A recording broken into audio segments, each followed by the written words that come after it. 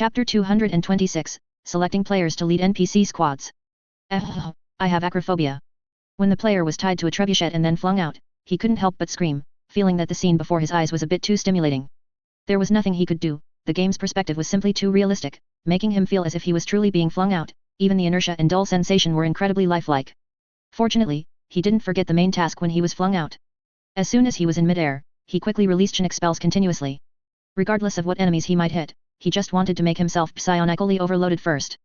Without even looking, he continuously cast several spells of boiling blood.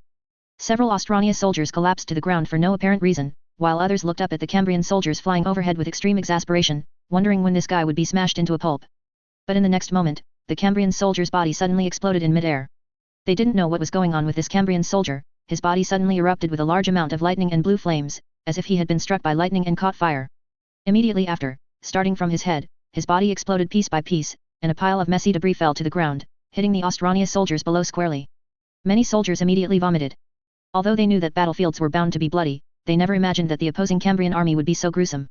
They didn't know how this poor, strangely dressed fellow had offended his comrades. Not only was he thrown over by them with a trebuchet, but he was even strapped with explosives. Otherwise, how could he have been blown into a pile of fragments in midair? An Austrania soldier suddenly felt a warmth on his face. Raising his hand to touch it, he found that he had pulled an eyeball, still attached to blood vessels, from his face. Holy cow! This is absolutely insane. Are the Cambrian soldiers on the other side trying to discuss them to death? But just then, some Austrania noticed the commotion above their heads. Look!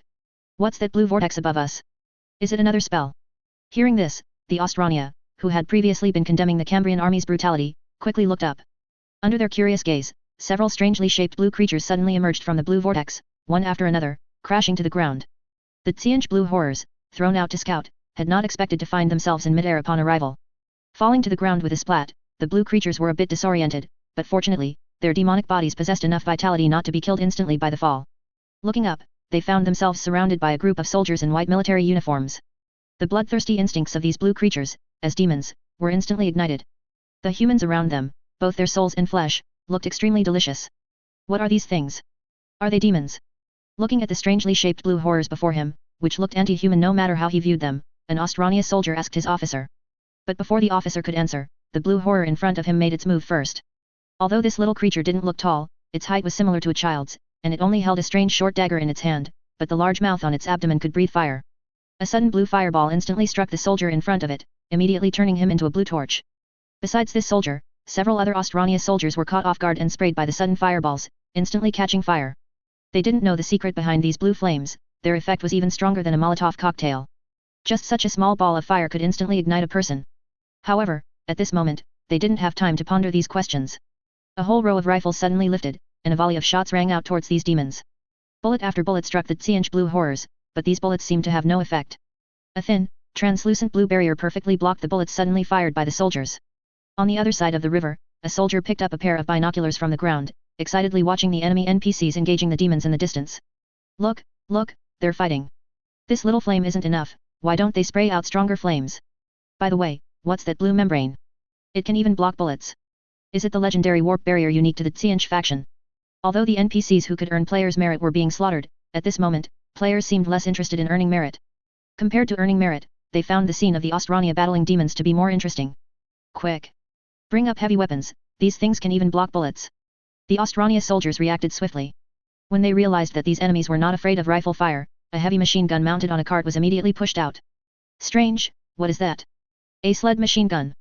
When the players saw the heavy machine gun being pushed out, they suddenly felt that it looked a bit abstract. Although the cart did have wheels underneath, through the side structure, they could be sure that this thing was definitely a sled. This truly lives up to being a northern nation. Even when fighting, they have to pull machine guns with sleds. As soon as the heavy machine gun was pushed out, it immediately began to sweep the few demons in front of it. The immense firepower instantly destroyed the warp barrier on one of the Tsiange blue horrors, tearing the demon into pieces and causing it to vanish as a ball of Chinook flame. However, the other demons were very agile, finding places to hide in an instant. Charge! Try to capture these guys alive as much as possible. Just then, an officer suddenly waved his hand and gave the order, saying, "We need to figure out what these monsters are, and how the Cambrians summoned them. These things might be very valuable." The officer commanding from the rear looked at the hiding blue horrors with eager eyes. Although he didn't know what these things were for, he felt that they would definitely attract the interest of mages. Perhaps, in turn, he could use this opportunity to connect with some wizards, or even have a chance to touch upon extraordinary inheritances, and maybe he could make his future brighter? Regarding the officer's order, the soldiers holding rifles at the front felt that this order was truly messed up. The officers behind them were truly inhumane. Charging forward to capture these things alive sounded easy enough, as the esteemed officer wouldn't personally charge forward, but the fire these things breathed could kill people. Despite their displeasure, the soldiers at the very front still cautiously approached. There was nothing they could do, soldiers had to obey their officers' commands, otherwise, not to mention the officers' authority to enforce battlefield discipline, just being given a hard time later would be enough for them to suffer. Just then, a ball of blue flame suddenly flew from the wall in front, whooshing and striking a soldier, causing him to scream and burst into flames on the spot. What's going on? Why does this flame have the ability to pass through walls? Seeing this, the soldiers who were about to run over were greatly alarmed and quickly retreated. They didn't know how eerie the effects of Chinook flames from the warp were, including things like passing through walls, ignoring cover, and directly burning people's souls. These soldiers were terrified for a moment, and none dared to continue charging forward. The Tsiange blue horrors hiding behind cover laughed excitedly at the fleeing enemies. They didn't know what combat capabilities these enemies had, but they knew these guys feared them. It was good that they feared them. The more humans feared demons, the stronger the demons' power would become. The power of warp demons and chaos gods all comes from the projection of souls in the warp. From this perspective, if everyone believed that demons were extremely terrifying and omnipotent, then they might indeed be blessed with an omnipotent state. However, the Austrania not continuing to charge forward didn't mean that the players were also going to let these demons go. What a bunch of trash, they're already giving up. A player curled his lip, couldn't help but curse a few times, and then set up his anti-tank rifle. The tank hunter he had just exchanged for hadn't been used much, so this was a good opportunity to snipe a couple of demons and get a taste of it. By the way, how come I feel like these demons seem to have an effect that counters human NPCs? A player next to him, while setting up a mortar, voiced his guess.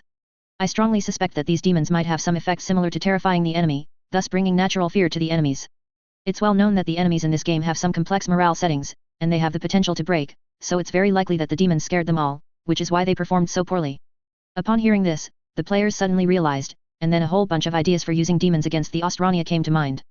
Theoretically, more exposure to demons would also be beneficial for the Austrania, as it would help trigger their Chinook awakening. At least according to the Warmer setting, more exposure to warp demons does indeed promote Chinook awakening. Austrania, I really thank you all.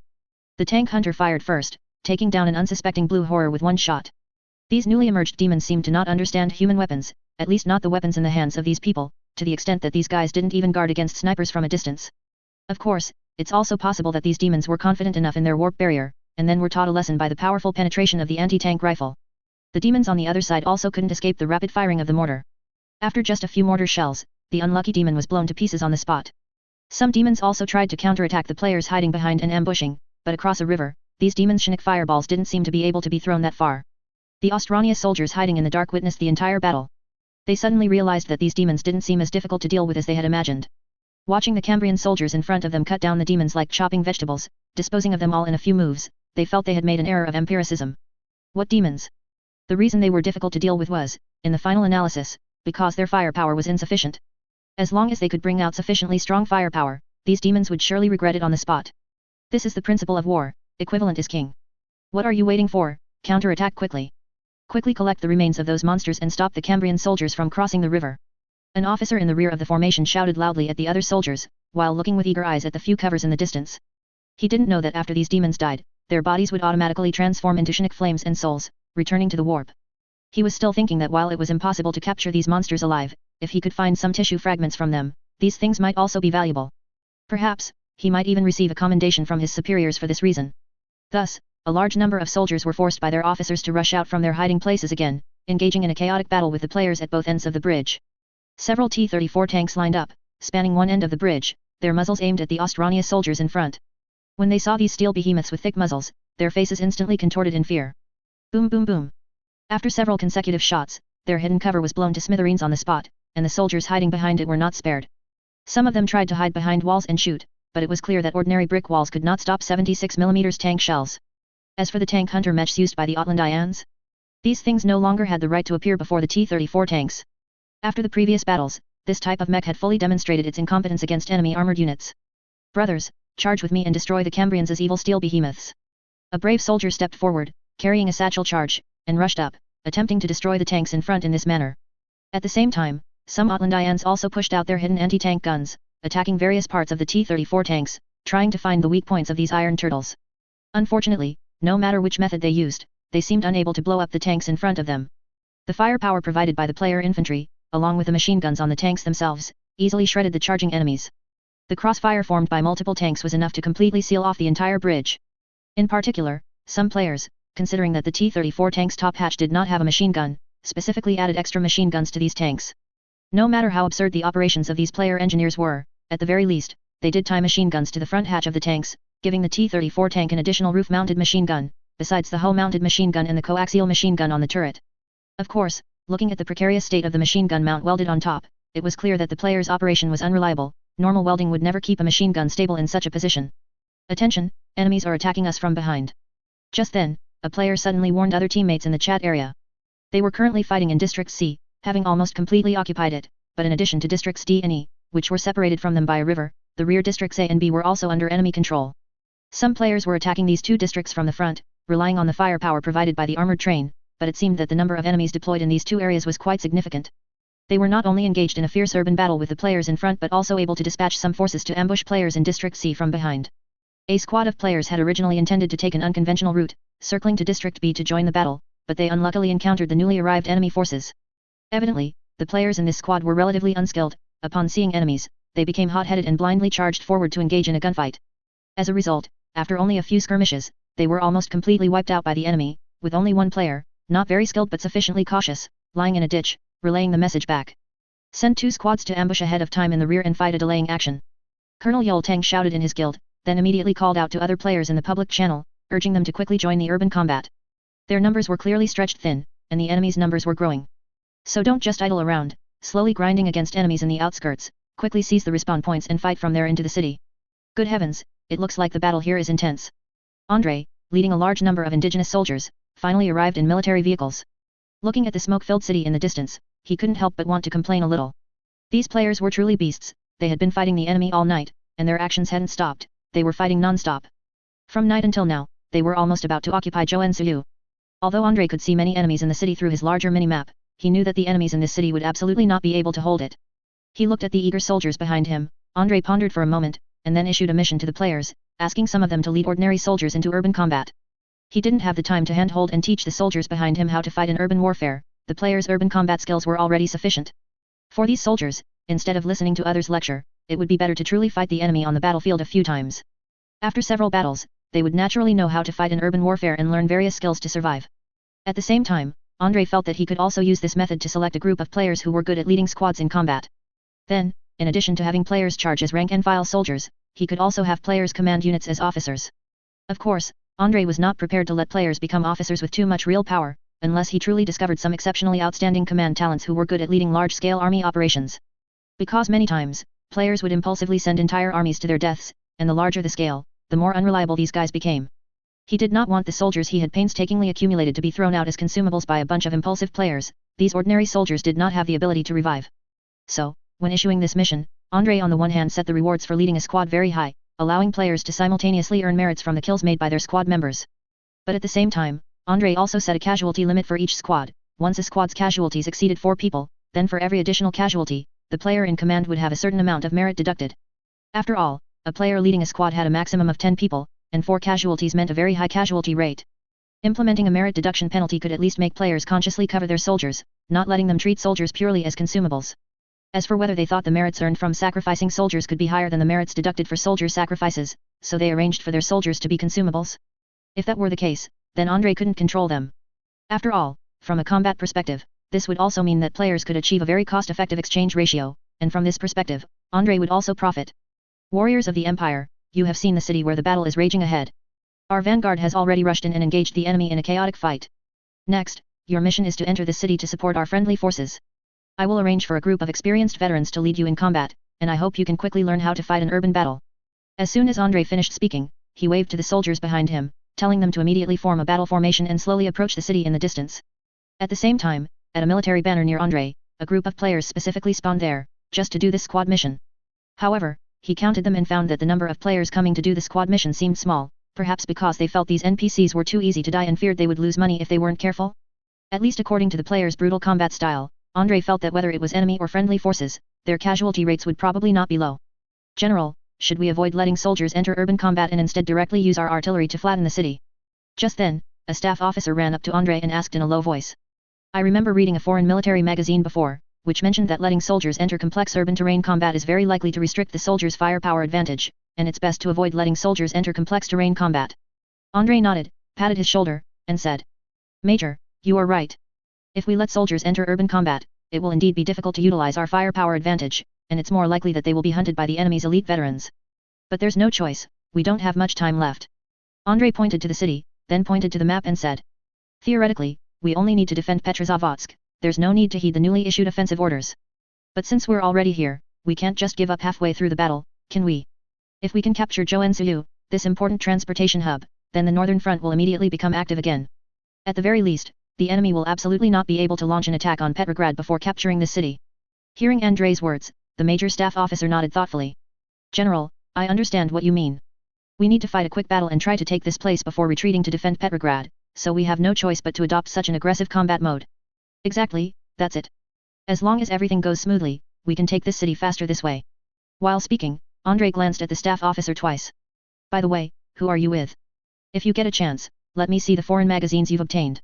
I'm very interested in their content. This guy could get foreign magazines, so he must not be an ordinary civilian officer, his family must have some background. Andrei was now very curious about what stage other countries' military theories had developed to, at least he had no expectations for the Cambrian Empire's military textbooks. He had flipped through the textbooks before and always felt that many of the tactical ideas in them were very backward, as if they were still stuck in the Napoleonic Wars, even including instructions for soldiers to charge in formation. Reporting, General, I am Ivan Pavlovich Belov, and my father is Baron Kirill, who previously served as the commander of the Dzerzhinsky Cossack Cavalry Regiment. Hearing this name, Andrei thought for a moment, then said in a heavy tone. I understand. My condolences. Everything is secondary to the war. When we return, we will contact the Tsar to apply for your ennoblement. Andrei had a slight impression of this cavalry regiment. In the previous war, after he retreated to Petrograd, this cavalry regiment seemed to have clashed with an armored regiment of the Black Eagle Empire. Although they fought bravely, it was clear that the Cossack cavalry could not cut through the enemy's mechs, so this cavalry regiment was almost completely wiped out, and the remaining few cavalrymen were scattered and then incorporated into his own unit. Although his father had died, he should not have inherited the barony yet. Because all noble titles in the Cambrian Empire had to be conferred by the Tsar, and without the Tsar's signature and consent, the title could not be inherited. Of course, the Tsar couldn't just arbitrarily prevent a noble's title from being inherited, doing so would be making an enemy of all the nobles in the country. Suddenly acquiring a squad, the player who accepted this command mission was somewhat excited. Besides discovering that they could lead NPCs in combat, they also found that these NPCs, assigned to their squad, seemed to be able to become their experience babies. Because according to the mission settings, as long as these NPCs eliminated an enemy, it was equivalent to the player eliminating that enemy, and the merit rewards were the same. So, from this perspective, if they had the chance to command more soldiers in the army, would they not gain more merit? Of course, in addition to these rewards, players also discovered an advantage of commanding a squad. NPCs could help them expand their minimap. Theoretically, NPCs do not have a minimap function. However, NPCs in their squad could expand the player's minimap range, turning the original circular minimap into a superposition of circles, forming a completely new map. In this way, players were able to expand their minimap range by relying on commanding NPCs. This function is really good. Almost in unison, both the player and Andrei couldn't help but praise this feature. Being able to expand the minimap range was truly a magical skill. He hadn't known before that having players lead NPCs in a team would have such an effect. However, it was regrettable that this function seemed to have certain distance limitations. If an NPC's activity range was too far from the player, moving beyond the player's minimap range, then the vision opened up by that NPC would automatically disappear.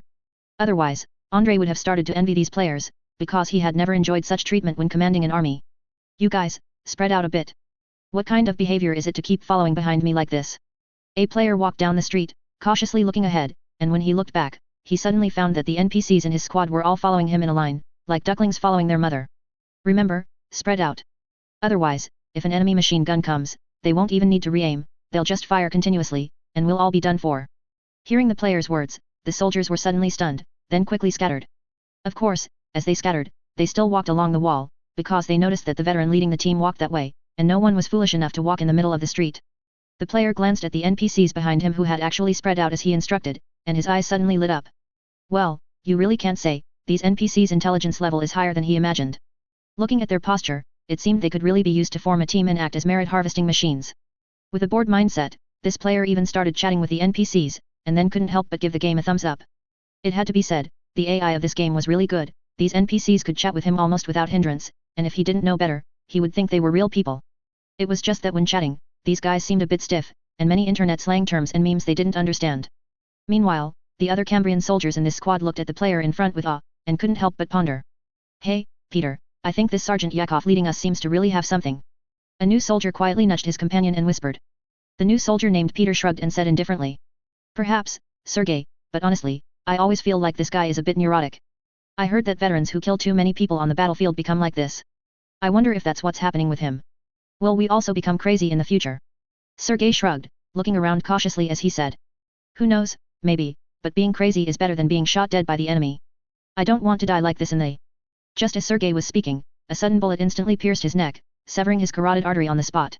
A large gush of blood sprayed out, splattering Peter's face. He looked in disbelief at his fallen companion, never imagining that they had just been talking, and then in the next moment, his companion was dead. Quick, throw smoke grenades. There's a sniper. The player calmly shouted behind him, then quickly threw a smoke grenade. The other soldiers also threw smoke grenades in minutes, instantly filling the street with smoke and dust. Inside the smoke, the player moved back and forth in a serpentine pattern, quickly running into a house, while the others followed the veteran in front, all scrambling inside. Sir, our way forward is blocked by a sniper. What do we do now? Hearing an NPC ask him, the player waved his hand and said. Don't panic, let me find his position first, then blast him with a shell. As he spoke, the player quickly locked onto a prominent building ahead, then suddenly set up a mortar on the spot. After 2 consecutive shots, the sniper on the other side was eliminated. This guy was about to retreat from the side of the house when the sudden mortar shell instantly collapsed a wall, burying him underneath, with only a pair of legs exposed, still twitching. So, do you see? This is the best way to deal with a sniper. Bring a mortar, and then just blast him with it. After firing several shells, the player put away the mortar and pointed at the soldiers behind him, instructing them. According to the player's traditional thinking, trying to engage in a sniper duel purely by relying on skill was not a particularly good option. Besides relying on skill for a sniper duel, the most ideal way was to increase one's caliber. If he could get a tiger tank to duel with a sniper, that would be awesome. The other soldiers watched in stunned silence. They had originally thought their officer was going to compete with the enemy in marksmanship. They truly learned some amazing skills. But they were very curious, where exactly did their officer pull out a mortar from? Did the officer have the mortar on his back before? Looking at the battle situation, Andrei found that the player leading NPCs in combat was, overall, really a bit abstract. There were indeed some more reliable players who taught NPCs various combat techniques, and these NPCs genuinely learned diligently. But many players' tactics with NPCs were to charge headlong, then tell the NPCs to follow them and charge hard. After fighting for a long time, the player indeed had a great time, but the NPCs behind him suffered many losses, as most NPCs simply couldn't keep up with the player's offensive pace. Well, there are indeed problems, but it's better than letting these greenhorn new soldiers blindly rush in. Andrei chuckled awkwardly, comforting himself. He felt that his arrangement this time was not wrong. Otherwise, if ordinary soldiers were truly allowed to go into urban warfare by themselves, it would be a miracle if they weren't played to death by the enemy. Although these Cambrian soldiers, according to the current classification, were already battle-hardened veterans, they had hardly ever directly confronted the enemy on the battlefield before. According to what he had gathered from these soldiers when he integrated the troops earlier, most of the so-called veterans had actually only trained for a short time in the rear, then were given a gun and sent to the battlefield. They huddled obediently in the trenches, still not understanding what was happening, when they were bombarded by enemy airships and artillery, and in their dazed state, they saw enemy armored units crossing the trenches. These guys were just lucky to escape the pincer movement of the enemy's armored forces. But to truly expect them to learn anything useful in such an unequal war was purely wishful thinking. They were just taking a beating on the battlefield, they never had a chance to engage in any complex combat techniques with the enemy. With this opportunity, having players lead them, their survival rate could actually become higher. And most importantly, they could grow rapidly during combat. At least they could learn some useful things from the players and see what the standard for elite veterans was. Elite veteran, don't call me, what kind of elite is this? This is clearly a cheat. As players led NPCs into urban combat, several siege cannons that had accompanied the unit also began a fierce bombardment. Andrei's engineers had converted more siege cannons, and as of now, his unit already had a full 12 siege cannons, all 9.2-inch heavy artillery. It was unclear whether it was players egging them on or soldiers spontaneously suggesting it, but now all these cannons were called Andrei's hammers by the soldiers. Hearing this name, Andrei always felt something was strange. After all, the Soviets' 203mm heavy artillery was once called Stalin's hammer. These 12 heavy cannons, manipulated by the players, quickly moved to various areas around the city, then launched a fierce bombardment against the city. When the first heavy shell heavily smashed down on the heads of the Ostrania people, the enemy troops hiding in the city felt like the sky was falling. Just one shell, and the huge explosion could instantly destroy a building. Ordinary houses and bunkers collapsed at a touch. Under such a bombardment, the city before them was being destroyed at an astonishing speed, with houses constantly crumbling into rubble. Well, indeed, for urban warfare, you still have to bring in heavy artillery. This stuff is powerful enough. Seeing the houses in the city being destroyed one after another through his binoculars, Andrei said with some emotion. The more he used it, the more he liked the heavy artillery he had unlocked. Besides its slightly short range, it had almost no other drawbacks. Even the short range could be compensated to some extent, because this thing had sufficiently high mobility and could quickly close the distance with the enemy. Attention! Beware of enemy cavalry. A cavalry unit is rapidly approaching from the northwest of the city. Andre suddenly saw a player mentioning this in the guild chat, so he quickly climbed to the top of the military vehicle behind him and stood there, looking into the distance with binoculars. Sure enough, a unit of white cavalry suddenly appeared on the distant hillside on the outskirts of the city. Chapter 227, Cavalry Battle and the Cold-Blooded Lady's Blessing. What era is it now? Still playing cavalry charges? Andre, peering through his binoculars at the cavalry unit that had suddenly appeared in the distance, couldn't help but curl his lip. To be honest, he had thought this cavalry unit might be special, and had even taken a few extra glances at it. After all, the development of warfare in this world was inherently strange. While resting in Petrograd earlier, Andre had taken advantage of his easygoing old man to inquire about some things and learned that the Iris Empire still had night orders in this day and age. However, looking at the cavalry unit in the distance, Andre felt it was no different from World War I cavalry, all light cavalry with sabers and carbines, dressed in white. At least at first glance, Andre couldn't see anything special about this cavalry unit. Andre casually pinged the largest cavalry guild in his hand, assigned them a mission to eliminate the enemy cavalry, and then refocused his attention on the street fighting. Cavalry units were long obsolete in this day and age, there was nothing to worry about. If these cavalry units could take out that pile of T-34s and scatter his soldiers, it would only be if they were cheating. Upon suddenly receiving such a special guild mission, Khan's eyes narrowed, and a look of pleasant surprise immediately appeared on his face. He forcefully waved his cavalry saber from his warhorse and gestured to the other cavalry, saying, "Gentlemen, good news. We have a cavalry battle mission. Eliminate the charging cavalry, and there will be plenty of merits and rewards." As soon as his voice fell, an excited howl erupted from the surrounding cavalry. They had been fighting around the city's outskirts, clearing wave after wave of enemies, and had already eliminated countless individuals. After fighting for so long, the number of enemies around them was dwindling. The remaining enemies, even if not dead, had fled into the city. Some cavalry were already impatient and wanted to enter the city to fight. But the sudden cavalry battle mission instantly ignited these guys. Cavalry were not suited for urban combat. Rather than slowly engaging in street fighting with the enemy in the city, they would much rather have a cavalry charge against them. In just a blink of an eye, over 100 cavalry players gathered, and more cavalry were rushing towards them. Not all cavalry belonged to this White Scar Guild. Some cavalry players from other areas, seeing the excitement, also rushed over to join in, as such a pure cavalry battle was a rare treat. In the distance, the cavalry unit preparing to charge towards the train station suddenly noticed the cavalry gathering on their flank. "Lieutenant Colonel, it's the Cambrians cavalry unit." A soldier pointed his saber into the distance, shouting excitedly, while Salminen, the lieutenant colonel commanding their cavalry unit, merely said disdainfully, "Warriors of Ostrania, do you see the Cambrians cavalry unit in the distance? The Cambrian Empire has always been arrogant and overbearing. They claim their cavalry is the best in the north, that their Cossack cavalry is invincible. It's time for us to test their mettle. Attack! Crush the Cambrians cavalry unit for Ostrania. Charge!" As soon as his voice fell, the cavalry unit quickly adjusted its direction and charged head-on towards the players who were forming up in the distance. If it were any other time, players would have already charged individually. Although the enemy cavalry were numerous, players were not afraid of death, as long as they killed a few more before dying, it wasn't a loss. However, because this was a rare cavalry battle, players also paid attention to the sense of ceremony and deliberately formed a horizontal line formation here. Of course, their horizontal line formation was just for show. Given the players' coordination, expecting them to pull off a perfect wall charge was quite unrealistic. "Brothers, charge with me. Cavalry company, charge. Yura!" A group of players also shouted excitedly during the charge. Although these shouts didn't provide any boost to their charge, they greatly helped to create an atmosphere. As the saying goes, with the atmosphere already set, how can one not do that thing? Compared to the players' cavalry charge, the Ostrania cavalry charge was quite traditional and formal. The large cavalry unit initially moved forward slowly with small steps, but as their pace gradually picked up, the warhorses' running speed also became faster and faster, eventually forming a thunderous clatter of hooves. In contrast, players riding nuclear-powered warhorses didn't care for such niceties.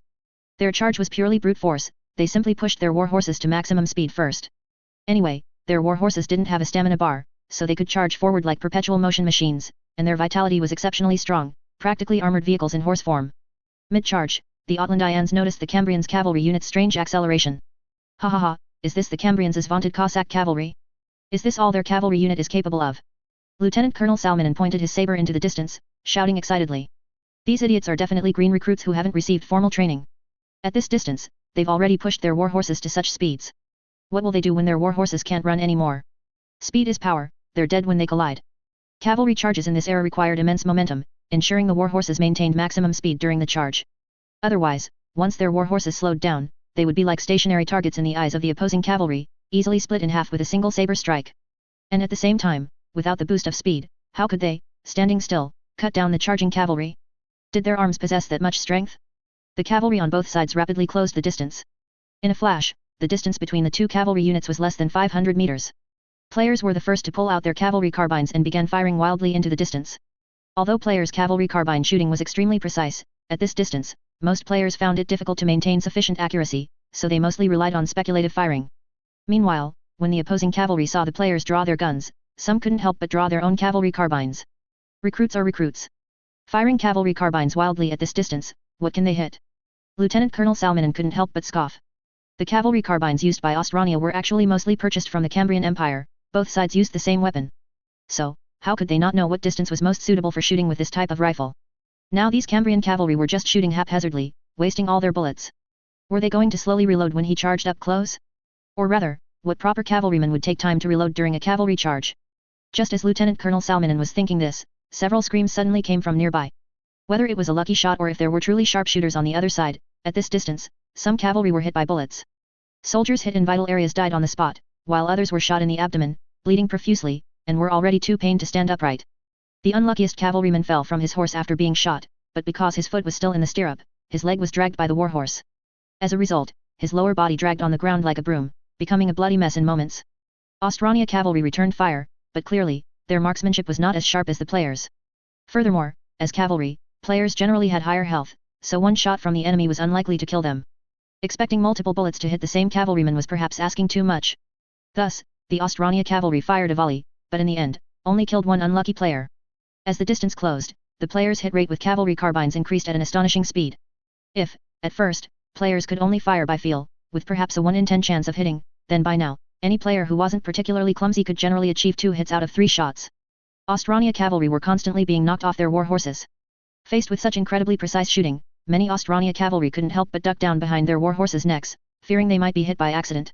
Although in such a high-speed charge, if their war horse was killed by the enemy, they would certainly be doomed, as charging teammates behind them could instantly trample them to death. But no matter what, having something in front to shield oneself always brought a sense of security. Hurry up, it's time. Just then, Lieutenant Colonel Salminen suddenly shouted to the rear. A Black Eagle Empire mage advisor, hidden within the cavalry unit, suddenly drew his staff and fired a spell into the distance. A massive bone spear flew straight out of the cavalry unit, fiercely piercing the cavalry player charging at the very front, instantly killing the unlucky fellow. At the same time, as the necromancy spell took effect, a group of Ostrania cavalry who had fallen to the ground actually trembled and stood up again. Hey, what are you doing? This isn't what we agreed upon. Hearing the commotion behind him, Lieutenant Colonel Salminen turned around and was horrified to see the reanimated corpses of his own soldiers. He glared furiously at the necromancer hidden in the ranks behind him, feeling as if he wanted to draw his saber and cleave him in two.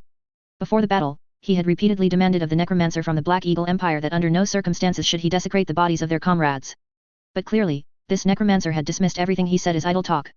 The necromancer had no interest in arguing with the Ostrania officer in front of him, merely labeling the man an idiot in his mind. They were on the verge of colliding with the enemy. What good would it do for him to just throw bone spears? In that amount of time, he could probably only throw 1 or 2 bone spears before the enemy cavalry collided with them. The actual killing effect was almost the same as firing 1 or 2 shots from a cavalry carbine. So if they wanted his help, they should quickly provide him with corpses that could be resurrected. He did want to resurrect the bodies of the opposing Cambrian soldiers, but so few Cambrian soldiers had died in total that resurrecting a wave of them was simply not cost-effective. He might as well resurrect the bodies that had fallen behind them. After Lieutenant Colonel Salminen angrily cursed a few words over his shoulder and found that the necromancer remained silent, he couldn't help but inwardly curse the fellow as a coward.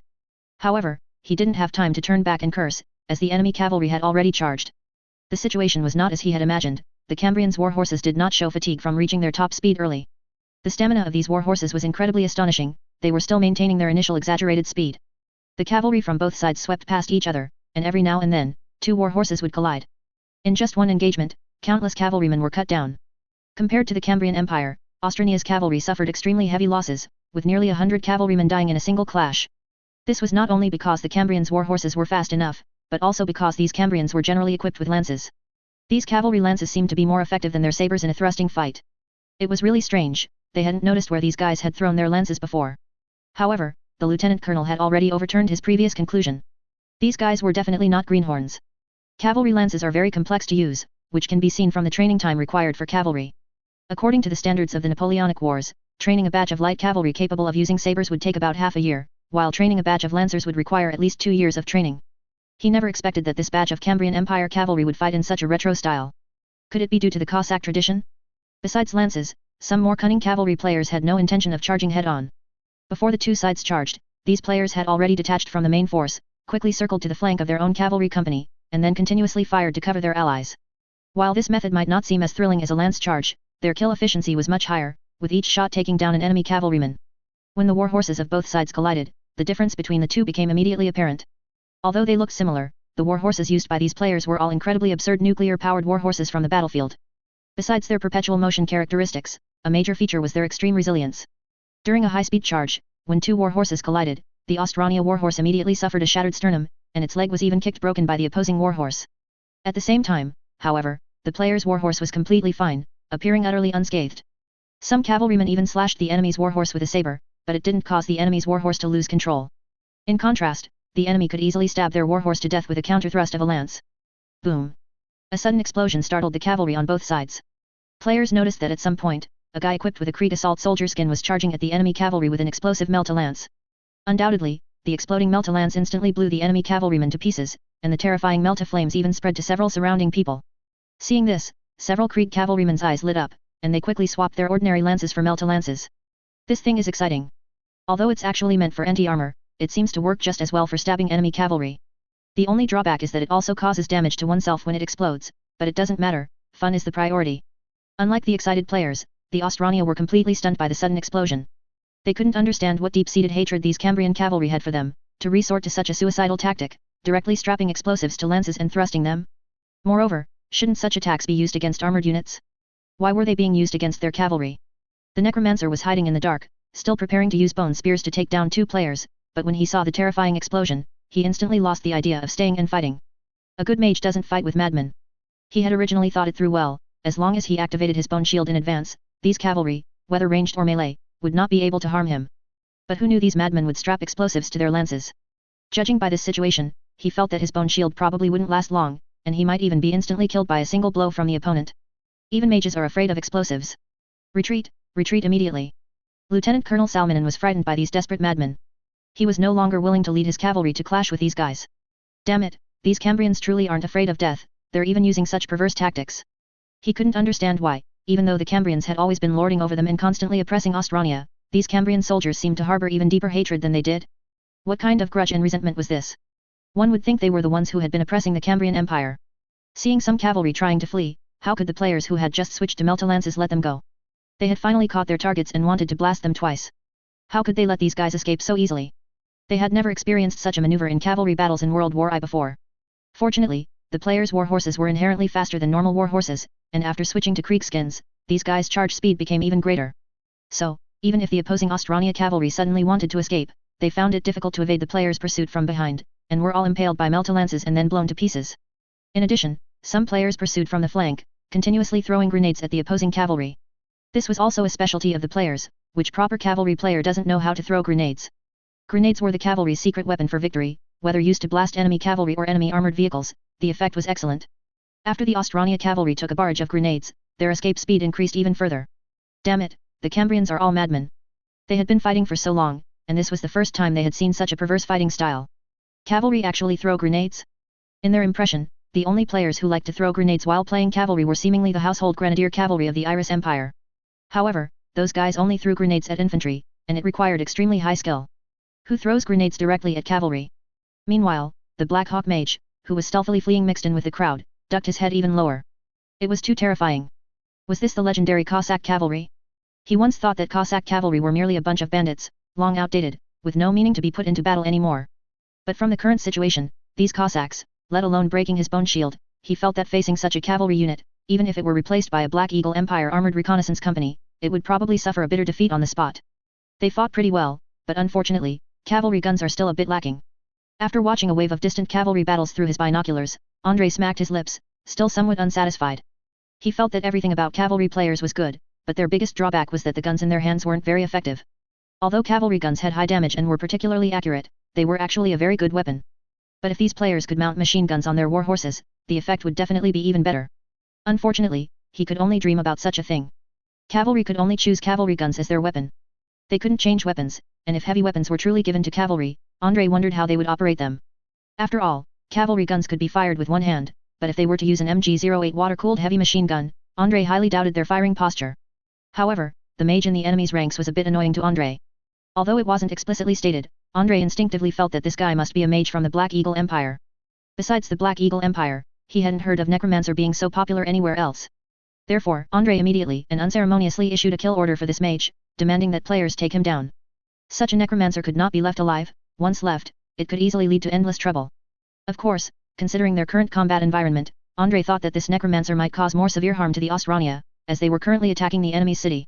With such a big commotion, players naturally noticed the necromancer. Even without Andre issuing a quest, players had already focused fire on the necromancer, trying to take this guy down, but he ran too fast. The small bone shield behind him successfully blocked all bullets, and occasionally, cavalry would unconsciously block shots for this cunning mage, making it impossible for players to eliminate him after a long time. But it didn't matter, players believed that with the high-speed mobility of their war horses, they would eventually catch up to this guy. I'm going to die, I'm going to die, I'm going to die. Why are they all targeting me? The Black Hawk mage, who was desperately fleeing, glanced at the cavalry behind him and suddenly felt a shortness of breath, his heart skipping a beat. It was too terrifying. Who had he provoked to make all these guys rush towards him? He thought long and hard, concluding that since the corpses he resurrected were all Ostrania corpses, how could that lead to such anger from these Cambrian cavalry? He quickly waved his staff, making the corpses he had just resurrected run over quickly, trying to buy himself some time. These resurrected corpses naturally couldn't continue to ride war horses. To create undead knights, a more complex process would be required, something he couldn't conjure with a simple wave of his hand. But it didn't matter, even in the state of a zombie, these corpses were still excellent cannon fodder, with few drawbacks besides being slow to react. A pile of newly resurrected corpses staggered and rushed towards them, desperately trying to block the players' war horses. But in the players' eyes, these swaying corpses were practically live targets. I am Zhao Zilong of Chongshan. You rats, come and die quickly. One excited player shouted, raised his lance, and initiated a charge. His warhorse sped up even more, and he thrust the lance powerfully. Such a heavy corpse was actually lifted by the player, impaled on his lance by one arm, like lifting a piece of char siu, terrifying the surrounding Ostrania. Monsters, truly a group of monsters. Lieutenant Colonel Salmanen, who had just witnessed all of this, looked horrified. He found it hard to imagine how strong a person's arm strength must be to so easily lift a heavy corpse with a lance. From the principle of leverage, trying to lift a corpse in this manner was much more difficult than directly lifting a corpse with one hand. The lieutenant colonel couldn't help but feel a strange sense of relief when he thought that his cavalry unit had been fighting against such strong Cambrian supermen. It wasn't that they weren't capable, the enemy simply had supermen everywhere. He strongly suspected that these cavalrymen were very likely modified units of the Cambrian Empire. Besides modified humans, he really couldn't think of any other Cossacks who could possess such ferocious physical strength, both human and warhorse. Trying to run? It's not that easy. Seeing that they had been chasing for a long time and still hadn't caught up with the necromancer, one of the players became anxious. Without further ado, he jumped directly from his warhorse, quickly transforming himself from a cavalryman to an infantry, and then pulled out his underbarrel launcher. A grenade instantly shattered the bone shield behind the necromancer, and the metal jet produced by the shaped charge immediately pierced his body. Done. The combination of cavalry and infantry, this is the most excellent way to use them. The player couldn't help but chuckle as he saw a large sum of merit suddenly appear in his account. Besides him, other players also smiled with satisfaction as they saw the extra merit in their accounts and the newly acquired guild points. These newly acquired guild points, combined with the points they had previously earned by donating to the guild fund and completing tasks, were enough to buy some useful items. Besides the hummingbird pistol and the finger pistol, they seemed to be able to get themselves something even more heaven-defying. At the same time, within the Krieg 1st Regiment Guild fighting on the front lines, some of their members had also redeemed a weapon from the guild shop, the infamous katana from Battlefield V. After equipping the katana, it was hard to say who was more heaven-defying between them and the trench raider. The trench raider had the advantage of being more resilient, while the katana could instantly restore full health after killing someone. But one thing was certain, as long as they were equipped with these two items, in areas with complex terrain and dense crowds, they would absolutely be peerless werewolves, killing anyone who stood in their way, even gods. A Krieg Guild player had just accepted a squad-leading mission, and currently, 9 soldiers were following him to fight in the city. Seeing their officer simply turn around from the next room and suddenly pull out a strange knife, one of the soldiers asked curiously. "Boss, what kind of knife is this? It looks so strange." "A Japanese katana, a little devil's toy. Let me show you the power of this weapon." The player, who had just obtained the katana, was incredibly excited and casually told them. Several Cambrian soldiers were puzzled. After much thought, they couldn't recall any country in this world named Japan. Could it be a country they didn't know about? However, these soldiers weren't too confused, they didn't know many countries to begin with. Given the education level of the Cambrians, most of these ordinary soldiers from commoner families couldn't even remember the major countries in this world. For them, they could only remember the Iris Empire, the Pearl of Europa, the Black Eagle Empire that was invading them, Ostrania where they were currently massacring, and some other neighbors. Many people didn't even know about the constellation United States across the ocean, at least for them, they had no idea what a concept like across the ocean entailed. Just then, a soldier suddenly fired into the distance and shouted. "Attention! Be careful of the house opposite, there's someone in there." Cold sweat broke out on his forehead. If he hadn't been lucky enough to look back just now and dodge the bullet aimed at his head. Otherwise, he would probably have been shot in the head on the spot. The gunman hiding in that house missed his shot and didn't seem to intend to leave, preparing to continue fighting inside the house. It was unclear what was so good about this house, or if he hadn't chosen an escape route in advance and was thus trapped inside. Several Cambrian soldiers fired at the opposite side while throwing smoke grenades, taking the opportunity to quickly move closer under the cover of smoke. Having spent a long time with players, they had also gradually learned the smoke fiend's technique from the players. Although fighting in smoke was uncomfortable, not only did it make their eyes sting, but they sometimes also got disoriented in the smoke. But it had to be said, using this trick to cover themselves was indeed very convenient. With one smoke grenade, most gunmen couldn't accurately hit them, unless the enemy had a machine gun set up. Moreover, even with a machine gun, throwing smoke grenades greatly increased their survival rate. Several soldiers hugged the wall, cautiously feeling for small holes in the wall while discreetly approaching the window. They intended to fight as they had before, directly throwing bundled grenades through the window and then charging in. Thanks to the Austrania's insufficient combat preparations, these glass windows were not only fragile but also lacked any reinforcement. So their bundled grenades could easily be smashed through, like throwing a brick inside. Of course, this might also be because the Austrania hadn't expected the war to escalate so much. They were the attacking party, but ended up being pushed back here by the enemy. Just then, they suddenly noticed their officer, holding that knife, stealthily approaching the door. "Wait a moment, officer, we haven't thrown the grenades yet," a soldier exclaimed, but their officer drew his knife and said with a smile. "Forget about those boring grenades, watch me put on a show for you." No sooner had he spoken than their officer kicked open the door and rushed in with the katana. The moment he ran in, the player was ambushed by the gunman hiding inside. The gunman, who had hidden in advance by the wall, shot the player in the waist from the side. Judging by the bullet's trajectory, if the player were a normal person, both of his kidneys would have been destroyed on the spot. Unfortunately, the player was not a normal person, this shot only caused his health to drop significantly. Without any hesitation or pause due to the shot, the gleaming blade flashed past, and a swift Iaijutsu immediately cut across the soldier's throat. The gunman hiding in the corner slowly fell down in disbelief, never having imagined, even in death, that he would be killed by such a single sword strike. Before hearing the commotion, the enemy hiding in the kitchen suddenly rushed out, holding a submachine gun and firing wildly at the player. But the player proved with his actions that within 7 steps, a knife is faster than a gun. 3 consecutive submachine gun bullets hit him, causing his health to drop rapidly, but the katana flashed past, splitting the opposing soldier diagonally while instantly restoring his health. There were a total of 5 Austrania soldiers hiding in this house. The other 3, seeing their comrades fall, quickly rushed out together, each with a bayonet fixed on their gun. But the players' movements were too swift, like a ghost. A sliding tackle swept past their bodies. The terrifying Iaijutsu instantly decapitated these 3 soldiers. Until their dying moments, these 3 soldiers never understood how they died, only feeling a dark shadow flash before their eyes, and then they knew nothing more. Done. Hearing the commotion, the Cambrian soldiers outside filed in and, looking down, saw 5 mutilated corpses. "Boss, wow, that's too strong. What kind of sword technique is this?" "I know. This must be the legendary Cossack cavalry sword technique, right? It's amazing." Facing the surrounding NPCs who were praising him, even though the player knew it was a game, he still couldn't help but feel a little flattered. Low-key, I'm just a legend. Don't get excited, let's keep looking to see where the enemies are hiding. I'll chop them down one by one with my knife." Because this player's combat position happened to be within Andrei's mini-map range, Andrei also shared this player's perspective. Andrei's face darkened as he looked at the adoring expressions of the surrounding Cambrian soldiers and the triumphant smile on the player's face. "Please, don't corrupt my soldiers. If they kept fighting like this, would his soldiers become a cleaver squad in the future?" But just then, the player, who was being complained about by Andrei, suddenly froze. He suddenly noticed a prompt box appearing before his eyes. "Congratulations to player Brave Niu Niu. Because of your heroic combat performance, you have received the blessing of the cold-blooded lady. Your strength and agility have both increased. What's going on?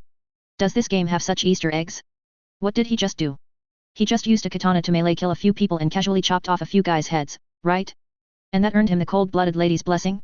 How is this like Kern?" After some testing, he was sure that his movement speed did seem to have increased significantly.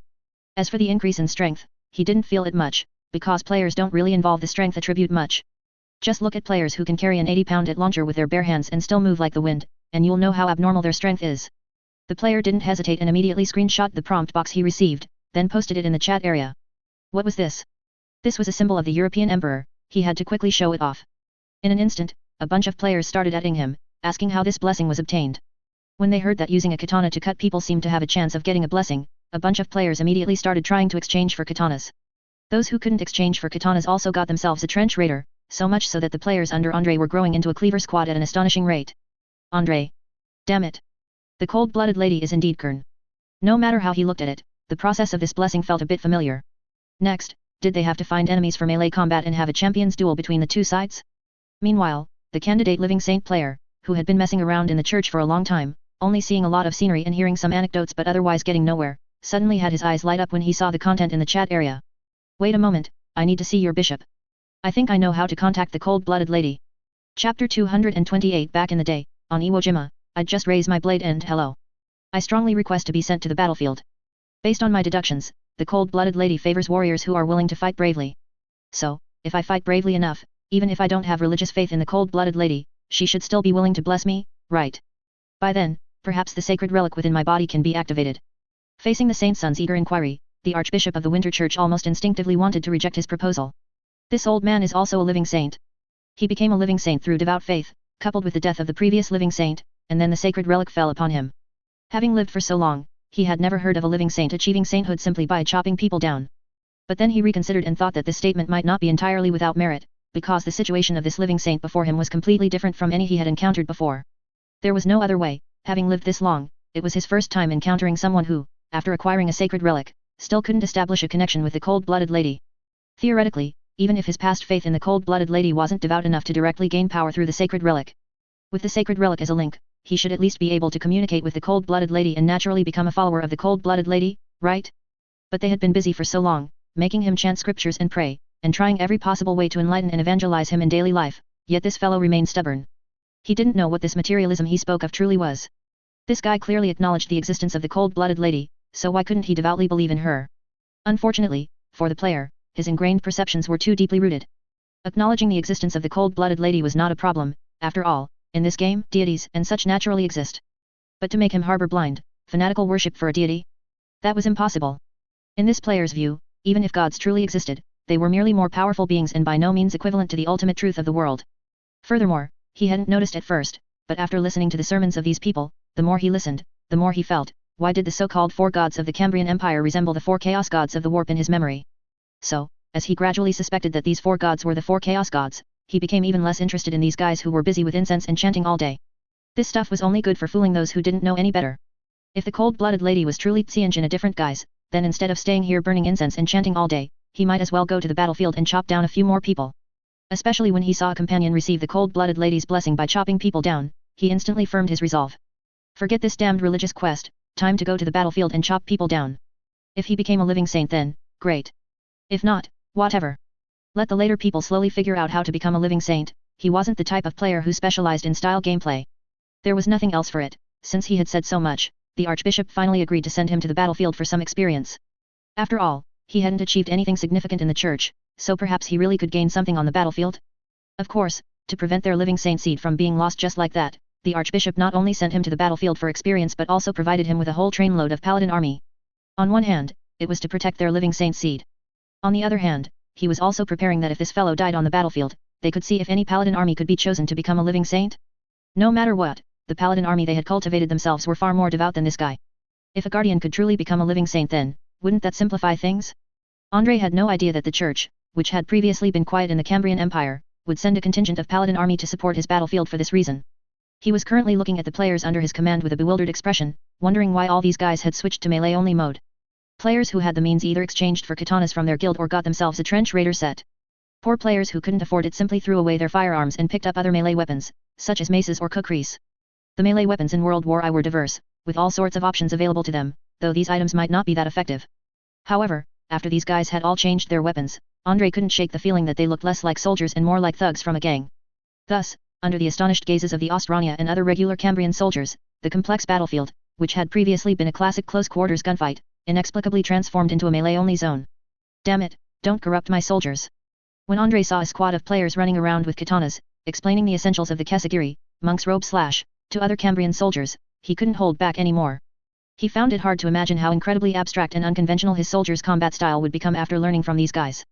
However, while Andre was complaining, the Cambrian soldiers were all busy listening intently, with some even pulling out knives from who knows where, ready to emulate their leader. If it were anyone else spouting such useless nonsense, they would definitely ignore the crazy lunatic, or even run off to take a break first. But they had personally witnessed their squad leader, with a strange eastern blade, carve his way from one end of the street to the other, cutting down over a dozen enemy soldiers without even blinking. Such a feat was too cool, they wanted to learn. See? Learn from this. Back on Iwo Jima, I cut from the beach all the way into the tunnels, blade flashing. I cut down countless ONI soldiers like watermelons, without even blinking. A player was excitedly boasting, waving his katana as he spoke.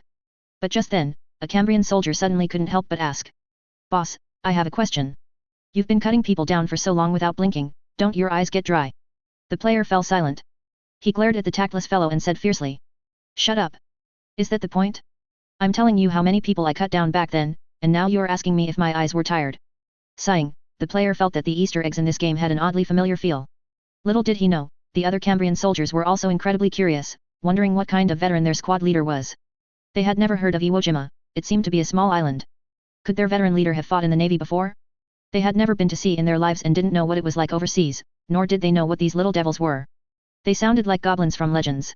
Just then, an Austrania soldier suddenly opened fire on them, and under the continuous burst of submachine gun fire, the player and 2 nearby soldiers were all wounded. Ah, my leg. I've been shot. Quick.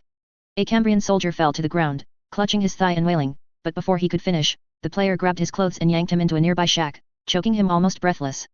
Stop yelling. You just have a small cut from a bullet on your leg, if you yell 2 more times, the wound will have healed. The player yelled, casually tossing a medical kit to the side, then quickly pulled out a needle and thread to stitch up the NPC.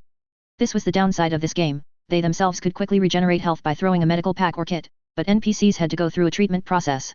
And even after being treated, the NPC would only have their bleeding stopped and injuries temporarily stabilized, not fully revived like the players.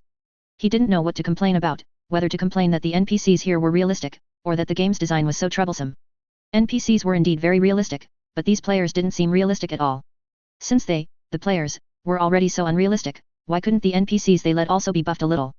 After quickly stitching up his 2 wounded teammates, the player's own health also automatically recovered due to the medical kit's area of effect healing.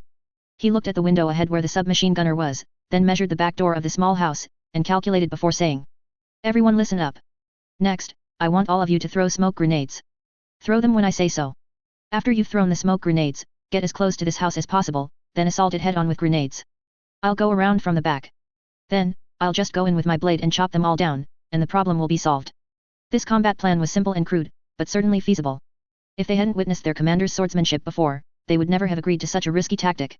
However, these Cambrian soldiers had all seen how their commander had used a single blade to clear an entire street. So, in their eyes, just cutting their way in from the back door was no challenge at all for a ruthless person like their commander. Another volley of smoke grenades. By now, these soldiers were very accustomed to using smoke grenades to solve problems. They initially didn't see any use for smoke grenades, even finding them irritating and uncomfortable to carry, thinking it would be better to carry a few more hand grenades instead. If it weren't for their general having the title of smoke fiends, and supposedly loving to use smoke grenades in battle, they wouldn't have brought these things at all. But once the fighting started, they only felt how wonderful smoke grenades truly were. A wave of smoke grenades could block the enemy, making even expert marksmen useless. Then, with their elite veterans charging forward, the enemy would most likely be annihilated. At the same time, they advanced rapidly in a serpentine, alternating pattern, continuously firing their weapons forward. Although most Cambrian soldiers in the Cambrian Empire didn't have ample bullet supplies, fighting alongside Andre meant they never had to worry about running out of ammunition. Their mission was to use this smoke to cover their commander, firing a few extra bullets was not an issue. The completely obscuring smoke, coupled with the occasional bullets whistling from the other side, made the Austrania soldiers hiding behind small holes hesitant to act. Although logic told him that the probability of enemy bullets penetrating such small holes was minuscule, who would dare to risk their own life? And in that short time, the player, armed with a katana, had already reached their back door. Just as this player was about to push the door open, he suddenly realized.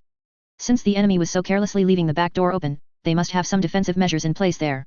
Either someone was ambushing behind it, or the area might have been booby-trapped. So, without hesitation, this player found a window, cleaved it open with his katana, and then tossed a grenade inside. Accompanied by a massive explosion, the player swiftly vaulted through the window, hacking at anyone he saw inside, regardless of who they were. Bullets flew in the chaos, hitting the player's body and causing him to lose a lot of health, but a well-aimed Kesagiri, in return instantly restored his health. Using a katana primarily tests one's hand speed and positioning. Despite the narrow indoor space, the player's movement was incredibly agile, like a monkey scrambling everywhere, making it impossible for the Austrania soldiers hiding in the house to keep up. He had no idea what was happening, only feeling a blur before his eyes as he was struck by a sudden blade. Amidst the player's continuous slashes, the clang of swords, gunshots, and the dying curses of the soldiers intertwined, seemingly forming a unique symphony. The Cambrian soldiers hiding outside, who were throwing grenades at the house, exchanged glances before charging in with their rifles. Although logic told them that charging forward like this was extremely risky, they would never allow their commander to fight alone indoors. A Cambrian soldier rushed to the door, about to kick it open, but suddenly remembered something, quickly hid to the side of the door, and then violently smashed the door with his rifle butt. Indeed, this area had also been booby-trapped by the enemy. With a loud explosion, several Cambrian soldiers rushed in with bayonets fixed, only to be met by a flashing blade. A head flew high into the air, landing with a thud on the face of the Cambrian soldier who had just rushed in, splattering him with blood. The next moment, he noticed his seemingly bloodthirsty commander charging towards them again with the blade, and quickly yelled. "Commander, stop! It's me. Damn it, you scared me. When did you guys come in?" Seeing that the new group of soldiers were actually his teammates, the player quickly sheathed his blade, narrowly avoiding killing his own men.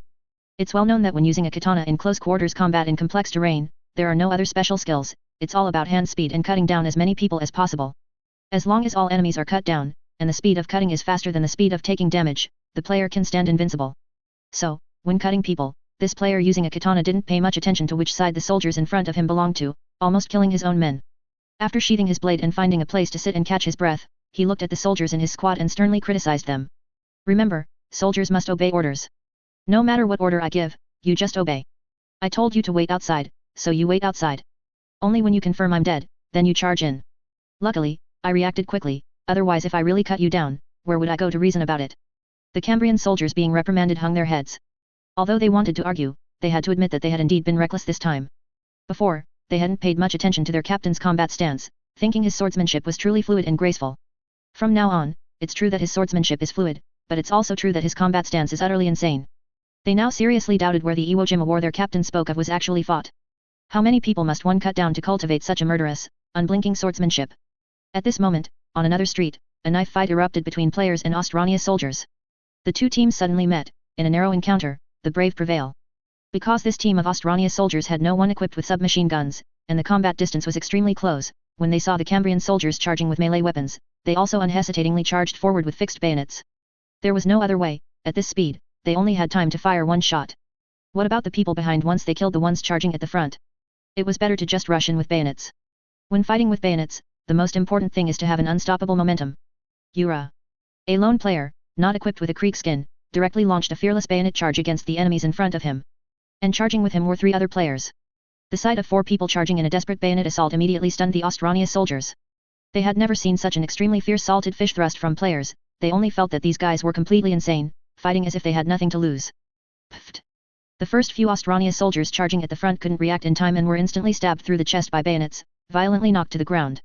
But just as the players were pulling out their bayonets, other Austrania soldiers also rushed forward, thrusting their bayonets fiercely into the players' bodies.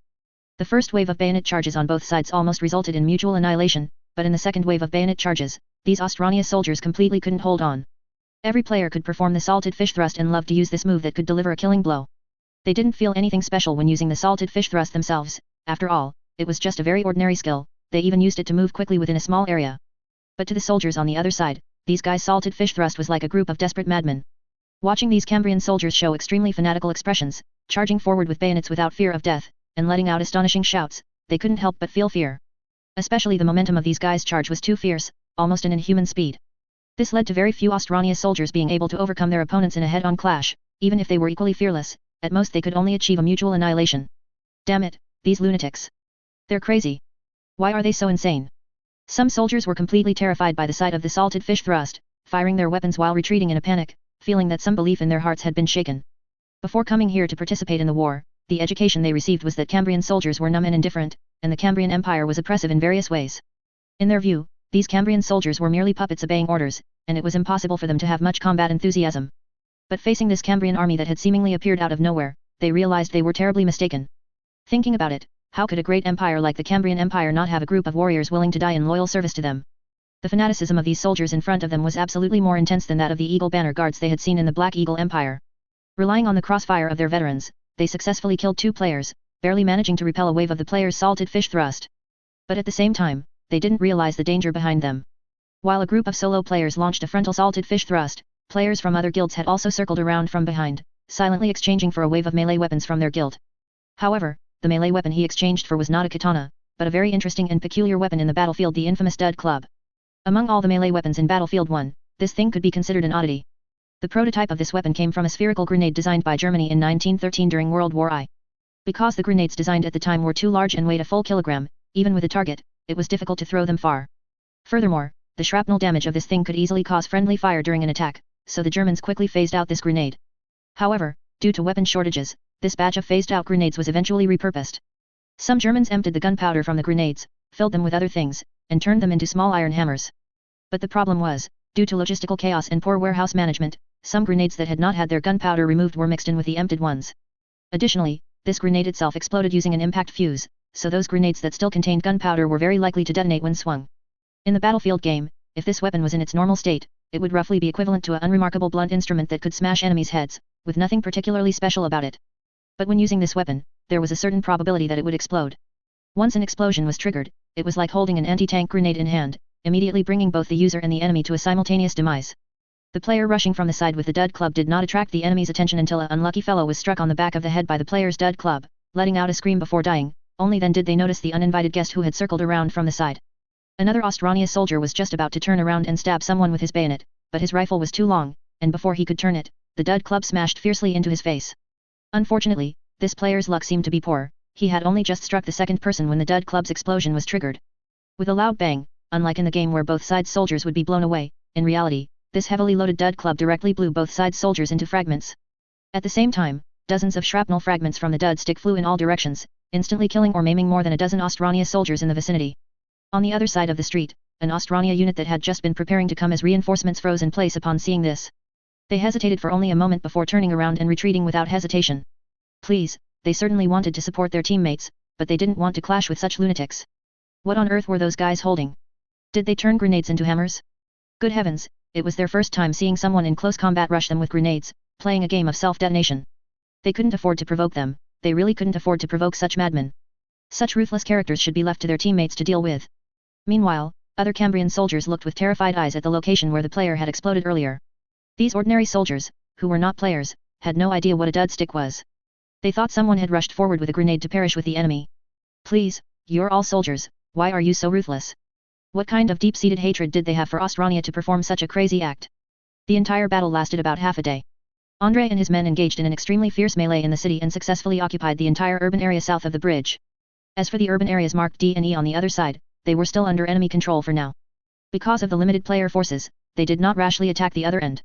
Instead, they used tanks and heavy infantry to blockade the bridge while continuously bombarding the other side. The siege heavy artillery brought by Andrei played a huge role. When these heavy artillery pieces were coordinated with the reconnaissance fighter jets overhead, they were incredibly accurate against the enemies on the other side. No matter which building they hid in, or what concealed place they sought refuge in, the shells, like a death knell, would follow them like shadows. As soon as a building was hit by a shell, there was no doubt that the entire building would collapse on the spot, burying everyone inside. It seemed that no civilian building could withstand such 9.2-inch siege shells. Andrei, along with a local soldier guard, was stationed in the train station, using the armored train behind it as his temporary headquarters. Everyone, good news. We have temporarily controlled all of the southern urban area. On the map, Andrei drew a circle with a pen and excitedly said to the surrounding staff officers. Next, we have two choices. One is to continue attacking the north, striving to take down the remaining urban areas as quickly as possible. The other is to rest in place and then rely on artillery bombardment to force the enemy to attack proactively. After listening to Andrei's words, a group of staff officers pondered for a moment and jointly said, General, I suggest we prioritize stability and not launch another rash attack. What we need to do next is to sweep through the occupied urban areas as much as possible to ensure there are no hidden enemies. If we continue to attack, our soldiers are highly likely to fall into an enemy ambush. These staff officers did not know that Andrei's air force could both bomb and provide targeting, nor did they know that the players under him had unlimited stamina. Therefore, in their view, Andrei's unit, having undergone a battle, should already be in a very fatigued state. In addition, the enemy's arrangements on the other side were unknown, so they should stabilize first. Throughout history, countless generals have met their downfall due to over-ambition and rash advances. After these staff officers finished speaking, Chief of Staff Nikolaev also nodded and said, General, I also think it's best for us to stop advancing for now and defend the bridge. It can be said that the advantage is actually on our side now. We have occupied the train station, which can continuously transport supplies from the rear. The half of the urban area we have occupied can also become a meat grinder to lure the enemy. Unless they are prepared to completely abandon this transportation hub, they will have to launch an attack proactively if they don't want to be constantly bombarded by us. And by then, our troops controlling the bridge can completely use the terrain advantage to inflict a devastating blow on them. Andrei nodded, also thinking that Nikolaev's words made sense. From the player's perspective, they would indeed prefer to continue charging forward, but from Andrei's perspective, his soldiers were indeed already fatigued. And most importantly, he wanted to wait for his comrades behind him, urging these guys to quickly come up and help him occupy the urban areas along the way. Whether it was the half of the urban area already under his control, or the small towns and villages he had conquered along the way, they were now completely empty. If no friendly forces came to occupy them, the enemy might retake these places and then encircle Andrei's forces. Therefore, he did not want to be too disconnected from the friendly forces in the rear, nor did he want his own forces to appear too reckless. Although he had to admit that the players under him were only a step away from becoming gods, they were already far from being mere mortals. But just then, a cavalryman suddenly rushed over, panting as he reported to Andrei. "General, good news. Our troops have just received contact from the enemy forces opposite. They are raising their hands to surrender to us." What's happening? He had just deployed a meat grinder tactic, preparing to turn this city into a replica of Stalingrad, but now the enemy had surrendered? These guys' will to resist was too weak. Alright, what did they say? What are their conditions? After sighing, Andrei inquired carefully and then learned roughly what was happening on the other side. Faced with Andrei's bridge blocking tactic, the enemy naturally couldn't just abandon half of the urban area. They launched multiple advances in an attempt to retake the bridge, using various weapons, but were ultimately repelled by Andrei's forces. They had no way, they really didn't have any weapons that could deal with the T-34 tank. This thing, at the current stage, was simply a dimension-reducing strike. With the anti-tank weapons in their hands, unless they used human bombs, they had no way to destroy these iron turtles with 60mm sloped armor. But their human bombs had never been able to get through. After all, the bridge deck was so narrow, with several tanks blocking it side by side, machine guns were enough to blockade everything. And their anti-tank weapons might be able to damage the T-34, but with those unscientific repair soldier players operating them, any damage was meaningless. Things like knocking off a track or jamming the turret ring were trivial matters for a repair soldier, easily fixed with a few turns of a wrench. Furthermore, Andrei's air force could always expose the enemy's troop gathering positions through flares and reconnaissance skills, and then use heavy artillery to pick them off one by one, which made their losses unbearable. Heavy artillery wasn't scary, scary was heavy artillery with eyes. They had painstakingly assembled a special operations team and gathered in a large building by the river, preparing to rest there for a while. But within a quarter of an hour, this building was directly leveled by a massive cannon, and the nearly 100 elite soldiers gathered there were all wiped out. It was the same in other places, their soldiers didn't even dare to gather in groups of more than 10, otherwise they would inevitably attract inhumane shelling. After all this torment, the Ostrania people on the other side completely collapsed. They couldn't stand the feeling of being called out by death anymore. Of course, this wasn't the main reason for their surrender. The main reason they surrendered so readily was because a rebel army had emerged within their ranks. This rebel army, for some unknown reason, neither seemed to support the Cambrian Empire nor wanted to stop fighting. Instead, they continuously assassinated other comrades and collected their hearts. Therefore, General, the only condition for the Ostrania people's surrender is that they hope we can help them completely eliminate this rebel army. This rebel army has caused them huge trouble. Listening to the soldier's explanation, Andrei frowned slightly. Does anyone know what exactly is going on with these rebels? Why did their men suddenly go mad? As soon as Andrei finished speaking, the soldier quickly said. Sir, I heard someone say before that these rebel soldiers seemed to have fought a battle on the other side of the river and then saw something they shouldn't have seen. In any case, some of them might have been scared crazy, or perhaps they were stimulated by something else. It is said that Black Eagle Empire mages are among the rebels, inciting other soldiers to revolt. All in all, this rebel army seems a bit sinister. Stimulated? Stimulated by what? Andrei scratched his head, then suddenly remembered a series of actions the players had performed earlier. He remembered that some players had caused a psyker to overload directly, then applied it to a trebuchet to launch it, opening a warp portal. From this perspective, these Ostrania people had indeed fought against Chaos Spawn and even battled Tsinch demons. So, could they have been corrupted by demons? Andrei subconsciously brought up the system, wanting to check the chaos corruption in this area. However, unfortunately, his system did not seem to display chaos corruption, at least he hadn't found such a function yet. Hiss, these warp-related things are really not good. Illegal psyker units are probably not simple. As he spoke, Andrei turned his gaze to the chosen category in his system. He knew that this chosen was by no means as simple as just a few more unit types and skill trees, there was probably something else fishy going on. However, his reaction was quite calm. After all, he was now at a point where he had too many problems to care. This world originally had a bunch of bizarre monsters and evil things everywhere. What was so strange about an additional warp? Alright, in that case, have the guards assault team go and deal with them, provided they first lay down their weapons, raise their hands and surrender, and immediately cross the river. If they are unwilling to immediately lay down their weapons and cross the river to surrender, then ignore them and let the artillery continue to fire. The Skitarians are too idle to advance their faith. Chapter 229, Paladin Army are too idle, which is not conducive to the advancement of faith. General Vorontsov, I must say, you fought very bravely, but... In front of Andrei, Lieutenant General Mijining, the Ostrania commander who had come to surrender, handed over his saber and then spoke to Andrei with some emotion. However, Andrei had no interest in listening to what this fellow had to say and simply skipped past it, waving to a soldier. Immediately, two burly soldiers led him away. The soldiers forming Andrei's current guard were almost all native soldiers from this world, because he had discovered that unless he personally charged into battle, these native soldiers were more suitable as guards than players. Under normal circumstances, a guard company would never be able to charge onto the battlefield and fight the enemy, as their mission was to protect the commander and headquarters in the rear. For them, it didn't matter whether they fought or not, it was one of their duties. But for players, making them stand idly in headquarters without going to the front lines to fight would be absolutely unbearable. They played this game to fight. If they were suddenly deprived of their right to fight, what good would more merits do? Some things cannot be bought with mere merits. For players, they earned merits to enjoy the game more, not simply to accumulate merits. Furthermore, having these guard company soldiers all composed of ordinary people had an even greater advantage, they were more likely to obey orders. As is well known, players are inherently chaotic, and even if nothing is happening, they will actively stir up trouble. Even if Andrei had issued corresponding tasks to the players in advance, they would often find ways to create as much excitement as possible while completing the tasks. But ordinary soldiers did not have these problems. Their mission was to obey Andrei's orders, so whatever Andrei told them to do, they would do. However, there was one drawback to choosing ordinary soldiers for the guard company: their combat power was not as strong. Therefore, Andrei, on one hand, equipped all of his guard company with automatic weapons to enhance their combat power as much as possible, and on the other hand, he was always ready to issue tasks to players at critical moments. If he were truly attacked, these guard companies would only need to stall for a short time, and then players would receive the task and turn around to eliminate all the attacking enemies. If they encountered enemies that even players couldn't handle, or enemies that the guard company couldn't block at all, then nothing Andrei did would be useful. In this way, he completely made his guard company consist of ordinary soldiers. General, when do you plan to send troops to launch an offensive on the other side of the city? Looking at the large group of Ostrania soldiers who had thrown down their weapons and surrendered, crossing the river in an orderly fashion, their faces filled with the look of having escaped a disaster, Chief of Staff Nikolaev walked over and asked with a serious expression. If nothing unexpected happens, I plan to have my soldiers attack tonight. For now, let the soldiers find a place to rest. Andrei nodded, checking the time on his pocket watch as he spoke. General, will attacking at night be too risky? Seeing how miserable these Outlandians are, I seriously suspect that their problems might be more than just simple rebels. Nikolaev warned with a serious expression. He had fought his entire life, and this was the first time he had seen something so bizarre. Logically speaking, these Outlandians harbored deep hatred for them and should have been more resistant to surrendering. However, from the current situation, these Outlandians were practically scrambling to surrender, and their surrender speed was even faster than that of the Apennine Kingdom soldiers. If these fellows hadn't truly been frightened by something, they would never have surrendered so easily. One must know that they still had at least one division of troops stationed in the city. Don't worry, I trust my soldiers' night combat capabilities. Moreover, according to the latest news, the Winter Church has sent a unit of Paladin army, which will soon arrive on this battlefield. I will then lead the Paladin army to attack together.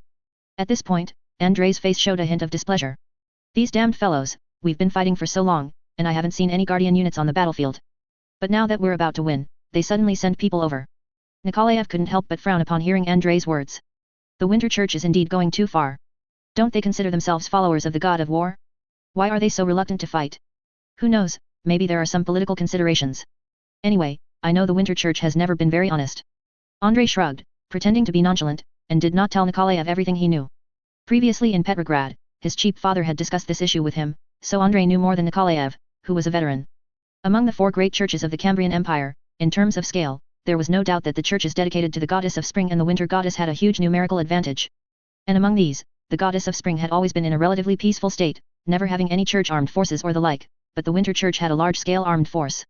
It was precisely because of this that there had always been various overt and covert struggles between the winter church and secular lords for secular power. Although it had developed to the point where there was no longer armed conflict between the two sides, they did not trust each other. According to General Konstantin's speculation, the winter church was most likely preparing to seize this opportunity to watch from the sidelines, allowing the Tsar and the great nobles to deplete a portion of their military strength before stepping in to turn the tide.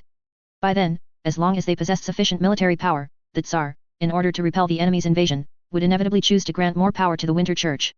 General Konstantin could only scoff at these petty calculations of the winter church. Andrei couldn't help but recall what his cheap father had said back then. Humph, humph, humph, these fools are always thinking about petty schemes, but they overlook one thing: when the church shifts its focus from the lofty gods to lowly mortals, their sacredness will disappear. Once they lose their sacredness, what makes them special? You can't possibly expect to sit in a church and pray to make the winter goddess bestow blessings, can you? Andrei wasn't sure if his father knew more inside information, but it was clear that General Konstantin knew that the winter goddess would only bestow blessings upon warriors who killed enemies on the battlefield. Of course, it was also because the winter goddess's blessings seemed less important during this period, as everyone fought with machine guns and artillery, so the winter church didn't value blessings as much. Unless they could increase the number of their living saints, simply making soldiers stronger had no meaning. In their view, what good was it for soldiers to become stronger and more bloodthirsty? Facing a rifle, wouldn't he still be taken down with one shot? Thinking of this, Andrei turned his attention back to the players who had received the winter goddess's blessing. He had studied it and wasn't sure if it was because the blessing was too minor or due to other restrictions, but these players hadn't received any significant improvements. If quantified, these players' improvements were roughly a 10% increase in movement speed and attack speed, and an additional 10% ranged damage reduction.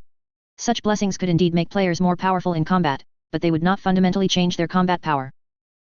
So is it because of a change of skin that Kern isn't as effective? Andre couldn't help but sigh, muttering to himself. If it were a genuine Kern blessing, shouldn't there be abilities like Battle Frenzy, Killing Mastery, Health Regeneration from Killing, or Ranged Immunity? Why is this Winter Goddess so different? All in all, the Winter Goddess's current abilities indeed resembled Kern, but in many ways, she seemed like a light version of Kern. For some reason, Andre suddenly thought of the elf's bloodhand god, Cain. In his impression, the bloodhand god Cain was a lesser Kern, with abilities in all aspects similar to a weakened version of Kern. Most of the Austrania soldiers had already come out and surrendered, but some soldiers might have been trapped by the so-called rebels and failed to get out.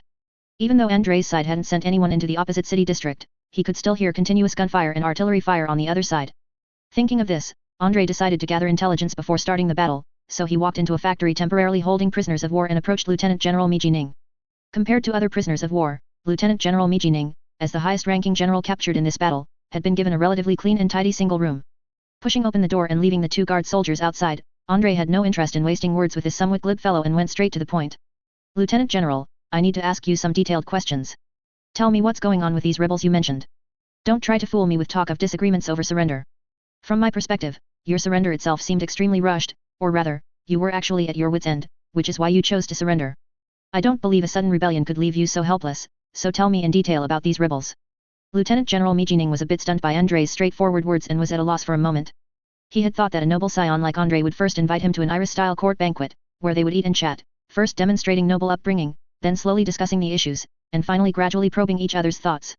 After all, he was also a former Austrania noble scion and understood this etiquette very well. Although Austrania had experienced a bourgeois revolution, his family had transformed quickly enough. Therefore, his family not only suffered no losses in the revolution but also transformed themselves into famous industrialists and military magnates. All right, you Cambrian Empire warriors are truly crude. After a casual complaint, Lieutenant General Mi Jining hesitated for a moment, then decided to tell Andre everything that had happened from the beginning.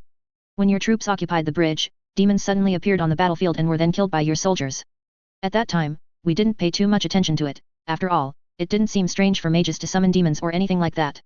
But somehow, some soldiers, perhaps because they saw demons and were subjected to certain mental stimuli, went completely insane. Just as the soldiers were retreating to regroup and prepare for the next offensive, a group of soldiers suddenly rebelled in the barracks and began killing everyone they saw. The more they killed, the less human they became. Some soldiers grew more eyes on their foreheads, some grew a third arm on their side, and some somehow suddenly learned magic. There were even a very small number of soldiers who inexplicably transformed into a giant mountain of flesh. That thing was extremely terrifying. Not only was it impervious to blades and bullets, but it also possessed some form of mental corruption. Recalling the scene at the time, Lieutenant General Mi Jining shivered and said, "The scene back then was truly terrifying. We used flamethrowers and explosives to create a quarantine zone, and quickly contained them within a section of the city by laying mines and other methods. But soldiers were constantly and silently being eroded by this power, and then they too began to go mad. Left with no choice, we could only kill those soldiers. All in all, that's the situation. If you can help us deal with these madmen, I would be eternally grateful." After listening to Lieutenant General Mi Jining, Andre's eyes narrowed as he said, "So that's it. I wondered why your surrender was so straightforward. So, you actually dug a pit in the city, just waiting for my soldiers to rush in and suffer the same misfortune, right?" Lieutenant General Mi Jining shrugged and grinned, saying, "You can't put it that way. If you're unwilling to occupy that part of the city, and you're not afraid of these monsters attacking you, then you naturally have nothing to worry about. Ultimately, the choice is yours. At worst, you can retreat with your soldiers and abandon this city." Andre snorted at this, then left with his soldiers. Just as they walked out of the factory, Nikolaev, who was waiting outside, asked curiously, "General, what's going on? Do the enemies have some ill intentions?" "Indeed. These fellows seem to have summoned demons in the city. I don't know which idiot wizard did it." Andre casually pinned the blame on the Outlandians, then snorted and said, "Humph. These fellows have a good plan. After summoning demons or strange evil spirits from who knows where, they create a mess for us to clean up while they remain carefree behind the lines. Despicable. These Outlandians are truly rotten to the core. General, what should we do then?" Nikolaev couldn't help but express his indignation at such behavior, then frowned and asked, "No rush, just wait. When the Paladin army arrive, let them charge in and handle these problems. Otherwise, we can't just occupy half the city and be done with it. Is this city occupied or not?" Andre casually waved his hand, then pointed behind him and said, "Besides giving the Paladin army something to do, letting them utilize their expertise, I'll send another batch of soldiers in and have these prisoners of war scout ahead. Give them a rifle, 5 bullets each. If there's an ambush or a problem, let their people go first. It's also a way to make use of these useless prisoners of war." Hearing Andre say this, Nikolaev hesitated and asked, "General, will doing this cause us any trouble? What if word gets out that we're mistreating prisoners of war, or if these Outlandians riot?" Andrei sneered, saying. Don't worry, where would so much trouble come from? The Iris Empire, the leader of the International Alliance, is already on the verge of collapse. The Wuxiao Empire on the other side is preoccupied, and the Black Eagle Empire's widespread use of necromancy hasn't caused any trouble. What's wrong with us having these prisoners of war help scout ahead? Who told these fellows not to be honest even when surrendering? As prisoners of war, they must still demonstrate their proper value. Andrei didn't believe that the Tsar of the Cambrian Empire would bother him over such an issue. That fellow was currently begging him to fight, so how could he cause trouble over something like this? Aside from the Tsar, any other international condemnation could be completely ignored, as the entire world seemed to be in chaos right now. In any case, there was no way he would let these Outlandians have it easy behind the lines. Why should the enemies they were supposed to face all be thrown at him, while they watched the fun from the rear? 2 more fighter jets flew across the sky, heading over another part of the city, then dropped a string of flares. Looking out, numerous dense red dots immediately appeared, alerting others that enemies were present. Andrei was also uncompromising, ordering the artilleries operating the siege cannons behind him to continue shelling. He didn't care if there were enemies inside who were preparing to surrender but hadn't evacuated. Who knew what those red dots were marking? It was better to deal with these fellows with artillery first, and then have his soldiers advance, rather than having them charge in directly to their deaths. Andrei returned to a villa temporarily serving as headquarters, and slumped onto a sofa in the reception hall. Their Cambrian Empire army wasn't so particular. Since they had occupied this villa, they could naturally use it as headquarters. To put it more elegantly, the building and all its contents had been requisitioned by the Imperial Army. After sitting down to catch his breath, Andrei closed his eyes, easing his mental fatigue while also beginning to ponder deeply. He currently had some doubts. Many places seemed suspicious. Based on the current situation, it was highly likely that when a player's psychic powers went out of control, they summoned chaos or demons, resulting in chaos corruption for the opposing enemy army. However, in his impression, players of the Xianch faction were generally more cunning and sly. How did these fellows, after being corrupted, instead start attacking people indiscriminately like zombies? One might even think they were followers of Kern. Andrei was somewhat unsure. He instinctively felt there was some conspiracy involved. But after much thought, he couldn't figure out where the conspiracy was hidden. Forget it, who cares about conspiracies or not, just let the players mess around. After pondering for a long time, Andrei simply cleared his mind and decided to hand all the problems over to the players and the Paladin army. It was only right for the Paladin army to be responsible for eliminating demons. Theoretically, their very purpose was to eliminate various heretics and evil spirits. As for the players, they were eager for even more intense battles or more fun. Given the players' nature, the more tricks the enemies pulled, the more excited they became. By evening, a wave of Paladin army from the Winter Church successfully arrived at the outskirts of Joensuyu by military train. It's truly strange. The fighting here is so intense, yet the railway here is so well preserved. The bishop, leading his soldiers, jumped off the train and walked onto the platform, speaking with a touch of emotion. In his opinion, with the war here being so intense, theoretically, the railway along the way should have suffered varying degrees of damage. So he had already prepared himself. As soon as he encountered a place where the railway was impassable, he would immediately have the infantry disembark from the train and proceed by other means of transport. After all, their Winter Church had both sufficient wealth and influence. As long as he intended to, he could easily mobilize a batch of trucks to transport troops. However, his well-prepared plan was not put to use. The journey along the way was unimpeded, and all villages and towns had been captured by Cambrian soldiers. This couldn't help but surprise him, making him feel that the scene before him didn't match his impression of the Cambrian army's combat strength. Your Grace, we meet again. Welcome. Andrei, as the highest-ranking officer present, naturally came to the train station personally to greet the bishop and the Paladin army behind him. He took a quick look. The number of Paladin army was not very large, totaling only about 800 people. However, each guardian not only had a submachine gun somewhat resembling a PPSH, with their waists full of stick grenades, but they all also wore a complex breastplate. Andrei wasn't very clear what purpose these breastplates, adorned with light blue snowflake patterns, served, and they even had shoulder guards similar to those of medieval knights. Looking at the soldiers' equipment, he felt that ordinary Cambrian soldiers looked like beggars compared to them. It's good to see you again, General Vorontsov. I didn't expect that after a few days, you would have already achieved another glorious victory. Looking at the young general before him, the bishop couldn't help but feel a little emotional. If it weren't for the fact that he didn't feel the blessings of the cold-blooded lady on this man, he would truly suspect this person was the cold-blooded lady's chosen one.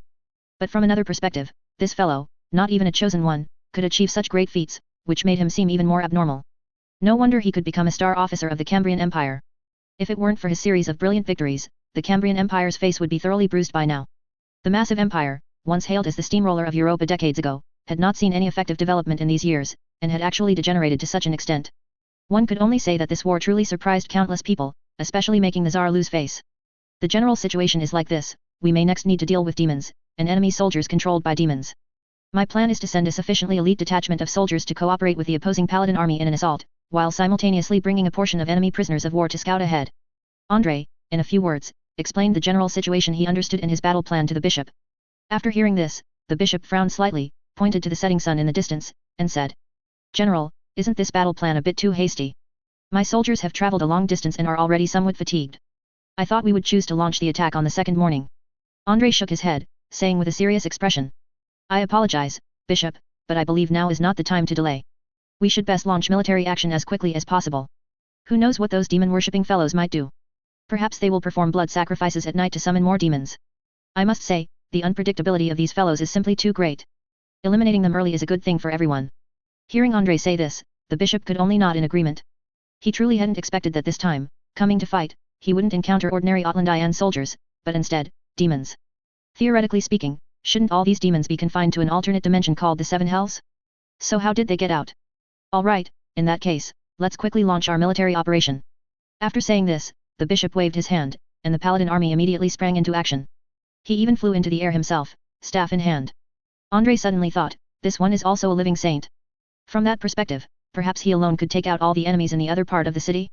However, to Andrei's surprise, this bishop seemed to be in a different situation than Saint Sophia before. It seemed his living saint powers didn't include direct attack methods, or at least he hadn't shown them yet. Andrei had initially thought that after he ascended, he would immediately unleash a powerful attack on the distant city. But to his utter surprise, after he raised his staff, he actually began to cast buffs on all the soldiers participating in the operation. The other paladin army didn't have any particularly direct feelings, they only felt their combat power gradually increasing, as if some strange power had descended upon them, making them feel elated. However, Andrei, observing the players through his system panel, was able to discern exactly what buffs these players had received.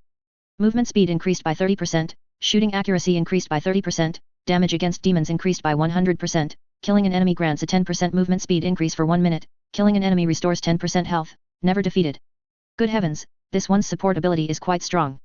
Andrei couldn't help but exclaim, suddenly feeling a bit envious of this living saint. With so many buffs applied all at once, even ordinary soldiers could become gods. It could be said that as long as this living saint was willing to act, even if Andrei only had a group of newly recruited serf soldiers who had barely learned to fire a gun, they could instantly transform into powerful elites. No wonder the surrounding countries were so wary of the Cambrian Empire's living saints, and why the Cambrian Empire held them in such high esteem. In a sense, these guys truly had the ability to change the course of a war, especially in small-scale conflicts. One person could be worth an entire army. This is truly incredible. Andrei couldn't help but exclaim, watching the living saint descend beside him, a slightly smug smile on his face. It seemed he had no intention of charging with the troops. After applying these buffs to the troops, he simply returned to Andrei's command post. However, it didn't matter if he didn't want to charge, or rather, as long as these living saints remained alive, they were a valuable asset. Although these guys possessed immense power, they were ultimately flesh and blood, and could still die from a single bullet. If the enemy managed to seize an opportunity to eliminate a living saint by some means, it would undoubtedly be a huge loss for the Cambrian Empire. Alright, General Vorontsov, let's get our troops moving. We'll stay here and await good news. While speaking, the living saint gestured to his attendant beside him, then produced a bottle of red wine that appeared to have been aged for some time. It's rare to find such a pleasant environment here. We can have a drink and discuss this war. Andrei blinked, unsure what to say for a moment. If he were to say he was more like a laumazi, a derogatory term for Russians, he was drinking red wine, which made him seem more like those Frenchmen. But to say he wasn't like a laumazi, this act of finding an opportunity to drink even during a battle certainly fit Andrei's stereotype of laumazi being addicted to alcohol. Although, to be honest, Andrei himself was very reluctant to drink alcohol, unless it was for social engagements, he usually abstained from it. But since his body was already semi-player-like, he shouldn't experience any effects like getting drunk or stomach perforations. Plus, given the special status of the bishop in front of him, Andrei simply sat down and joined him for a drink. The moment the wine touched his lips, Andrei's expression soured. Good heavens, what kind of red wine was this? This stuff must have used some magic and been heavily processed. Andrei could confirm that the sip of red wine he had just drunk had an alcohol content of at least 60%, almost like drinking pure alcohol. He had no idea where red wine could reach such a high alcohol content. This stuff completely defied the manufacturing process. No wonder he hadn't brought out vodka. With such strong liquor available, why would the bishop need vodka? At the same time, at the bridge, players drove tanks rumbling forward, one T-34 after another crossing the bridge. Simultaneously, a large number of players quickly formed combat teams and advanced alongside these tanks. Quick, move faster. Hold your weapons, don't stop and don't turn around. If anyone dares to turn back without orders, or desert the battlefield, regardless of their status, they will be shot. Behind the players, a large group of paladin army in full uniform pointed submachine guns at a batch of soldiers in white uniforms, herding them forward like cattle. The Ostrania soldiers' expressions became extremely ugly. They had never expected that even after surrendering to this side, they would still be forced to fight. Recalling the strange sights from before, an Ostrania soldier fell to his knees with a thud, begging the paladin army not to send them forward. But these paladin army, who worshipped the winter goddess, were indeed cold-blooded. Faced with these pleading individuals, they unhesitatingly pulled the trigger. Bang, bang, bang. The crisp gunshots, mixed with crimson blood, sobered the minds of the other Austrania soldiers. These special Cambrian soldiers, who had appeared out of nowhere, wouldn't reason with them. If they caused any trouble at a time like this, they would die for nothing. Upon entering District D, gunshots immediately rang out from within. Although sparse, there was indeed the sound of ongoing combat. It seemed that some Austrania soldiers trapped inside were still resisting, or rather, had no choice but to resist. After all, facing demons and chaos cultists controlled by demons, their only option was to resist or be assimilated by the enemy. A player was running forward quickly when he suddenly saw a person running past him, dressed completely differently from them, and also with an ID above his head. Behind him, an entire squad of paladin army ran, sweating profusely, and urgently said to this player. Your Eminence, the Saint's son, please don't run so fast. You must be careful. Seeing this scene, the few players who had just gathered were slightly stunned, and couldn't help but laugh out loud, saying. Oh, isn't that so and so? How did you get so weak after a few days? You even need a bunch of nannies for a battle.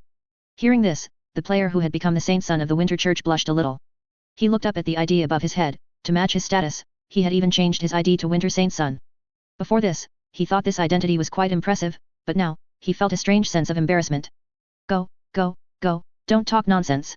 Do you know what face is? I can bring a bunch of subordinates to fight now, while you guys are still streaking. That's the difference. After a few casual jests, the Winter Saint's son pointed to a building in the distance and said. Be careful, there's a huge number of red dots in that building.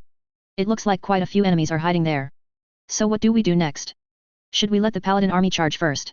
Hearing this, another player said with a disdainful expression. Pfft, you're falling behind, kid. You're already outdated. Let me show you the correct way to do things. No sooner had he spoken than this player quickly added the artillery of his guild in the guild chat, urging them to report their position here. In the very next moment, with two earth-shattering roars from the rear, two siege shells followed a parabolic trajectory and landed directly on the top of this tall building. The 9.2-inch heavy shells instantly smashed through an unknown number of floors, their high-explosive armor-piercing warheads having extremely strong penetration. In the next moment, these two shells exploded with earth-shattering force, instantly making the tall building seem to swell, with countless fragments blasting out from its midsection. Seeing the look of astonishment on the Saint's son player's face, this player said proudly. See? It's not about fighting alone anymore. Even if you have attendants behind you, so what? When you're out there, you need status, you need backing. We can easily call in two 234mm heavy cannons. Isn't that much stronger than any paladin army? The Winter Saint's son scratched his head, feeling that something about this statement wasn't quite right. This was insane. Shouldn't he be the one talking about status and backing? How did he, the Saint's son of the Winter Church, inexplicably become the third wheel? Damn it, he felt he also needed to join a guild. While the two players were still busy bantering, a companion suddenly said. Stop arguing, quickly hide. A few red dots are coming our way. This is ridiculous. What the hell is hidden in here that even siege cannons can't kill it? In the next moment, a roar suddenly came from the ruins in front. Immediately after, to the dumbfounded gazes of several players, a huge number of creatures emerged, armed with crescent-shaped iron shields and scimitars, with horns on their heads and hooves on their feet. These bizarre blue beastmen roared at the players in front of them, then charged forward with their scimitars raised. No way, what happened to the chaos cultists? How did even Tsinch beastmen show up? Also, which version of Tsinch beastmen are these? Please don't tell me it's the Space Marine version of the Tsinch beastmen. The player complained while quickly opening fire, but these Tsinch beastmen were extremely agile, and the material of their shields was incredibly tough, capable of deflecting almost all bullets. As one Tsinch beastman crossed the ruins and leaped beside a player, a sinister grin appeared on its lips. Just as it was about to cut down this Cambrian soldier, to its dumbfounded gaze, the Cambrian soldier suddenly pulled out a saber from somewhere and delivered a swift Iaijutsu, sword draw attack, strike. Chapter 230, Blood for the Blood God, Skulls for the Skull Throne. Ah! With a flash of a blade, the unlucky beastman was instantly cut in half. The creature never expected to be killed in close combat before its death. Casually chopping down a small enemy, the player advanced instead of retreating, charging towards the mountain of ruins. With two lightning-fast draws of the katana, he cut down two beastmen who hadn't reacted. Changfen Cat, by the way, I'm suddenly curious about something, which version of beastmen are these, exactly? Gigi King, I don't know. Are there different versions? Changfen Cat, beastmen in Warhammer Fantasy and Warhammer 40k have different origins. In Fantasy, beastmen are mortals corrupted by chaos energy, eventually growing bestial features. In 40k, beastmen are a subhuman species, all of whom sided with chaos during the Great Rebellion. Gigi King, I don't know. Why bother with so many details? Just chop them all down. Clearly, some players were more interested in the background stories of these enemy units, but most players didn't really care about such things. In a game where gunfights were now evolving into knife fights, the general mindset of players was this. I don't know who I am, I don't know where I am, but I know I'm here to kill. After all, caring about these background stories wouldn't make it easier for them to kill enemies. As long as they knew the person in front of them was an enemy and eliminated them, that was enough. And so, to the shocked gazes of a group of Winter Church Paladin army, the soldiers sent by Andre suddenly transformed into a cleaver squad. One by one, they wielded either katanas or various other melee tools. Some even wore breastplates like them, shouting as they charged forward. Of course, among them were also some soldiers in black coats, holding bayonets, who charged swiftly but silently. Honestly, these black-clad soldiers truly startled them. They felt these guys were like a group of ghosts. The sun had already set, making it hard to see the enemies in front of them, and these guys were wearing all black, as if they had natural camouflage. Even their footsteps were extremely light. Someone would suddenly dart out from behind, bayonet raised, charging towards them, which was truly terrifying. What was even more alarming was that the uniforms on these guys, no matter how they looked, had the style of the Black Eagle Empire. They wondered how Andre chose uniforms for his soldiers. Why did he end up with such a strange batch of soldiers? Some Paladin army soldiers couldn't help but inwardly complain, but the fierce battle ahead instantly brought him back to reality. When they saw the intense close-quarters combat ahead, these Paladin army examined the submachine guns in their hands, unsure for a moment whether they should rush in and join the melee or do something else. A group of players engaged in extremely fierce hand-to-hand combat with the enemies, with every strike being lethal. Compared to reality, where two people might fight in close combat for a long time without necessarily killing each other, these players were like the most skilled assassins. When they engaged in melee with enemies, there were generally only two possibilities: either they were instantly cut down by the enemy, or they dealt a fatal blow to the enemy with a casual swing of their blade.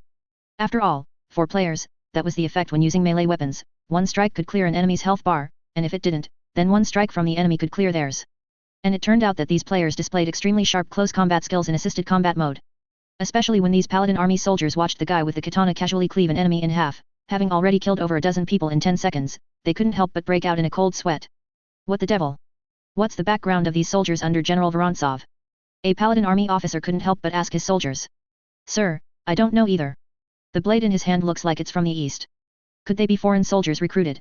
The soldier who was asked looked confused. He had heard during idle chatter with other soldiers that some soldiers had captured a strange kind of blade, said to be a treasure sword from the east. So, when he saw the long, narrow katana in the man's hand, he immediately thought of the previous rumors. As for where exactly the east was? Sorry, he didn't know. Quick, let's take another street to attack. Don't fight these guys for it. I'm afraid they might accidentally cut down our own people. After watching for a few seconds, the Paladin army officer turned and left with the others. He had indeed considered intervening in the battle earlier, but when he saw the scene of flashing blades and clashing swords, he instantly abandoned that idea. The guy with the long blade was too savage in his killing. He seriously suspected that this guy didn't even pay attention to who was around him when he was cutting people down. He just cut down anyone he saw. If he really let his soldiers charge in, he seriously suspected his subordinates might be cut down along with the enemy by this fierce person on the spot. By the way, they were clearly the Winter Church's Paladin army, so why did they always feel that these guys looked more like they had been blessed by the cold-blooded lady than themselves? Arriving at another street, and looking at the quiet, dark alley ahead, several Paladin army soldiers waved to the back, then immediately used their submachine guns to force a squad of Ostrania soldiers forward. The Ostrania soldiers, armed only with bolt-action rifles and issued only 5 bullets each, had no room to resist in this situation. Although they felt incredibly humiliated, they could only cautiously move forward under the coercion of these Cambrian Paladin army.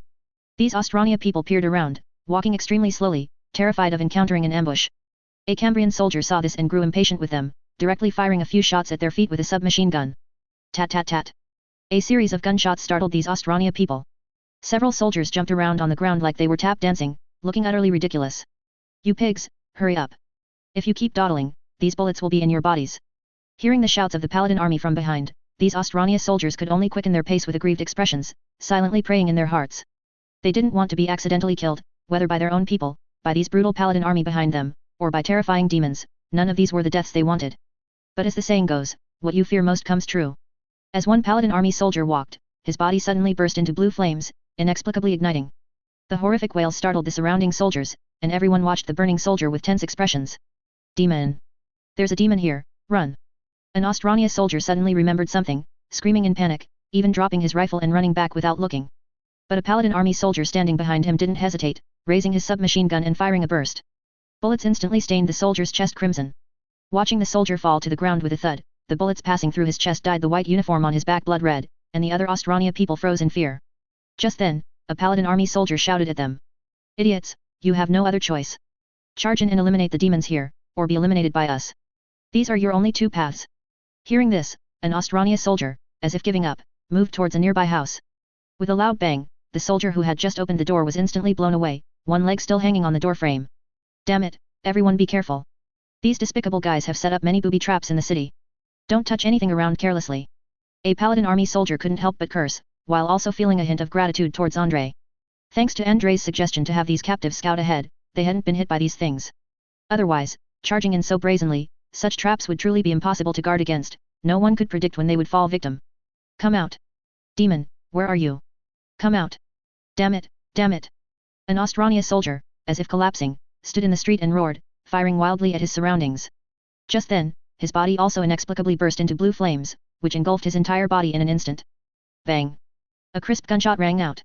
An Ostrania soldier noticed the blue flames appearing in a front window, fired a shot into it, then raised his bayonet and charged towards it. Although they were reluctant to admit it, compared to the demons ahead, they felt the Cambrian paladin army behind them seemed even more terrifying. Facing demons, at least they still had the advantage of numerical superiority, but facing the paladin army, they always felt they would be shot dead on the spot. Perhaps because the power of the fireballs in the demons' hands couldn't compare to submachine guns. Quick, follow up. We'll flank the street from the other end. Seeing these guys charging towards the other side, the paladin army officer didn't hesitate, hailing his teammates before leading them to charge up from the side. He knew very well that his unit's infiltration into this urban area was to eliminate the demons and mortals corrupted by them, not to act as a supervisory team, battlefield execution squad. Although the Ostrania soldiers used as cannon fodder were indeed useful, relying on these guys alone to eliminate all the demons inside was quite unrealistic. Several cannon fodder soldiers charged forward, continuously firing wildly at the window as they advanced.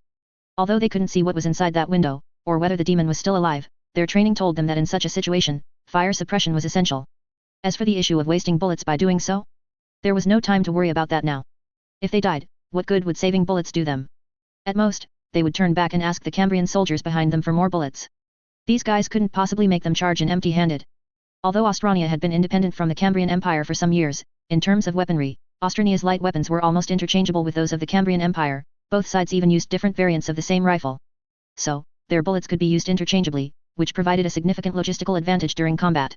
Unfortunately, the Cambrian soldiers led by Andrei had never worried about bullet issues. Therefore, Andrei had never really paid much attention to this little trick of plundering supplies before. Just as these cannon fodder charged forward, a burst of chaotic gunfire suddenly erupted from the side of the street. In a flash, these soldiers were riddled with holes on the spot, but in the next moment, the paladin army who had circled around from the other side engaged in a fierce firefight with the soldiers hiding there. Tat tat tat. Tat tat tat. Dense submachine gunfire erupted one after another as the paladin army, working together skillfully, swept through the houses in the area at the fastest speed. The Winter Church was not only wealthy, able to equip its paladin army with excellent weapons, but they also possessed exceptionally good training. Although these paladin army indeed lacked practical combat experience, they had spent a considerable amount of time training in the church, making them many times stronger than the cannon fodder troops the Cambrian Empire had hastily assembled. Even in complex urban terrain, they were able to provide covering fire for each other and knew how to clear these houses. Several soldiers hiding in the houses were instantly shot dead, and when the paladin army stormed into the building, they instinctively frowned upon seeing the bodies on the ground. What's going on? These bodies. When they saw the appearance of these several bodies, everyone felt a wave of nausea, and some even couldn't help but gag. Through their uniforms, they could tell that these guys were also Ostrania soldiers, but their current appearance was truly bizarre. Some soldiers had 2 extra eyes suddenly appearing on their foreheads, 4 eyes hanging on their faces, looking like some kind of insect. Other soldiers had 2 baby-like small arms growing out from under their 2 main arms, and these 2 arms were purplish-blue, like some kind of deformed monster. There was even a soldier with half a normal face, but the other half looked like melted wax, with all features blurred together. The paladin army, seeing such a sight for the first time, were somewhat bewildered. They had no idea what these soldiers had encountered to turn into such a state. Damn it, what a terrifying erosion of demonic power. How is this possible? They've only been in contact with demons for such a short time, and they've already turned into this. A chaplain accompanying the army, seeing this scene, couldn't help but mutter softly. He had previously gone out to crusade against demons and knew their characteristics. But it had to be said, the appearance of these demon-corrupted soldiers differed significantly from those he had seen before.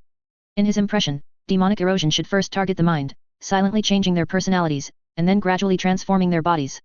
However, these soldiers before him had undergone drastic physical changes in a very short period. As for the mental erosion, since he hadn't captured any live subjects, he wasn't sure about their mental state. But seeing these guys hiding in buildings and killing chaotically, he knew their mental state certainly wouldn't be good. Meanwhile, in a house on the other side, several cannon fodder soldiers sent to scout ahead got into a fight with the demon-controlled soldiers inside. A soldier with an extra mouth on his chest, constantly sticking out his tongue, had tears in his eyes and a face full of fear as he plunged his bayonet into the chest of his former comrade. No, please don't blame me, I had no choice. I don't want to die, I don't want to become a monster. As long as you are willing to offer your souls, we can escape the control of these demons. Recalling the words the blue demon had whispered in his ear, he couldn't help but tremble. That terrifying blue demon told him that if he didn't want to completely become a monster, he had to offer 5 souls to exchange for his own. If he couldn't offer 5 souls to the demon before sunrise, he would completely turn into a twisted monster. As for whether the demon might be lying to him, he wasn't sure, but now he had no choice. A mouth had inexplicably grown on his chest. If this continued, what other bizarre organs would grow on his body? He had already seen the tragic state of his other comrades after being corrupted by demons. Not a single one could remain normal, with all sorts of inconceivable things growing haphazardly on their bodies. He didn't want to become such a deformed creature. If he had to remain like this, he would rather die on the spot. The blue demon, hiding in the shadows, watched the scene of these soldiers slaughtering each other with cunning eyes, occasionally fanning the flames to add to their excitement. These intermittent flames, while not causing much harm to the soldiers, served to remind them that they were being watched by a demon. Otherwise, these humans are cunning and fickle. Once they feel there's an opportunity, they will inevitably harbor other thoughts. This was also an experience gained by demons from dealing with humans for so long. No matter what kind of humans they are, they particularly love to scheme, so the best way to prevent humans from scheming too much is to keep them busy. As long as there's one thing that can completely capture their attention, there's no fear of them suddenly causing trouble elsewhere. Just as the demon was thinking this, he suddenly heard a whooshing sound from behind him. Hasajai. With a single drawing and slashing strike, this Tsianj blue horror was instantly split in half, a look of disbelief still on its face. When did the enemy get behind him and draw their katana to strike? His attention had only been diverted for 2 seconds. How did this guy move so fast? Although split in half by a single strike, the demon's life did not end there. The Tsianj blue horror, cut in 2, instantly split into 2 smaller, yellow brimstone horrors, looking like 2 large yellow rats. The player didn't care about such details. If one strike didn't completely eliminate the enemy, then 2 more strikes. There was only one trick to using a katana: just slash at the enemy with all your might, no matter what. As long as one's slashing speed was fast enough, no enemy could engage in close combat with them. After cutting down all the newly spawned demons, the katana player immediately ran to another spot to continue cutting people down. Meanwhile, on the other side, a group of melee players had already cut down all the horrors that had emerged from the building. Looking at the bodies on the ground, one player suddenly thought of a brilliant idea. I say, do you remember the blessing we received from the cold-blooded lady earlier? It feels like this operating procedure is very similar to Kern's, no matter how you look at it. How about we try to get a Kern blessing? Changfen Cat suggested, casually chopping off a horror's head, then pointed to the side and said. Come, let's stack a pyramid with these guys' heads and see if we can perform a blood sacrifice to the blood god. When I return, if I become a Kern champion, I guarantee I'll take all my old brothers to live the high life, and personally lead you all to chop people down. The other players' eyes lit up upon hearing this. Killing enemies could be done anytime, anyway, with such a commotion here, there should be plenty of enemies to kill. Compared to that, they were more willing to try to create some spectacle with this, perhaps triggering a game Easter egg? They had seen the blessing bestowed by the cold-blooded lady before, and although they didn't understand the principle behind it, this didn't stop them from being green with envy. Simply cutting people down to gain blessings was too inefficient, especially since everyone was using melee weapons and busy chopping, so the 1 or 2 lucky ones who occasionally appeared on the battlefield were simply not enough to satisfy everyone's needs. Since that was the case, let them try a different approach. Kern, no, the cold-blooded lady, we truly want to improve. The players moved swiftly, with extremely brutal techniques. Those who didn't know would have thought they were veteran executioners with 30 years of experience. In just 2 minutes, they had chopped off the heads of all the bodies on the ground, then threw them aside, piling them into a makeshift pyramid of heads.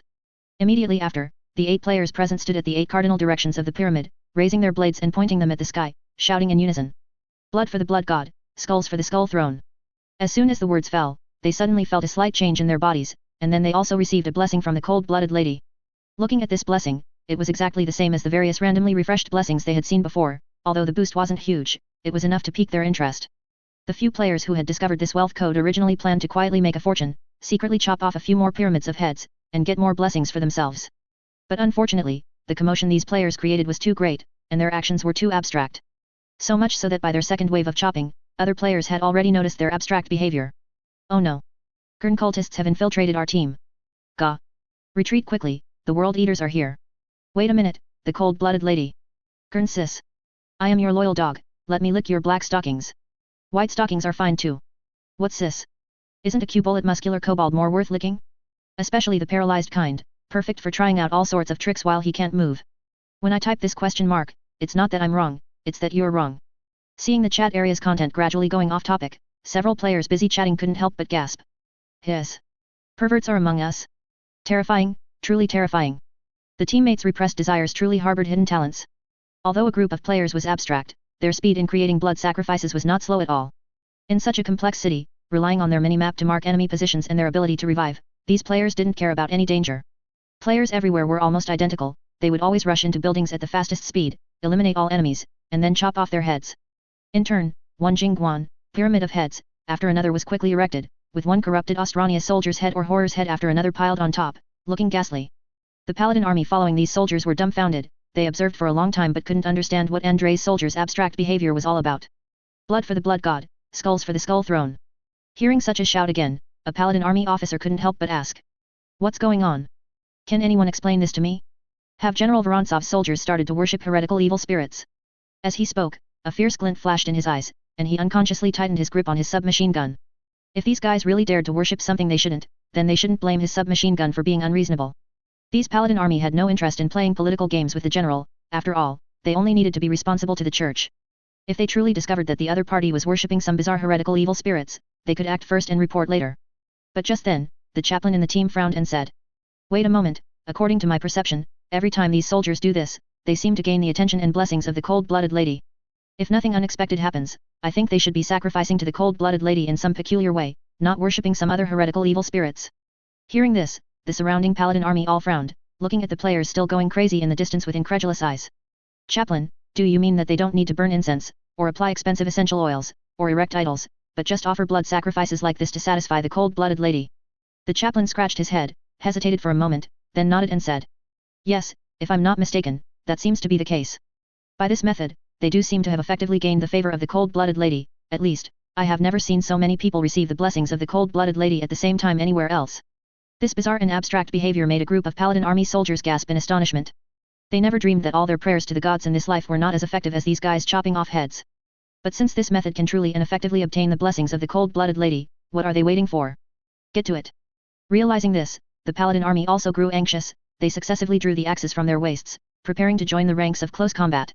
Please, these people who are not paladin army have already received the blessings of the cold-blooded lady, but these paladin army have not shown any movement yet. If this continues, who will ultimately be the true paladin army? Such a thing must never happen. Improper handling could potentially shake the faith of their church. Unfortunately, they searched for a long time but couldn't find any place where there were still unharvested corpses left by the players. From time to time, a randomly piled jingguan would appear in the streets, along with various headless corpses, a bloody scene that left these paladin army with an indescribable feeling. Oh, right, those goat-like demon soldiers. Suddenly, a paladin army soldier remembered the tsianch beasts that had been slaughtered by the players earlier. He pointed to the Chinook flashes that occasionally appeared in the distance and said, "Charge! Let's hack all those monsters to death. I remember those things were summoned from hell by demons. Those things leave corpses when they die, so we can just cut off their heads and offer them as sacrifices." A group of paladin army enthusiastically charged forward, all targeting the tsianch beasts. Because their targets were almost all snatched by the players, they rarely had a chance to truly clash with the enemy, which led to them misjudging the enemy's strength. Furthermore, their armor not only protected them from bullets but also prevented them from being corrupted by demons and heretical beliefs, making them even more reckless when facing demons. So, a group of fearless paladin army, in order to gather enough heads for sacrifice, charged forward aggressively. A burst of gunfire broke open the door, and then they rushed into a building. They had already sensed that this place emanated a strong demonic aura, and Chinook flashes appeared from time to time. Because they were worried that a direct assault would lead to overly severe casualties, they did not directly attack but planned to wait for Andrei's soldiers to charge in, and then they would slowly pick up the scraps from behind. But now that the issue of divine blessings was at stake, they couldn't stay behind and pick up scraps anymore. Wanting to take all advantages and calculating for a long time, only to lose the divine blessings, that would be a huge joke. The demons hiding above the building looked at these soldiers streaming in and couldn't help but let out a sinister cackle. Although the process was a bit convoluted, and their troops left outside suffered heavy casualties, these humans ultimately fell for it. "My lord, the enemy has systematically fallen into our trap.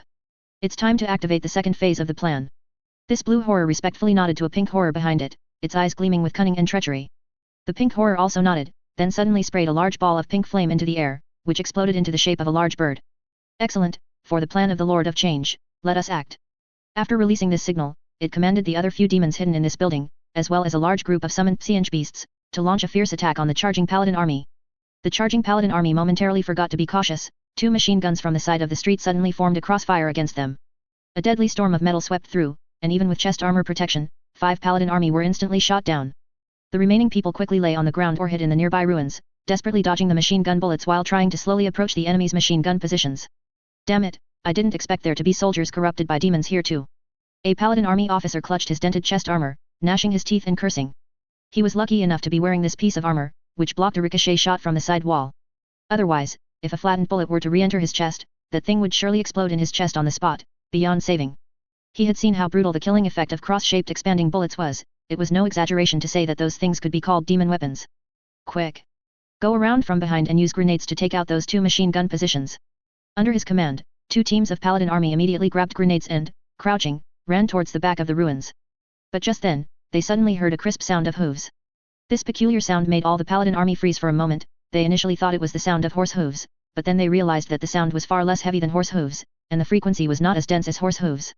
Just as they were still wondering what the sound was, a group of psionic beasts suddenly darted out of the darkness, leaping over the complex ruins like antelopes, and then swung their deadly scimitars at them. Although these long, serpentine curved scimitars were not very easy to use, in the hands of the psionic beasts, they became extremely deadly weapons. In just a blink of an eye, several Paladin army had their throats pierced by the blades, and others had their arms chopped off, letting out blood-curdling screams. Die, demon! A Paladin army member pulled out a battle axe and fiercely chopped at the demon in front of them, but it struck the psionic beast's shield, making a crisp clang sound. The material of this shield was special, made entirely of metal, although light, it had extremely high hardness. Both bullets and melee attacks seemed to be blockable by this type of shield, and these monsters were clearly very skilled at using them. This is impossible. A Paladin army soldier looked at this scene in astonishment, completely unable to understand how these monsters could be so strong in close combat.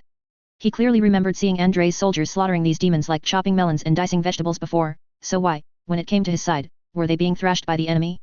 He didn't realize that these psionic beasts, both in strength and agility, far surpassed ordinary mortals, and these ghastly creatures' vision would not significantly diminish due to the darkness of the night. Of course, more crucially, they didn't have the abnormal close combat abilities of the players. If his close combat ability could be like a player using a katana, delivering countless draw and slash attacks in 10 seconds, each strike aimed directly at the enemy's vital points, and each blow powerful enough to split an enemy in half. With such close combat ability, he too could easily cut down the demons in front of him. After all, these demons were not known for their strength and close quarters combat skills. The demons standing on top of the building were still continuously throwing fireballs downwards, one blue fireball after another occasionally smashed into the Paladin army, instantly incinerating Paladin army soldiers.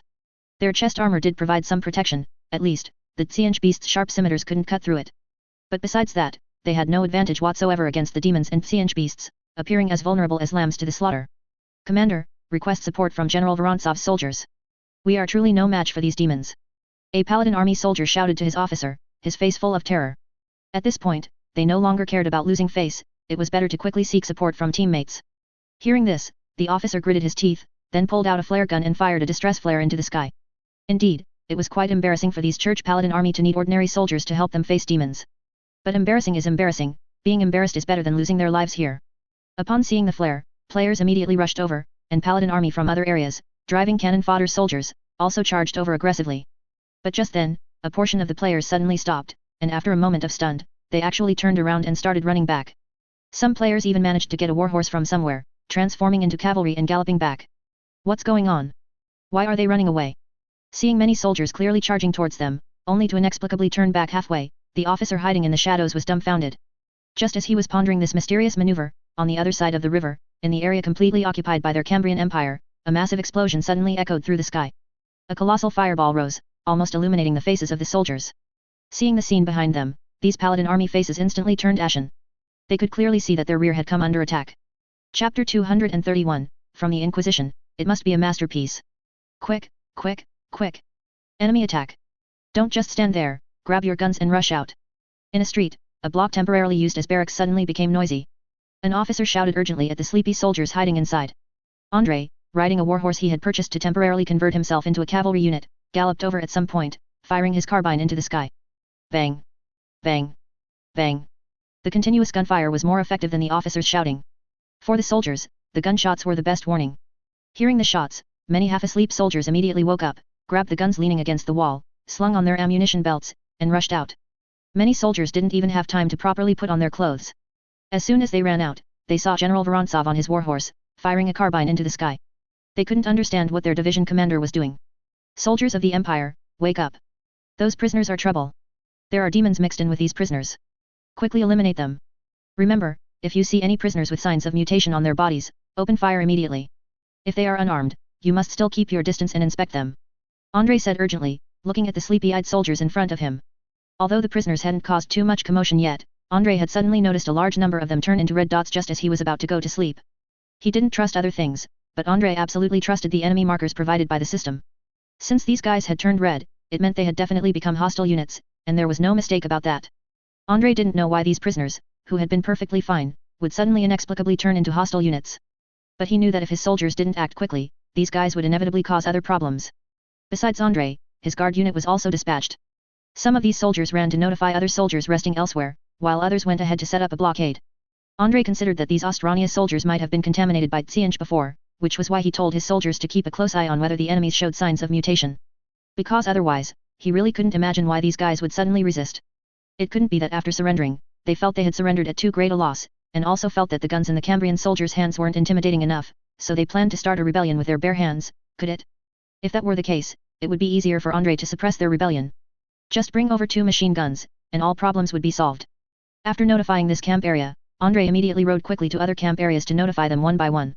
With so many prisoners of war, Andrei wasn't sure if all of them had rebelled, but since these guys were suddenly rebelling in batches, it definitely meant they had a big problem. So he wasn't going to worry about it now, he would wake up as many soldiers as possible.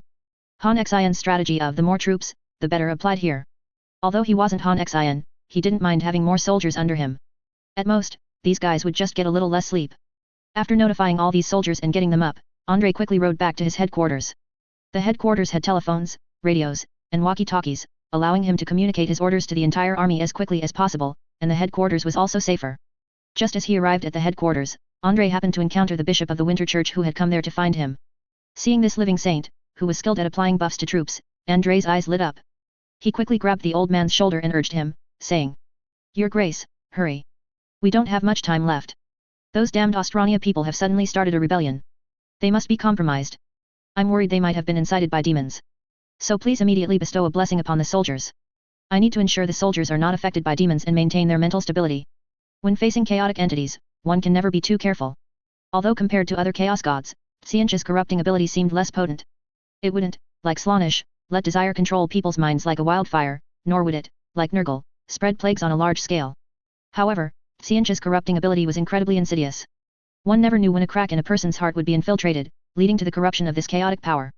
At such a time, providing the soldiers with a buff that could resist corruption was very useful. Otherwise, who knew when his soldiers would be infiltrated by demons and unknowingly become enemies?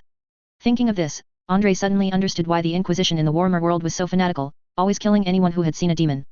Because they couldn't guarantee that these people wouldn't be corrupted by chaotic forces. After seeing demons, a connection was established between their hearts and the warp, making them more susceptible to demonic manipulation. Therefore, the probability of these people defecting to chaos in the future would become exceptionally high, and the Inquisition couldn't monitor them 24 hours a day. To be safe, killing them became the simplest and most brutal choice. After hearing Andrei's explanation, the bishop didn't hesitate. He immediately raised his staff and began to cast buffs on the surrounding soldiers. However, when Andrei saw the buffs appearing on the few players who remained there, his expression became a bit strained. He had originally thought the bishop's buff would be something like mental fortitude or machine mind, but he had to admit, the cold-blooded lady was ultimately too stubborn. So, from Andrei's perspective, he saw that the buff the bishop bestowed upon the soldiers was actually Battle Frenzy, allows soldiers to become more engrossed in combat, unable to extricate themselves. For every enemy killed, their strength and agility receive a slight increase. Alright, so this is how we're playing? Andrei stared dumbfounded at the bishop standing beside him. The bishop also noticed Andrei's gaze, seemingly understanding that Andrei had comprehended the blessing he had bestowed, and smiled, saying, "General Vorontsov, I know what you are worried about. Although this blessing is not a direct mental defense, it can indeed provide some mental protection. Typically, demons particularly like to corrupt people's hearts with various words and illusions. But if soldiers are engrossed in combat and unable to extricate themselves, they will naturally ignore these things. The more focused the soldiers' minds are, the less likely they are to be influenced by demons." "Alright." Andrei nodded, silently praying in his heart that his soldiers wouldn't all turn into berserkers at once. Damn it, he didn't have any orthodox living saints here, no one like the Emperor who could bestow a blessing that both resisted chaos and ensured the loyalty of soldiers. But without the Emperor, making do with Kern's blessing for now wasn't impossible. After all, Kern was quite similar to the Emperor in many aspects. A fierce burst of gunfire erupted. Around the factory where the prisoners of war were held, machine guns, pre-positioned at the street corners, had already begun sweeping the streets. Large numbers of Ostrania soldiers, whose bodies had undergone severe mutations, many parts of which were difficult to describe as human, suddenly rushed out of the factory like zombies. Seeing these guys, not a single Cambrian soldier hesitated. Already hot-blooded, they mercilessly operated the machine guns, unleashing a fierce barrage of fire on the charging crowd. The Ostrania people, who had originally intended to launch a surprise attack, seemed not to have anticipated the presence of machine guns here, so when the machine gun fire swept over, these guys immediately fell in droves. But then, the machine gunner hiding at the street corner was inexplicably killed by the enemy in front of him. "Watch out, they have spellcasters who can cast curses." An old soldier, who had previously seen Black Eagle Empire battle mages on the battlefield, sharply warned the surrounding soldiers. The machine gunner's head had inexplicably exploded, accompanied by flashes of fire, which was definitely some kind of spell. A marksman, hiding in the shadows, carefully surveyed the entire battlefield with his rifle, trying to locate the enemy's spellcaster. But before he could find where the enemy's mage was hiding, he was locked onto by the opponent. With a bang, as if flames had exploded in his skull, the marksman's head also exploded. Under the suppression of the enemy mage, a guard squad Andrei had dispatched here couldn't stop the charging crowd at all. Without machine gun blockade, they couldn't hold back such a dense crowd. In just a blink of an eye, a large number of mutated Ostrania soldiers rushed out and began running in various directions across the city. Whoosh! An officer blew the whistle hanging from his chest, calling the soldiers to quickly assemble. The entire city suddenly descended into chaos. They had never imagined that the enemy's prisoners would launch a night attack, nor had they expected these prisoners to possess such abilities. If they had known this would happen, they should have tied all these guys up from the beginning, instead of just disarming them. When Andrei realized something was wrong, he immediately issued a task to the players, and now players were already rushing over from the other side. Besides these players, many more players who had died on the previous battlefield simply chose the respawn point on the other side of the river, spawning directly near Andrei. Soldiers, I have unfortunate news for you, we are under attack by demon worshippers. At the entrance of the headquarters, Andrei looked at the players who had just gathered and quickly said to them. Immediately proceed to the factory district. Block it off at all costs. You must not let these guys break through. At necessary moments, I allow you to use any means necessary, as long as you can eliminate them. As soon as Andrei finished speaking, these players rushed towards the factory district in unison, moving quite swiftly. Some players even bought a warhorse and transformed into cavalry, charging with their lances. Just as these players ran off, Andrei suddenly noticed on the other side a small team of regular soldiers escorting a group of Ostrania officers towards him.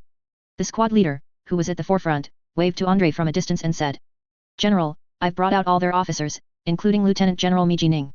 There was a riot at the factory. Some soldiers seemed to have been corrupted by demons. They said they had been hiding in the warehouse behind the factory all along and only snuck out from the back after things quieted down. Hearing this voice, Andrei quickly looked at his mini-map, and his eyes instantly narrowed. Without any hesitation, he suddenly raised his gun and fired at the other end, hitting Lieutenant General Mi Jining squarely in the head, who was in the middle of the group. "Damn it! Stay away from them, they are demons in disguise." Seeing his soldiers, Andrei roared at them while continuously firing, rapidly shooting and killing these officers. On his mini-map, all these guys were red-dotted units, undoubtedly, they were all hostiles. So Andrei didn't care about anything else, he just shot first. Although capturing an enemy lieutenant general alive would be a great merit, who knew if these guys had any special abilities? What if he cast a spell from a distance and killed himself first? Andrei would then have to lose a large amount of influence points to reload, which would be very bad. Sure enough, Andrei knew these guys were trouble. Logically, after being headshot by his warhorse rifle, these guys should have been deader than dead. But as they were headshot, their bodies suddenly split open and transformed into Tsianch blue horrors. Lieutenant General Mi Jining, who was at the forefront, directly transformed into a pink horror. While the surrounding soldiers were still in a daze, these demons attacked first, spewing a series of psychic flames at them. Amidst screams, these unprepared soldiers suffered over half casualties on the spot, and the remaining soldiers, even if they resisted with guns, seemed too late. Their bullets hit the demons and were instantly blocked by a psychic barrier, and just as they wanted to engage in close combat, the sharp blades in the demons' hands pierced their bodies first. Although Tsianch demons are not very good at close quarters combat, it depends on who they are compared to. If compared to other types of demons, especially those of Kern and Slaanesh, then they are indeed not very skilled in close quarters combat. But if only compared to the surrounding ordinary mortal soldiers, these demons have a huge advantage. The remaining soldiers retreated in panic while continuously firing, but they were helpless against these demons. However, fortunately, these demons did not focus their attention on the surrounding soldiers, which allowed the soldiers to save their lives. What made Andrei quite uncomfortable was that these demons on the opposite street were clearly coming for him. He had already seen pairs of malicious little eyes fixed on him, with blue horrors waving their limbs and throwing blue psychic flames towards him. Andrei quickly dodged to the side, avoiding several small blue fireballs. It was also thanks to the fact that these psychic flames do not have the same spreading nature as ordinary flames. Before these demons injected more psychic energy, this thing would not burn down his headquarters. Therefore, Andrei was not worried that his headquarters would be destroyed by this thing, but he was more concerned about the attack effect of this thing. Psychic flames have a penetrating effect on physical objects, so the sturdy walls around his headquarters could not stop them at all. A guard soldier leaned against the wall, intending to use it as cover, but before he could even poke out to shoot, he was hit by a sudden psychic flame and then burned into a torch. Andrei looked at the bishop behind him and quickly urged him, saying, "Your Grace, please bestow divine power to help me eradicate these demons. I urgently need the power of the cold-blooded lady." However, upon hearing this, the bishop said with a slight embarrassment, "I'm sorry, General Vorontsov, I'm afraid I cannot do that. My blessings are different from those of other living saints, all my blessings are used to provide buffs to soldiers, they can only be applied to others and cannot directly attack. So, in a sense, other than empowering the surrounding soldiers or escaping quickly, I have no direct offensive capabilities." What the hell? Andrei stared at the bishop in front of him, feeling that the situation with this guy was truly absurd. He strongly suspected that this one was not a living saint of the cold-blooded lady at all, at least not a living saint of Kern. He had never known Kern to disregard attack and only focus on support.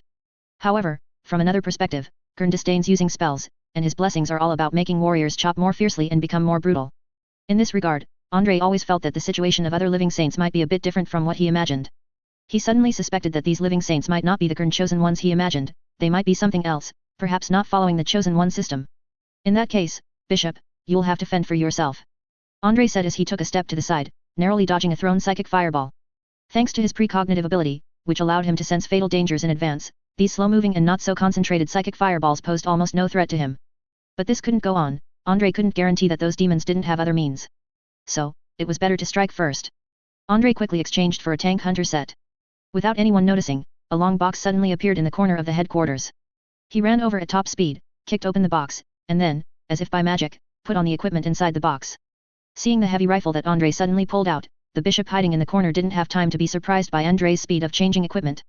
He pointed at the gun and asked, "General Vorontsov, what is this thing?" "An anti-armor rifle, 13.2 mm caliber. Normally, this thing is enough to penetrate 25 mm thick enemy armor, and it should work just as well against demons," Andrei said as he quickly flashed out from the headquarters entrance, hitting a blue horror in the team with one shot. The magic barrier in front of this demon was instantly shattered by the armor-piercing bullet, which then directly shot into the demon's abdomen. With a scream, the demon was shot through from front to back, and even half of its tongue protruded.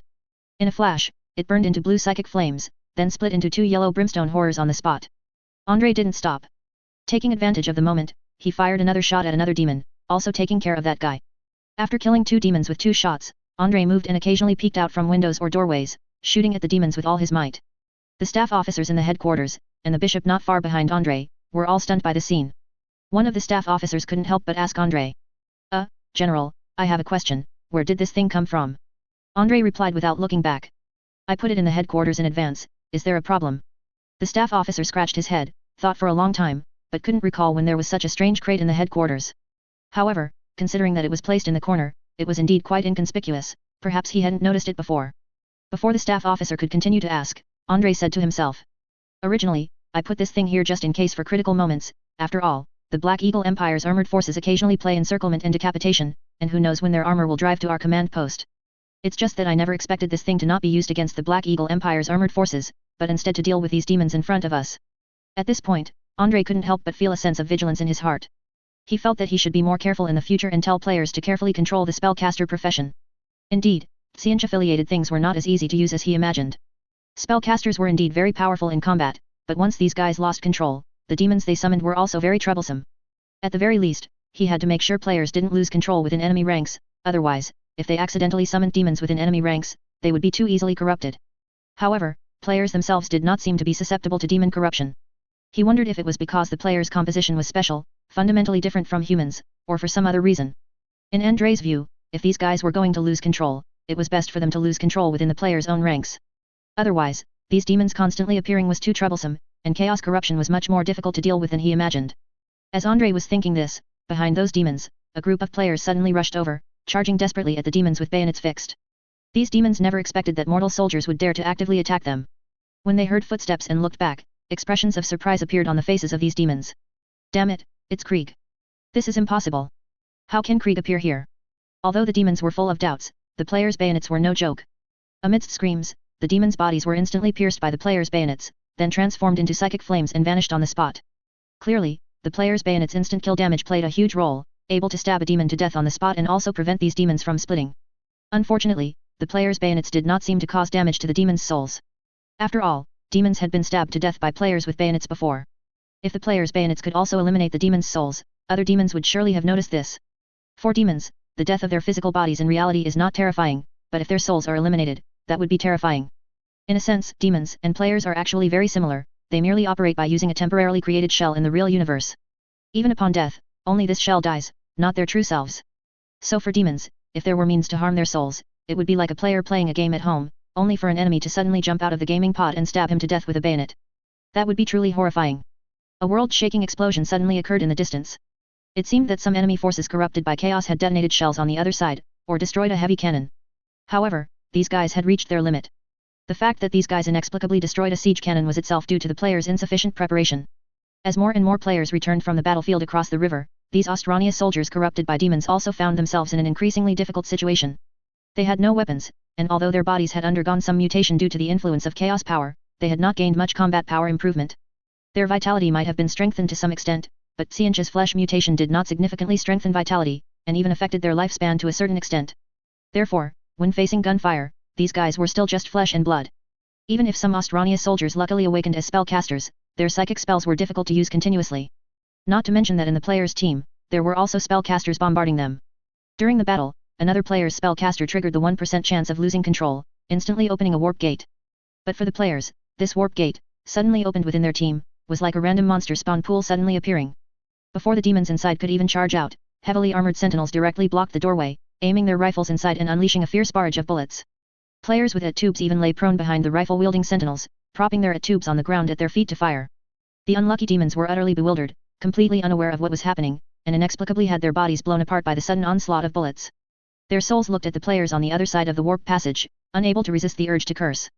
They had been peacefully wandering in Xianzhe's chaos realm, living their own lives, bothering no one, so why were they suddenly dragged over and beaten by a group of humans? Damn it, where did these humans come from? They were supposed to be invading the human empire, so how had the human empire pushed all the way into the warp? As more and more players continuously poured in, the space available to these Ostrania soldiers was rapidly shrinking. Some Ostrania soldiers with normal appearances ran towards the Cambrian soldiers ahead, raising their hands and calling for help. They screamed in terror, seemingly frightened by the demons. Sir, should we take them in? A Cambrian soldier looked at the terrified and fleeing figures opposite, feeling a momentary pang of reluctance, and asked the player serving as his squad leader. To his surprise, the squad leader mercilessly raised his submachine gun and fired a burst into the soldier's chest, riddling him with holes. Kill. Take out everyone, leave no one alive.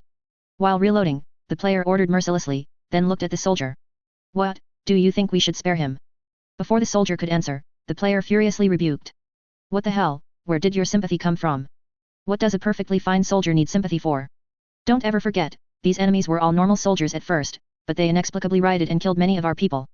Can you guarantee that the seemingly unharmed fellow running over won't suddenly turn into a demon and kill us? Being idle with an overflowing Holy Mother complex, isn't that just a sign of a problematic mind? After being lectured like that, the Cambrian soldier dared not speak. However, he scratched his head, unsure what overflowing Holy Mother complex meant. He had never heard of any Holy Mothers. Among the 4 goddesses worshipped by the Cambrian Empire, he hadn't heard of any being called a Holy Mother. But he understood now, since these enemies couldn't be guaranteed not to turn into demons, and couldn't be guaranteed not to continue attacking people, then they should all be eliminated. Since these soldiers had already rioted using demonic power, killing them all could be justified. After all, on the battlefield, who could afford to worry about who had or hadn't been corrupted by demons? If any special forces tried to make an issue of this, he would just drag them over and tell them to identify who was tainted by demons. The player snorted, unable to resist giving a mental thumbs up. What he liked most was the responsiveness of the NPCs in this game. Every NPC was particularly lifelike and interacting with them never felt clunky. Although sometimes the language AI recognition of these NPCs wasn't strong, and they often couldn't understand their internet slang. But it had to be said, the daily performance of these NPCs was already quite good, and they could even chat with them. And when he ranted at people here, the NPCs would find it difficult to refute due to his status as their superior, and he would just keep ranting until he felt satisfied. After some effort, the riot by these Ostrania soldiers was finally completely quelled. Andre frowned slightly, looking at the strange corpses scattered everywhere, and couldn't help but feel a little worried deep down. He suddenly began to wonder, had this world not been invaded by chaos forces? If this world had never been invaded by chaos forces, then these strange beliefs and the peculiar manifestations in many places would be difficult to explain. For example, the 4 goddesses of the Cambrian Empire. Andre didn't believe that coincidences could be this precise. These 4 goddesses corresponded too perfectly with the 4 chaos gods. They were practically the chaos gods with a different facade. But apart from that, he hadn't really felt much chaos corruption in this world. He hadn't seen fanatical cultists, nor had he seen mutated flesh creatures. Compared to the planets in the warmer world that had been corrupted to a certain extent by chaos, this world was unbelievably peaceful. After some thought, Andre decided to temporarily set this question aside. Later, he would ask Yelena for more information about the goddess of spring, to see if he could find any clues. He was currently very worried about Yelena, mainly because the goddess of spring was suspected to correspond to Nurgle, which was quite terrifying. He certainly didn't want his childhood friend to one day inexplicably turn into a sister of the festering ocean like the Death Guard. Just thinking about such a sight made him prone to nightmares. Oh, by the way, is there anything that can suppress chaos effects? Just then, Andre suddenly thought of something and quickly rummaged through the various miscellaneous items in his system. He suddenly realized that he had better find some things that could suppress chaos power, whether they were untouchables or something else. In any case, these things were essential. Otherwise, the use of Psyker by his side would truly be as dangerous as a bomb. He now somewhat understood why the human empire discriminated against Psykers so much. After all, no one wanted to live with a bunch of bombs. Who knew if these guys, while using psychic spells, would suddenly explode and tear open a warp gate? If things went wrong, these psyker could potentially summon demons on the spot, leading to widespread disaster. Considering it from another perspective, if he were an ordinary imperial citizen, he would truly wish to quickly kill the psyker.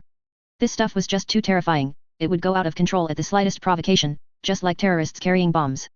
After searching for a long time, Andre actually found an interesting item and couldn't help but smile. Skull Badge, a silver skull badge, produced by the Inquisition, containing a small amount of specially treated untouchable ashes, which can effectively suppress psyker.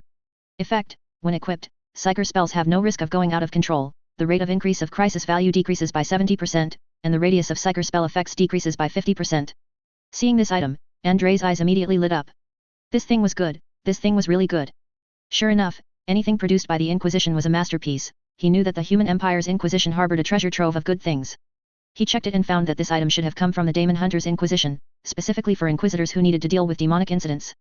Each badge cost 50 influence points. This price was not expensive at all. Converted, a player could get such a badge by simply eliminating an enemy infantry. With this item, although psyker players' combat power would decrease significantly, becoming even more focused on close-range combat than before, the risk associated with psyker also decreased. As long as psyker didn't experience spells inexplicably going out of control, then unless they deliberately overloaded their crisis value, these psyker would definitely not have problems. As for them deliberately overloading their crisis value, then Andre had no choice. Players were eager to cause chaos, and they would certainly enjoy doing such things. If worst came to worst, he would secretly use his authority to restrict players, at least preventing these guys from actively overloading when there were many ordinary people nearby. Andre immediately added this item to the player's redeemable equipment, and it was a free choice, just like other regular equipment. He couldn't help it, this item was too important for psyker, and Andre didn't want to charge extra for it. Of course, the main reason was also that this item was essentially a one-time redemption. One player redeeming one such badge was enough, there was no need to redeem multiple, and his current influence points were sufficient to redeem one for all players. To prevent widespread psyker going out of control, Andre decided to make concessions in this regard, lest players choose not to use this item. After eliminating the enemies here, the players ran to the other side again to exterminate demons and other mortals controlled by demons. Under the fierce charge of the infantry and the suppression of heavy artillery, the guys on the other side of the river couldn't stir up any trouble at all. Once demons tried to gather, they would soon be hit by heavy artillery, and in a dispersed state, demons were truly no match for players. Players were neither afraid of demonic corruption nor could they instantly kill demons with melee attacks, and they could also carry various powerful equipment. Ordinary rifles might not damage demons, but that didn't mean players at tubes couldn't, nor did it mean players couldn't kill demons with cluster grenades. The fierce fighting largely stopped in the first half of the night, but sporadic fighting continued until the next morning. And on the second day, early in the morning, Andre suddenly received an urgent transfer order from the rear. No way, I've only been here for less than a month, why am I being transferred back already? Andre saw the transfer order and frowned slightly, he still wanted to farm more influence points and good equipment here in Austrania. Compared to the Black Eagle Empire, these guys' army was much easier to deal with, their lack of heavy equipment was their biggest weakness, and their individual soldier advantages were difficult to manifest in front of players. As a result, for Andre, fighting these guys was really easy, like suddenly dropping from nightmare difficulty to easy difficulty. However, when he saw the detailed explanation behind the transfer order, Andre knew why he was being transferred back. Located southeast of Petrograd, the strategically important town of Chudavo had fallen to the fierce offensive of the Black Eagle Empire in previous battles.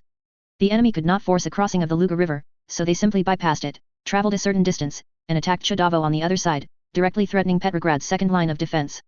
Now, the Black Eagle Empire's Northern Army Group not only had two armored corps launching a fierce offensive along this direction. Even the Central Army Group had also mobilized an armored army group, moving north to launch a fierce offensive in this direction.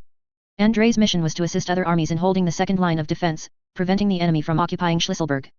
Once this place was captured by the enemy, Petrograd would only have the Murmansk Railway to transport supplies. Chapter 232, with a Tsar like that, it would be a miracle to win. Katyusha stood on the steep bank, her song drifting towards the bright spring light. Accompanied by the incredibly familiar Katyusha chorus, Andre's army, traveling by military train, returned to Petrograd once again. As soon as he returned to Petrograd and jumped off the train, Andre saw a large group of officers who had come to personally greet him, and he was met with enthusiastic applause. Well fought, General Vorontsov. Beat those Ostrania idiots back again. What a splendid victory. General Vorontsov, you've once again created an unimaginable miracle for us. General Vorontsov, my daughter just turned 16 this year and is ready for marriage. What do you think? Andre felt his scalp tingle a bit from the officers' enthusiasm. While their attitude towards him was indeed friendly, and the cheers and praise were nice, they were perhaps a little too enthusiastic. Seeing dozens of middle-aged men, whose average age was at least double his own, surround him like that, with many even taking advantage of the chaos to touch him, Andre felt his scalp tingle. Damn it. He finally understood what wandering hands meant. Especially the guy who patted his butt in the crowd, he hoped he wouldn't catch him. Otherwise, he'd go complain to General Konstantin, and have his old man give him a hard time. Yelena, who had originally planned to jump off the train with Andrei, was so startled by the scene that she quickly retreated. Although she did have the urge to rescue Andrei from the crowd, Yelena measured her own small arms and legs against the muscular Russian strongmen, and she couldn't help but feel her scalp tingle. Sorry, Andryusha, you'll have to fend for yourself. When I get back, I'll definitely go find Uncle Konstantin to save you. After much effort, Andrei finally broke free from the officers and led his army back to their temporary station in the city, which was his family's large fiefdom on the outskirts. Along the way, Andrei looked at Yelena behind him with a mournful expression, clearly having strong opinions about the little nun who had quietly slipped away right after getting off the train. Andryusha, don't be like that, I couldn't help it. Yelena stuck out her tongue, then smoothed away the mournful look on Andrei's face, smiling a little awkwardly. He, I also didn't expect those officers to be so enthusiastic. There was really no way for me to pull you out of there. Andrei shook his head, staring directly at Yelena and saying. I'm not talking about that. It's that whole bunch of nobles trying to marry off their daughters to me. Couldn't you have acted as a shield for me? I guarantee, if you stood by my side, at least half of them would rein it in. Hearing Andrei say that, Yelena inexplicably blushed and fell into a strange, silly grin. Andrei didn't quite understand Yelena's ever-changing mood at the moment, so he shook his head, then spread out the military map and continued to look at the current battlefield situation. He had only said it casually and wasn't really complaining about Yelena. He was all too familiar with the behavior of those noble lords. Although his past memories still hadn't fully returned, at most, when he dreamed, he could vaguely recall some fragmented, half-true snippets. But in these past days, Andrei had dealt with plenty of nobles and other officers. The two biggest impressions these guys left on him were parties and marrying off daughters. Basically, whenever Andrei interacted with nobles, especially noble officers, they would always end up talking about two things. The first was inviting Andrei to parties hosted at their homes, or perhaps inviting Andrei to a salon. He wondered how there could be so many nobles in Petrozavodsk holding parties and salons all the time. Outside, a war was raging, and the enemy was almost at the city gates, yet these guys' parties seemed to never stop. Although Andrei had never attended any of the parties these people hosted, he constantly received invitations to various parties and salons. As for marrying off daughters, it was the same. Andrei had met countless nobles who would grab him and ask about his marital status, or immediately try to promote their daughters and sisters. This guy, he finally figured out that he was making a big impact fighting on the front lines. Somehow, Andrei quickly transformed from a former dandy into a hot young talent in everyone's eyes. Offers of marriage alliances, and even those willing to be mistresses, came in a continuous stream. Andrei didn't know what special status his young major general position held within the Cambrian Empire. Frankly speaking, he had now grown to become a banner of the Cambrian Empire. When everyone worried that the Black Eagle Empire was unstoppable and the Cambrian Empire was powerless, they would think of Andrei, this young general who was victorious in every battle. In many people's eyes, Andrei was like a chosen hero from an epic, saving the empire from peril. As long as Andrei led his troops, it meant victory was at hand. After all, as of now, Andrei was the only one capable of annihilating the Black Eagle Empire's army on a large scale, and a significant portion of the losses and setbacks suffered by the Black Eagle Empire were inflicted by Andrei's single army. Currently, the Cambrian Empire truly wasn't receiving many good tidings. The few good news reports mostly came from Andrei's victories. So, even though Andrei was currently only a major general and hadn't inherited his family's title, appearing not so outstanding. But those meticulous noble lords all knew that as long as Andrei didn't die prematurely on the battlefield, he would inevitably become a highly sought-after figure in the Cambrian Empire's military, even having the chance to become one of the top 2 leaders in the military. In addition, Andrei commanded a powerful army, which was another major plus. In such chaotic times, noble lords naturally preferred to wield significant military power. If they couldn't achieve this themselves, they would be more willing to align themselves with those who did. They were well aware that the war had escalated to such an extent that it could very well lead to a complete reshuffle. Past family glories, wealth, and the like might not be able to save them. But powerful guns and the surging steel torrent could bring them the most direct sense of security. It was precisely for this reason that they hoped to form a marriage alliance with Andrei, thereby ensuring the survival of their families in these turbulent times. After settling his soldiers, Andrei immediately returned to the family castle and found his father still busy cursing loudly next to the telephone. Useless, stupid pigs. I don't even want to mention the results you've achieved. Look at how you fought this battle. A perfectly good annihilation battle, yet you annihilated less than 1,000 Black Eagle Empire soldiers, while you yourselves lost over 8,000. What kind of annihilation battle is that? Then you were counter-encircled by the enemy and lost another 20,000 men. You were clearly ambushed while trying to reinforce a besieged point. At this point, General Konstantin suddenly paused, a proud expression on his face, and his voice rose as he roared into the phone. Don't give me excuses. Everyone says Black Eagle Empire soldiers are formidable, so why was it so easy for my brat to beat them? Back then, my brat, with a company of rooted soldiers and a newly formed supplementary regiment, managed to annihilate a Black Eagle Empire infantry regiment and an armored battalion. They achieved such results with so few men, yet you can't do it with an entire army, and you still have the nerve to talk about it. What a bunch of failures. And you still have the nerve to call yourselves strategists, you can't even compare to the repeat failures from the military academy. After a thorough rant, General Konstantin hung up the phone, then waved to Andrei outside and said, "Come in quickly, there's not much time. I'll give you a general overview of the situation, then you'll immediately take your army and go reinforce the front. Andrei stepped forward and glanced at the newly updated military map, his pupils involuntarily constricting. Compared to the comprehensive military map he had seen here last time, the black portion of this red and black military map had expanded considerably, almost covering more than half of the map in black. Correspondingly, the red portion had not only shrunk significantly but had also been fragmented. General Constantin didn't notice the surprise in Andrei's eyes. He just clapped Andrei's shoulder hard, put his arm around his neck, and laughed heartily, saying, "Ha ha ha, good boy, you fought that battle beautifully. Let those foolish Ostrania people come over and take advantage of us. Now look, they've not only suffered heavy losses among their domestic elites, but they've even lost their key transportation hub in the east. That's quite something. What started as an invasion war has been turned into a defensive war by them. At this rate, it won't be long before they might even be fighting a capital defense battle." Andrei broke free from General Constantin's bear-like embrace, shook his somewhat stiff neck, and frowned as he asked General Constantin. "So, father, is the front line really in such a critical state now? If you give me more time, I guarantee my army can reach the Ostrania capital.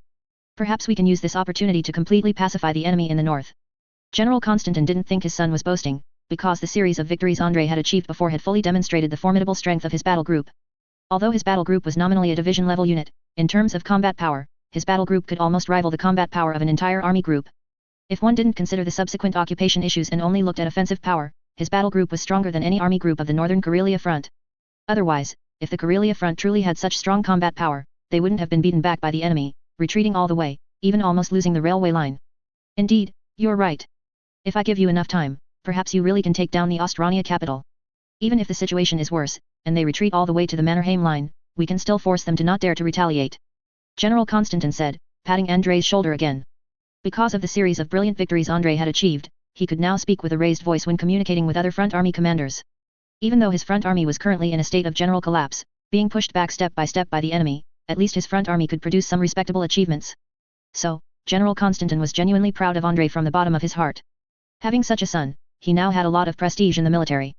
However, the current situation was too critical, so he could only reluctantly recall Andrei.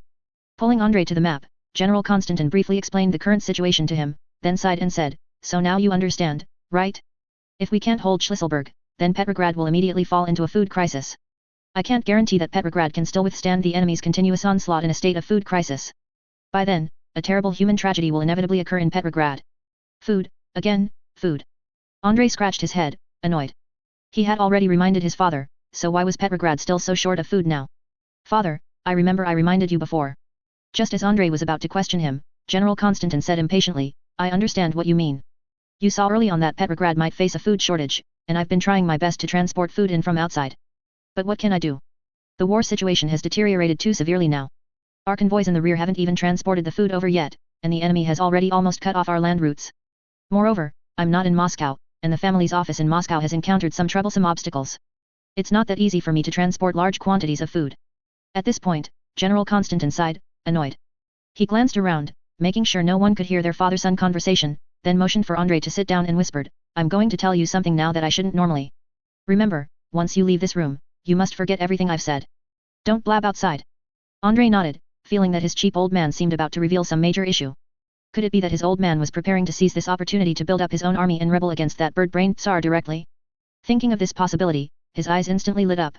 Anyway, he had no good feelings for that Tsar. Before, the special forces had even come to investigate him, which disgusted him greatly. Although he could understand that the military achievements he had made back then did seem somewhat unreliable, even a bit too exaggerated. But this kind of behavior, where subordinates achieve military merits and the first thought isn't to quickly bestow rewards, but to send out secret agents to investigate, truly made Andrei feel disheartened. Under Andrei's eager gaze, General Constantin shook his head and said, "Before, I originally planned to purchase enough food for all of Petrograd to eat for a month, and then find a way to transport all this food in via sea. But that old man Nicholas III had his subordinates stop me. That guy kept saying that Moscow also didn't have enough food, and that we needed to consider Moscow's difficulties and couldn't just look out for ourselves. But to put it harshly, isn't he just afraid that I'll take this opportunity to build up my own army and directly turn Petrograd into my independent kingdom?" General Constantin cursed fiercely, "It's all because of that old fool. More than half of the food I could have transported in was withheld, and it was even held up for 2 audits at the port. If it weren't for that reason, I wouldn't be in such a mess. Damn it. At a time like this, he's still worried about his subordinates building up their own armies?" Andrei's eyes widened. He now understood what feudal lord thinking was like. Doesn't the Tsar realize that the food supply lines to Petrograd could be cut off by the enemy at any time, and that such a large city with a population of over 5 million could very likely fall into a severe famine? The population of Petrograd in this world was even larger than that of Leningrad in the Soviet Union during World War II. At that time, Leningrad's population was only over 3 million. It's unclear if it's because the world's population itself is larger, or if people in this world are more inclined to live in big cities, but this Petrograd is now one of the most populous cities in the entire Cambrian Empire. I don't understand, isn't he afraid that this city will fall into famine and then into the hands of the Black Eagle Empire? Andrei asked angrily. That Tsar was clearly ruining the country. Hearing Andrei's words, General Konstantin snorted coldly and said, Afraid? What is he afraid of? That fool is surrounded by a bunch of sycophantic generals. In his eyes, the current situation of this war is only temporarily unfavorable. It won't be long before we launch a full counterattack and completely defeat the Black Eagle Empire. So he doesn't think Petrograd is in any danger at all. He believes that what I said was just alarmist talk. And besides, for Nicholas III, compared to letting Petrograd become independent, he would probably rather have all the people of Petrograd die in battle. Andrei felt a wave of nausea. He was truly disgusted by that Tsar. The Cambrian Empire in this world was truly not just a little bit different from the Soviet Union of yesteryear. It wasn't just a matter of industrial output, the most important thing was the people's hearts. The Soviet Union could unite against external threats and pour all its strength into the war, but the Cambrian Empire was still thinking about internal factionalism. It had come to this point, and the Tsar was still guarding against his own people. If this war could be won, that would be a miracle. Damn it, what kind of rubbish is this? Andrei couldn't help but curse, then looked up at General Konstantin, a fiery look in his eyes. Father, if you ask me, we should just take complete control of Petrograd and rebel against that bird-brained Tsar. Anyway, with the war going on now, the Tsar can't possibly send troops to suppress us. Even if we truly become independent in secret, as long as we don't openly shout slogans of secession, what can he do to us? Hearing Andrei's words, General Konstantin was startled. Good heavens, how did he not know his son was so radical? He had only cursed a few words casually, but he didn't expect his son to have already thought of raising the banner of rebellion. Shut up, don't say such nonsense. The Vorontsov family has always been loyal subjects of the empire. How can you say such treasonous things? Facing General Konstantin's reprimand, Andrei couldn't help but roll his eyes, then nodded, indicating that he was listening. Now there were only the two of them here, so what was with this act of loyalty? He didn't believe the Vorontsov family was some kind of brain-dead loyal subject. To put it harshly, if the Vorontsov family were truly foolishly loyal to that extent, they wouldn't have developed to their current scale. Not to mention that before, when Konstantin thought he was involved with the Heavenly Craft Party, he only reprimanded him on the surface, and secretly even somewhat supported him in continuing to contact the other party. Therefore, if his father, who held significant military power, was an absolute loyal subject, that would be too laughable. Seeing Andrei's expression, General Konstantin felt a bit deflated. Damn it, now that the child's wings were hard, he tried to scare him with his father's authority, but it had no effect. He sighed and waved his hand, saying, all right, since you're unwilling to talk about ideals now and have become so realistic, then I'll talk to you about realistic problems. 1. As he spoke, he pointed to the railway line leading to Petrograd and said, you need to know that Petrograd still needs to rely on Moscow and other cities for blood transfusions. Although Petrograd has a huge industry, there isn't much agriculture here, nor much mining. So, if there's no supply of food and raw materials from Moscow and the Kiev-Rus region, how long do you think we can sustain ourselves? Unless we turn all the people in the entire city into undead, it's simply impossible to be independent. Well, this problem was indeed realistic enough, he had been a bit hasty. Andrei nodded, feeling that this explanation was more acceptable. All right, if that's the case, then we'll just be loyal subjects of the Tsar. I just hope this Tsar doesn't constantly drag us down from behind. Andrei sighed, pouting awkwardly, and said, quickly contact the Tsar. If he's still unwilling to open up food supplies to us, then we can't be blamed if Petrograd falls. This guy, too, can't even find good excuses. Moscow is backed by the Ural Industrial Zone and large farms. What do they have to lack food for? General Konstantin nodded, then pointed to the map and said, next, I will do my best to raise food, but I need your help. No matter what, you must hold Schlüsselburg for me. As long as you can hold this place, then you will be the greatest hero of the Northern Front. If this place is lost, then we must recapture it, even if we have to fight to the death. Andrei nodded. He now understood the importance of this transportation hub. He had originally thought of directly transporting supplies from the Urals, then via the Arctic Ocean, through the port of Murmansk, and then delivering the supplies to Petrograd. Anyway, he had already beaten the Autranians in the north into a state of helplessness. As long as the Autranians couldn't make a comeback for a while, the north would be safe. But from the current perspective, he was still too naive after all. Facing a situation where someone was dragging him down, what could he do? Seeing Andrei merely nod but remain silent, General Konstantin thought Andrei was still brooding over the matter, so he ruffled his hair and said, all right, don't think so much. Just be your general and do your job. If you need anything, speak up quickly.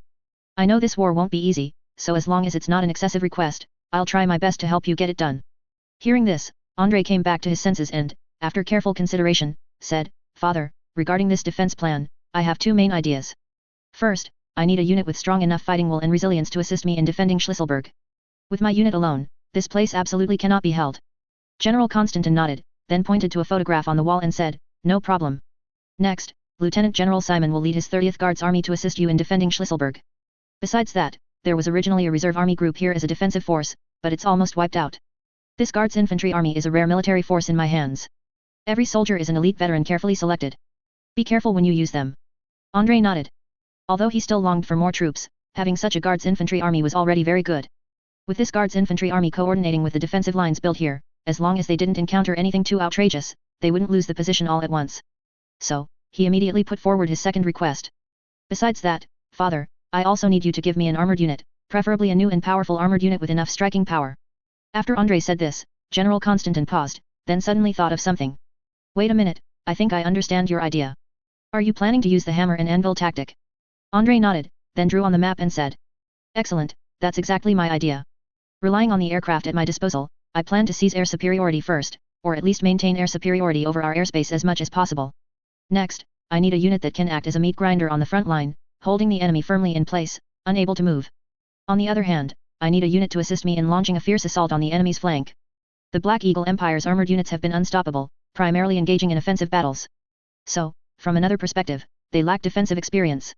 As long as we are sudden enough and deliver an unexpected, fatal blow, they will inevitably panic when attacked from the side. If we want to repel the enemy, we must severely cripple them. Offense is the best defense. General Konstantin blinked, only wanting to say that Andrei had a lot of nerve. Everyone knows that offense is the best defense, as long as you knock the enemy down first, they can't be knocked down again. But the problem is now, they are almost beaten to the point of being unable to take care of themselves. Where do they have the ability to spare for a counterattack? However, thinking of the series of brilliant victories Andrei had achieved previously, General Konstantin still believed that Andrei had the ability to accomplish this tactic. So he slapped the table, a smile appearing on his face as he said. Good, no problem. Since you say so, I will also send the 66th Guards Armored Brigade. This Armored Brigade, in addition to the commonly used Incinerator and Reindeer mech models, is also equipped with a brand new Moose mech. I guarantee that this Moose mech can definitely go head-to-head with the Black Eagle Empire's armor. Its defense and attack power are extremely strong, especially its firepower, which is simply outrageous. In my opinion, this thing has no drawbacks except for being slow and difficult to produce. Moose mech, what is that? Although he had doubts, Andrei couldn't worry about so many things now. As long as he could be allocated some more effective heavy mechs, that would be enough. He didn't want his army to still be using the previous reindeer mechs and incinerators. The reindeer mech could only be described as mediocre, barely equivalent to a light tank standard, and had no outstanding performance. Using this thing to go head-to-head with the Black Eagle Empire's dreadnought mechs, there was no doubt that the dreadnought's long-barreled 75mm cannon could take them out one by one from a distance. As for the other incinerator mech, the guy who designed this thing was definitely an idiot.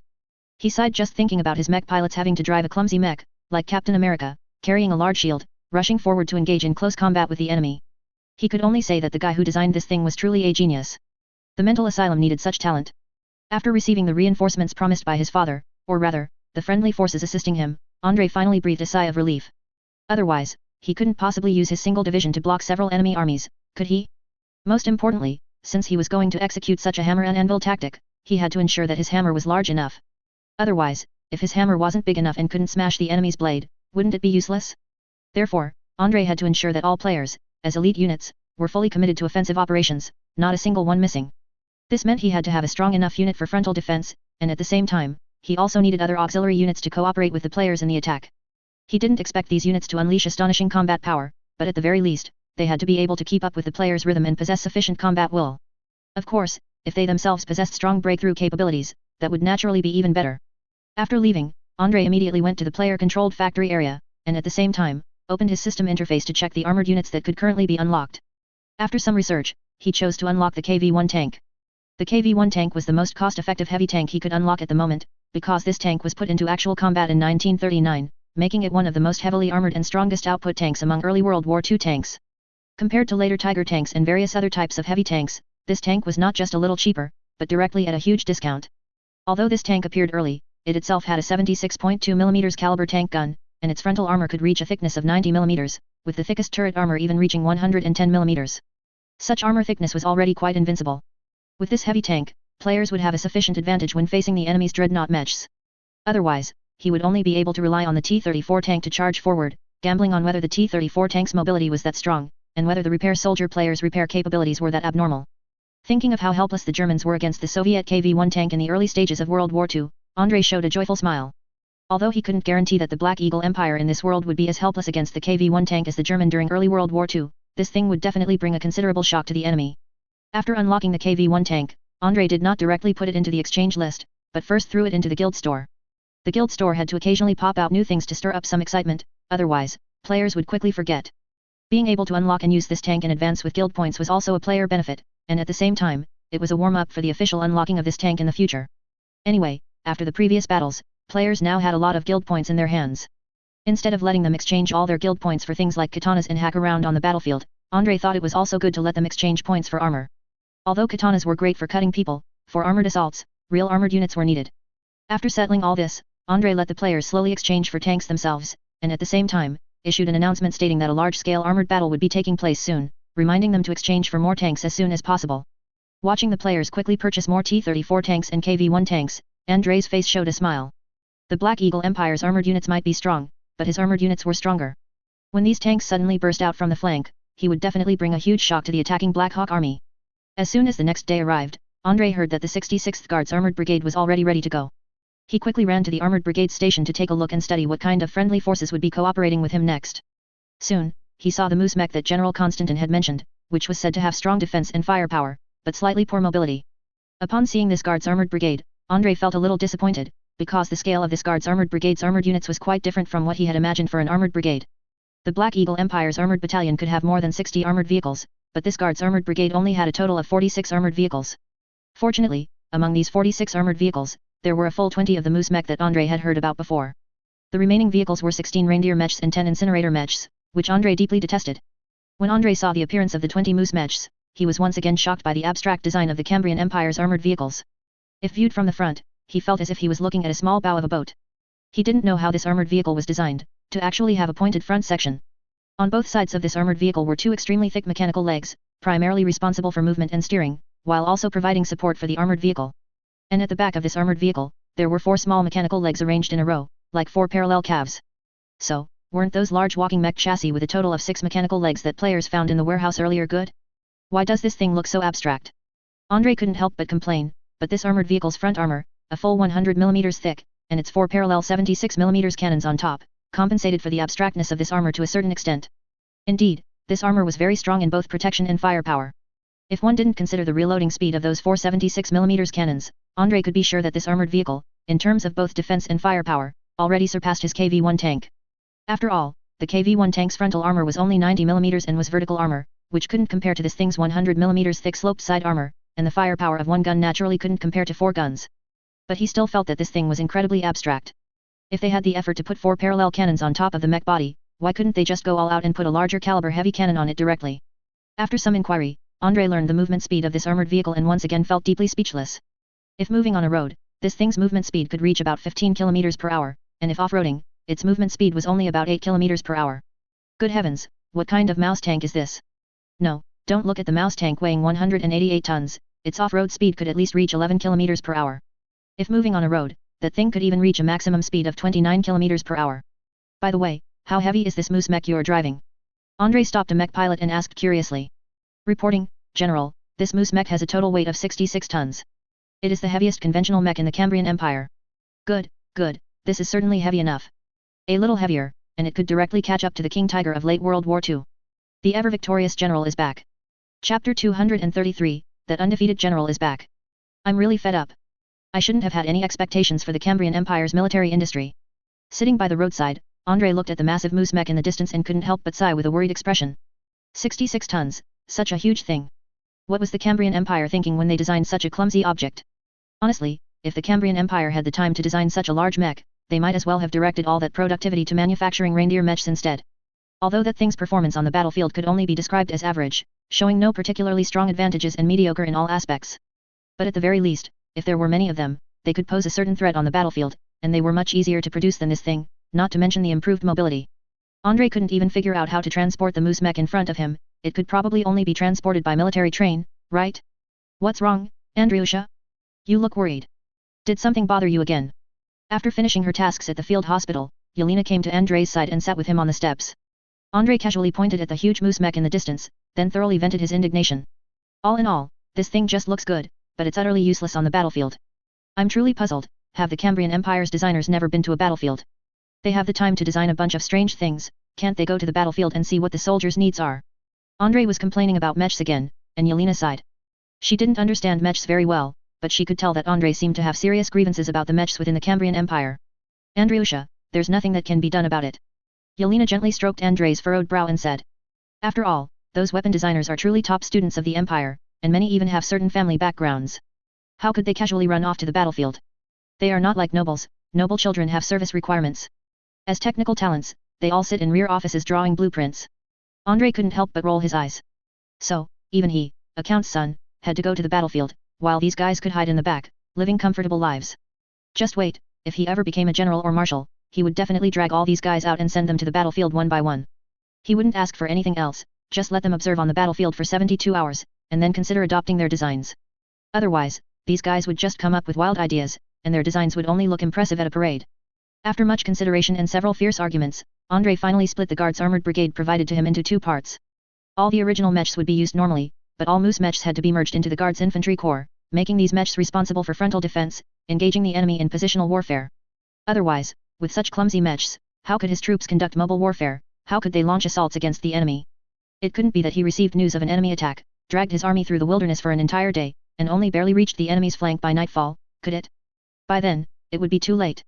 Andre planned to dig some tank bunkers, or similar mech bunkers, on the position in advance, driving all the moose mechs into them to specifically engage the enemy in positional warfare. Anyway, the frontal armor of this thing was so thick, and it had 4 cannons, so its firepower output was also very strong. Relying on this thing, as long as it held firm on the position, the enemy's armored forces would find it very difficult to charge up, and they would also have great difficulty destroying this mech. Andrei's idea came from the Soviet Union's KV-2 tank during World War II. At that time, that tank was a prime example of something with very obvious advantages and disadvantages. The advantage was its thick frontal armor and exceptionally strong firepower. German tanks simply couldn't penetrate this thing, and its 152mm howitzer could flip an enemy tank with one shot. However, this tank, nicknamed the Toilet Head, had very poor mobility, terrible off-road capability, and was especially prone to tipping over during fast turns. This led to this type of tank often being used for fixed positional warfare, blocking a certain intersection or bridgehead in advance, hiding behind cover, and just firing fiercely at the enemy.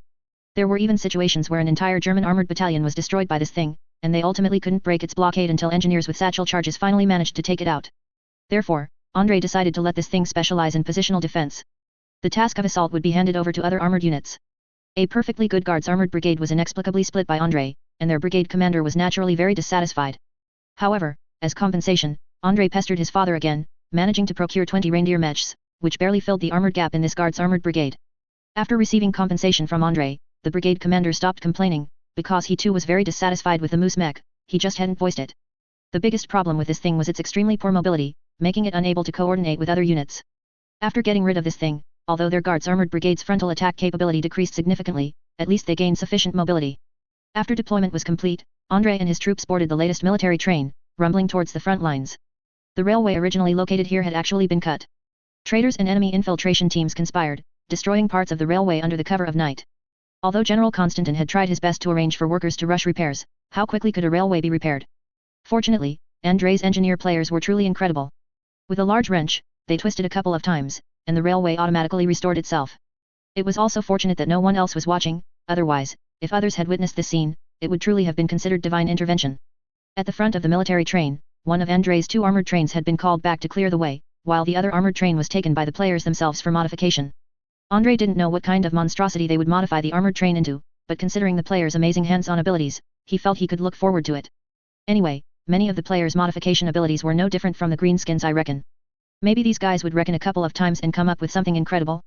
In addition to the military trains transporting troops, other transport vehicles carried a large number of laborers, who also accompanied Andre and his men to the battlefield. There was no other way, building defensive positions couldn't possibly rely solely on Andrei's soldiers. Laborers were definitely needed for construction.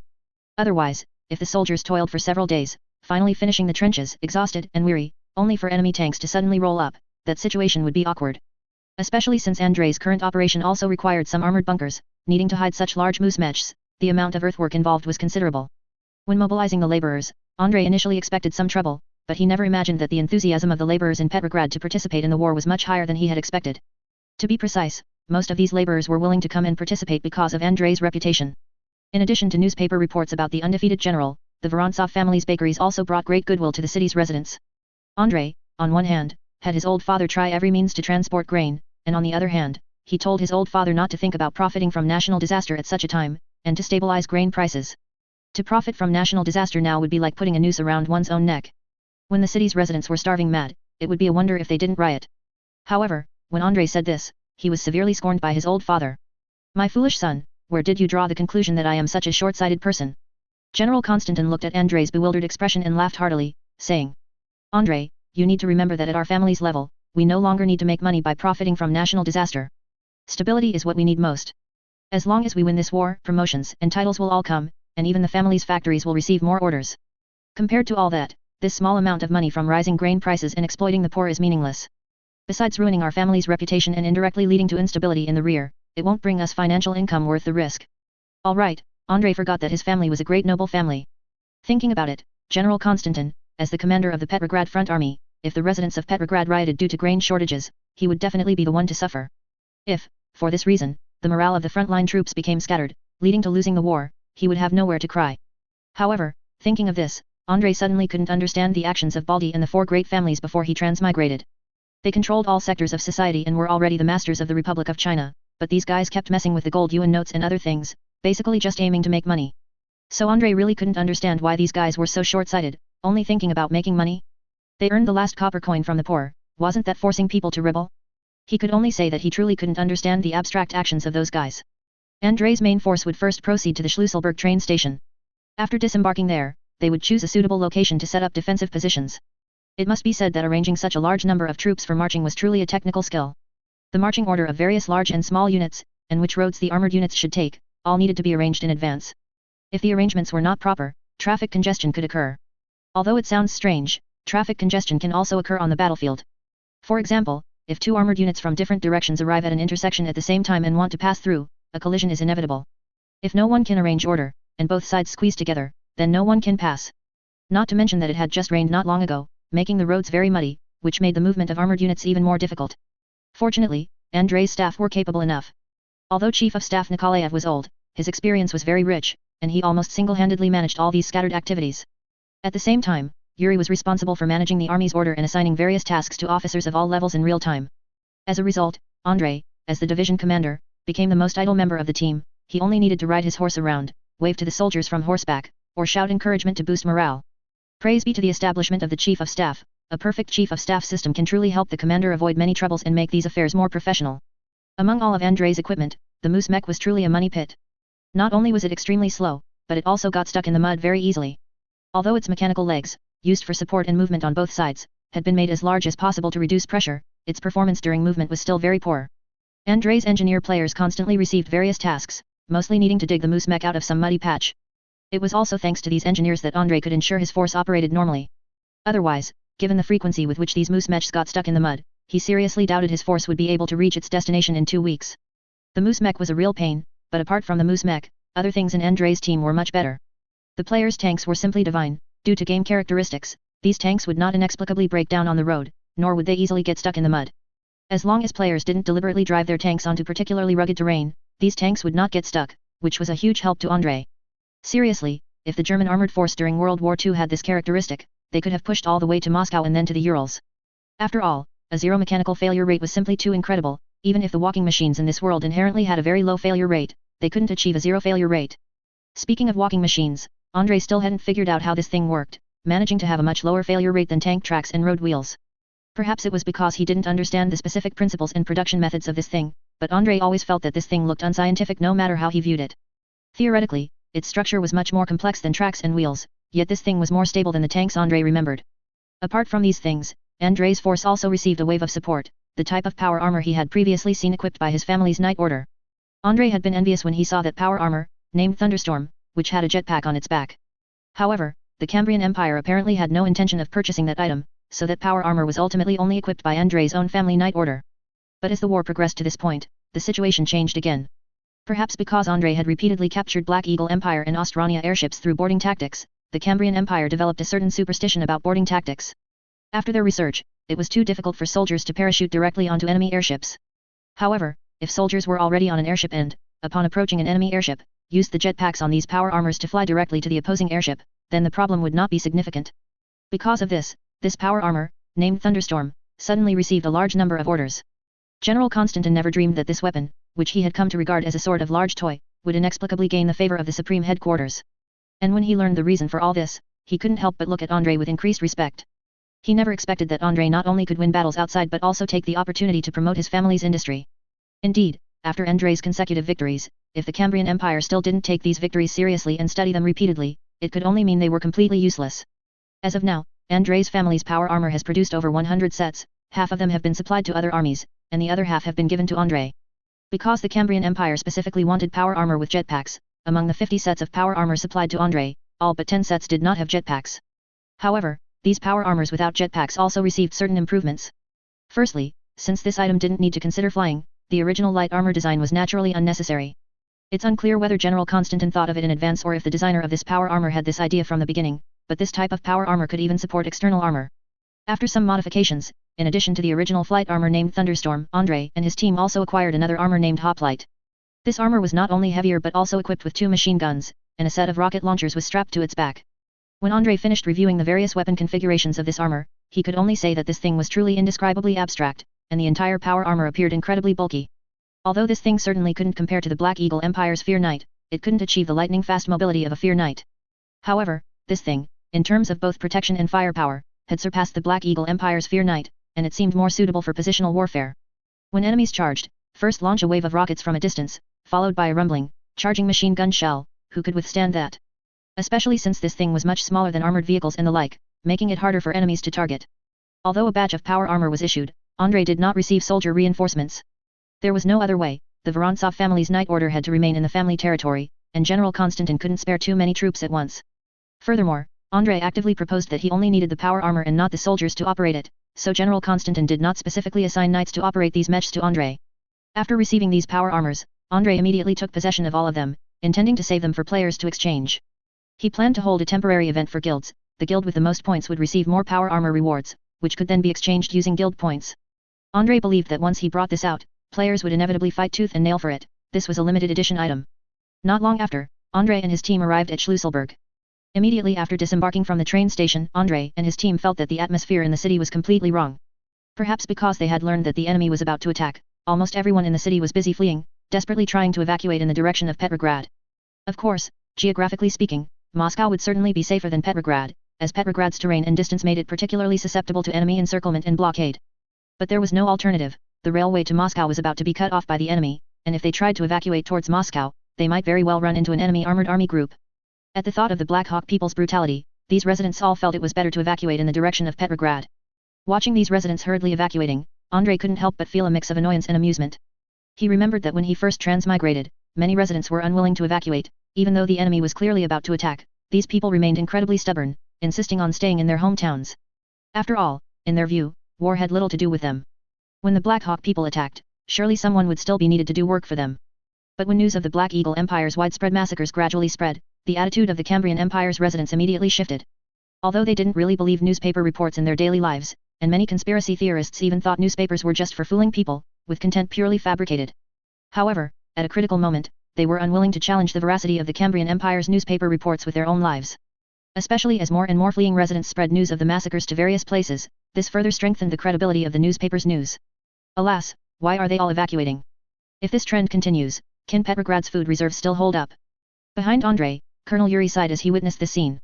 Andrei nodded and said, "No need to think, if more and more people gather in Petrograd, there will likely be a severe food shortage. If we don't want the people in the city to starve to death in the end, then we must hold this place, at least until a new batch of food arrives. We cannot under any circumstances hand over the railway here." After observing the terrain, Andrei decided to deploy an artillery position on a high ground near Schlüsselburg. This high ground was not very high, only about 100 meters, but at least it provided a reverse slope where an artillery position could be deployed. And most importantly, the surrounding terrain in this area was relatively flat. If the enemy occupied this high ground and deployed their artillery there, they would turn a large area into an artillery coverage zone. Andrei did not want to challenge the enemy's artillery intensity at such a time, even if players' vitality was as tenacious as a cockroach. Being covered by the Black Eagle Empire's artillery fire would still result in heavy casualties, not to mention the heavy equipment. What? General, are you planning to set up a defensive position here? Seeing Andrei's gaze constantly scanning the map, Colonel Yuri reminded him. This place is not suitable for deploying heavy troops. If we concentrate all our forces here, the water source on this high ground will not be enough, and we will be too easily besieged and starved by the enemy. Andrei nodded and said, Don't worry, I only plan to deploy the headquarters and artillery position here, I won't make such a basic mistake. Andre clearly remembered how Ma had lost battles. This was a notorious traditional negative example, and Andre would not make the same basic mistakes as Ma. After gesturing on the map, Andre explained to Colonel Yuri. If all goes as expected, this will be our last line of defense, our artillery here will have a good line of sight to fire upon the enemy, while also largely avoiding enemy shelling. And next, our infantry force needs to deploy defensive positions at the foot of the mountain, digging anti-armor trenches as much as possible to hinder the advance of their armored force. At the same time, passively defending is not advisable. We need to set up some ambush positions here in advance, so our troops can ambush the enemy first. We can dig more mech-specific bunkers. As long as the location is chosen well, moose mechs can inflict terrible damage on the enemy, and choosing more ambush positions means we can launch more rounds. The longer Andre spent on the battlefield, the more he realized the importance of firing a shot and then changing positions. This was true for soldiers firing guns, and equally true for armored forces setting ambushes. If they stayed in one place, the enemy wasn't stupid, they would just send engineer units to plant explosives, or simply have artillery bombard them from a distance. While howitzers weren't that precise and couldn't easily hit fast-moving armored units, they were incredibly accurate when attacking stationary targets. Colonel Yuri nodded, highly agreeing with Andrei's arrangements. Andre had always liked to set up various ambush positions in advance when fighting defensive battles in that small town, positions for snipers to hide, positions for mortars to hide, and positions for anti-tank guns to hide.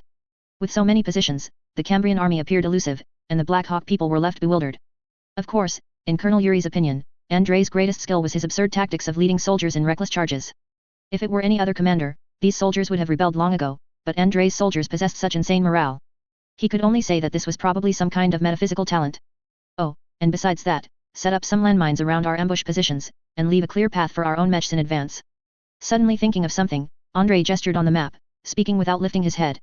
After fighting the Black Hawk Devils for so long, we've seen quite a few of their tactics. Generally speaking, if they encounter such an ambush, they will likely throw smoke grenades, followed by heavy artillery bombardment. Amidst the chaos, they'll send armored units and anti-tank infantry to charge in and engage us in close combat. Then, when they turn back, we'll lay some more landmines, taking the opportunity to blow them up again. Colonel Yuri nodded. They had brought a lot of landmines this time, perfect for laying a batch. Next, Andre marked several spots in the forest on the other side of the high ground, planning to deploy some ambushes there. He would leave some sufficiently elite guards infantry in the forest, equipping them with anti-tank rifles. As long as they remained in these forests, the enemy would not dare to bypass them from the other side. Unless the enemy could root out all the ambushing soldiers hiding in the forest, they would encounter an ambush in the dense forest if they tried to bypass them from the other side. Most importantly, these soldiers left in the forest could also provide observation points for the artillery in the rear, allowing the artillery positions to bombard the enemy through the forest. After all these plans were made, Andrei's soldiers quickly got busy. He deployed his armored units in another area behind the forest, planning to use this group of players as an ambush force to deliver a fatal blow to the enemy at a critical moment. However, considering that players were not the type to sit still, Andre made some adjustments. In the ambush area, he had players park a batch of armored units there in advance, with a large number of tanks hidden and covered by camouflage nets. At the same time, there was a small village nearby with several empty barns, which Andre set up as player spawn points. Then, with just one command, a large number of players could instantly respawn, then drive tanks and charge over. Before that, these players could act as infantry to block the enemy on the front lines, which also kept them from being idle. As long as the spawn points were set up in advance, Andrei's 3,000 players could effectively be used as 6,000 soldiers, as these players only needed a respawn to redeploy. If ordinary soldiers wanted to redeploy, they would have to run more than 10 kilometers to reach the other side. While setting up defensive positions, a large number of players also assisted laborers in digging trenches and laying anti-tank mines according to instructions.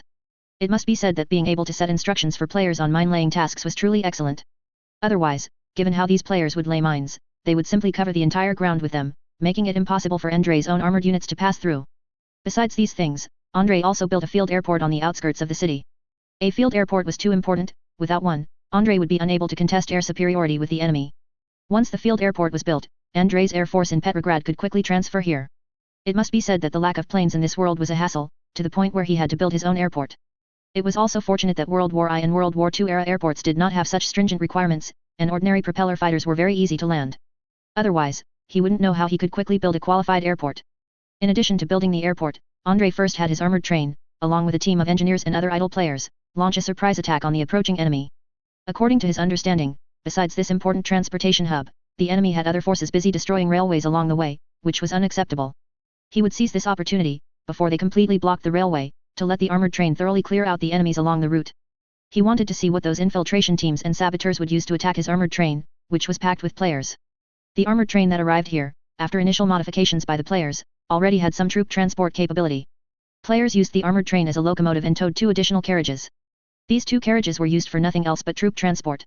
With these 2 carriages, plus the space on top of the carriages, this armored train could transport at least 300 players at a time. Of course, in most cases, this armored train would not be fully loaded with so many people.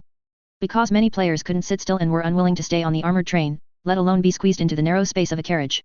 As the armored train advanced into the distance, the Black Hawk army on the other side had just annihilated the remaining military forces in the Chudavo region, eliminating all Cambrian force there. Not bad, we actually captured an enemy lieutenant general. General Ron, who had just rolled up his sleeves and was admiring the desolate scene in the distance, curled his lips into a smile as he looked at the bespectacled middle-aged man being escorted by soldiers. Lieutenant General Andrei Krasov, do you have anything you'd like to say now? I advise you to think carefully before speaking, thoroughly consider the current situation, and make a wise judgment, rather than acting with foolish bravery. Even if you want to resist stubbornly now, it's meaningless. The defeat of the Cambrian Empire is already set. Hearing General Ron's words, this lieutenant general, also named Andrei, lowered his head silently, a flicker of struggle on his face. But then, he suddenly looked up, as if having made up his mind, and said earnestly to General Ron. Yes, you're right, the Cambrian Empire has no future now. I also don't think the Cambrian Empire has any chance of turning the tide in this war. So I am willing to cooperate with you. You can make your demands, and I will show you my sincerity. Hearing this, General Ron was slightly stunned, revealing an expression of disbelief. What was going on? Did the lieutenant general he captured betray them so quickly? He had expected the captured lieutenant general to show an attitude of rather dying than submitting, and then he would use threats and inducements, employing various methods, to finally make him yield and serve the empire. But he never expected the lieutenant general's level of cooperation to exceed his imagination. Hearing the commotion, General Alfred von Klemm, the commander from the Central Army Group leading an armored army to support, also came over, looking at the situation with curiosity. When he heard that this captured Cambrian Empire lieutenant general was actually willing to defect voluntarily and actively cooperate with them, he too was somewhat surprised. Good heavens! Where had this lieutenant general's honor as a soldier gone? Were the officers on the Cambrian Empire's side all of this caliber? Although he felt contempt in his heart, he remained outwardly calm, instead showing a very warm smile. The more such traitors, the better. If the Cambrian Empire was full of such traitors, how could they fail to conquer this vast country? In short, this is the sincerity I can offer you. This series of information is about the Cambrian Empire's military deployment in the north. You can use intelligence agencies to verify it.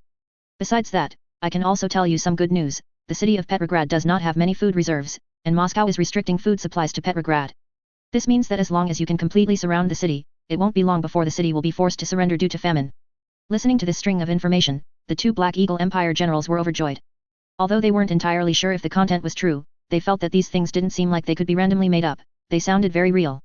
At this point, Lieutenant General Krasov paused, then suddenly thought of something, his eyes lighting up as he said. Oh, besides that, before I was captured by you, I received a message that among the Cambrian army coming to support my unit was Major General Vorontsov, who was previously transferred to fight in the north, the Luga River Butcher, as you call him. That famous ever-victorious general has returned with his troops. You must be careful and vigilant, he seems to command the Cambrian Empire's most elite armored force.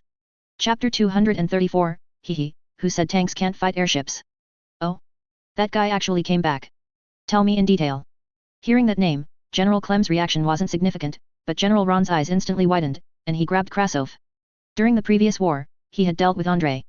Although he had to admit that his surprise attack was very risky, if it weren't for Andrei's incredibly powerful troops, he would never have believed that an ordinary Cambrian army could have stopped him.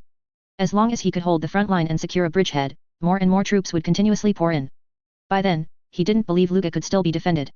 Because of this, he now had to lead his army to detour hundreds of kilometers, following the Luga River northeastward, and finally heading to Schlüsselburg to encircle Petrograd. During this process, he not only wasted a lot of time, but his direct subordinates also suffered considerable losses. If it weren't for a new batch of reinforcements being sent from home, and even a batch of newly produced mech units being replenished, his troops would already be considered half-crippled. Lieutenant General Krasov frowned, wondering why this Black Eagle Empire general reacted so strongly to Andrei. Both were named Andrei, but when he was captured, General Ron's emotions weren't this agitated. Yet, as soon as he heard the news that Major General Vorontsov was leading troops over, this guy almost jumped up. This feeling of being inexplicably underestimated made Krasov quite displeased, but he still honestly recounted everything he knew. This is bad. When did the Cambrian Empire develop such strong production capabilities, to actually be able to specifically produce a new elite armored force? After listening to Krasov's introduction, General Ron frowned slightly.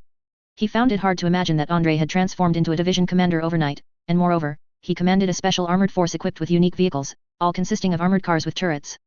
Unfortunately, there was no such thing as a tank in this world, and Krasov had not dealt with Andrei, nor did he know that Andrei liked to call this weapon a tank. So, naturally, he referred to it as a turreted armored car, following his usual custom. Compared to General Ron's furrowed brow, General Clem said with a look of disdain. There's nothing to worry about, it's just that the Cambrian Empire has been pushed to its limits. They don't have time to produce proper mechs now, so they can only modify some military vehicles or agricultural tractors, weld iron plates onto them, and mount cannons and the like. We've seen too much of this. Before, on the Western Front, after the Iris Empire was crushed by us, didn't they do the same? As he spoke, General Clem also patted General Ron's shoulder. In last year's war, Ron was only a lieutenant general, but his planned operation achieved great success, instantly annihilating all of the Iris Empire's main forces in the north. Because of this, Ron was quickly promoted to general by special exception and was highly favored by His Majesty the Emperor. Following this trend, he suspected that it wouldn't be long before General Ron might even be directly promoted to Field Marshal, skipping the rank of general entirely. Perhaps so. After General Clem's reassurance, General Ron also felt that he might have been overly worried, but recalling the strange iron coffins his armored forces had encountered before, he felt that the situation might not be as good as he imagined. Those previous iron coffins, without turrets and looking very crude, had already caused great trouble for his armored forces. If this thing were equipped with a turret, its combat capability would undoubtedly be even higher. Thinking this, he immediately made up his mind to request more anti-armor weapons later to prepare anti-armor countermeasures. By the way, how is our Air Force doing? Has that type of aircraft been successfully replicated? Suddenly remembering something, General Clem asked General Ron with some curiosity. He didn't know what was wrong with General Ron. After arriving at the Eastern Front, it seemed his luck had suddenly turned bad, as all the strange weapons he encountered were from the Northern Front. They had heard about the reports from General Ron before, but on their Central Army Group's front line, they had never encountered any strange weapons or equipment. They had neither encountered the aircraft that looked like large birds nor the legendary armored vehicles that could contend with mechs. Overall, the Central Army Group's breakthrough was going very well. It was just that His Majesty the Emperor suddenly issued an order for them to support the two army groups in the south and north respectively, which to some extent delayed their offensive. I'm not sure, probably not. How much time has passed? General Ron pondered for a moment, then shook his head uncertainly. The most troublesome part now is that we haven't been able to capture intact wreckage of the enemy's aircraft, all the downed wreckage appears too fragmented. I think even if our engineers try their best to repair and study them, they can probably only glean very limited information. Unlike in battlefield games where the wreckage of various vehicles disappears when destroyed, in this world, the wreckage of various armored vehicles remains in place after being destroyed. However, Andrei wasn't too worried that these wrecks would be replicated by the enemy, because the wreckage after being destroyed would not exhibit any game characteristics.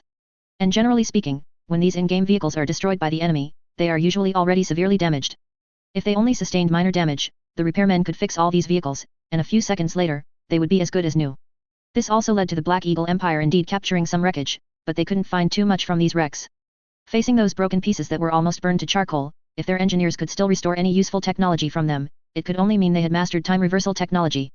This time, coming to fight on your side, I also want to witness the legendary series of weapons and equipment from Vorontsov. General Clem's face revealed a look of anticipation, and he said excitedly. I heard before that those weapons and equipment performed quite well on the battlefield. I want to see just how powerful this batch of equipment really is. General Ron snorted and said. Don't worry, you will see it. I hope you can prepare yourself mentally in advance. The Black Eagle Empire's army moved again, advancing all the way towards Schlüsselburg. Two Black Eagle generals led their respective armored forces, launching multiple attacks on the Cambrian Empire's defenses, and quickly segmenting and encircling the defenders. This had already become a habit of the Black Eagle Empire. Whenever they launched a fierce attack on the enemy with armored forces, they would quickly penetrate and then segment and encircle the enemy. Generally speaking, the slow Cambrian Empire army found it difficult to respond effectively to such penetration tactics. Especially since the Cambrian Empire's armored forces were not that numerous and were particularly prone to being split up by generals with outdated military thinking, to be used as weapons to cover infantry. This further weakened the Cambrian army's ability to resist armored warfare. Meanwhile, along the railway line, the armored train dispatched by Andrei had already begun its sweeping operation. When the massive armored train roared along the railway, the demolition squad busy dismantling the railway was completely stunned. Wait a minute, what's going on? Didn't we already dismantle that section of the railway ahead? One saboteur nervously looked into the distance, his expression as if he had seen a ghost. His question received no answer. When he looked back, he found that his other companions had already run off, disappearing to who knows where. Damn it, these guys ran way too smoothly. Why didn't he see these guys being so proactive when they were doing work normally? He had just taken a step, wanting to quickly escape from there, when the armored train in the distance fired a cannon directly towards them. A 76mm high explosive shell landed precisely not far from him, and the flying shrapnel immediately pierced his body, causing him to fall down, unable to rest in peace. These saboteurs were a group of people who chose to actively surrender when the Black Eagle Empire army launched its attack. Not everyone could rise up and resist in the face of the Black Eagle Empire's brutal invasion. Some people chose to flee, but some, especially those with Black Eagle ancestry, were very willing to surrender to the Black Eagle Empire and tried their best to show their value to them. According to the Black Eagle Empire's theory of bloodline, those with a certain Black Eagle bloodline could all become imperial citizens. But the premise for all this was that they must contribute to the Black Eagle Empire. So they disguised themselves as workers in advance, silently eliminated the sentries on this railway, and then began to dismantle the railway. Because their team also included some elite infiltration squads from the Black Eagle Empire, they easily eliminated the Cambrian sentries along the railway line. And it was clear that the defensive forces in this railway area were quite lax, coupled with the current chaotic war situation. So even though someone had already reported the news of an enemy attack here, no more Cambrian army reinforcements arrived for a while. The player looked at those guys desperately fleeing into the distance, and without even thinking, knew that these people must be enemies. The machine guns and high-explosive autocannons on the side of the armored train immediately opened fire on them. These saboteurs, one after another, were either riddled with bullets by machine guns or shot dead on the spot. Honestly, I feel like the Cambrian Empire in this world looks like it's doomed no matter how you look at it. Their situation here is just too bad. One player, while operating the machine gun, complained to his companion. The Tsar is unreliable, the generals at home are also unreliable, the weapons and equipment are terrible, and there's a bunch of traitors and so on. I just feel like the gap between them and the Black Eagle Empire is too big, isn't it? Another player thought for a moment, then shook his head and said. You can't say that. When we fought in the War of Resistance back then, it was also very difficult. The bald guy was also unreliable, the weapons and equipment were also extremely terrible, and there was a bunch of traitors, but we still pulled through in the end. Maybe the Cambrian Empire in this world can also pull through. After a couple of sentences, the players quickly and tacitly ended the topic and began discussing the enemies they had encountered along the way. To be honest, they had already encountered more than one demolition squad along the way, but these saboteurs were really not much of a fight. Ultimately, these guys were just ordinary civilians, without even a couple of guns. Facing their armored train, these people had no other choice but to flee like wolves. The biggest trouble they encountered along the way was not the saboteurs that appeared from time to time, but the torn-up railway tracks. It's unclear what orders these saboteurs received, or if they just wanted to pull up more tracks to sell for scrap metal, but when they demolished the railway, they would tear up a large section at a time, and they did it very frequently. This caused the armored train to have to stop periodically for engineers to repair the tracks as it moved forward. The terrible road conditions, on the contrary, became the biggest problem limiting the advance of their armored train. Just then, a player suddenly pointed to the sky and said, Quick, don't just stand there, look at the airship above us. Holy crap! Where did this air fleet fly in from? A massive airship formation, consisting of one large airship, 4 escort airships, and 16 small airships, was slowly approaching in their direction. Many players, seeing a Black Eagle Empire airship formation for the first time, were stunned by its oppressive presence. Although the enemy's airships were still relatively far from them, watching this air force, like an aerial fleet, slowly approach, the scene was truly a bit shocking. Drive our armored train over there and blast them with the anti-aircraft guns on the roof. Tell the engineers to hurry up and find a place to hammer out a few anti-aircraft positions. The tank commander, who was in charge of operating the mortar at the front of the train, shouted to the players while driving, and immediately several engineer players and a group of other players jumped off the train and quickly ran into the distance. The armored train then quickly started, and after setting up its high-explosive autocannons, it fiercely blasted at the sky. Bang, bang, bang. Bang, bang, bang. The very classic sound of the anti-aircraft guns was quickly discovered by the airships below, but a barrage of shells arrived even before the banging sounds. The sudden enemy attack startled the airship formation, and one small airship, unable to evade in time, was hit by a high-explosive shell on the spot and exploded in mid-air. By the Emperor! How did an armored train suddenly appear in this god-forsaken place? The Air Force Lieutenant Colonel in the large airship couldn't help but curse as he looked at the armored train below. Damn it, those foolish Cambrians actually dared to falsely report military intelligence. Do they deserve the Empire's expectations of them? Another Air Force officer suddenly thought of the demolition team that was supposed to have destroyed all the railway tracks in this area and couldn't help but curse. When they had received these Cambrians' surrender earlier, they had casually assigned them the task of destroying the railway. Anyway, they didn't need to pay anything, just a dispensable promise was enough to make these cowards trip over themselves. But they never expected that these guys would dare to play tricks on them. If they had already torn down all the railway tracks here, then where did this armored train come from? Sir, what should we do? Should we bomb this armored train? The Air Force Lieutenant Colonel shook his head, pointed at the armored train below, and said. Forget it, let's just quickly avoid this thing. It's too fast, it'll be too difficult for us to hit it. But no sooner had he finished speaking than a voice came from the other end of the communication. Sir, please give me a chance, I am confident I can take it out with a dive bomb. Our airships have various designs specifically for dive bombing, which can ensure bombing accuracy. As long as a 250-kilogram bomb hits the front of the train, it's guaranteed to take this guy out. The Air Force Lieutenant Colonel frowned slightly. He didn't particularly like his subordinates jumping in to contradict his orders, but these Air Force pilots had always been arrogant and unruly, among the most insubordinate group in the Imperial Army. So he just said coldly. In that case, hurry up and drop your bombs, then come back. Don't you dare die. Immediately, 2 small airships detached from the formation and flew towards the armored train below, which was fiercely bombarding the sky. At the same time, the armored train quickly noticed these 2 small airships. The players immediately adjusted their gun barrels, no longer focusing on the large airship's void shield in the sky, but instead aiming at these 2 rash enemies rushing down. The continuous barrage of anti-aircraft fire made the pilots of the 2 airships feel a bit tricky. They suddenly realized that the anti-aircraft guns on the armored train below were much better than they remembered. No way, why is the Cambrian Empire's military equipment so chaotic? I remember their anti-aircraft guns were clearly hand-cranked, so why have they been replaced with such powerful weapons now? One Black Hawk People pilot suddenly felt a bit of a headache. He was finding the Cambrian Empire's military equipment increasingly incomprehensible. In a sense, this wasn't just because of Andre. Apart from Andre, the Cambrian Empire's equipment itself was very chaotic. The Cambrian Empire's main army was the Imperial Defense Force, which was the army uniformly organized by the Tsar and the government. But besides that, the Cambrian Empire's local nobles also had a large number of private armies. The armaments of these private armies controlled by the nobles were naturally strange and varied. Some of their equipment came from foreign weapons, but some equipment was even produced by factories they controlled themselves. For example, Andre's family's Thunderstorm power mechs, and some rifles specially created by other noble lords.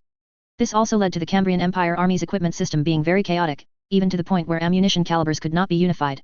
Every time there was a battle, the Cambrian Empire's quartermasters had to face various difficulties, and these quartermasters' lazy approach was: write a note for whatever you need.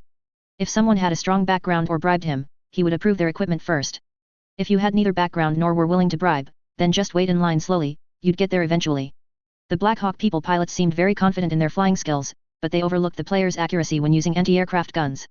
Under continuous fire, one airship was hit by multiple high-explosive shells and eventually exploded into a large fireball in mid-air, but the other airship's maneuverability was extremely agile, making the player operating the anti-aircraft gun want to curse. This is unscientific. What black technology did the Black Eagle Empire put into their airships? Are you telling me this flying and maneuvering is an airship? The player cursed, overheating the anti-aircraft gun, but still couldn't hit the airship that was constantly drifting in the sky. When he watched helplessly as the airship gradually approached, seemingly preparing to drop bombs on the front of the train, the expression on his face couldn't hold up. But just then, a barrage of anti-aircraft fire from the side happened to hit the airship, instantly turning it into a fireball as well. Hehehe, this kill is mine. An engineer had just finished building an anti-aircraft position on the side and immediately launched a flanking attack on the diving airship. Apparently, the Black Eagle Empire's elite pilot's attention was entirely focused on the armored train below. He never expected that an anti-aircraft gun was ambushed on the open ground next to it. As a result, due to carelessness, his airship was hit by the anti-aircraft gun. He died quite unjustly. After all, normally, who would have thought that there was such a sneaky person hidden on the other side, not firing until he was about to descend? But the players hadn't even finished building the anti-aircraft position before that, so of course, they weren't firing. Damn it, these two good-for-nothings, pointlessly wasting the Empire's valuable assets. Glancing at the two blown-up airships, the Air Force Lieutenant Colonel on the large airship couldn't help but curse loudly. These two guys talked a big game, but who knew their actual performance would be like this? He quickly ordered the airship formation to ascend, further increasing their altitude to reduce the chance of being hit by enemy anti-aircraft fire, and to quickly leave the area. There was no point in tangling with this armored train. When they returned, if they received a mission specifically targeting this armored train, they would then figure out a way to blow the thing up. Watching the enemy's airship slowly fly away like that, the players expressed strong dissatisfaction. However, they immediately used the chat area to notify players in other locations. Hey, old civil engineers still busy digging trenches? Stop digging for now, dig a few more anti-aircraft positions, there's an airship formation heading your way, and quite a few of them. Oh, and tell our NPC division commander to be careful not to set up the command post too high, or you might get air-raided by the enemy. On the high ground, Andre was busy setting up the command post, but Colonel Yuri, who had just finished his tasks and walked over, frowned and asked. General, are you sure we should set up the command post in such an obvious place? I have to admit, the summer resort left by the local lord is indeed nice, and the environment inside is very comfortable, but setting up the command post in such an obvious place, isn't that just waiting to be bombed by the enemy? Andre shrugged, pointed at the command post with a flag newly hung above it, and said. I say, you wouldn't really think I wouldn't consider such a problem, would you? Just look behind this command post and you'll know. See? I've hidden 12 anti-aircraft guns in the back garden of this summer resort. If they conduct a dive bomb here, they will definitely pay an extremely heavy price. This is a target specifically designed to attract the Black Hawk Air Force. In fact, my real command post is located at the foot of this mountain. A group of engineers has already gone to dig underground fortifications, and it won't be long before I can set up a semi-underground fortification here. Hearing Andre say this, Yuri suddenly understood. He had thought Andre had lost his mind and was preparing to take a personal risk. Although many people believed that an ever-victorious general like Andre would always act with great prudence. Yet, in reality, Yuri knew that Andre often acted impulsively in battle, even personally leading charges into artillery fire as a division commander. One could only say he was no ordinary ruthless man. Just then, a player suddenly rode over on horseback and quickly shouted to Andre. Division commander, be very careful. Our people outside have discovered that an enemy airship formation is heading this way. Don't arrange the command post on the mountain, it wouldn't be good if it gets bombed by them. Oh, I didn't expect the players to be so considerate. Andre chuckled, then re-explained what he had just said, and immediately earned the title of sneaky person in the player chat area. Alright, have the soldiers hide well and prepare all the anti-aircraft guns. Our Air Force is busy transferring and hasn't arrived yet.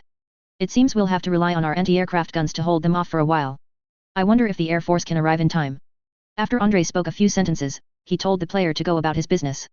He looked closely and found a bunch of people in the chat area busy adding Air Force players. Changfen Cat, Air Force, hurry up. The battle is about to start here, why aren't you here yet? Lords Hai Wo, quick, quick, quick, use your skills.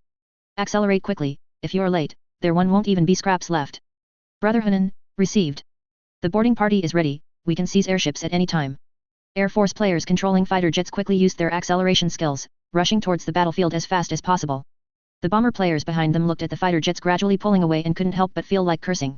Although bombers in the battlefield have very strong firepower and often don't need fighter escorts, seeing all the fighter jets around them leave still annoyed them. Alright, you're going to steal kills without us, huh? Damn it, just you wait. When they find a way to equip bombers with nitrous acceleration, they'll definitely install several on their bombers and fly them like fighter jets. The Black Hawk airship formation that had just flown over immediately spotted the Cambrian army below, busy digging trenches. A group of engineer players were still busy digging trenches, and setting up various kinds of landmines and other miscellaneous items. Anyway, for them, hiding was completely unnecessary. If enemy airships came, they would just raise their guns and shoot.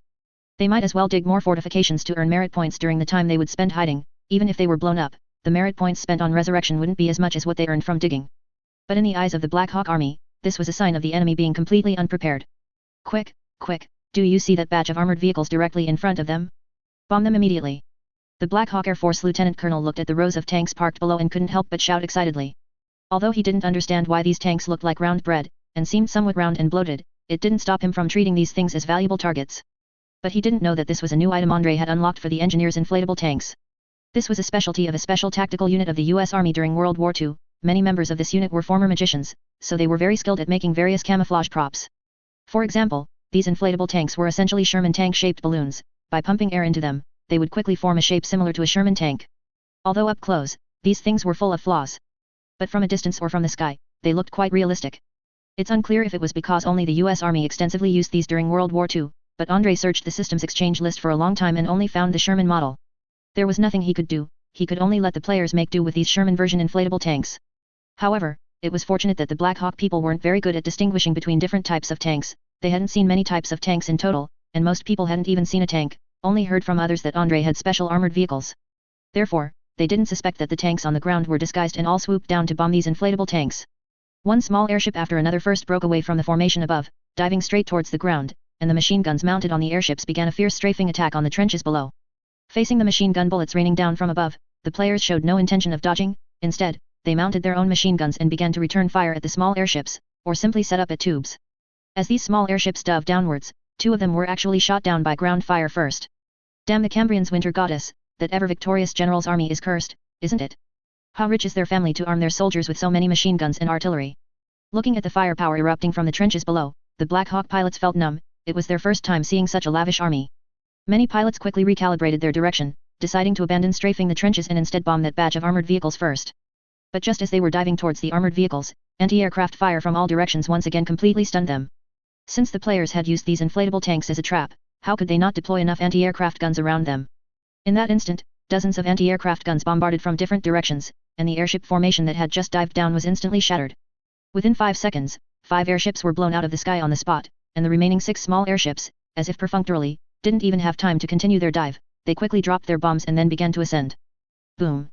A huge explosion instantly destroyed a large area of inflatable tanks. Flying shrapnel pierced the surface of an inflatable tank, causing it to deflate on the spot.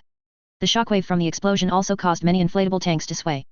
Then, to the utter astonishment of the Black Hawk pilots, the enemy's steel vehicles they had bombed scattered like bubbles in water, pushed away by the shockwave. One tank even deflated and began to shoot into the sky, actually flying up and then crashing into the side of an airship. At first, not realizing it was a balloon, the Black Hawk pilot was stunned.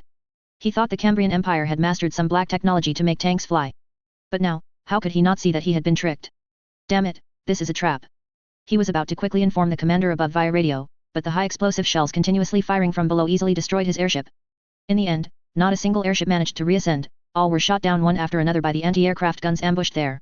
The Brandenburg-class airship high in the sky did not clearly see the scene below, so they had no idea that all their efforts to bomb the enemy's armored forces had only resulted in bombing a pile of balloons. The Air Force lieutenant colonel on the airship looked at the scene below, took off his military cap, and solemnly saluted, saying, "You are all brave warriors, the Empire will not forget your sacrifice." Immediately after, he said to the other Air Force soldiers beside him. Gentlemen, all our comrades have now sacrificed themselves. They used their lives to destroy an entire armored force of the Cambrian Empire. From now on, the next offensive mission is ours. Advance towards that hilltop and destroy their command post as quickly as possible. I want to make their so-called ever-victorious general pay the price. Hiding behind the hillside, Andrei watched the enemy's airship approaching with an excited expression. He, here it comes, it's finally here. Now, it's time to test the player's skills. Andrei said, turning his gaze to a position behind him. He didn't expect the anti-aircraft guns he had ambushed in the fake command post to take down all the enemy airships. Although he had hidden quite a few anti-aircraft guns there, the void shield strength of the Black Eagle Empire's Brandenburg-class airship was incredibly abnormal. In his experience, if only these anti-aircraft guns concentrated fire, it would be difficult to completely deplete the opponent's void shield. Therefore, he decided to let the players try some flashy maneuvers. Could they directly use armored forces to take down the airship in the sky? A total of 20 T-34 tanks were assembled here. Because engineer players had already piled up earth mounds, all these tanks could aim their cannons at the sky, effectively serving as anti-aircraft firepower. In reality, using this method to fight the Air Force would be absolutely insane, but players in the battlefield are different. For battlefield players, using tanks to shoot down planes is common sense, isn't it? As long as the angle is set correctly, a skilled tank driver can make enemy pilots doubt their lives. That large airship had no idea how dire its situation was, and was still approaching Andrei's command post under the cover of 4 escort airships. Gradually, the airship arrived above the command post and began dropping a large number of bombs on the hilltop. Watching the front half of the summer villa being engulfed in artillery fire, Andrei couldn't help but apologize mentally to the lord who had already fled the area. Sorry, your manor was requisitioned by me, and then bombed by the enemy. But rest assured, I will shoot down the airship that bombed your manor to avenge you. Unnamed Lord. Major General Vorontsov, I really thank you. Ha, this guy took the bait, fire. Without Andrei's command, the players were already impatient and began shelling the airship in the sky. 12 37mm anti-aircraft guns aimed at the sky and unleashed a fierce barrage, pouring a deadly rain of bullets into the air. Perhaps because the players had discussed it beforehand and knew they were unlikely to damage the large airship, they spontaneously aimed at the surrounding escort airships. The void shield strength of these medium airships wasn't as abnormal, and with their firepower, there was a good chance they could take them down. As the saying goes, a bird in the hand is worth 2 in the bush. Compared to considering how many merit points they could get for taking down a large airship, they'd rather consider how many merit points they could actually get. The sudden fierce firepower made the Air Force Lieutenant Colonel in the Brandenburg-class airship instantly realize that this wretched place was probably an ambush set by the enemy in advance. Thinking of this, he suddenly couldn't help but ponder. Previously, their pilots had managed to destroy an enemy armored formation, but they were also ambushed by a large number of enemy anti-aircraft guns, and were completely wiped out. So, did they really destroy an enemy armored formation? That wave of enemy actions looked exactly like a trap, just like this command post full of anti-aircraft guns. If they sacrificed an armored column specifically to ambush the Air Force, only a fool would believe it. Damn it, did my men sacrifice themselves for nothing? As soon as he thought of this, the Air Force Lieutenant Colonel of the Black Eagle Empire couldn't help but curse, but just then, a series of gunshots suddenly rang out from the foot of the back mountain. One tank shell after another continuously shot towards the airship. Andrei had specially selected a group of players skilled at using tanks to shoot down planes, and each one had a very high hit rate. In just a blink of an eye, a round of tank shells rained down, and the shield of the Brandenburg-class airship was in a very dangerous state. Chapter 235 White Scars, tell them times have changed. Damn it, what hit us just now? The Air Force Lieutenant Colonel looked at his airship's void shield, which had suddenly dropped by more than half, and his expression was dumbfounded. He couldn't understand what kind of firepower could put such a heavy load on the void shield. Sir, look over there. Suddenly, an Air Force soldier shouted loudly, pointing at the ground on the distant mountainside, with an incredulous look on his face. Hearing this, the Air Force Lieutenant Colonel quickly looked down with his binoculars and soon saw a huge man-made dirt mound in a clearing within the dense forest. On these dirt mounds, one steel warhorse after another drove up, raising their muzzles to an extremely high angle, and turning their turrets to aim at his airship, firing towards him. This Air Force Lieutenant Colonel of the Black Eagle Empire was a bit confused. He had fought for so long and had seen many enemy anti-air measures, but this was the first time he had seen such an absurd anti-air defense. What a joke, these steel warhorses didn't look like they were meant for aerial combat, did they? So his airship was hit like this by a bunch of enemy artilleries? Just then, another round of artillery fire came crashing down. The Air Force Lieutenant Colonel, as if waking from a dream, quickly ordered his airship to turn and dodge, trying to avoid the series of fatal attacks from the enemy. However, the massive Brandenburg-class airship was far from that agile, and his order was not given in time.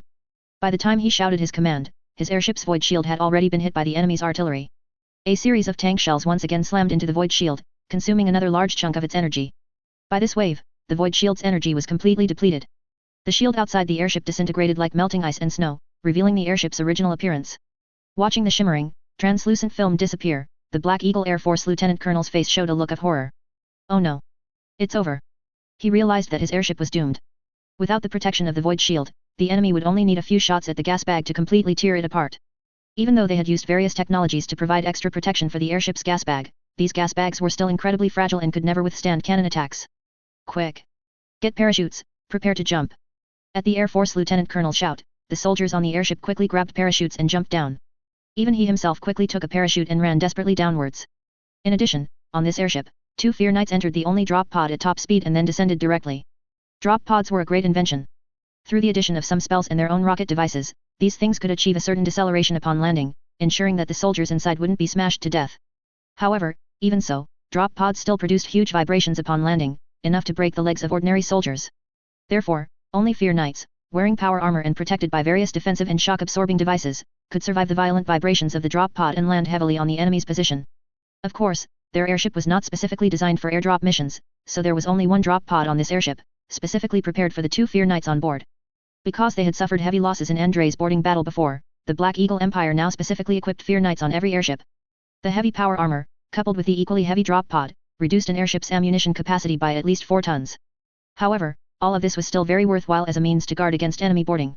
The drop pod carrying the Fear Knights was deployed at top speed, while other soldiers desperately scrambled to parachute. But a new round of tank shells came again. Amidst a brilliant blaze, the Brandenburg-class airship's gas bag began to explode one after another from the tail, at an alarming rate. Seeing this, the remaining soldiers quickly jumped down in a hurry. It would be too late if they didn't.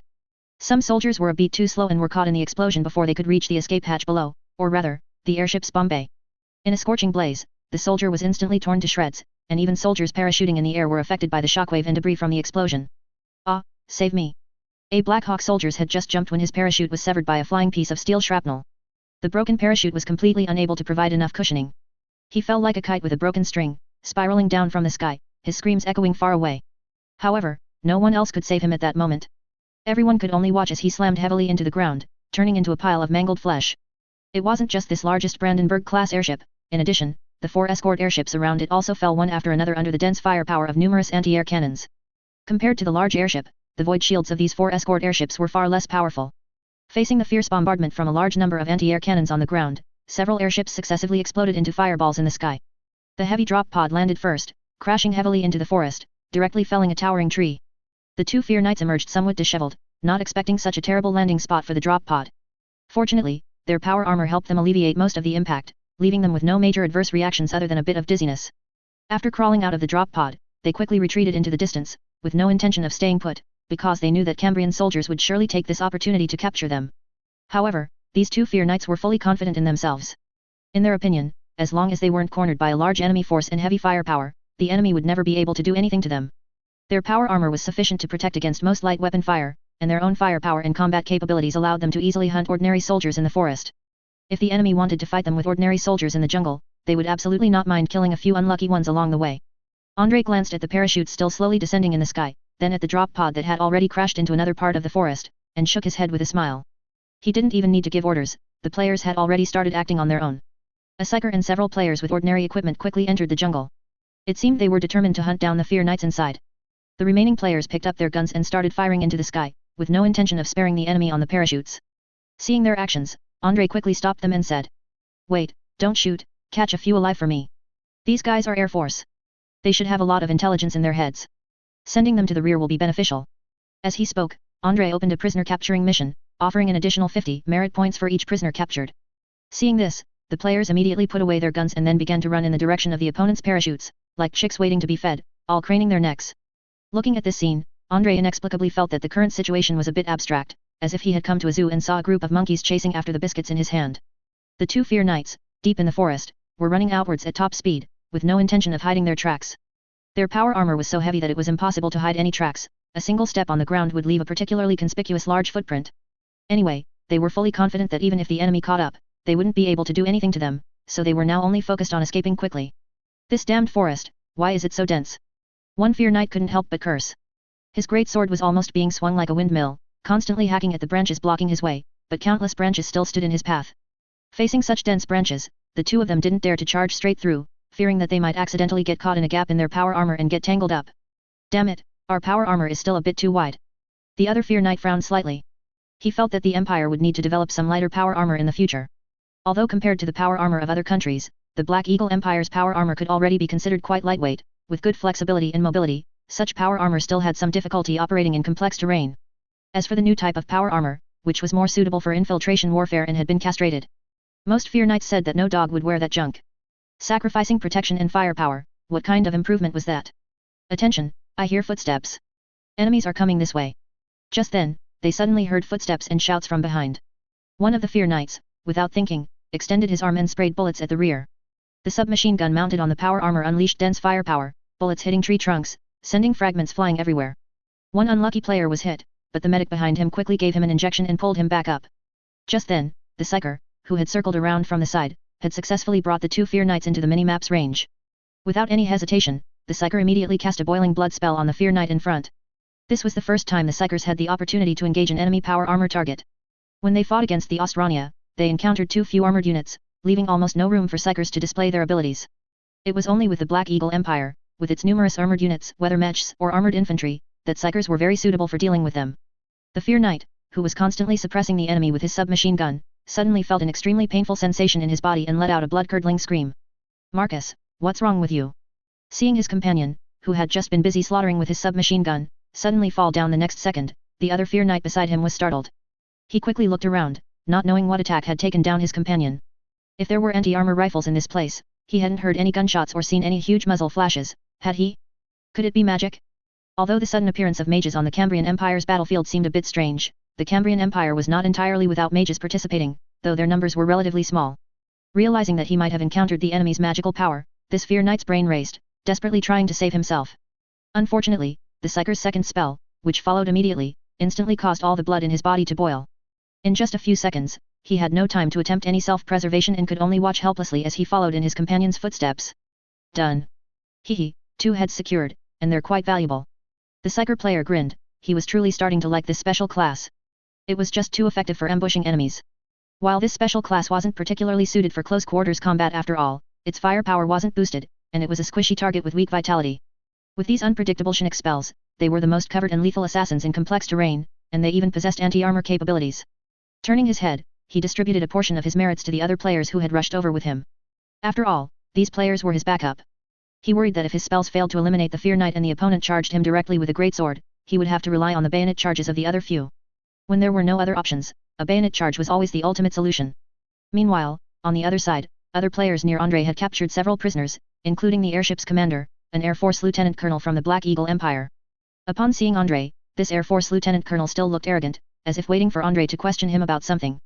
However, Andrei had no interest in dealing with this fellow. With a wave of his hand, he had the guards escort him away.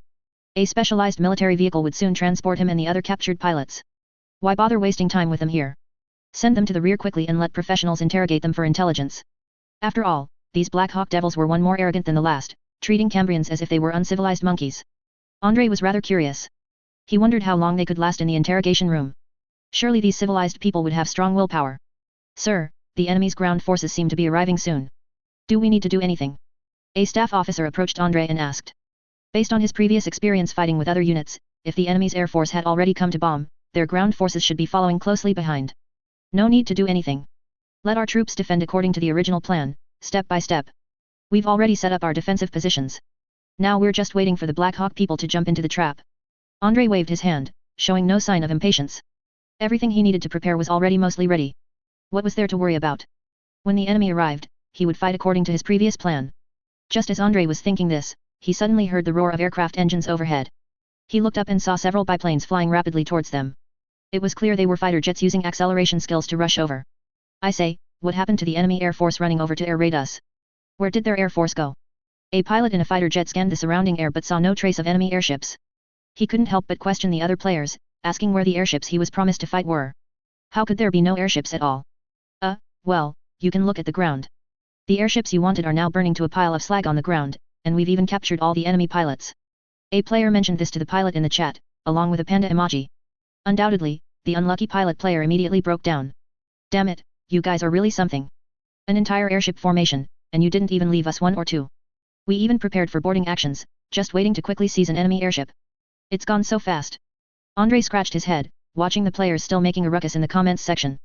Honestly, if these pilots had been a bit faster and directly captured an enemy airship, perhaps this battle would have been quite promising.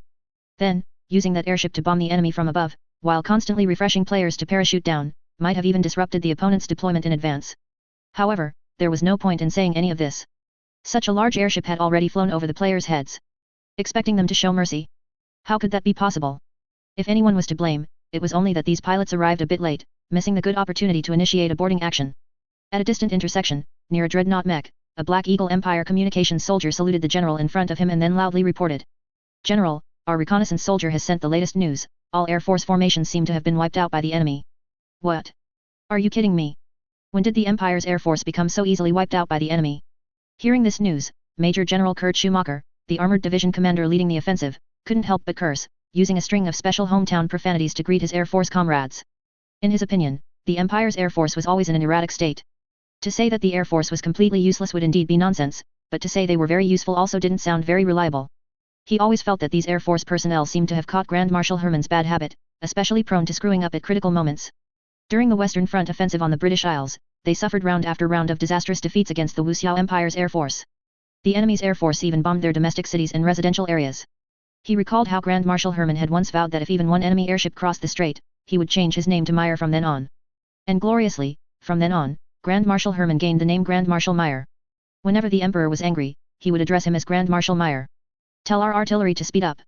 Don't tell me our new self-propelled artillery still can't keep up with the armored unit's movement speed. Major General Kurt somewhat unhappily reprimanded an officer behind him. The officer wiped the sweat from his forehead and said with a wry smile. General, there's nothing we can do. The Cambrian Empire's road conditions are simply too terrible. The muddy roads just finished raining, making the ground terribly slippery. Even with the latest walking mechanisms as chassis, these artillery pieces still get stuck. I've already had our soldiers try their best to assist the artillery in moving, but honestly, the Cambrian Empire's road conditions are truly awful. Hearing this, Major General Kurt could only nod with some discomfort. Damn it, from the very beginning of the offensive, he felt like everything was going wrong. Not only the artillery in the rear, but even his armored unit's movement speed had drastically decreased due to the terrible terrain, while the infantry were less affected. However, no matter how anxious he was, he couldn't possibly let light infantry directly charge the enemy's positions. Besides a batch of new experimental self-propelled artillery in the rear, their division also had a large number of traditional towed artillery, including a batch of 88 flak guns. Through extensive combat, the Black Eagle Empire Army discovered that this 88 flak gun, in addition to being effective against enemy airships, was also very suitable for dealing with enemy armored units. Although setting it up was indeed troublesome, taking about 10 minutes to get it ready. But as long as it was prepared in advance, within a range of at least 2 kilometers, no conventional armored unit could escape its hunt. They heard that the Cambrian Empire had recently deployed a new type of mech. Although particularly clumsy, its firepower output was extremely powerful, and its front armor was almost indestructible. To counter such weapons, they incorporated a large number of anti-aircraft guns into their armored units, hoping to destroy the enemy's new armor with them. Looking at the anti-aircraft guns in front of him, Major General Kurt shouted to an armored unit following this force. Guys, don't forget what your mission is this time. Remember, your mission this time is to charge forward, feign defeat, and then lure the enemy into our ambush, using these anti-aircraft guns to destroy the enemy's armored units. That ever-victorious general has always been winning battles. I believe his ego has already swelled. I want to see if he will eagerly take this bait. Time dragged on until the afternoon, and many soldiers were already getting drowsy from waiting. During this time, more players went to lay a large number of landmines and also set up various inflatable tanks in many places. Andrei wasn't sure what this battlefield would ultimately look like, he was already having trouble marking all these minefields. Fortunately, players, guided by system prompts, all purposefully avoided the passages Andrei had left open in advance. Otherwise, his armored units would have been completely useless. Just looking at the inflatable tanks scattered all over the battlefield, Andrei felt increasingly strange. He now had a feeling that he wasn't commanding a division on a position to resist an enemy attack, but rather leading a group of Boy Scouts in a peculiar children's theme park. Attention, we've spotted enemy armored units. Air Force, deploy immediately. Just then, the cavalry performing reconnaissance at the front line suddenly at the Air Force in the chat. The Air Force, already impatient from waiting, quickly took off from the rear field airport. A large number of fighter jets flew towards the distance first. At the same time, the reconnaissance cavalry wandering at the front began to engage in fierce firefights with the enemy's armored units. Tat tat tat. Tat tat tat. At the very front of the armored units, the Peacemaker mech, responsible for reconnaissance and clearing the way, was fiercely strafing the cavalry with its 4 machine guns. Facing such firepower, even riding nuclear-powered war horses, these player cavalry were still somewhat overwhelmed. However, the greatest characteristic of cavalry was their flexibility. Except for the unlucky ones who were instantly killed in the strafing, most cavalry began to circle the enemy's units. After making a large loop around the perimeter, they began to charge towards the rear of the enemy's armored units. Behind the enemy's mechs, a large number of soldiers riding trucks were advancing, and these cavalry players set their sights on these truck-riding soldiers. Quick! Shoot, kill their cavalry. Be careful, fire a few extra shots when you hit them. We heard that the Cambrian Empire seems to have developed a type of modified human unit similar to cavalry, with particularly vigorous vitality. Unbeknownst to them, Andrei's cavalry had gained a certain reputation. Although the Black Eagle Empire hadn't yet understood what the bizarre existence of nuclear-powered cavalry was, they at least knew that these cavalry were very difficult to kill outright with ordinary weapons. A Black Hawk soldier in a truck directly used a rifle grenade, launching one at the charging cavalry. But to his shock, even when a grenade exploded at its feet, this cavalry didn't die on the spot. Instead, it continued to charge towards them, constantly firing its carbine. He had no idea what method the opponent was using to aim. The accuracy of this carbine was incredibly precise. Theoretically, a cavalry's accuracy when shooting from horseback should decrease, but this carbine was like a sharpshooter, killing one of their soldiers with a single shot. In just a short while, 5 soldiers in their truck had already been killed by the enemy's cavalry. The accuracy was chilling. "You little runt, get lost." A grenade was suddenly thrown, landing squarely in the bed of the truck, and with a loud explosion, the truck was scrapped. A pile of infantry left behind the truck were blown into disarray, many dying on the spot. Even those who didn't die immediately were temporarily incapacitated. Damn it, when did the Cambrian Empire's cavalry become so difficult to deal with? Is this the legendary modified cavalry? An armored soldier officer sat inside a dreadnought mech, watching the cavalry darting around, occasionally throwing a grenade, and his expression gradually turned grim. He could accept his troops being utterly defeated after encountering enemy armored forces, because their mission was to lure the enemy armored forces. But he found it truly unacceptable that his armored forces were being toyed with by a bunch of cavalry. I don't know. To this day, the Empire still hasn't figured out the principle behind these modified cavalry. We even captured a few of their war horses, but we haven't been able to research anything. Over the radio, another armored soldier officer on the other end told him. In the previous small town blocking battle, they had captured several of Andrei's horses, but the capture was meaningless.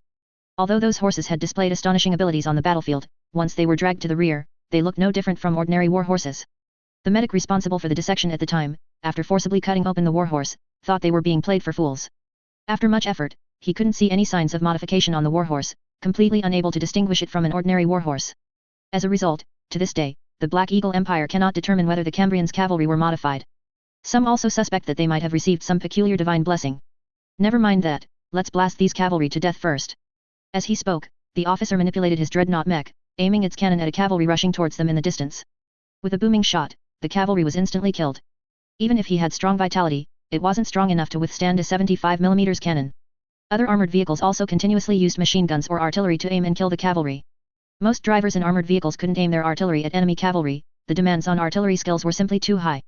However, continuous machine gun fire was enough to take down enemy cavalry, it just required a few more shots.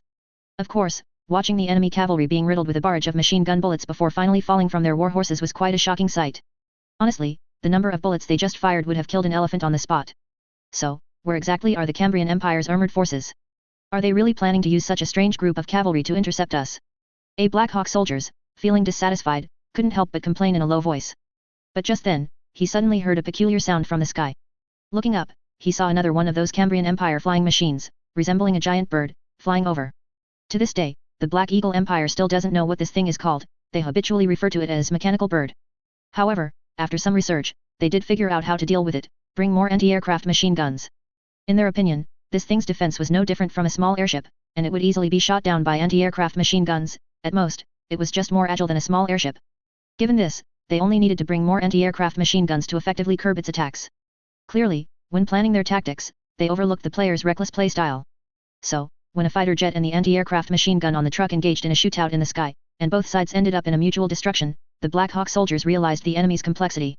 A Peacemaker mech quickly adjusted its machine gun angle, pointing all 4 machine guns skyward and sweeping the area. At the initial design stage, many believed that the Peacemaker mech didn't need a 360-degree rotatable turret, and that fixing machine guns to the sides would suffice. At that time, everyone thought that having anti-air capabilities for this thing wasn't very necessary, but from the current perspective, its anti-air attribute is quite good. A player's fighter jet was locked onto by a Peacemaker mech, and despite its best efforts to maneuver in the air, it still couldn't escape, eventually being shot into a pile of debris and crashing to the ground. But just then, another fighter jet on the other side locked onto this mech, and then launched a dive attack. Tat tat tat tat tat. A series of machine gun bullets quickly swept a straight line across the ground, then clattered against the mech's surface. These ordinary machine gun bullets were not enough to damage the Peacemaker mech.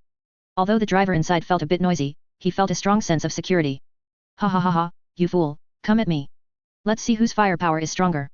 Amidst a burst of wild laughter, the 4 machine guns quickly turned and swept fiercely towards the plane in the sky, but just then, the diving plane suddenly fired a volley of rockets downwards.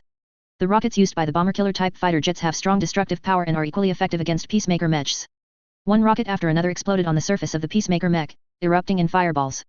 Although the penetration power of these rockets wasn't particularly good, the armor on the surface of the Peacemaker mech was also very thin. Under a series of explosions, a large section of the mech's plating was torn open, followed by a rocket hitting inside, triggering an even larger explosion. In addition to the Black Hawk armored soldier forces being harassed, the 88 flak gun, deployed on the hillside on the other side, was also exposed to the observation of Air Force players. When the Black Hawk artillery saw one plane after another flying towards them, they were all a bit bewildered. "Officer, what should we do now? Should we continue to keep the high-altitude cannons level, ready to bombard the enemy's armored forces, or quickly raise the muzzles?" An artillery asked the officer next to him, and his words were met with a harsh reprimand the moment they left his lips. "Ah, are you out of your mind?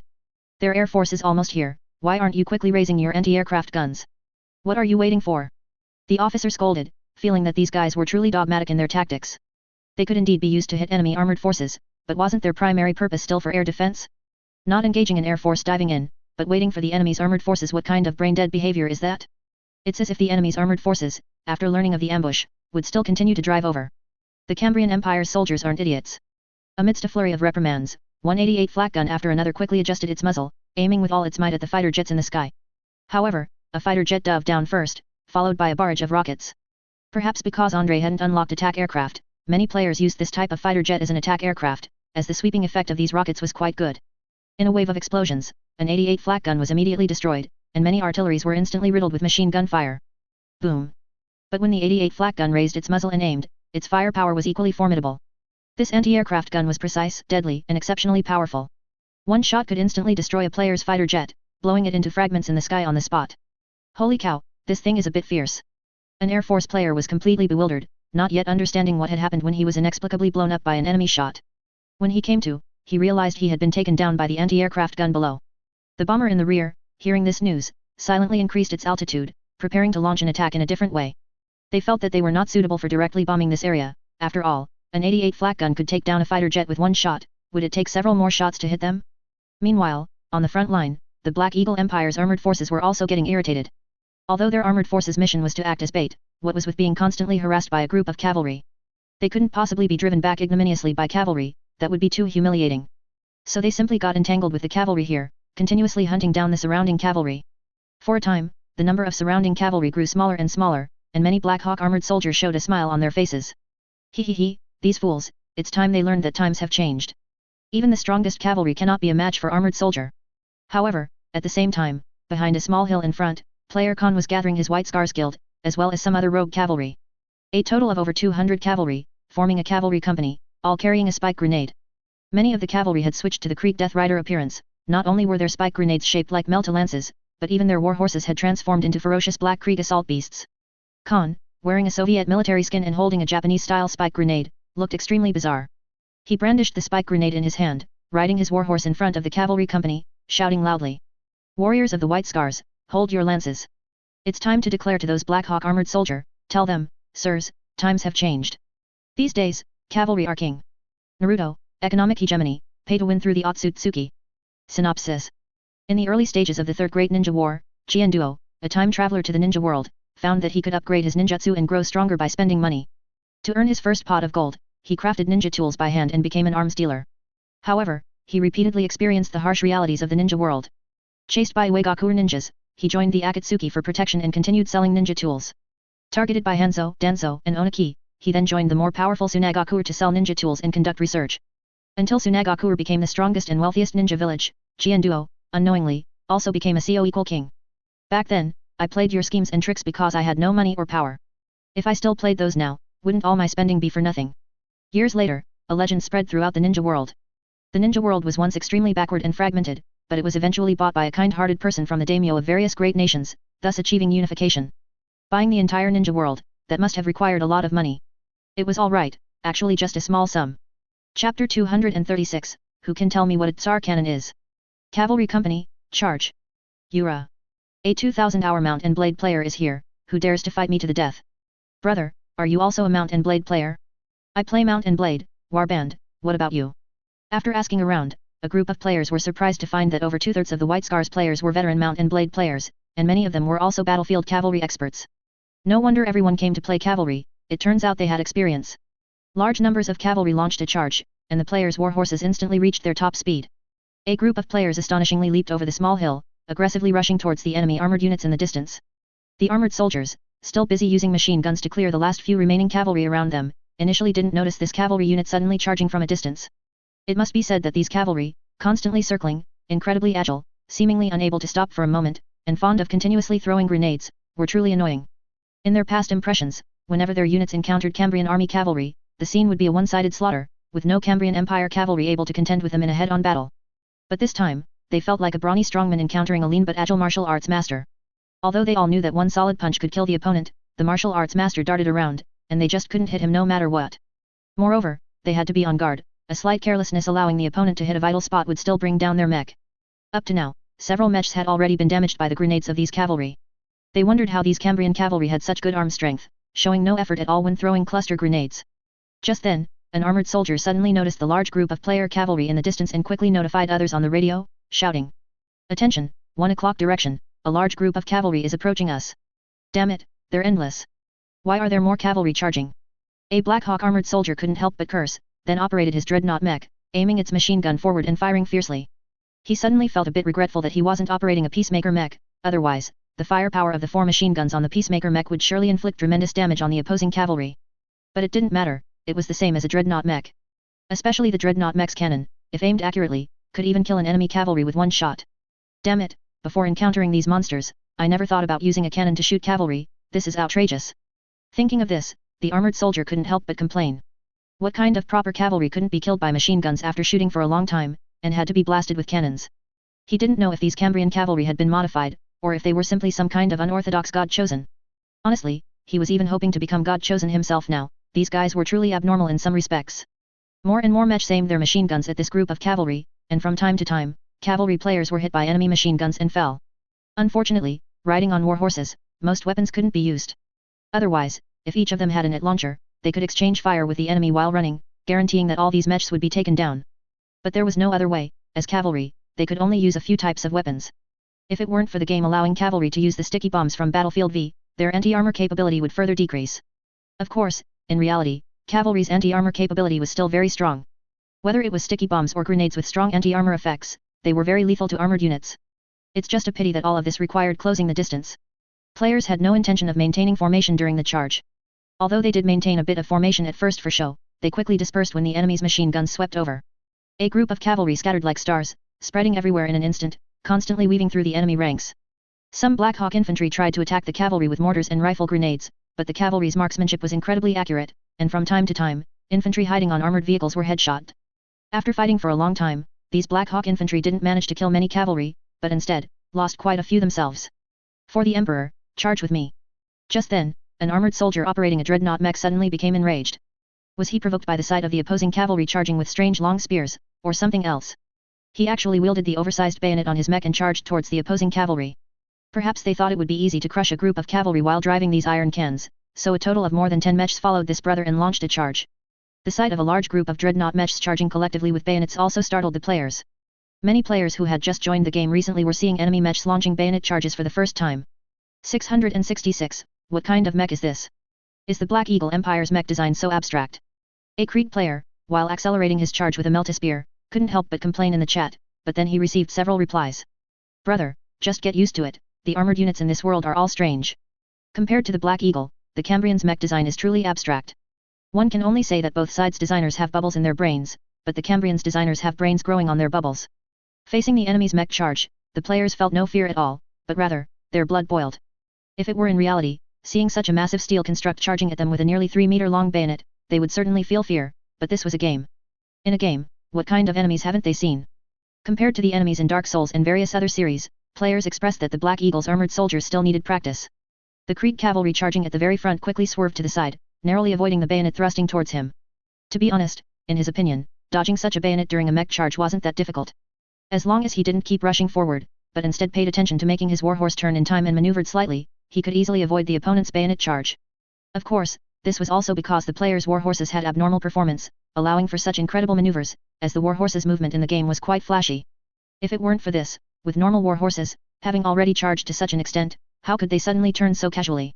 While swerving, the Creed cavalry thrust his Melta-Spear fiercely into the side of the dreadnought mech.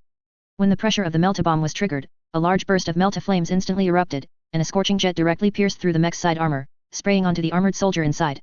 From the very beginning, the two armored soldiers inside had disregarded the enemy's spear, completely unaware that the spear was even equipped with a bomb. By the time the metal jet sprayed in, it was already too late.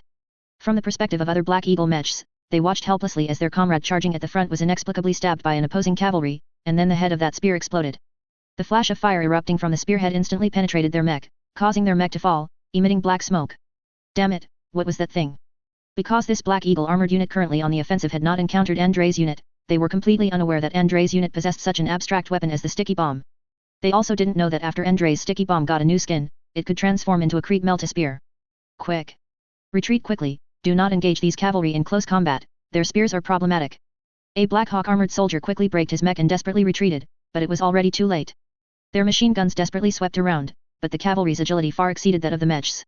Their machine guns swept for a long time but couldn't hit these cavalry circling the mechs.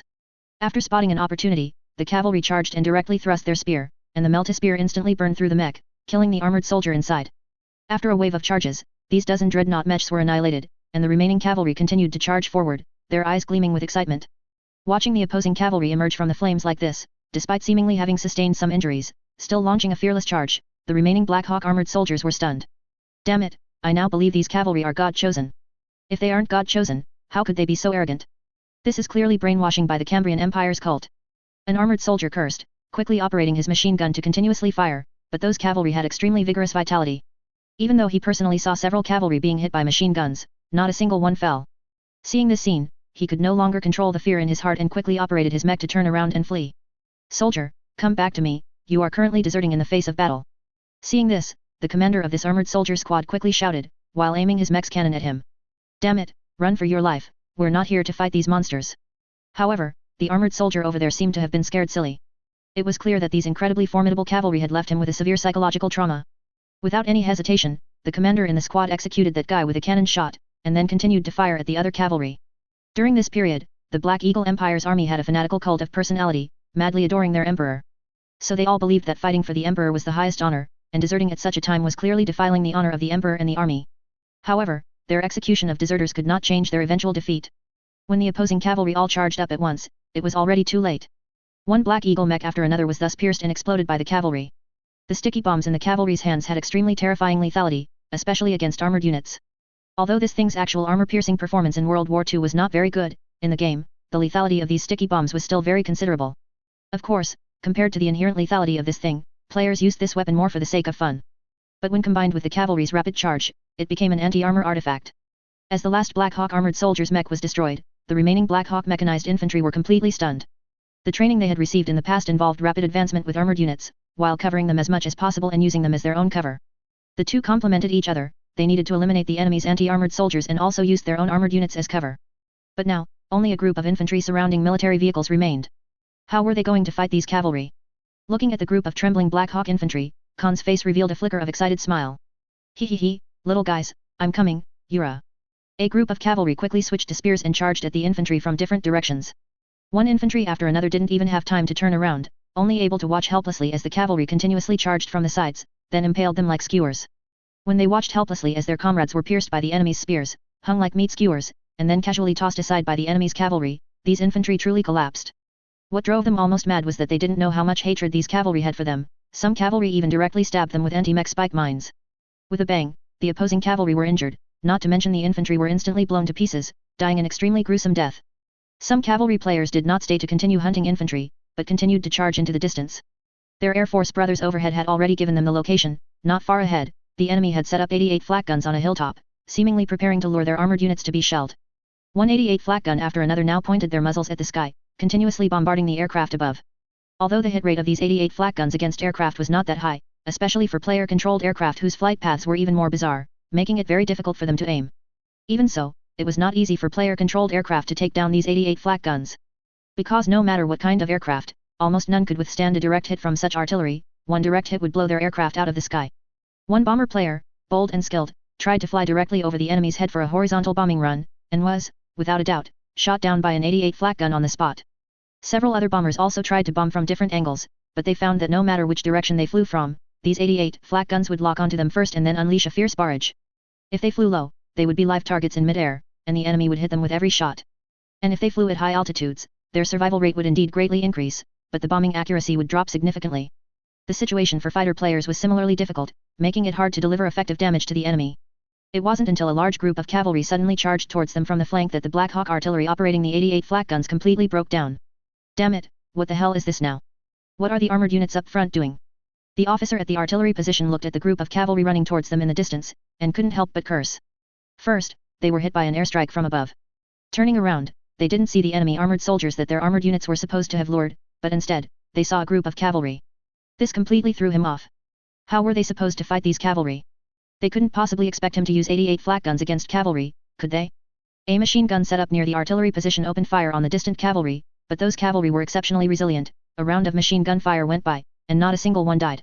A cavalry pulled out a carbine while on horseback, shot and killed the machine gunner, then continued to gallop at full speed, quickly reaching the gentle slope. A group of cavalry, wielding spears or sabers, continuously hacked at the Black Hawk artillery on the position, fully experiencing a World War II version of mount and blade. Facing this group of cavalry, the artillery had almost no ability to counterattack. Although they carried Luger pistols, specially designed for artillery and exquisitely crafted, even if they emptied an entire magazine, they couldn't kill a charging cavalry. When the artillery were busy fleeing for their lives, no one was operating these anti-aircraft guns anymore. A player operating a fighter in the sky saw this scene and couldn't help but feel eager, diving towards the ground. Holy crap, what are you doing? I'm still down here. A cavalry saw his teammate suddenly diving from the sky and immediately ran to the side without thinking. How could he not guess what the other party was going to do? This was clearly preparing to hit him too. Putting himself in the other's shoes, if he were operating a fighter, he probably wouldn't pay much attention to his comrades on the ground either. After a round of machine gun fire, followed by a series of rockets, a large number of fleeing artillery immediately fell. However, because his volley accidentally injured friendly cavalry, he immediately received a warning, which sobered the player, and he quickly pulled the fighter back up. After this chaotic battle, the Black Hawk Army's vanguard unit was basically wiped out. After all the commotion, only Andrei's cavalry players suffered some losses. Considering the abundant achievements these cavalry players gained in this battle, their small losses were nothing at all. It was merely a bit of wear and tear, incomparable to the rewards they received for eliminating the enemy. Upon learning of a great victory on the front line, Andrei also praised these players heartily in the headquarters. Although he knew that players didn't really care much about his praise, and that he, the famous ever victorious general, was no different from other NPCs to the players. However, Andrei also knew that players might not care who praised them, but they would definitely care about inactive NPCs. If an NPC had a bad attitude and made players unhappy, players might find an opportunity to retaliate behind their backs. After symbolically praising these players, Andrei then took the opportunity to offer a badge of power armor he had brought as a reward, directly adding them to the guild exchange list. The White Scars Guild, which had contributed greatly to this battle, was given 5 sets of power armor by Andrei for free, but these were the models without flight packs, specifically the armored cavalry type power armor. To be honest, in Andrei's opinion, although this thing was called armored cavalry, it actually wasn't very related to cavalry. After all, this power armor was indeed thick, but its mobility was not very strong. Instead, it focused on firepower, with 2 machine guns and a set of rocket launchers as its main armament. Although such a configuration was decent, Andrei studied it for a long time and still felt that this thing didn't seem to match the White Scars tactics very well. However, he quickly stopped thinking about it so much. Having power armor at hand was good enough, why complain about so many details? He did want to create a set of power armor that could be equipped by cavalry, turning his cavalry into true heavy cavalry. But unfortunately, he hadn't even seen a shadow of such a thing, nor had he even heard of any place preparing to develop power armor for cavalry. Clearly, developing power armor for cavalry was a very uneconomical endeavor. If infantry were equipped with power armor, they could wreak havoc in complex terrain, with combat capabilities even more flexible than armored units. But if cavalry were equipped with power armor, if it was too heavy, not only would the cost not be worth it, but the flexibility would also be poor, and the effect would be worse than simply using mechs. And if it was relatively light, then there would be no need for it. After all that trouble, it would still be inferior to medieval heavy cavalry. At least the armor on those heavy cavalry was not as expensive as power armor, and their defensive performance was also good. When Andrei's rewards were distributed to the White Scars Guild, the members of White Scars cheered with joy. Although this item indeed didn't perfectly align with cavalry tactics, for players, they obviously wouldn't care about such minor issues. The group from White Scars almost took turns wearing these 5 sets of power armor, with each person getting a huge thrill. Immediately after, they started a power armor rental business, renting these power armor to other guilds so they could experience what it felt like to wear power armor. There was no other way, this was power armor. The game had been going on until now, and this was their first chance to try on power armor. Who wouldn't be curious about such an experience? Especially when they put on these power armor, the realistic feeling was truly intoxicating. From the player's perspective, sufficient realism was a major advantage of this game. Holy crap! This is the feeling. Awesome. As long as the game is awesome, I'll sleep in my grave every day. Speaking of which, I wonder if there are Astartes in this world? I see this world has both modified human technology and power armor, so has anyone combined the two to create an Astartes? Good idea. it's time for us to officially rename the guild to a chapter. No one should contend with me for the Ultramarines. In that case, I will name my guild the Black Legion. I want to be a Baden, the ever victorious. Hiss, that's very ever victorious. Then let me ask you. Andre looked at the players' absurd chat in the chat area, shook his head, and a smile appeared on his face. To be honest, having these players around on a daily basis, besides helping him fight, they were also a treasure for enlivening the atmosphere.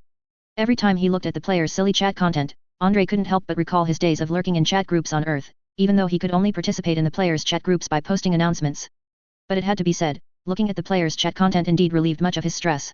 General, we have captured a batch of enemy 88mm cannons. After screening, 6 of these artillery pieces are still usable. Just then, a voice suddenly came from beside Andre. A messenger excitedly said to him. Very good, I understand. First, arrange these artillery pieces in the anti-armor positions and let them cooperate with the moose mechs to set up an ambush. By the way, do we have anyone who knows how to operate this kind of artillery? Andre suddenly thought of something and asked the soldiers, then received a wave of headshakes. Well, it seemed he couldn't rely on his own soldiers for this. He had thought that the operation methods of these artillery pieces were similar, and perhaps soldiers who knew how to operate anti-aircraft guns could also quickly pick up the enemy's 88 flak guns. Although this thing was quite different from the anti-aircraft guns within the Cambrian Empire, and even more ridiculously different from the boom-boom cannons built by players. After some consideration, Andre decided to set those artillery pieces aside for now. Once the enemy's armored units arrived, he would then specifically issue a mission to operate the artillery for attack. Or, he didn't even need to issue a mission. Given the players' personalities, if there were suddenly a few of these anti-armor can openers on the position, and they didn't use them against the enemy's armored mechs, it would be a disservice to their gaming instincts. Just as Andre was celebrating victory and redeploying his forces. On the other side, after receiving the news that a composite armored battalion on the front line had been completely annihilated, General Clem was furious. Damn it, these idiots, how did they fight? Didn't they know to retreat if they couldn't win? Damn it. Could it be that these guys are really so overconfident that a single battalion went to attack an enemy division's position? In the headquarters, General Clem was somewhat at a loss. He truly couldn't understand how this battle was fought, and why his troops were inexplicably wiped out. According to his original plan, this wave should have focused on luring the enemy, setting up a beautiful ambush with 88 flak guns to weaken the enemy's armored forces, and then quickly retreating. This was supposed to be an armed reconnaissance mission, but he never expected it to end in complete annihilation. This truly left him baffled. Beside him, General Ron's expression was solemn, but a hint of a smile flickered in his eyes. General Ron had been humiliated by the forces led by Andre before, and that was a great disgrace for him. Now that everyone had suffered losses at Andre's hands, it was somewhat even, at least it didn't make him seem too incompetent. Otherwise, he had been hearing people say that ever since the Iris Empire battlefield, his talent had run dry. Clem, I've already warned you, this ever-victorious general of the Cambrian Empire is not that easy to deal with. You must remember, you cannot use traditional old-fashioned thinking to deal with this guy. His fighting style on the battlefield is very complex, and I can't quite describe it, but all in all, this guy's fighting style is completely different from that of a typical Cambrian Empire general. General Clem was somewhat annoyed, and he nodded casually and impatiently, saying indifferently. I know, I'll be more careful from now on. I absolutely refuse to believe that the Cambrian Empire would produce a savior at this time. At most, he's just a commander with a bit of skill. Once I concentrate my main forces in artillery advantage, I don't believe he can pull off any new tricks. In the face of absolute superiority, all fancy schemes are paper tigers. Seeing General Clem's demeanor, General Ron shook his head. This guy was still too arrogant. Clearly, the Central Army Group's continuous breakthroughs had made them overly optimistic about the war situation. He had always felt that this war against the Cambrian Empire was unlikely to end within a few months. However, the fervent national sentiment made most generals believe that even if the Cambrian Empire was large, they had the ability to tear it apart in one go. If this setback could calm their emotions a bit, perhaps it wasn't such a bad thing. Of course, setbacks are one thing, but they must take Andre's position, that is beyond doubt. After some maneuvering, the Black Eagle Empire's artilleries were basically in position. A large number of artillery pieces unleashed a fierce bombardment on Andre's position, with round after round of shelling continuously pounding the carefully constructed position, occasionally detonating landmines. Fortunately, the position built by the players was quite sturdy, and there were many anti-artillery bunkers, so by hiding in these bunkers, Andre's soldiers did not suffer overly severe damage. As long as they weren't directly hit by the enemy's heavy artillery, these soldiers were generally safe. At the same time, Andre's artilleries were also continuously exerting force, and a bunch of modified siege cannons, famously known as Andre's fists, brought over by the players, continuously fired heavy shells at the enemy's position. Under such shelling, the Black Eagle Empire's artilleries were also constantly suffering losses, and for a time, both sides were engaged in a back-and-forth battle, evenly matched. However, Andre was somewhat surprised. Based on the increase in merits he had tallied, the accuracy of the players' artillery fire seemed to be decreasing. Unlike other artillery battles, players could see an overhead view when firing these indirect fire weapons. So this meant that perhaps the players' initial shells weren't that accurate, but through this view, they could quickly see the enemy's location and quickly adjust their trajectory. In such a mode, almost like having an all-seeing eye, it was impossible for the player's artillery to miss. Thinking of this, Andre was a bit puzzled, suspecting that the Black Eagle Empire on the other side had come up with some new technology and ruthlessness. On the Black Eagle position on the other side, due to the fierce bombardment by the Cambrian artilleries, the position was already a mess. A mage, strangely dressed, with strange runes hanging on him, and a staff extending a bunch of wriggling tentacles, was desperately trying to replicate the projection of the distant artillery position here, while complaining dissatisfiedly. Damn it, I can't hold on much longer. The Cambrian army on the other side is simply poisonous. Are their shells infinite? Where do they get so many shells? Relying on large-scale illusion magic, he and other mages could replicate a projection of the distant artillery position here, while mages on the other side hid the actual artillery position. These ancient god system mages were more skilled at dealing with mental aspects, many of their spells seemed quite bizarre, but this didn't mean that the projections they created could withstand too much artillery fire. Every time an enemy shell came, their projection would suffer an energy impact. To maintain it, they had to continuously inject magic power, toiling for a long time, so much so that this group of mages felt like they were being drained dry. Everyone, hold on a little longer, the Empire needs you. Hearing this, the group of battle mages could only grit their teeth and maintain the projection, while also taking out a new magic core. Their previous magic cores were almost depleted, and now they had to be replaced. If it weren't for these, they would have already failed to maintain the projection. Honestly, I'm starting to doubt if the forces on the other side are really led by General Vorontsov. I clearly remember that in the last instance, his forces were very short on artillery. In the headquarters behind, upon hearing the latest report from the front line, General Ron said somewhat puzzled. Not sure, but the artilleries on the other side don't seem like something a single division could possess. I don't know where the Cambrian Empire got so many heavy artillery pieces. Damn it, could it be that we actually have a heavy artillery division opposite us? General Clem's expression worsened. He felt that ever since he brought his troops here, he had constantly encountered all sorts of messy troubles. Even this time's artillery preparation made him feel quite unsuccessful, the firepower unleashed by the enemy was somewhat beyond imagination. Just then, their headquarters suddenly received a phone call. Hello, this is General Clem. Wait, what did you say? Okay, I understand, I'll pay attention to this matter. As soon as he hung up the phone, General Ron asked from behind. What's wrong? You seem a bit surprised. General Clem shook his head, his face not looking very good. I just received orders that the upcoming attack needs to be moved up. The Cambrian Empire has moved its Tsar cannon from Moscow to here, and it's currently being transported by rail. If we don't want to face the Tsar cannon's attack when we advance on Petrograd, then we need to move faster. General Ron raised an eyebrow, saying with some uncertainty. What's going on? Does the Cambrian Empire really think they can turn the tide with that thing? Honestly, I feel that if they have the time to transport a giant cannon here, they might as well transport more food. I believe that compared to heavy artillery, Petrograd is definitely lacking food right now. General Clem shrugged, saying impatiently. Who knows? Those people in the Cambrian Empire are all crazy, who knows what these idiots usually think. But all in all, I don't want the enemy to set up this cannon in the city and bombard us. We'd best move quickly and just cut off the railway. The Air Force is unreliable. I don't believe the Air Force can intercept that cannon. Honestly, the Air Force has disappointed me more than once. After saying this, General Clem ordered the front line to conduct a final round of artillery preparation, and then prepared to launch an attack.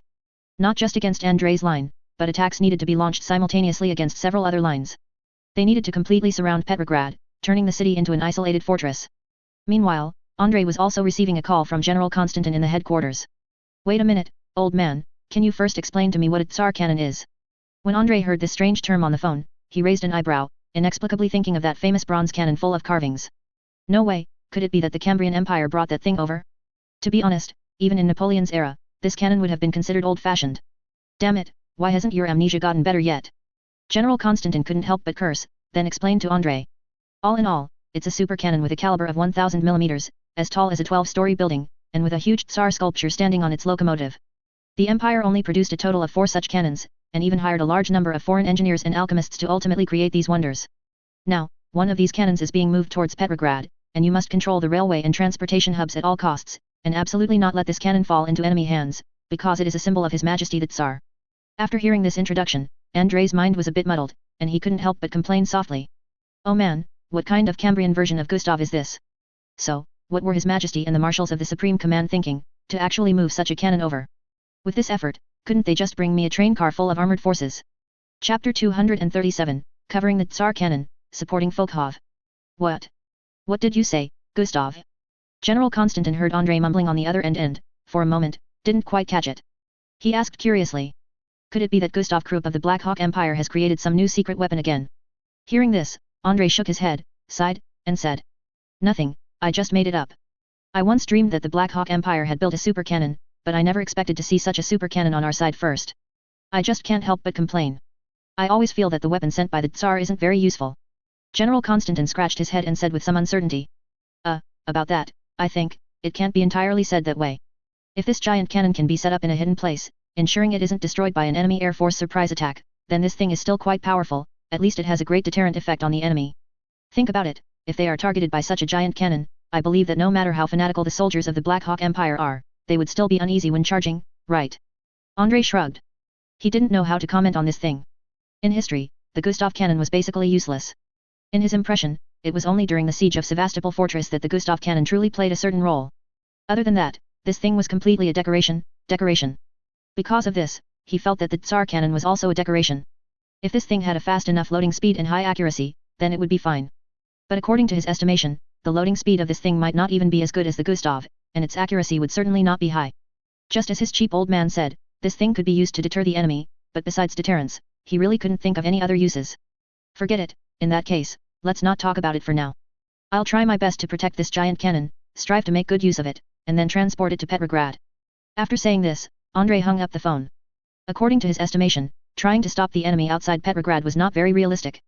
The Black Hawk Empire's army was simply too numerous, and the other Cambrian army forces were truly unreliable. With just his one unit, he might be able to hold a key point or launch a powerful counterattack against the enemy, but he didn't think he could stop the Black Hawk Empire's large army. There was no other way, he was spread too thin. So, in his opinion, the best use for this giant cannon was to ensure it was delivered intact to Petrograd, and then, when the enemy launched a siege, use this thing to bombard their positions from afar. Hit by one shot from this thing, no matter what kind of monster, they wouldn't be able to withstand it. And the range of this thing would certainly not be too short, keeping it in the city would be enough to attack enemy positions. If he could really force the enemy to launch a strong assault on the urban area of Petrograd and then engage in a meat grinder urban warfare with them, Andrei was fully confident that he could completely wear down the Black Hawk Empire to death.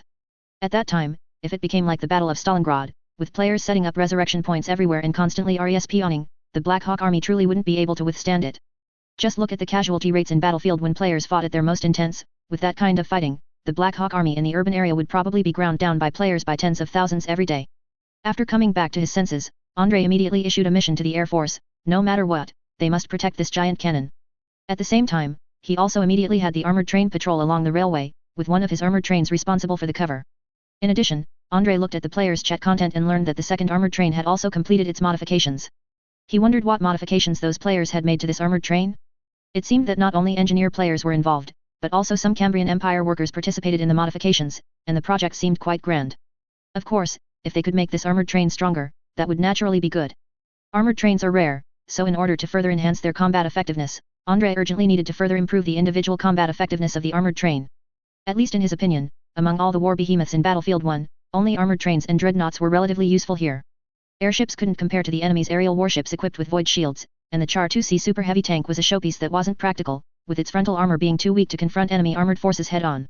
So Andrei truly placed great hopes on the armored train as a war behemoth.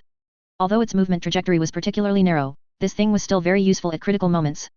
Large squadrons of fighter jets and bombers were all dispatched by Andrei to patrol along the railway first. He didn't know where the Tsar cannon was currently, but based on the activity range of the player air force, he estimated that as long as the players kept flying along the railway, they would eventually see the giant cannon. And this also meant that this giant cannon was too easily discovered by the enemy's air force, so he had to make his air force complete the escort before the enemy's air force discovered it. Otherwise, if this thing was exposed to the enemy's air force, it would undoubtedly be a sitting duck with no power to retaliate. Just as Andrei was giving orders, he suddenly saw a message in the player chat area. Approximately 50 kilometers east of his front line, an enemy composite unit suddenly appeared and launched a fierce attack on the local train station. What the hell? What strange operation is this from the Black Hawk Empire again? Andrei was a bit puzzled. Logically, the Black Hawk Empire attacking Folkhof train station now made no sense at all. This area was not under the control of the Black Hawk Empire, and they couldn't possibly redirect their main forces to attack such a small city stuck in eastern Petrograd. So, theoretically, even if they sent a unit to capture Folkhof, what would it achieve in the end? Before long, the surrounding Cambrian army would retake it, unless they planned to change their direction of attack and send more main forces to fight here. But Andrei drew on the map, then thought about recent events, and suddenly slapped his forehead. He seemed to understand what this move by the Black Hawk Empire was all about. The enemy was planning to capture this place before him and then intercept the Tsar cannon. No way, if they want to destroy this Tsar cannon, they can just bomb it with the air force. Could it be that they want to capture this cannon? Andrei estimated that if they wanted to capture this cannon, they definitely couldn't use the railway. At that time, they would have to dismantle the cannon and then find a way to transport it by road. So, do they have such strong transportation capabilities? Wait, you know what, they might actually. Andrei frowned, suddenly thinking of something. He suspected that the Black Hawk Empire might indeed have such transportation capabilities. In the previous battle, during the conflict in Coldwater Town, he had seen the Black Hawk Empire's bridge-laying mech. That massive mech weighed at least several tens to 100 tons, and given the huge structure of its chassis, it should also have the ability to carry even heavier loads. If the Black Hawk Empire were to convert some large walking mech chassis into specialized engineering transport equipment, then they might actually be able to dismantle this giant cannon and take it away. This means that the Black Hawk Empire seems to be very interested in this giant cannon, otherwise, they wouldn't go through so much trouble and still want to capture this cannon intact. So, if he simply gave this giant cannon to the Black Hawk Empire, could it lead their technology astray? If the Black Hawk Empire were to throw a lot of energy into the research of the Gustav cannon, that would be interesting. He wondered if the Black Hawk Empire had the ability to research a super cannon even more abnormal than the Gustav. Andrei believed that the Black Hawk Empire most likely had such an ability, and even if they researched this giant cannon, it would most likely not be of much use. However, he then thought that it would be better to keep this giant cannon for now, because he was not too sure what strange black technologies could be developed in this world. You know, this world has even developed power armor and rocket drop pods, and there are even airships equipped with void shields and capable of mounting heavy main cannons. Who knew what these guys would do after getting a super giant cannon? Would they modify it and really come up with some completely new use for it? After much thought, Andrei felt that it would be better to keep the giant cannon honestly. There was no other way, the enemy's technological level was too dark, and many parts of this world were quite unscientific, so Andrei didn't dare to gamble. The conflict that broke out in the Folkhov region was discovered by player reconnaissance soldiers. He had not received any communication. Andrei strongly suspected that it was very likely the enemy had cut the telephone lines, which was why he hadn't received any news. Therefore, Andrei immediately issued a new mission to the armored train players, telling them to immediately support Folkhov. At the same time, he asked his chief of staff, Nikolaev, help me check the quality of the garrison in the city of Folkhov. I just received a message that Folkhov is reportedly under siege by an enemy composite unit. Nikolaev looked at Andrei suspiciously. He hadn't noticed when Andrei had received new news. Could it be that Andrei could receive telepathic messages while standing still? However, thinking of Andrei's strange abilities and the talk of him being chosen by God, he no longer hesitated and immediately acted, quickly finding information about Folkhov. General, I found it. The current garrison in Folkhov should be the 54th Army Group, but their troop strength is not optimistic. This army group suffered a crushing defeat in previous battles, with heavy losses, and then a large number of veterans were transferred to form new army groups, so their current total strength is only 32,000 men, and over 80% of them are recruits. And the more troublesome thing is that this army group is severely lacking in artilleries and armored forces. The entire army group has less than 30 howitzers and only the strength of one light armored battalion. Oh my goodness, that bad? Andrei was a bit surprised. An army group with a strength of 32,000 men was indeed a bit small, but not overly exaggerated. But honestly, an army group with only 30 howitzers and one light armored battalion, wasn't that a bit too pathetic? If he didn't know better, he would have thought this army group was some local warlord's ragtag militia. Wait a minute, speaking of which, how many mechs does a regular light armored battalion on our side have? Andrei frowned, and he couldn't help but pray in his heart, hoping that the Cambrian Empire's armored battalion would be larger, preferably like the Black Hawk Empire's armored battalion. Unfortunately, Nikolaev's words cruelly shattered his hopes. I regret to inform you, General, that according to the latest organizational structure, our light armored battalion has a total of 6 reindeer mechs and 9 incinerator mechs, making a total of 15 mechs. Considering that the 54th Army Group suffered a fierce battle previously, I estimate their armored battalion is likely not at full strength. That's it, it's useless. Andrei was truly impressed. This army group was simply the most miserable army group he had ever seen. Without any hesitation, he immediately called his father again. General Konstantin, I need to report an urgent military situation to you. The train station in Folkhov City has been heavily besieged by an enemy composite force. The specific situation is unknown. However, according to what I've learned, the garrison in Folkhov City is extremely poorly equipped. Their army is basically composed only of light infantry, severely lacking artillery and armored forces, and it will likely be very difficult for them to resist the enemy's attack. On the other end of the phone, General Konstantin nodded and said urgently. All right, I understand. I'll contact the neighboring army immediately. If conditions permit, you can have your air force support them. As soon as he finished speaking, General Konstantin hung up the phone. Recalling the phone ringing in the background, Andrei estimated that others were probably calling his father as well. It seemed that although his side had blocked one round of the Black Hawk Empire's attack, the situation on other fronts must be very bad. Andrei looked at his own combat situation and the number of players, then steeled his resolve and directly issued a mission. He planned to send 500 cavalry players to that location for support as quickly as possible, and then have Air Force players and the armored train cooperate to block a wave. Now, drawing 500 players from his side wouldn't have a significant impact, but if 500 players could cooperate with the local garrison and join the meat grinder battle against the enemy, Andrei believed the situation would undergo a drastic change. Over at White Scars, Khan immediately noticed the sudden appearance of the guild mission. Although other players could also see similar missions besides the guild mission he received, they couldn't earn guild points for completing them. Excellent, isn't this mission tailor-made for our guild? No problem, everyone move out. Let's do a 1,000-mile raid. Khan waved his hand and said to the people in his guild, while also sending a screenshot of the guild mission to the chat area. Khan loves to race, families, have you seen this guild mission? If you want to do it, come and join our guild. Cavalry players are welcome to join White Scars. Our slogan is to grow bigger and stronger, and strive to play Mount and Blade in the World War. Upon seeing this mission, a group of players immediately agreed to join White Scars. Many individual players even showed off their past battlefield cavalry achievements to prove they weren't freeloaders. Seizing this opportunity, White Scars also managed to recruit a large number of players. A group of cavalry players immediately moved from the edge of the battlefield towards the railway, heading into the distance. Officer, we've noticed that the enemy seems to have a cavalry unit moving to the rear. They should be preparing to withdraw from here. A reconnaissance soldier of the Black Hawk Empire, peering through binoculars, suddenly noticed the movement of the distant cavalry unit, a look of confusion on his face. He didn't know why a cavalry unit from Andrei's side would suddenly leave, but he suspected that it might be the enemy commander fleeing the battle. Officer, do we need to pursue them? Perhaps we could catch a big fish. The officer on the front line took a look and quickly reported the news, but he had no intention of pursuing them. You're overthinking it. Our unit alone can't possibly catch up. You don't seriously think our single regiment can tear open their defensive line, do you? The officer gave the reconnaissance soldier an annoyed look, waved his hand, and said. Don't think about all these unnecessary things. Just focus on doing your own job. The news was quickly transmitted to the rear command post. General Clem, who had already separated from General Ron and was leading the main attack on Schlüsselburg, glanced at the message and shook his head, saying. Fake. This isn't Major General Vorontsov's style. He's not the type to flee in the face of battle. Although General Clem still somewhat underestimated Vorontsov, he believed that this general, who was praised as a rising star by the Cambrian Empire, would never be the kind of person who would only flee in the face of battle. This wasn't because he overestimated the accuracy of the Cambrian Empire's media, but because he had previously learned some special intelligence from other sources.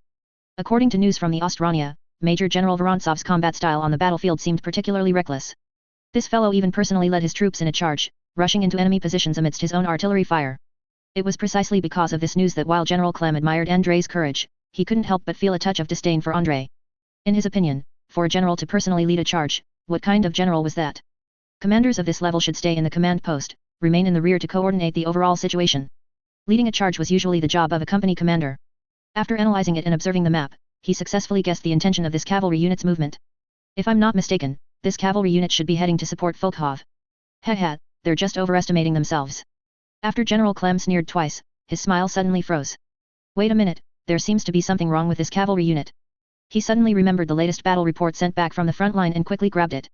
After observing it, General Clem shook his head.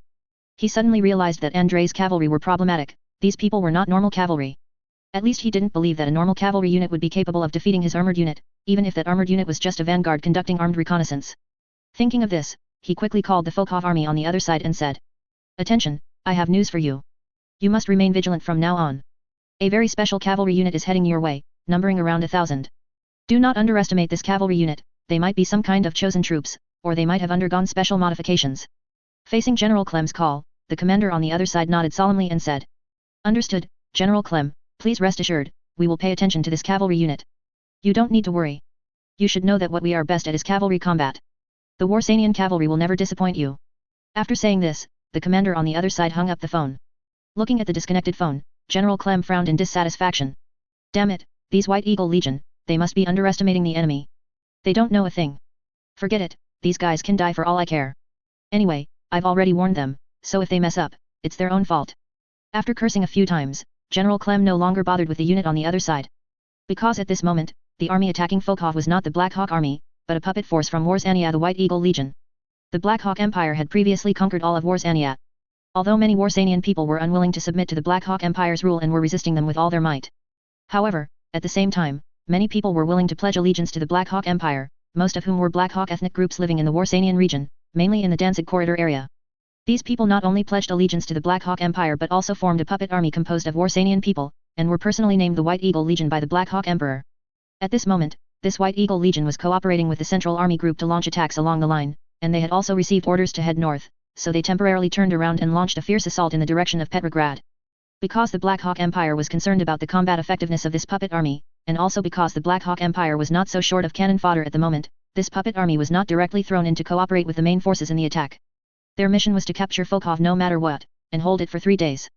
Only by completing this mission could they prove the White Eagle Legion's loyalty, otherwise, the Emperor might consider cancelling the White Eagle Legion's designation, which they absolutely could not accept. Under the fanaticism of converts, although the White Eagle Legion's equipment was far inferior to that of the Black Hawk Empire's regular army, they still launched an extremely fierce attack on Volkov and achieved a series of victories. Although they lacked heavy firepower, facing the 54th Army Group, which also lacked heavy firepower, a large number of Warsanian cavalry erupted with astonishing combat power. Soldiers, for the motherland, never retreat a single step. Kill these Warsanian people, Yura. In a position in the city outskirts, a light infantry unit of the Cambrian Empire was using the ruins of buildings there to counterattack the Warsanian army advancing towards them. In these ruins, the bodies of both sides were scattered everywhere, and in some places, the bodies were even piled up into small hills. But even so, the remaining Cambrian soldiers still held their ground, not retreating a single step. Among this army, apart from the ordinary conscripts who were temporarily recruited, all those serving as officers were young student soldiers temporarily organized from surrounding universities. These university students had a higher loyalty to the Cambrian Empire and a more fervent patriotism. Under their influence, other soldiers also stubbornly remained there, constantly resisting wave after wave of enemy attacks. Report. General Sokolovsky, our new round of attack has been repelled by the enemy again. In the command post of the White Eagle Legion, the noble officer serving as the overall commander of this unit, Lieutenant General Sokolovsky, showed a displeased expression. What's going on? Why were our soldiers repelled by the enemy again? Damn it, the enemy forces guarding here are just a bunch of temporarily mobilized militiamen, they don't even have a gun for every person. Are we really unable to capture their positions when facing such an enemy? Sokolovsky was very dissatisfied with the performance of the frontline soldiers. At this rate, when would they ever capture this important transportation hub? You should know, this was the most crucial battle for their White Eagle Legion, and it was also the first large-scale campaign they undertook after this unit was formed.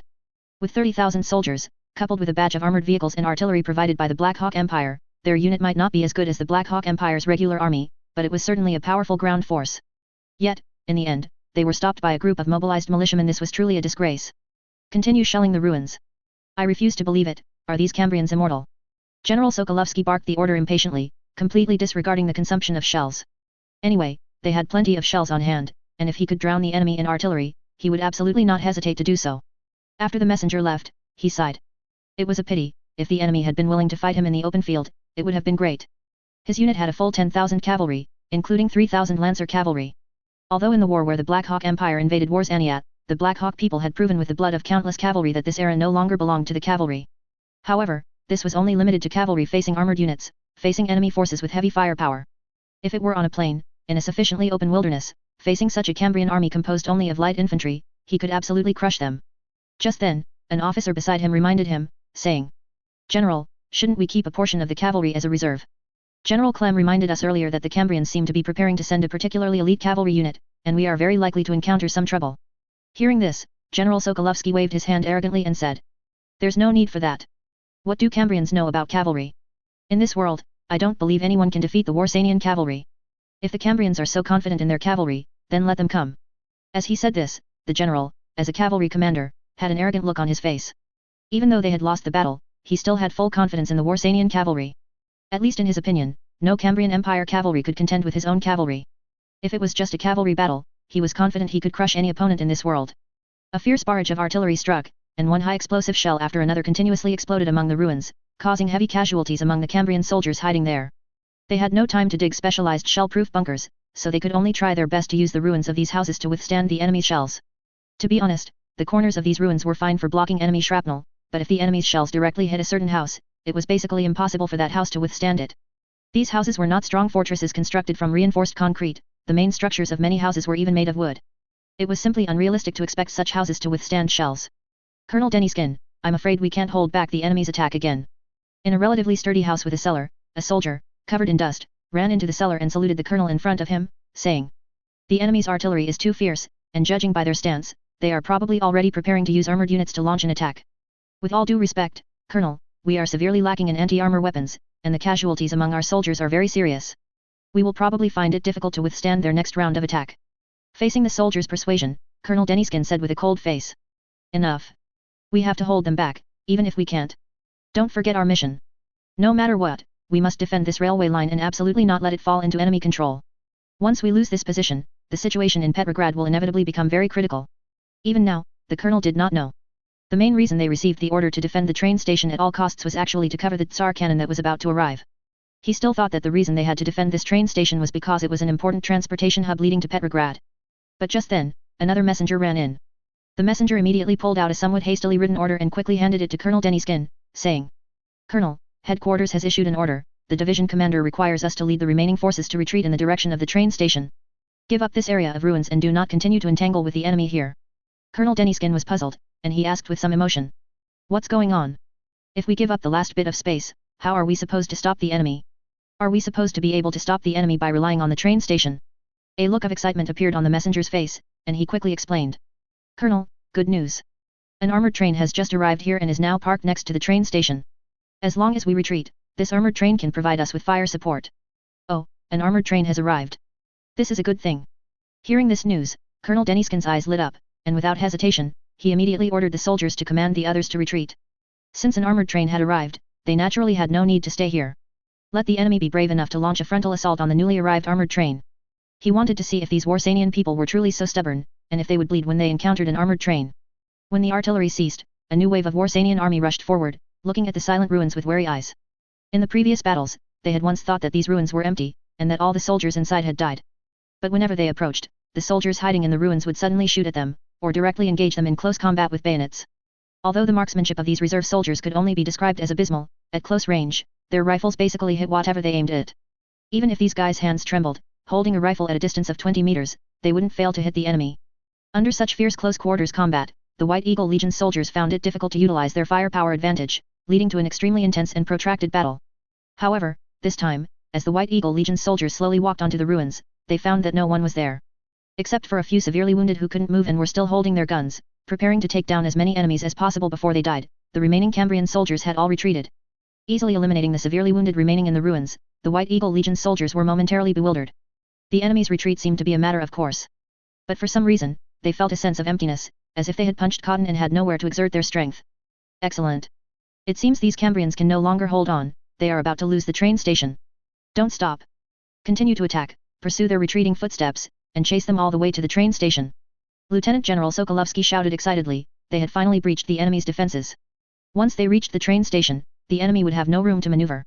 At that point, they would only need to press forward to completely capture this important transportation hub. After some consideration, the Lieutenant General simply sent the armored units of the Legion forward. A light armored battalion consisting of 60 pacifier mechs aggressively drove into the outskirts of Fokhov.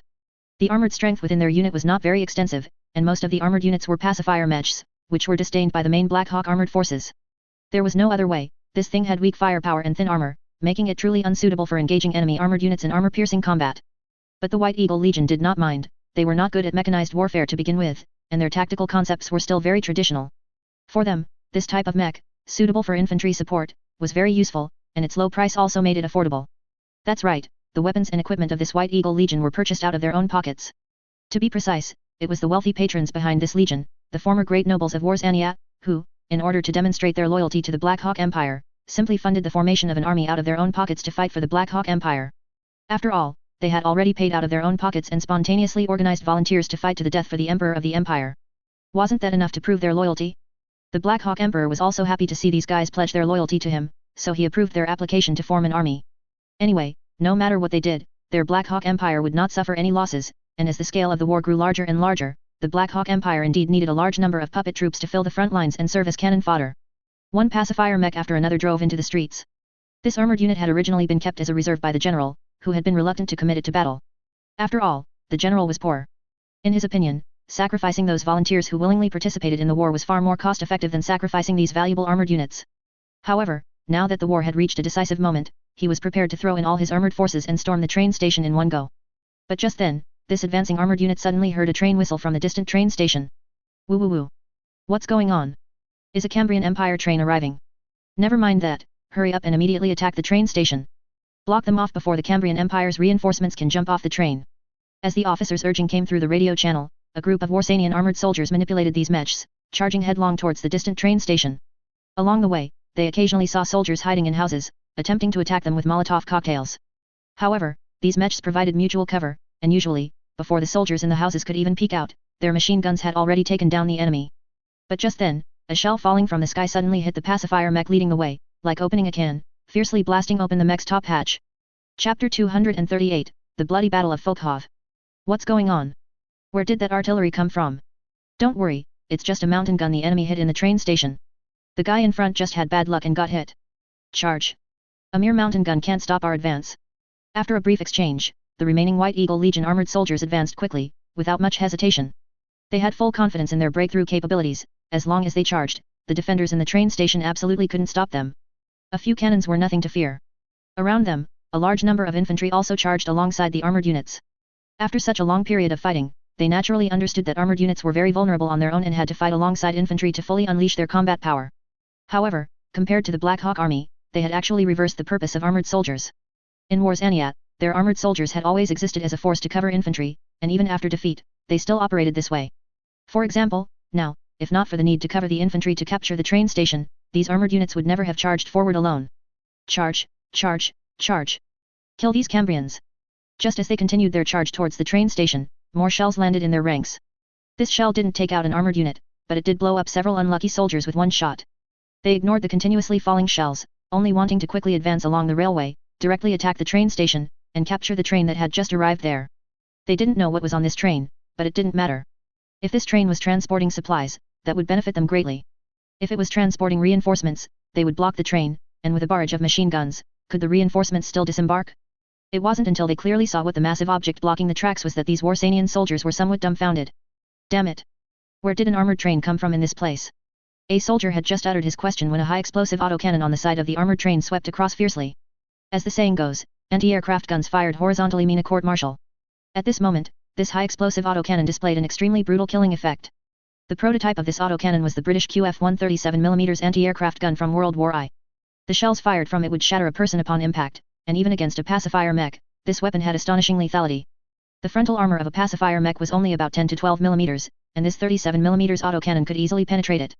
The player operating the armored train simply held down the trigger, and a barrage of shells roared out, instantly turning a newly charged pacifier mech into scrap metal.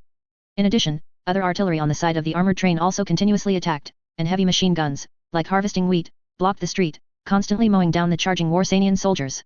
Retreat, quick retreat, there's an armored train here. Artillery, we need artillery. Quickly bring up the cannons and smash this armored train. The White Eagle Legion soldiers were all in a panic. Although they were very courageous, they weren't brave enough to charge an armored train head-on. While armored trains certainly had many limitations, when truly faced with this monstrous thing head-on, its massive size, thick armor, and deadly firepower were enough to make any enemy cower in fear. At least with the weapon configuration of the current Warsanian force, they had no weapons capable of penetrating the armored train's defenses, unless a direct hit from a mortar could be guaranteed, which might cause some damage to the train. Before the Warsanian soldiers could contact the artillery in the rear, the armored train quickly moved, the massive steel beast changing its angle while continuously unleashing firepower from its side against the enemy soldiers in front. Ha ha ha, this is awesome. This is so satisfying. Inside the armored train, a player laughed and said. Facing these enemies, who had both infantry and armored units, standing still like targets, allowing them to be mowed down, they couldn't help but give all these guys a thumbs up. Whether these enemies liked it or not, they were currently contributing an astonishing amount of merit to them. It must be said that using one's life to contribute merit to players could be considered a form of self-sacrifice to some extent. Was this the legendary spirit of humanitarianism? A pacifier mech operated its 4 mounted machine guns, continuously sweeping the armored train. But such firing only scratched the surface of the train's side, unable to cause any damage to the armored train. The massive armored train was completely immune to the attacks of these guys. Players just relentlessly harvested with the armored train's firepower, completely transforming this train into a land cruiser. Actually, at this time, if any Warsanian soldier dared to charge forward with a satchel charge, regardless of their life, they could indeed cause damage to the armored train. Especially since this armored train currently had no other armored units accompanying it, nor could it rely on the tank's repair skill to slowly repair itself. If it truly encountered a large number of satchel charges, this armored train could very likely be destroyed by the enemy. However, the Warsanian soldiers who had just charged over were all stunned by this thing, no one even thought of rushing forward with satchel charges. They certainly had the fervor of converts, but they weren't fanatical to that extent. They just wanted to perform well in front of their new masters, but they weren't fanatical enough to sacrifice themselves for the cause of the Black Eagle Empire. At the same time, on the carriages behind the armored train, a group of infantry players also quickly rushed down, joining the chaotic battle with various weapons. Although this armored train hadn't carried many infantry during its previous patrol mission, most of the infantry had already gone to the main battlefield to fight the Black Hawk army. But at this moment, the armored train carriage, designated as a respawn point, immediately served its purpose of spawning soldiers. Under the stunned gaze of the Warsanian soldiers, these short, stout carriages, no one knew how they were packed, but in minutes, at least over 200 soldiers emerged from within.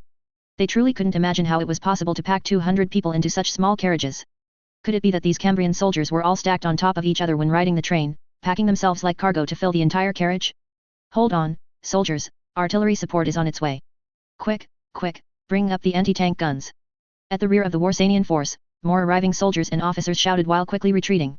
Although they did drag up a few anti-tank guns were not meant to engage in a direct artillery duel with an armored train. The reason they brought these weapons was to guard against enemy armored units. According to their intelligence, there should still be several Cambrian Empire mechs near this train station. And unfortunately, the pacifier mech they used had no anti-armor capability and couldn't counter enemy mechs at all. An anti-tank gun was dragged over and fired a powerful shot at the armored train. This shot pierced the steel plating at the front of the armored train, as the armored train's plating wasn't that thick. The armored train used by the players was based on the Redbeard class armored train of Tsarist Russia from World War I. The overall armor thickness of this armored train was approximately 12 to 18 mm, and even at its thickest points, the armor would not exceed 25 mm. After all, when this thing was designed, it only needed to be able to defend against most conventional firepower on the battlefield. This thing didn't need to consider being directly hit by enemy heavy artillery, nor did it need to consider engaging in a tank duel with the enemy. This was the battlefield of World War I. But it didn't matter, this enemy shot was just like a tickle to the massive armored train. A 37mm anti-tank gun hitting a mech could punch a large hole, and the flying metal fragments would be enough to kill the driver inside. The problem is, on such a massive armored train, a small hole being opened seemed truly insignificant, and the players hiding inside received no damage at all. That anti-tank gun didn't get a chance to fire a second shot, because the tank gun on the armored train quickly adjusted its muzzle and aimed at the artillery who had just fired at it. Boom! With one shot, that anti-tank gun was overturned on the spot. However, at this moment, the most efficient killer was still the high-explosive autocannon on the side of the train. In battlefield games, for balance, anti-aircraft autocannons often didn't have such strong killing power when attacking infantry targets, requiring many shots to kill one person. But the problem is, reality is not like a game, reality doesn't need to consider game balance. And in reality, a 37mm anti-aircraft gun fired horizontally was truly deadly. Whether it was light armored units or infantry, facing such an anti-aircraft gun, they were all scared out of their wits. Damn it, how many kills has that anti-aircraft gun stolen? Leave some for us. Watching another pacifier mech that showed its head get blown up by the high-explosive autocannon, the infantry players who had just rushed down were all unhappy. The total number of enemy armored units was only so many, not enough for them to share. At a time like this, you're having so much fun stealing kills, have you considered our feelings? The player hiding inside the armored train continued to operate the high-explosive autocannon, firing continuously, while giving a middle finger gesture to his teammates outside. Are you kidding? If you don't steal kills from your teammates, is it still playing a game? Who told him he got the chance to operate this high-explosive autocannon? If they're unhappy, come and bite him. Charge, quick, go steal kills. Q Barbie mother pinch cow. One player directly pulled out a lunge mine and fiercely charged towards a slowly retreating pacifier mech. There was no time to worry about so much now. Charging up and blowing up this mech, even if he died on the spot, it would be worth it. The Warsanians had never seen this kind of player tactic before. Faced with a Cambrian soldier who charged up with a peculiar explosive spear and then fiercely blew himself up in front of their mech in a mutual destruction, they were truly stunned. By the ghost of Dabrowski, are these Cambrians suicidal? Damn it, how much does their Tsar pay them a month to make them fight so desperately? A group of Warsanian soldiers expressed that while they couldn't understand, they were greatly shocked. They really couldn't figure out why these Cambrians were fighting so desperately. Could it be that these guys were just so loyal and patriotic? Although they couldn't figure it out, it didn't prevent them from feeling fear and continuing to retreat, even turning into a rout. There was no way around it, they were normal people, and normal people wouldn't dare to fight to the death with madmen. At least, if they were told to carry a spear with explosives tied to it and directly stab it into a mech, they absolutely couldn't do it. However, their retreat speed couldn't match the players' charge speed. Some players, directly donning a full trench raider set, charged forward with maces, howling. To the shocked gazes of the Warsanians, this iron-clad monster, impervious to blades and able to easily deflect bullets, charged forward and knocked down a tall, strong soldier with a single mace blow. Previously, in battle, this strong soldier had bayoneted 3 Cambrian soldiers who charged him, but at this moment, he looked so helpless after being knocked down by a mace. The iron-clad man wearing a gas mask was absolutely insane. After knocking down this soldier with a mace, he didn't even pause, turning his head to continue striking other soldiers, each blow instantly crushing a soldier's skull. Damn it, where did this inhuman monster come from? He kills people easier than chickens. These soldiers retreated in terror, then heard another scream from the other side. Through the intersecting street, they saw another squad also being slaughtered by the enemy. A Cambrian soldier, holding a strange long blade, moved like a ghost, darting through the crowd, his blade flashing continuously. No one knew how this guy's swordsmanship was trained, he could cleave a person with one strike, and deliver more than one strike in a second. In just a few seconds, he had cut down an entire squad around him, and even though bullets drew blood when they hit him, he completely ignored his injuries. It's insane, this battle can't be fought, everyone is insane. The Warsanian soldiers, encountering players for the first time, were completely terrified by these abstract, non-human beings. They felt as if they had encountered an undead force, these guys in front of them weren't human at all, but some kind of indescribable monster. They had fought for so long, but had never seen any army with such fierce combat methods, especially since these guys seemed to be unkillable. What? We were fighting so well, how did we inexplicably lose? Lieutenant General Sokolovsky was waiting for good news from the front lines in the headquarters, but instead received news of the vanguard's defeat. Damn it, it's just an armored train, could my army really be stopped by a mere armored train? Gather our artillery and smash that armored train. I want them dead.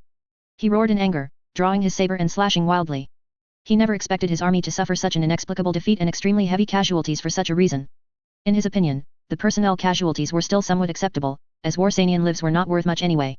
What truly pained him was the loss of heavy weapons. Warsania in this world was not entirely the Poland from before Andrei's transmigration. One must know, Warsania here still retained the old noble council system, and even serfs still existed. Therefore, a considerable portion of the soldiers mobilized were serfs who had been misled. They believed that as long as they won the battle and gained recognition from the Black Hawk Empire, they could shed their serf status and become high-ranking people in the Black Hawk Empire. If not for this reason, they wouldn't have fought so fanatically for the Black Hawk Empire. Thus, losing so many armored units at once was an absolutely severe blow to Sokolovsky. These things were worth who knows how many ordinary soldiers' lives. However, he quickly adjusted his mindset, preparing to rely on an artillery bombardment to destroy the enemy's armored train, and then have the soldiers advance again. He wasn't entirely sure if his artillery could destroy that armored train, but in his opinion, unless the armored train escaped, it would eventually be blasted to pieces by his artillery. At that point, whether the armored train was destroyed by his artillery or fled, he didn't believe a small train station could stop him once it lost the armored train's cover. But just then, he suddenly heard a new piece of dreadful news. Wait a minute, what did you say? What do you mean the Cambrian soldiers in the urban area launched a counterattack against us? Facing the newly arrived messenger, Sokolovsky asked with wide eyes. Are you kidding me? The Cambrian force in the city has been beaten to the state by us, where would they get the ability to counterattack? General, I don't know either. It seems to be the fresh troops who jumped off the armored train, their combat is exceptionally brave. Facing the general's questioning, the panting messenger said with a look of fear. You don't know, I suspect those soldiers are not human at all. They might be the Hell Legion summoned by the cold-blooded lady of the Cambrian Empire, those demons are definitely not normal living people. Crack. A crisp sound rang out, and the messenger, somewhat aggrieved, covered his swollen cheek where he had been slapped, not daring to utter a sound. Idiot, shut up. I don't allow cowards in my army. The general roared furiously. If I hear such foolish words that undermine my army's morale again, I will have you shot directly. Order our soldiers to launch a counterattack, push their offensive back. I absolutely refuse to believe that the White Eagle Legion will be defeated by soldiers who jumped off a train. In his opinion, how many soldiers could jump off a single train? At most, it would be the strength of one battalion. His White Eagle Legion was at least equivalent to the strength of an army, yet it was actually defeated by the strength of one battalion. He couldn't even explain this anywhere. If they performed so poorly and displeased His Majesty the Emperor, how could they continue to show loyalty to the Black Hawk Emperor? These idiots were clearly affecting his career. At the front line, the brutal, meat-grinding battle was still ongoing. Players, armed with various melee weapons, constantly moved through the city ruins, engaging in close-quarters combat with Warsanian soldiers. Many soldiers from the 54th Army Group also charged with them. Warriors, do you see these warriors from Petrograd? Let us follow in their footsteps, reclaim the lost positions. Motherland is watching us, Yura. A young officer with somewhat tender cheeks waved his pistol and shouted to the surrounding soldiers, then launched a charge. But just then, a player next to him suddenly grabbed his arm, pulling him back and saying, Enough, young man, this is not your battlefield. You should play a more important role. Facing the player's words, the young officer said with some dissatisfaction. Brother, what are you talking about? We are all children of Motherland, and we also have a duty to resist the invaders. Hearing this, the player couldn't help but laugh and asked the NPC officer. If that's the case, then tell me, what was your major in college? I majored in auto repair. Why? Idiot. Since you majored in auto repair, you should stay behind and put your skills to good use. Repairing mech after mech in the rear is far more important than being a mere soldier on the front line. Without technical talents like you, what would the Empire use to build war machines to kill the enemy? Upon hearing this guy's major, the player's eyes instantly widened. If he had studied philosophy or some kind of poetry or art, then it wouldn't matter, just go to the battlefield. Anyway, these types of majors were useless for the current situation in rear production. But how could such a valuable talent as an auto repair major be consumed as cannon fodder on the battlefield? He couldn't help but sigh. No wonder the rear suddenly issued a mission for them to protect these university student officers as much as possible. The Cambrian Empire's mobilization was truly something. How could even such talents be sent to the battlefield to serve as junior officers? Through the players' chat logs, when Andrei learned that the 54th Army Group had actually mobilized a large number of university students to be non-commissioned officers, he immediately wanted to curse. Please, how low was the Cambrian Empire's education rate, and how severe was the talent shortage? With such a severe talent shortage, how could ordinary university students be pulled to serve as cannon fodder? What were they thinking? Even if the Empire currently lacked officers with strong enough qualifications, it shouldn't pull such talents to be cannon fodder. These people, not to mention their future role in restoring production, even now, could play a greater role in the rear. So Andrei didn't hesitate and immediately issued an order to protect the university students. No matter how many players could save as many as possible. With players leading, these university student officers were also useless. Players were even more fanatical in battle than these university student officers. Some players were willing to persuade, but most players were relatively simple and crude. They would ambush the opponent from behind when they were unprepared, directly knocking them unconscious on the spot. After knocking them unconscious, they would casually hand these officers over to nearby soldiers, telling them, "Our general has ordered that these university students should play a more important role, they cannot come to the battlefield with us to die. So, warriors, charge with me. Let us common folk take on the task of dying." Hearing this, some soldiers immediately nodded and said, "The officer is right. They are all educated people and are meant to be gentlemen in the future. How can they die like this?" "Well said, I know educated people are of great use. They should be left behind to help us build more weapons to kill more enemies." Of course, some soldiers expressed dissatisfaction with this, but they dared not directly stand out and contradict these killing gods. They didn't know which unit this suddenly arrived reinforcement came from, but they had all witnessed how these players had crushed the enemy earlier. To put it bluntly, in their eyes, these newly arrived reinforcements were definitely elite among elites, each one a ruthless killer. At least for themselves, they would never be able to kill so decisively, nor could they slaughter enemy soldiers like chickens. So, at this moment, to contradict them, did they truly believe the other party wouldn't enforce battlefield discipline? Shooting a soldier who openly talked back to an officer on the battlefield was something no one could argue against, no one would plead for him. Led by a group of players, the remaining soldiers of the 54th Army Group launched a fierce counterattack against the enemy. The group of heavily armored trench raiders charging at the forefront made the most of the ruined terrain here. They flipped up and down, constantly using their flexible movements to flank the enemy, then unleashing a flurry of blows. According to the players, this move was called the whirlwind mace technique. But to the enemy, this was a heavily armored enemy infantryman, strangely dressed, who, wielding a mace, knocked down an entire squad of theirs in a few breaths. Who could endure this? Facing a killing god of this caliber, what else could they do but run? No retreat.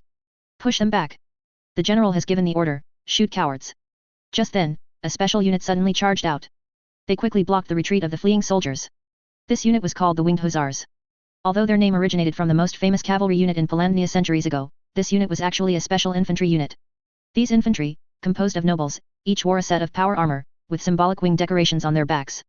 In one hand, they held a continuously firing shotgun, and in the other, an extendable spear, giving them powerful melee capabilities. These winged cavalry were originally the noble guard of Sokolovsky, but with the battle escalating to this point, they naturally couldn't remain in the headquarters.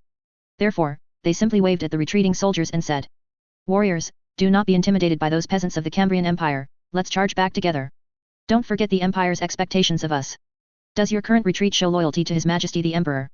After saying this, the winged cavalry charged forward, their eyes gleaming with high morale. Even now, they hadn't realized what kind of creatures the players truly were, so they still believed that once they entered the battlefield, the enemy would quickly be repelled. Oh, look! More power-armored soldiers. Some players saw the winged cavalry in the distance, with power packs on their backs constantly emitting smoke and two wings, and their expressions immediately became excited. Are you kidding? Power-armored soldiers? You're exactly who we're looking for. While these soldiers were as ferocious as Astartes to the ordinary infantry of this world, to the players, power-armored soldiers were just elite monsters. As long as their invincible bayonets could stab through the enemy, they didn't care about the power armor on these guys. Charge forward with bayonets, it's either you die or I die. Yura. A player roared and charged forward with a bayonet, only to be shot down by the opposing winged cavalry's shotgun. Damn it. These guys don't play fair. Their spears are so prominent, why are they still using shotguns? The player who was shot down couldn't help but curse, he thought this was a bayonet-only game. However, these winged cavalry could take down one player with a shotgun, but they couldn't take down all the players with shotguns. Especially since players weren't to be trifled with. Did they really think they had no anti-armor weapons? When players pulled out their launchers, the charging winged cavalry immediately encountered an unimaginable blow. Several crisp artillery shots rang out, and the leading winged cavalry fell, looking incredulously at the large holes in their chests, wondering where these shells had come from. Watch out for their small cannons. Sharpshooters, take them down quickly. Hit by these projectiles, the other winged cavalry immediately stopped their reckless charge and quickly took cover behind obstacles. Although they knew that ordinary brick walls couldn't block the cannons that could penetrate their breastplates, at least hiding would make it harder for the enemy to aim and provide them with a sense of security.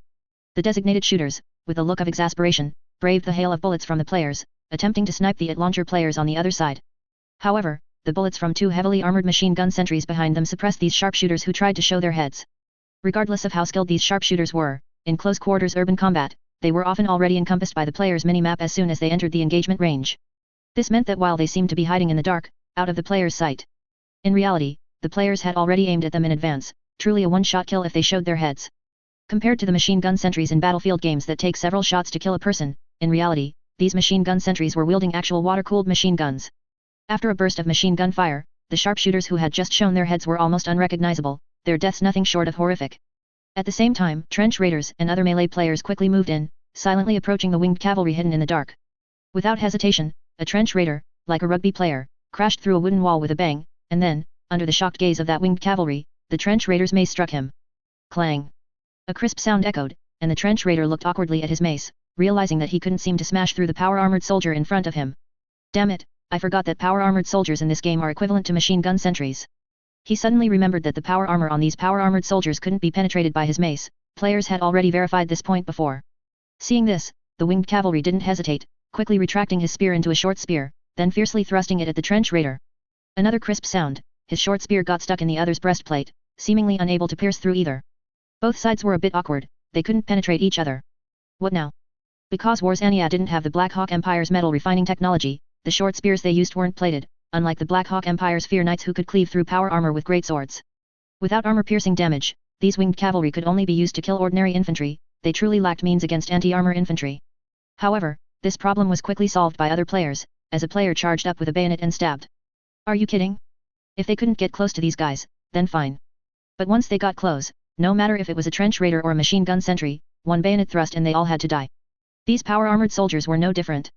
As the bayonet on the Cambrian soldier's rifle fiercely pierced his breastplate and heart, the fallen winged cavalry showed an incredulous expression. He never dreamed that this was just an ordinary Cambrian soldier, yet the weapon in his hand could pierce his breastplate. This is impossible. The winged cavalry died almost with wide-open eyes, completely unable to understand where this Cambrian force had sprung from, that even ordinary infantry could be equipped with special bayonets capable of piercing power armor. Clearly, even now, he didn't understand what a mechanic monster was.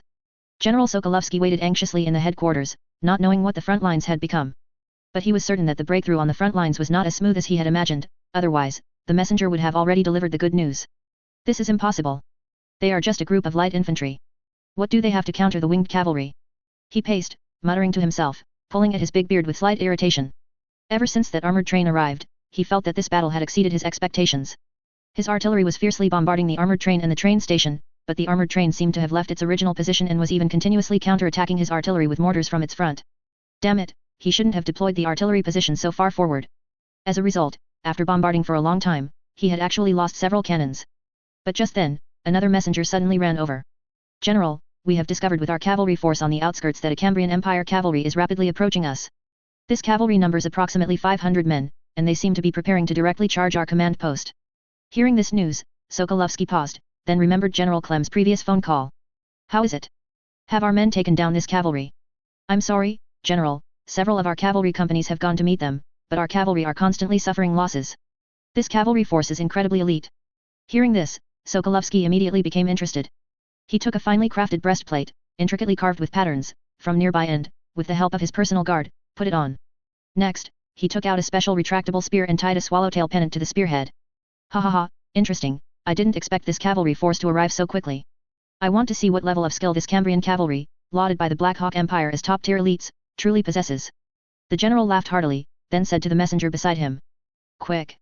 Assemble our Lancer regiment and tell them to come with me to meet this cavalry. I want to see what capabilities they have to challenge Warsania's cavalry. The messenger nodded and immediately went to issue the orders. Like the general, he also believed that Warsania's Lancers were invincible. With the combat capabilities of their cavalry, the Cambrian Empire's cavalry would only flee at the sight of them, never challenging them. Not to mention, the attacking cavalry numbered only about 500 men, such a small force was purely coming to throw their lives away in front of them. Meanwhile, in a somewhat complex hilly terrain, the newly arrived cavalry players were locked in a fierce battle with a Warsanian cavalry force.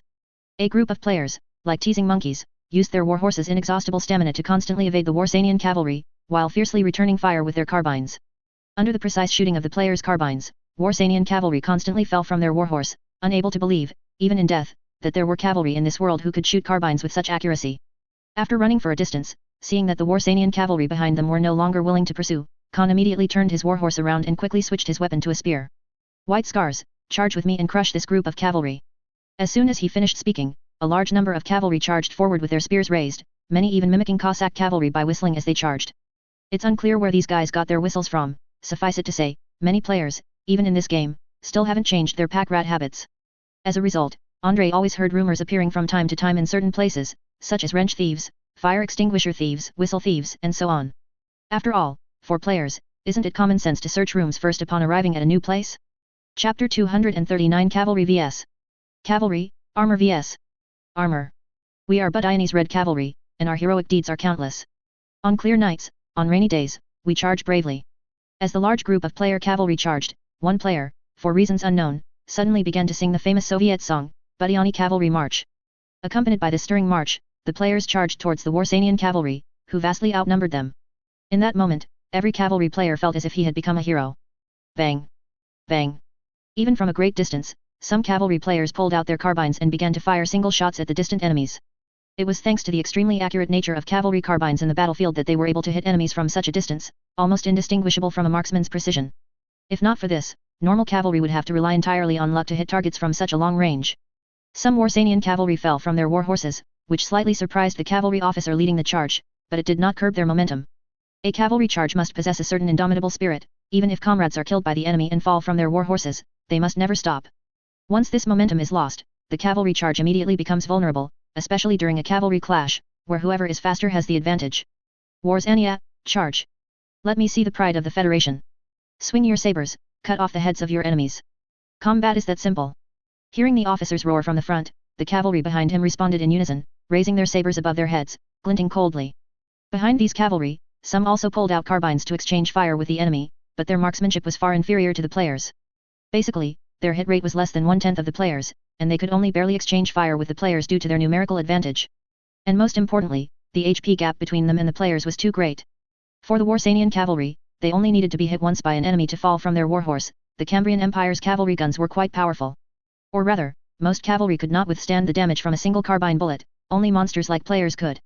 There was no other way, cavalry players were tough. For the opposing Warsanian cavalry, they needed to hit a player many times consecutively to take him down. So much so that during their charge, some skilled cavalry clearly hit an enemy several times, but he just wouldn't go down. Damn it, this is impossible. I'm sure I hit him. A cavalry with a large mustache couldn't help but curse. This makes no sense. How can he be hit by multiple bullets consecutively and still show no reaction? More than one Warsanian cavalry discovered this characteristic of the opposing players. Many Warsanian cavalry, as they fought, noticed that these guys were practically immortal. For a moment, they couldn't help but feel a chill.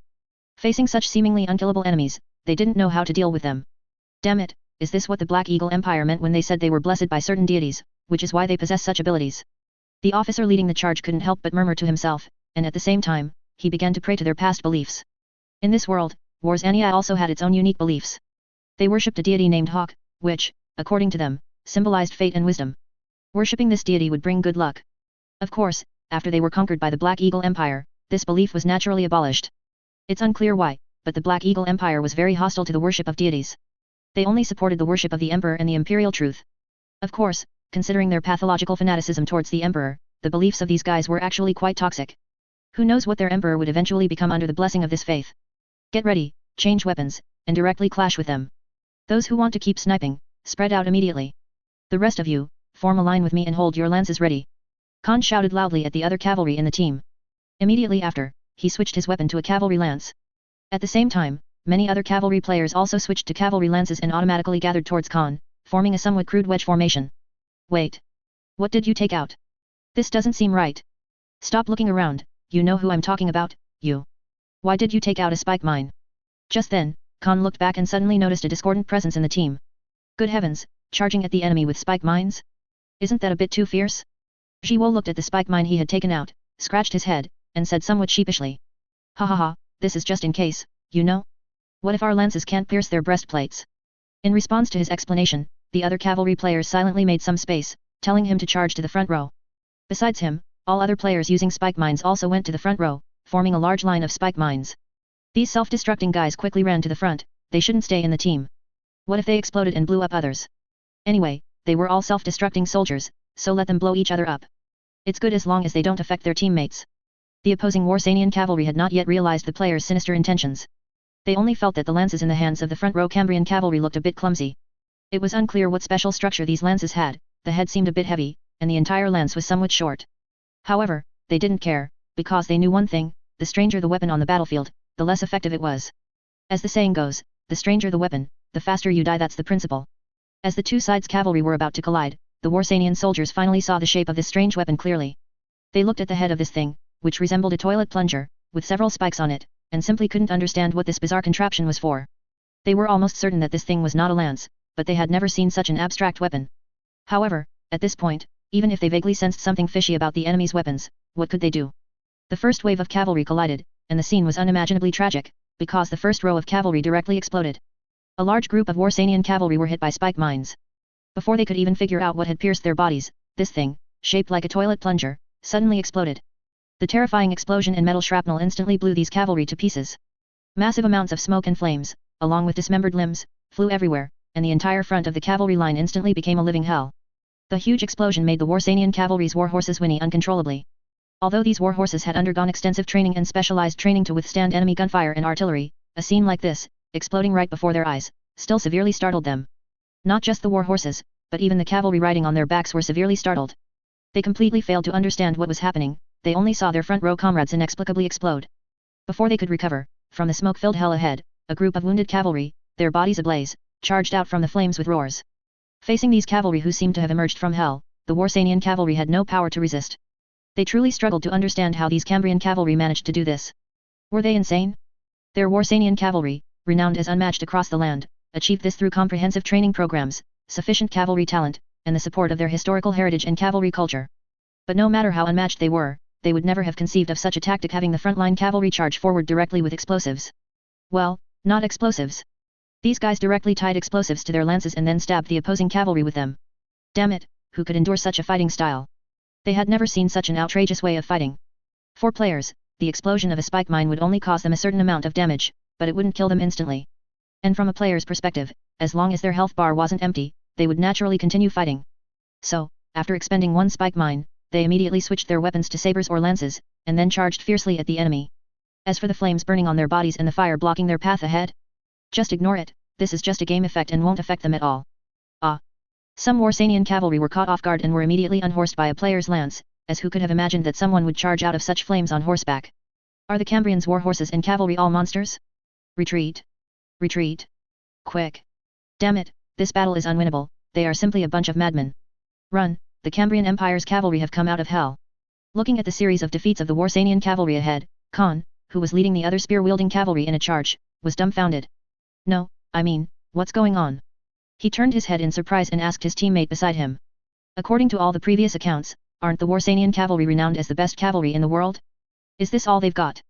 His teammate beside him shrugged and said indifferently. Who cares? Just listen to it. Isn't this the same as in Wuxia novels where someone just claims to be unmatched, and then gets instantly killed in the next second? For players, most of them don't really care about world backgrounds and plot issues, they just came to this game to kill. The enemy's morale collapsed. Who knows why?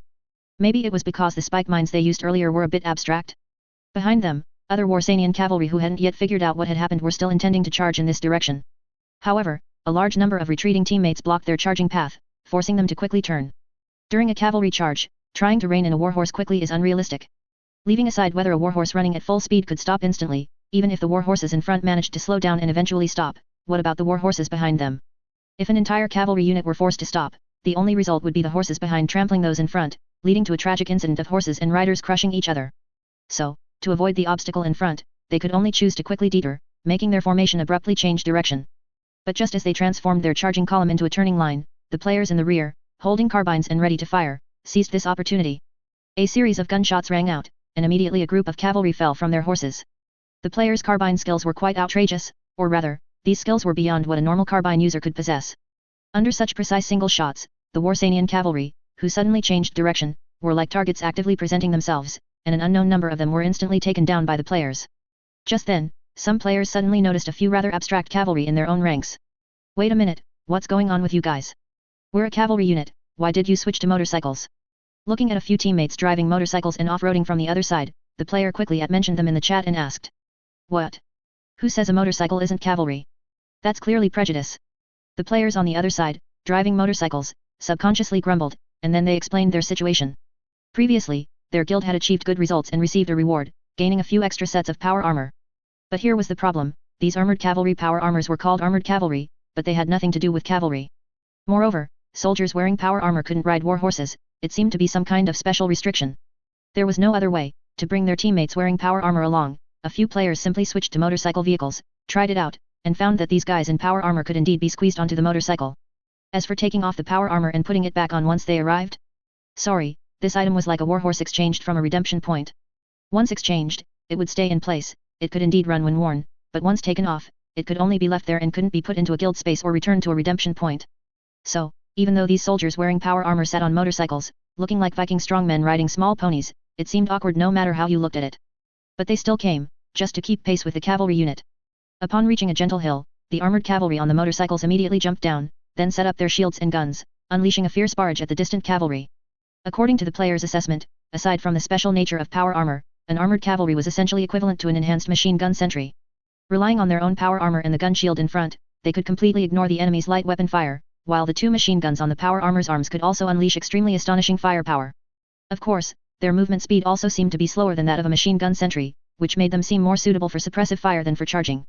However, besides that, perhaps due to the Cambrian Empire's rather crude and bulky characteristics, their melee weapons also received an upgrade. Just as the Black Eagle Empire's Fear Knight possessed a plated metal greatsword, allowing him to rampage through crowds with a two-handed greatsword. In contrast, the Cambrian Empire's armored cavalry also came with a melee weapon, albeit a particularly exaggerated two-handed battle axe. To be honest, when the players first saw this two-handed battle axe, they immediately thought they were Khurn Chaos Warriors. Its design was just too similar. A battle axe with such an exaggerated design would be completely unusable by a normal person, but relying on the strength provided by the power armor, they could easily wield this massive weapon. So, when these armored cavalry saw Warsanian cavalry charging towards them, cold, ferocious smiles appeared on their faces. He, just in time. I've long found the machine gun sentry's spirit injection rod difficult to use. It's time to let the Warsanians feel the terror of the Cambrian version of the Chaos Warrior. The players continuously fired their machine guns at the enemy cavalry while constantly preparing to switch to their battle axes to deliver a heavy blow. They weren't sure what effect such an exaggerated battle axe would have when it struck the enemy cavalry. But they could be certain that this thing, let alone for cutting people, seemed to have no problem cutting light armored units. Under continuous machine gun suppressive fire, the Warsanian cavalry charging towards them kept falling, but an increasing number of Warsanian cavalry converged from different directions. It was unclear what was going on. Perhaps the Warsanian cavalry thought these power-armored soldiers were easy to bully, or they believed that the sudden appearance of a few power armors here might indicate some important figure behind the low hill. In any case, it seemed these guys were quite enthusiastic about the power-armored players. After an unknown number of casualties, the first Warsanian cavalry charged forward, leaning his body forward, ready to cleave down with a single stroke. He wasn't sure if his saber could cut through such an iron can, but he wanted to try. Theoretically, with the speed of a warhorse's charge, a cavalry's saber possessed immense power, capable of cutting most targets in half with one blow. However, before he could even swing his saber, he saw that this power-armored soldier, as heavy as a bear, incredibly pulled out a battle axe from his back with unscientific agility. The player swung the battle axe, and the folded long handle immediately extended. Then, this heavy battle axe was brutally brought down by the player. A spray of blood erupted, and the cavalry on horseback, along with the horse's head in front of him, were instantly severed by the battle axe. The gruesome scene was quite appetizing, to say the least. Seeing the destructive effect of this weapon, the player immediately fell in love with this melee weapon. It had to be said, this thing was exhilarating. It was far stronger than any other melee weapon they had used before. Holy cow, did I just scare the enemy away? When the player saw the other Warsanian cavalry rein in their horses and stop, unwilling to continue charging, he complained with some dissatisfaction. But in the next moment, he realized that these cavalry had all switched to Molotov cocktails. The Warsanian cavalry weren't foolish. When they realized that these iron cans seemed to have strong melee capabilities, they immediately prepared to switch to other anti-armor methods. Sabers were for glory, but what cavalry truly used for anti-armor were grenades and Molotov cocktails. Especially Molotov cocktails, they were incredibly useful, easy to make, and quite powerful. Let alone in this era, even against 21st century main battle tanks on Earth, as long as they couldn't completely seal the tanks, Molotov cocktails could still pose a threat to them. While the player's cavalry were still engaged in chaotic combat with the enemy in various absurd ways, on the other side, the most elite Warsanian Lancer regiment finally charged over. When General Sokolovsky, personally leading the unit, saw the disorganized battle ahead, he couldn't help but roar in anger. Damn it, how could my cavalry be beaten to this state? What are they even doing? With so many of our cavalry facing only a few hundred Cambrian cavalry, could we really be utterly defeated? However, despite his verbal scolding, his heart was already filled with extreme caution. He didn't believe that all of his cavalry had collectively failed. There must be something strange about the enemy. Otherwise, there was no way to explain why his cavalry were being beaten so badly. But there was no time to think too much. Amidst the general's roar, the Lancer regiment instantly formed a wedge formation and charged fiercely towards the enemy. The players were not to be outdone. When they noticed the enemy cavalry charging, the players who were still busy chasing rooting soldiers immediately regrouped and once again formed their initial charging formation. Of course, a group of guys addicted to using explosive spears also didn't hesitate, immediately moving to the front row of the formation. Then, to Sokolovsky's shocked gaze, his cavalry and the enemy cavalry had just engaged in one clash when the entire formation exploded. Retreat! Quick, retreat! When Sokolovsky saw the battlefield ahead, a scene of utter chaos, and those Cambrian cavalry, ablaze and seemingly emerging from hell, charging out. He didn't hesitate for a moment, choosing to retreat without delay. He finally understood how his side had been defeated, because the enemy was truly inhuman. His cavalry were indeed brave and skilled in combat, but that didn't mean they could defeat these humanoid entities. On the outskirts of Folkhov, in the distance, the Cambrian soldiers, who had just successfully repelled the countercharge of the Warsanian soldiers under the player's leadership, looked at the distant cavalry battle with eager eyes. We should salute these warriors, they are using their lives to defeat the enemy's cavalry. A Cambrian soldier, with tears in his eyes, took off his military cap and saluted the distance. He used to dislike cavalry, thinking that this branch of military was a flashy but impractical product, a group of pampered young lords assembled by noblemen to maintain their own glory. But when he saw these cavalry reinforcements, wielding special explosive spears, engaging in a head-on charge with the enemy, and literally blasting a bloody path through the enemy's ranks, he had to admit, he was moved. If such a group of ruthless individuals couldn't be called heroes, then who else in the Cambrian Empire could be called a hero? The other Cambrian soldiers also saluted, mourning for their comrades in the distance. In their view, this was clearly a desperate measure. The Cambrian cavalry, pushed to the brink, had devised such a method to defeat the enemy in order to overcome a stronger foe. This was the victory of dauntless warriors. Andrei glanced at the content in the chat area and then no longer paid attention to the cavalry battlefield on the other side. To be honest, if the Warsanian cavalry could defeat a group of humanoid players on his side, then he could only say that the enemy was also abstract to the extreme. Of course, this might also be because he hadn't seen Warsania's special units, so he didn't feel that Warsania's cavalry were particularly strong. According to Andrei's original estimate, the Warsanian cavalry, having earned such a formidable reputation, should have some particularly abstract, non-human entities. However, he searched for a long time but couldn't find any in the enemy's ranks. It was unclear whether the Warsanians hadn't deployed their abstract units to the battlefield, or if they simply didn't possess such things. Anyway, from now on, the armored battle that broke out on Andrei's side was already quite abstract. After several rounds of overwhelming artillery preparations, the Black Hawk army finally launched a fierce attack on Andrei's position. Although the previous artillery fire successfully destroyed a large number of landmines on the ground, due to the extremely high density of landmines laid by the players, even now, a large number of landmines still blocked the Black Hawk army's path ahead. In this segment, Andrei also witnessed the Black Hawk army's method of quickly clearing landmines, having the Necromancer command skeleton soldiers to charge straight in. A group of skeleton soldiers with explosives strapped to them swayed and rushed into the minefield. After reaching a suitable position, a Black Hawk soldiers would use an incendiary bullet to shoot through the explosives on the skeleton soldier. With a loud boom, they instantly blew open a clear area. Relying on this method, the Black Hawk army quickly opened up a path in the minefield. Damn it, I have to say, this Necromancer really has great potential. I wonder how Azeroth managed to survive the scourge. In the command post, Andrei observed the distance through binoculars and couldn't help but complain. When he saw large numbers of Black Hawk armored units advancing, a cold smile appeared on his lips. He, be careful, landmines are just an appetizer, we've set up quite a few ambushes here. Although the enemy's method of blowing open a passage in the minefield was absurd, Andrei's minefield still played a certain role, that is, restricting the enemy's attack routes. Their explosives and skeleton soldiers were limited, they couldn't blow up the entire minefield. After all, they didn't obtain landmines as easily as players. Of course, this was also because the Black Hawk army was eager to attack, otherwise, if they slowly organized skeleton soldiers, they would always be able to clear the minefield. As Black Hawk armored units formed columns and advanced rapidly through the passage cleared in the minefield, they did not notice several positions covered by camouflage netting in the nearby bushes. Andrei had to thank the Cambrian Empire's moose mech for one thing, its very low height. Compared to the incinerator and reindeer, this thing's height was incredibly low, perhaps because its walking chassis design was rather strange. This made this mech very easy to hide, unlike previous mechs, which made it difficult to fight an ambush battle. And it must be said, the armored soldiers from the Guards Tank Brigade were indeed different. These guys were not only more skilled in operation but also very patient. Unlike the new recruits Andrei had encountered before, there were even cases of them acting without orders. As the enemy's armored column rapidly advanced towards Andrei's position, these several armored positions on the flank suddenly erupted with a series of firepower simultaneously. The 476mm cannons on the moose mechs fired in sequence. 10 moose mechs instantly unleashed a round of fierce firepower. One armor-piercing shell after another instantly tore through the sides of the Black Hawk armored units. No matter what model of mech, at this moment, it could not defend against the sudden firepower. With just one round of ambush, 3 mechs at the front and rear of the column were destroyed on the spot. It's unclear if the Black Hawk army was worried about excessive frontal firepower, so they placed all 3 hunter mechs at the front, because these things had the thickest frontal armor. Unfortunately, even if this thing had 80mm of frontal armor, it didn't mean its sides could withstand a 76mm cannon fired from within 500 meters. Within a few seconds, 3 hunter mechs were penetrated on the spot by continuous artillery fire, falling to the ground and bursting into flames.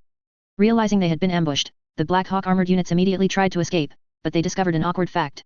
Whether at the front or the back of the column, their armored units had been knocked out by the enemy, and now these scrap metal blocked their path.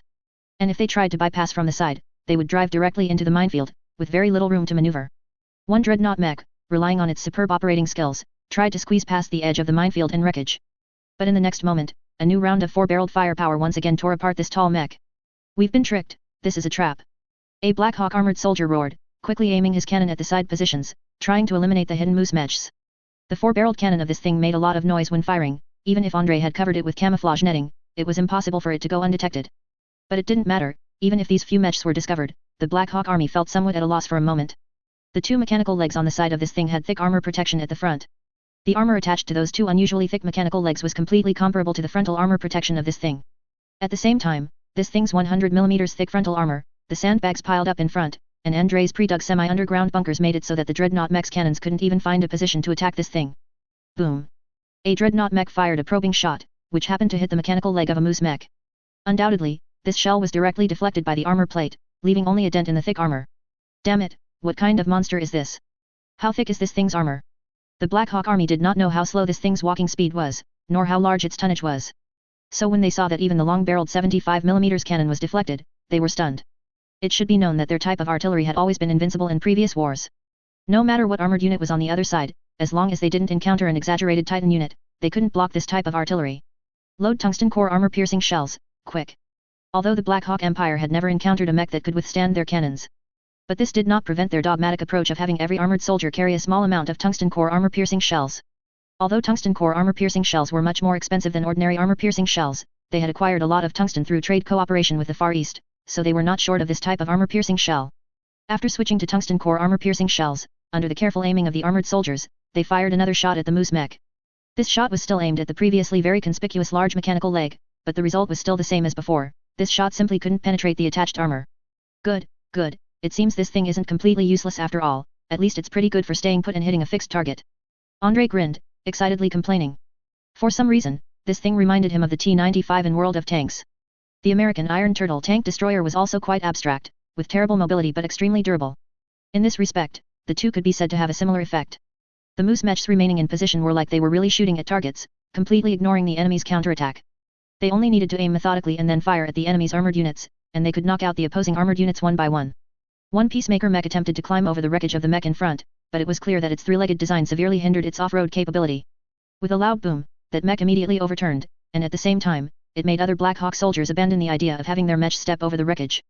There was also a Dreadnought mech, trapped in a desperate situation, perhaps gambling on whether it could directly charge through the minefield. When Andrei saw that mech raise a nearly 3-meter-long bayonet and then furiously charge towards the moose mech, he was stunned. He could only say that this sudden bayonet charge truly surprised him. Was this still a proper armored battle? Unfortunately, the sudden bravery of the Black Hawk armored soldiers could not turn the tide of the battle. Never underestimate the density of landmines laid by players. That guy didn't even charge 10 meters before stepping on an anti-armor mine, and then it exploded. Watching one of its mechanical legs blown off on the spot, the entire mech slowly tilted to the side, then crashed onto another landmine. Andrei couldn't bear to watch for a moment. He could only say that the final fate of this mech was truly tragic. It's unknown how many landmines the players had buried here, even large pieces of wreckage blown off this thing, when they landed, could detonate a landmine. That scene was truly like a celestial maiden scattering flowers, except what was scattered were the Black Hawk Empire's proud combat mechs. These ambushing moose mechs, using the cover of the minefield, easily wiped out an entire enemy armored battalion. Looking at the pile of burning mech wreckage in the distance, Andrei was somewhat surprised, not expecting it would be so easy to eliminate an enemy armored battalion. However, the Black Hawk Army's second wave of assault had already arrived. Another new batch of skeleton soldiers led the way with explosives, continuing to blast through the minefield, trying to open up a new passage.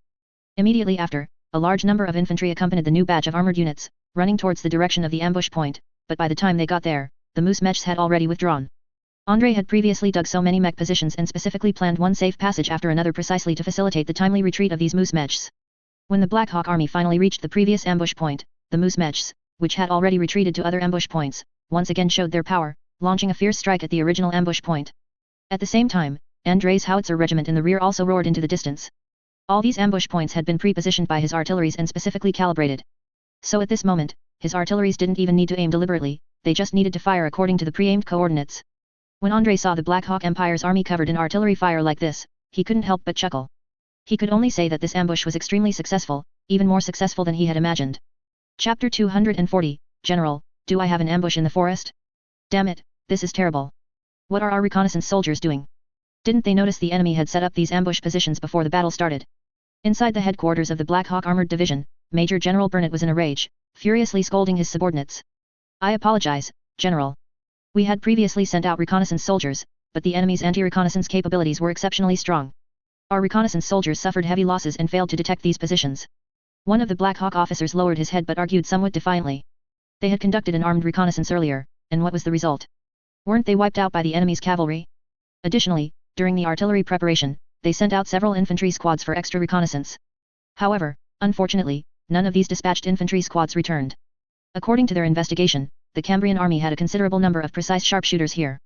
These cunning and experienced individuals, hidden in the shadows, always managed to detect their dispatched infantry in advance. Damn it, that's no excuse. We suffered unprecedented losses this time, this is clearly a disgrace. Major General Burnett said angrily. The incompetence of the reconnaissance soldier was not an excuse for failure, it only further proved their defeat. After taking a sip of coffee and calming his anger, Major General Burnett continued. It seems the enemy has prepared ample defenses on the front line. We will likely find it difficult to gain much advantage here, so I think we need to adopt some more complex tactics. Next, we need a unit to launch a feint attack from the front, and at the same time, our armored units and armored infantry will outflank the enemy from the side, launching a flanking attack. Based on my understanding, the Cambrian army tends to be rigid in their defensive deployments. They rarely respond effectively to flanking attacks. We need to outsmart them. The Black Hawk officers present were indifferent to Major General Burnett's words. To be honest, this tactic was no longer new. Their Black Hawk army always launched attacks in waves of pincer movements.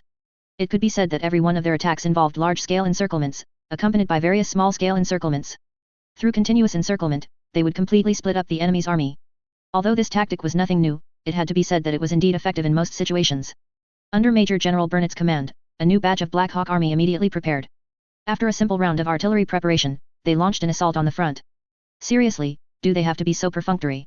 Andrei quietly left the headquarters and went to the relatively forward second line of defense. After observing the enemy from the perspective of one of the players, he couldn't help but complain. Come on, only these ordinary infantry are attacking on the front line, and the attack process is so unhurried. Anyone with eyes can see that this is a feint, right? Andrei felt that these Black Hawk army were not dedicated at all, even their feint was so half-hearted. Of course, from another perspective, their armored division only had those armored units. If they threw all their armored units to the front at once, what would they do about the flanking attack? Just as Andrei was pondering where the enemy's armored units might be going, a new wave of Air Force players, riding newly exchanged fighter jets, suddenly flew off into the distance again. Earlier, while the enemy was busy preparing their firepower, Andrei had already dispatched a wave of Air Force players to conduct air raids on the enemy. However, it seemed the enemy was also prepared for these fighter jets. They had not only deployed a large amount of anti-aircraft fire around their artillery positions but also had Psyker hidden in the shadows, using magic to interfere with the planes. It was unclear what strange Psyker had appeared in the Black Hawk army. When a plane was flying, large sticky tentacles suddenly grew from its fuselage. These tentacles intertwined, tearing the plane apart in an instant. The entire process was extremely bizarre. To this day, Andrei still didn't know how the enemy managed to cast spells precisely on the planes. However, according to Andrei's observations, this spell likely had a relatively long wind-up time. At least his planes would only be attacked by the spell after circling over the enemy's positions for a while. He had never seen a plane shot down directly by the spell as soon as it approached. Psyker, why not just arrange a player unit and see if they can jump into their center for a beheading operation? Andrei clapped his palm, suddenly coming up with a good idea. The enemy's anti-aircraft positions and artillery positions all had Psyker hidden around them, so ordinary Air Force attack methods wouldn't have much effect for a while. In that case, he might as well have a wave of players directly airdrop over and see if they could perform a suicidal beheading operation. It was a pity he still hadn't found the enemy's headquarters, otherwise, he could have used this move to cut off the enemy's headquarters first. Just as Andrei was about to deal with the issue of jumping and beheading the enemy, a messenger suddenly ran over and whispered to Andrei. General, there's a call from headquarters. General Konstantin Vorontsov just called here. The soldier did not salute when reporting, this was a mandatory rule Andrei had imposed on his troops. When he first arrived in this world, he didn't pay much attention, but looking back, he found that these soldiers would salute every time they reported to an Black Hawk officer. Good heavens, the Black Hawk officers, dressed completely differently from ordinary soldiers, plus their saluting gestures, the buffs were simply stacked to the max. If there was an enemy sniper hidden nearby, this series of actions would be enough to get the Black Hawk officers in the team killed on the spot. So, in Andrei's team, it was a different matter during peacetime, but on the battlefield, no one was allowed to salute, and Black Hawk officers also had to wear the same clothes as ordinary soldiers. At most, when giving orders, they could take out their identification or rank. Keeping these things on them all the time, were they afraid of not being conspicuous enough? After listening to the messenger's words, Andrei blinked, slightly stunned. What's going on? His father actually called to contact him? Without any hesitation, he quickly followed the soldier back, while also complaining in his heart. He had only left the headquarters for a short time, so why was there a call? When he was at the headquarters, not many people called the headquarters, so why did someone call as soon as he left? Hello, this is Major General Andrei Vorontsov. Excellent, your men fought beautifully in that battle at Folkhov. It was an incredible miracle. Before Andrei could finish speaking, General Konstantin's unreserved praise rang out from the other end of the phone. That's wonderful, Andrei. How did you know Folkhov was under attack? We hadn't received any news about Folkhov being attacked until after the battle ended, when the army commander there told me the whole story in detail. I never thought that while you were under such immense pressure, you could still dispatch an elite unit and achieve such brilliant results at Folkhov. This is another great victory. After listening to General Constantin's lengthy speech, Andrei couldn't help but ask. So, I can be directly promoted to Lieutenant General. On the other end of the phone, General Constantin couldn't help but roll his eyes, wondering when Andrei had become so obsessed with rank. You're thinking too much. Only commendations and medals will be issued. How could you be promoted to Lieutenant General at a time like this? You know, how long have you been a Major General? If you were suddenly promoted to Lieutenant General now, wouldn't a bunch of old fogies in the Cambrian Empire explode on the spot? Heh. What's the point of talking if there's no promotion? Andrei also rolled his eyes irritably and said. Alright, another commendation.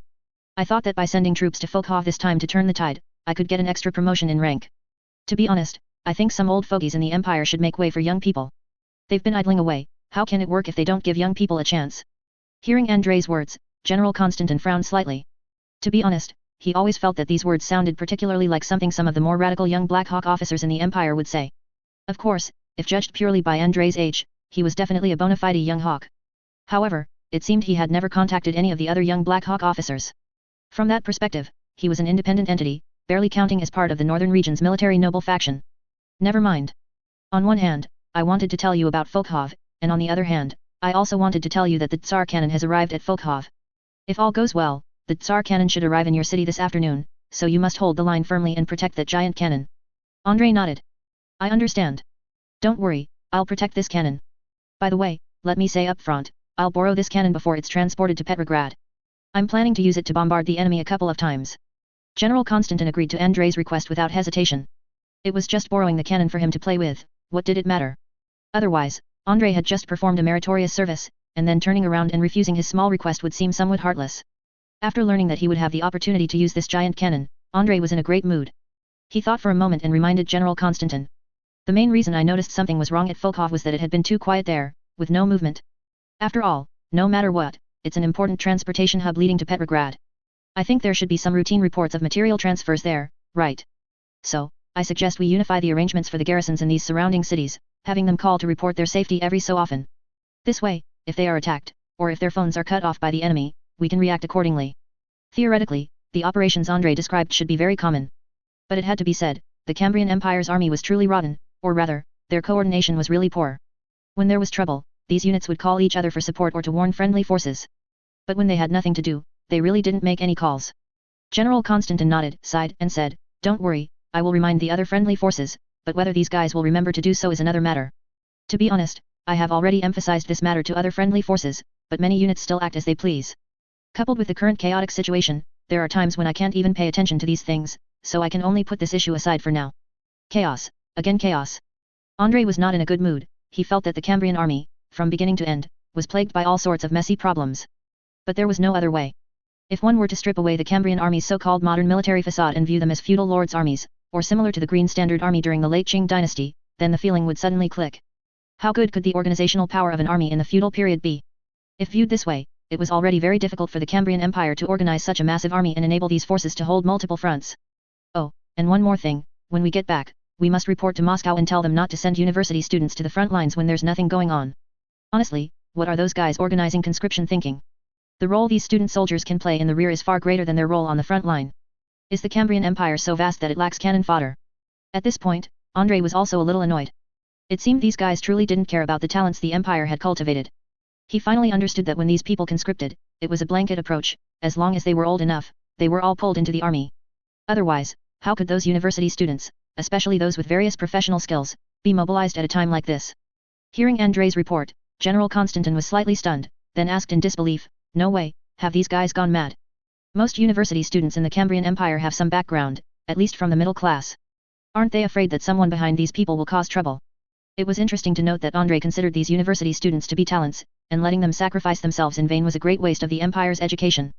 However, as a traditional nobleman and a seasoned feudal warrior, General Constantin immediately thought of the backgrounds of these people. Andrei rolled his eyes, not wanting to discuss these issues. Speaking of which, he felt that not many of these people would have too strong a background. If there were truly noble scions, they would have joined the army as officers much earlier due to the war's conscription. The Cambrian Empire had a compulsory service law, requiring all noble scions to serve in the military when war broke out, unless they had serious defects. Andrei wasn't quite sure how this set of rules actually worked, but seeing that even the son of a count like himself started only as a captain, he felt that the Cambrian Empire's laws must be quite strict. Although starting as a captain was already considered a very high military rank. But compared to the noble officers of the British Empire on Earth, As Andrei remembered them, he immediately felt his captain rank was insignificant. After all, when Duke Wellington joined the army, he immediately became a colonel. If Andrei hadn't achieved a series of miraculous battle results, his promotion to lieutenant colonel now would already be thanks to General Constantin's effective maneuvering. After hanging up the phone, Andrei immediately dispatched his air force, first ordering them to cover the Tsar cannon. There was no rush to launch an airborne operation against the enemy, the Tsar cannon was the top priority. At the same time, he ordered his cavalry to move again, scattering across the battlefield. As it stood, when Andrei didn't need the cavalry to gather and engage the enemy, their greatest use was reconnaissance. The enemies attacking head-on looked weak, and it was clear at a glance that these guys were just trying to deceive them. So he was very curious, where did the other enemy forces go? Ring ring ring. Just then, the phone rang again. Hello, this is Major General Vorontsov. Wait, what's going on? One of our flank units found enemy armored soldiers. Andrei hung up the phone, an excited smile on his face. Haha, to search high and low for something, only to find it effortlessly, I suppose that's what this situation means. The 2nd Regiment did well. It seems they indeed carried out the orders I gave them. Just now, Andrei received news from Lieutenant Colonel Alexander Petrovich Sukhov, the commander of the 2nd Infantry Regiment of his battle group. A veteran squad on the edge of the battlefield, originally planning a small flanking maneuver through the forest, suddenly discovered enemy armored forces crossing the forest. Andrei quickly pinpointed the enemy armored forces' position on the map and roughly guessed their operational intent. Pinning down his attention from the front, then unexpectedly emerging from the forest to directly destroy his rear headquarters, and incidentally outflanking the battle group, thus deciding the entire battle in one fell swoop. However, Andrei had not only deployed some scattered forces in the forest to tie down the enemy, but also for defense and reconnaissance. More importantly, in the village behind the forest, he had deployed all the armored forces intended for an ambush. Well, although this wave is a bit sudden, it's still a viable option to wipe out the enemy's main armored force with a single ambush. And with the player's abilities, after eliminating this armored force, they should be able to further penetrate the enemy's battlefield, he. Thinking of this, Andrei sneered. This time, these Black Hawk armored soldiers had truly hit a brick wall. The armored forces he deployed here were all composed of players, completely different from the motley crew busy setting ambushes on the front line. At least he could be sure that the player armored force he deployed would definitely possess both strong firepower and assault capabilities, unlike those moose mechs that could only be used for static ambushes. Upon receiving Andrei's orders, a group of players immediately relocated, rushing to the resurrection point in the village behind, and then started their T-34 tanks.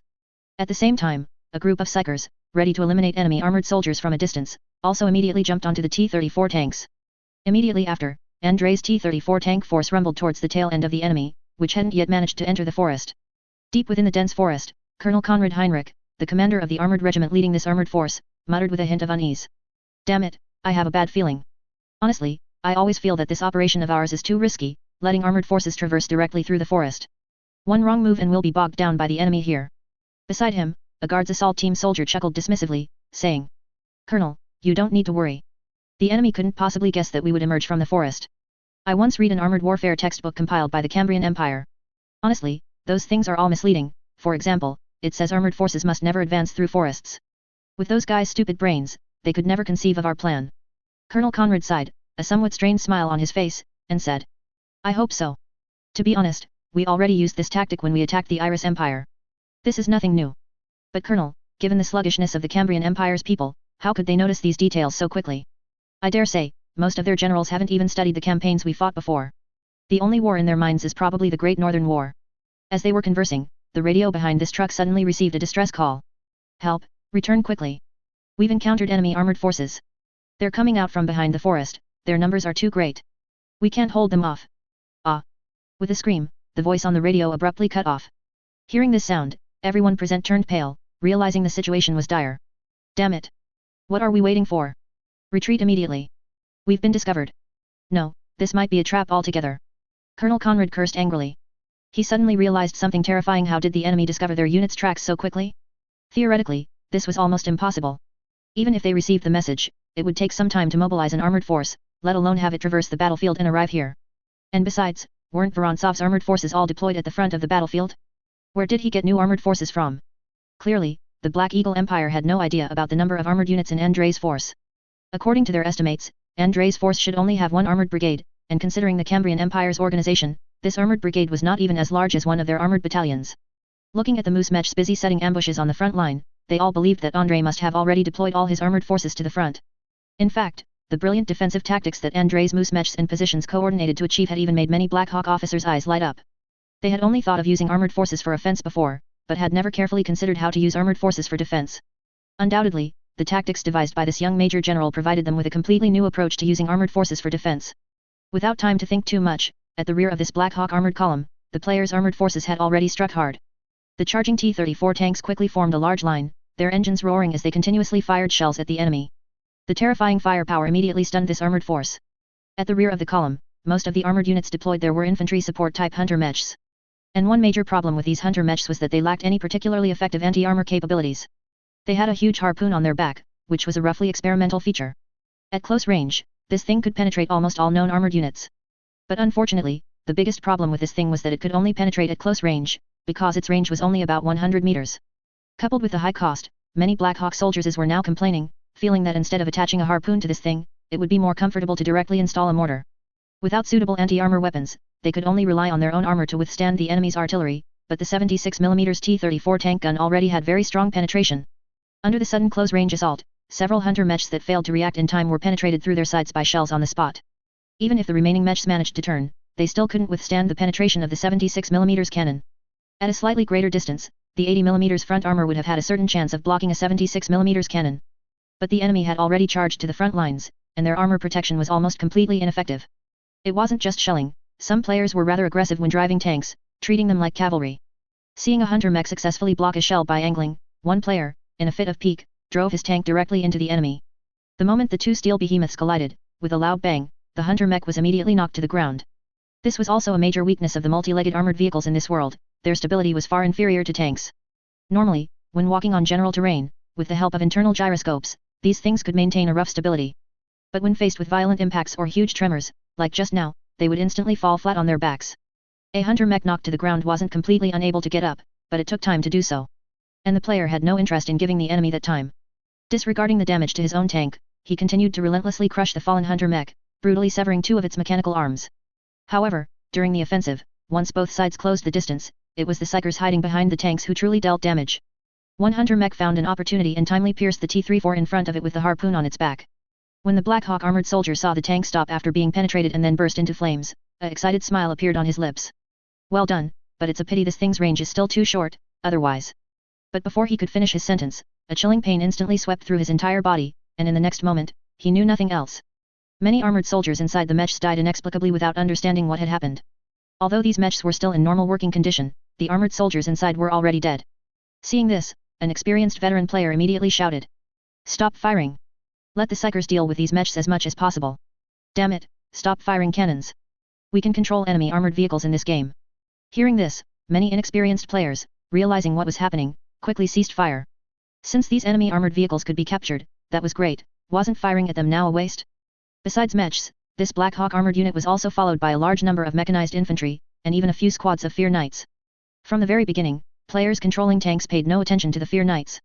Some players even drove their tanks recklessly, crushing a Fear Knight who couldn't dodge in time under their treads. But when a Fear Knight jumped onto a tank, something unexpected happened. Under the player's terrified gaze, the Fear Knight used the plated greatsword in his hand to saw a large hole in the tank's top hatch, just like sawing wood. When they saw the Fear Knight cleave open the tank's top hatch with a greatsword and then climb inside, the players were completely unnerved. Damn it, isn't this cheating? After a bloody massacre, the Fear Knight easily killed all the drivers inside the tank, then attempted to operate the tank. But unfortunately, the tank's operation mode was completely different from cars and mechs. He fiddled with it for a long time but couldn't figure out how to drive it. Moreover, the internal space was too cramped. He felt his massive body, clad in power armor, squeezed inside, like a brown bear trapped in a cage. Just as he was about to climb out, a psyker suddenly approached the cleave tank and used magic to kill the Fear Knight inside. Let the psychers provide cover, don't get too close to the enemy. A player added his teammates in the channel, reminding them to pay attention to infantry-tank coordination. They hadn't realized it before, but now they found out. When facing units like Fear Knights, psyker cover was truly important. For ordinary tanks, dealing with Fear Knights wasn't that easy, especially once the distance closed. If the distance was relatively far, they could still blast these armored infantry with a tank cannon. But at close range, these Fear Knights knew how to use cover. Although they lacked experience in dealing with tanks, this didn't prevent them from noticing that the tank cannon's depression angle was limited. By crouching, they could easily evade close-range tank fire and then climb onto the tank to open the can. At the same time, the machine guns on the tank couldn't damage these armored infantry, unless they could achieve continuous, heavy hits. Therefore, to combat Fear Knights in such a chaotic environment, they ultimately had to rely on the power of psychers. As the armored battle erupted outside the forest, a portion of the 2nd Regiment soldiers stationed within the forest silently approached. To ambush the enemy armored unit, Commander Sukhov personally led the team, wearing a set of cuirassier power armor issued by Andre and carrying a specially made anti-armor rifle. Attack! Quick, use your Molotov cocktails to take them out. When they approached a certain distance, Lieutenant Colonel Sukhov suddenly opened his sealed helmet and blew the whistle on his chest. The sharp whistle instantly echoed throughout the entire forest. Yura! For the motherland! Charge! The cold-blooded lady favors the brave, do not fear. To the shocked gazes of the Black Hawk soldiers, a group of Cambrian soldiers suddenly burst out of the forest, like a group of ghosts, at some unknown moment. These guys were equipped with a lot of miscellaneous weapons, the proportion of submachine guns was noticeably high, and a large number of soldiers were all carrying lit Molotov cocktails. On flat terrain, this group of infantry would never have been able to approach to this extent. Even if they had gotten close, the machine guns on the mechs would have been enough to easily take them out. But in such a dense forest environment, a pile of dreadnought mechs that had just cleared a path were completely unable to turn in time. They tried to move sideways, to avoid these crazy people with Molotov cocktails, but they accidentally got blocked by a large tree behind them. At this moment, the dreadnought mech's massive cannon, combined with the long bayonet in front, actually became a huge impediment to its movement. Splat! A Molotov cocktail was violently smashed onto a dreadnought mech, instantly igniting a blaze. The Cambrian Empire lacked many things, but they certainly didn't lack strong liquor. Moreover, in the Cambrian army, one of the soldiers' supplies was strong liquor. Andre explicitly stipulated that his army could drink when not at war, but once in a state of war, no one, regardless of who they were, was allowed to drink. Violators would be severely punished. If dereliction of duty occurred due to drinking, then no matter who it was, even a colonel, would be immediately executed by firing squad. Under these circumstances, Andre's unit's alcohol consumption plummeted. If it weren't for Andre's sufficiently high prestige, and the fact that he, as a general, was usually very approachable, a group of alcoholic soldiers might have revolted. However, this also meant that Andre and his men had a lot of raw materials for making Molotov cocktails, as these strong liquors of the Cambrian Empire were all indistinguishable from industrial alcohol, with some even being stronger than industrial alcohol. Molotov cocktails were always very effective against armor. Especially when they could get close to the enemy, and the enemy's armored units couldn't move quickly, these things were astonishingly powerful weapons. The Black Hawk infantry guarding the mechs fought back with all their might, trying to stop these suicidal fanatics who charged forward. But at this moment, Andre's soldiers had gone mad. Although they were not players, just a group of ordinary infantry, how could they not be affected after witnessing the players' fearless charges time and time again on the battlefield? Warriors, do not fear. Let us fight like the Guards assault team. We must prove to the general that even if we are just a group of reinforcements, we are never cowards. A soldier shouted fanatically, but in the next moment, he was riddled with bullets from a submachine gun. However, before he fell, another comrade pushed his body and continued to charge forward. Enduring the submachine gun fire and multiple bullet holes in his body, he violently smashed the Molotov cocktail in his hand onto the enemy mech. Motherland, long live! General! After throwing the Molotov cocktail, this soldier also fell due to severe injuries. But as he lay in a pool of blood, his face was still beaming with a brilliant smile. Madmen, these Cambrians are all madmen, they've completely lost their minds. Some Black Hawk soldiers were terrified by the scene. They couldn't understand why these guys could erupt with such fanatical morale. Didn't they fear death? They didn't know that although the Cambrian Empire soldiers lacked deep thought and complex concepts of home and nation, when they saw people in the army charging forward repeatedly, risking their lives, they would naturally be inspired and imitate them. Especially since they had heard that, in order to quickly capture enemy positions, Andre, leading the Creek Death Corps in his unit, even charged forward despite the artillery fire from their own side. If even their general could charge forward like a madman, what did they have to worry about? Just charge forward. Everyone believed the cold-blooded lady would bless the brave. When the other players dealt with the enemies outside the forest and finally managed to rush into the forest, they were instantly stunned by the sight before them. However, they weren't stunned by their own soldiers' suicidal charge, but because they had never expected that these guys had already burned down so many enemy mechs in such a short amount of time. Wait, stop. Spare them. Let us deal with them, don't burn down all the remaining mechs, they're still useful. Chapter 241, Mages? They'll still die even with a bayonet to the face. Commander. A soldier hesitated upon hearing the sudden order from the Guards assault team soldiers. However, the commander shook his head, blew a new whistle to the soldiers, and then said. Listen to them. Clear this battlefield. We'll deal with the enemy infantry. These guys have their own way of fighting, let's not get in their way. If these players hadn't achieved such astonishing feats in battle, he would never have been so polite to them. Normally, in the Empire's army, there might be a pecking order, but on the battlefield, with a major war underway, it naturally comes down to who has real ability. Therefore, he believed these Guards assault team members definitely had their reasons, and they would deal with other enemies. Without the interference of other teammates, the psychers among the players quickly and continuously cursed the Black Hawk armored soldiers in the enemy mechs, turning these mechs into unknown states. Immediately after, players who were itching for action quickly followed, prying open the top hatch of the enemy mechs in no time. Once inside, they began piloting the opposing mechs, wreaking havoc. In particular, there was a particularly devious old 6-player who, after getting into an enemy mech, actually launched a sneak attack. Seeing a dreadnought mech not noticing the traitor behind it, still firing and retreating, the old 6-player directly manipulated the mech to deliver a sweeping kick, tripping the mech hard. Damn it, which bastard! Suddenly tripped by a steel leg, despite the mech's gyroscope for balance, it still crashed heavily to the ground. There was no way around it. Who could withstand such a massive machine, weighing between 10 and 20 tons, delivering a sweeping kick? Not having its leg directly severed on the spot was already a testament to the Black Eagle Empire's manufacturing quality. Soon, Black Hawk armored soldiers noticed the traitor in their ranks, and at extremely close range, they immediately engaged in mech hand-to-hand combat.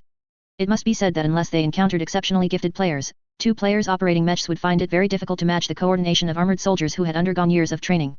Although the vast majority of Black Hawk armored soldiers unanimously believed that so-called mech combat skills were nonsense and largely useless. But when 2 dreadnought mechs engaged in close-quarters bayonet combat, players really struggled to win in bayonet fighting, as they found it difficult to achieve consistent hand-foot coordination. When players engaged in bayonet combat, either the mech's hands and feet would move independently, one busy stabbing while the other suddenly took a step, resulting in a missed stab. Or, both legs would stand still, while the player operating the weapons above moved frantically, only to be outmaneuvered by the opposing mech's agile movements. However, fortunately, players also had unconventional tactics. They didn't need to stab through the opponent. They only needed to ensure they weren't instantly killed by the opponent. As long as they stalled for a little time, Psyker players would immediately rush forward and take out the opponent with a series of spells. In this way, the players who hijacked enemy mech operations became excellent targets for attracting fire, helping the Psykers. Careful, what's going on? Just then, a green light suddenly flashed across the battlefield. Immediately after, an extremely bizarre situation appeared on the battlefield. A Cambrian soldier, who was lying behind a tree, busy exchanging fire with the enemy, suddenly heard movement behind him. He turned his head to look and instantly let out a terrified scream. Because behind him, his recently fallen comrade, who had been killed, inexplicably stood up again. Seeing his comrade's bloody corpse inexplicably rise like a puppet on strings, then rush at him like a madman, the soldier was also greatly startled. Although Andre had introduced the Black Eagle Empire's necromancers to his soldiers before they went to battle, he was clearly completely stunned. Seeing dead people revive for the first time, and the corpse of a former comrade turning to attack him, this scene was too stimulating for these inexperienced soldiers. So much so that for a moment, they even forgot to shoot, only instinctively retreating and wanting to run. Seeing this, a Black Hawk soldier immediately aimed his gun and pulled the trigger, killing the Cambrian soldier who had accidentally exposed his head. Immediately after, the recently fallen Cambrian soldier, under the effect of this aura, transformed back into a zombie and stood up again. Oh, this is a new trick. Didn't they used to have some kind of necromantic ray that turned people directly into skeletons? Players, watching this scene, instead chuckled happily. They didn't care about anything dead or undead. For them, these revived comrades wouldn't bring them any shock, as their teammates were already constantly dying and reviving. This was all just game mechanics. They were instead puzzled as to why this necromancer wasn't using a necromantic gun to create skeleton soldiers this time. The reason was simple: the current situation was somewhat complex. Enemies were rushing from different directions, and soldiers from both sides were mixed together. In such a situation, the necromantic ray could only cover a very small area. In contrast, using the more costly necromantic aura, which could only create zombies, could revive more undead units at once. On the battlefield, not only were the bodies of fallen Cambrian soldiers revived, but even the bodies of Black Hawk soldiers themselves were revived. Seeing this, many Black Hawk soldiers showed expressions of unbearable disgust, but they still cooperated with these newly revived zombies in combat.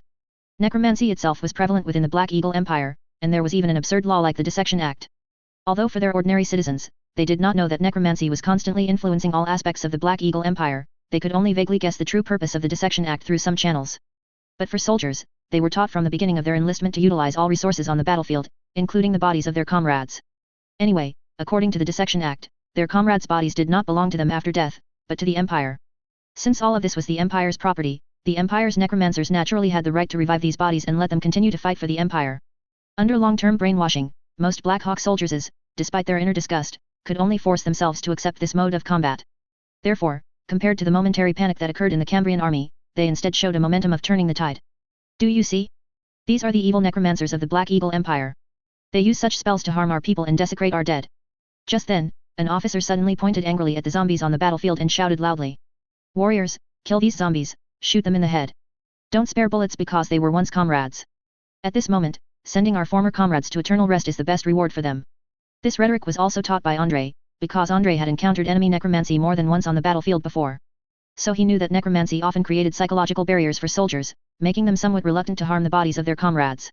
Therefore, in his daily life, Andre constantly told his soldiers, if anyone's body is reanimated by necromancy, that body must be quickly killed to allow them to rest in peace again. Compared to having their bodies riddled with bullets, soldiers were even more unwilling to have their bodies become puppets controlled by the enemy, thereby turning swords against their former friends. Hearing the officer's words, many soldiers recalled what Andre had said before.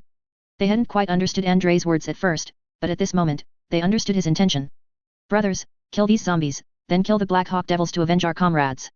Old friend, I'm sorry, but you should just die peacefully.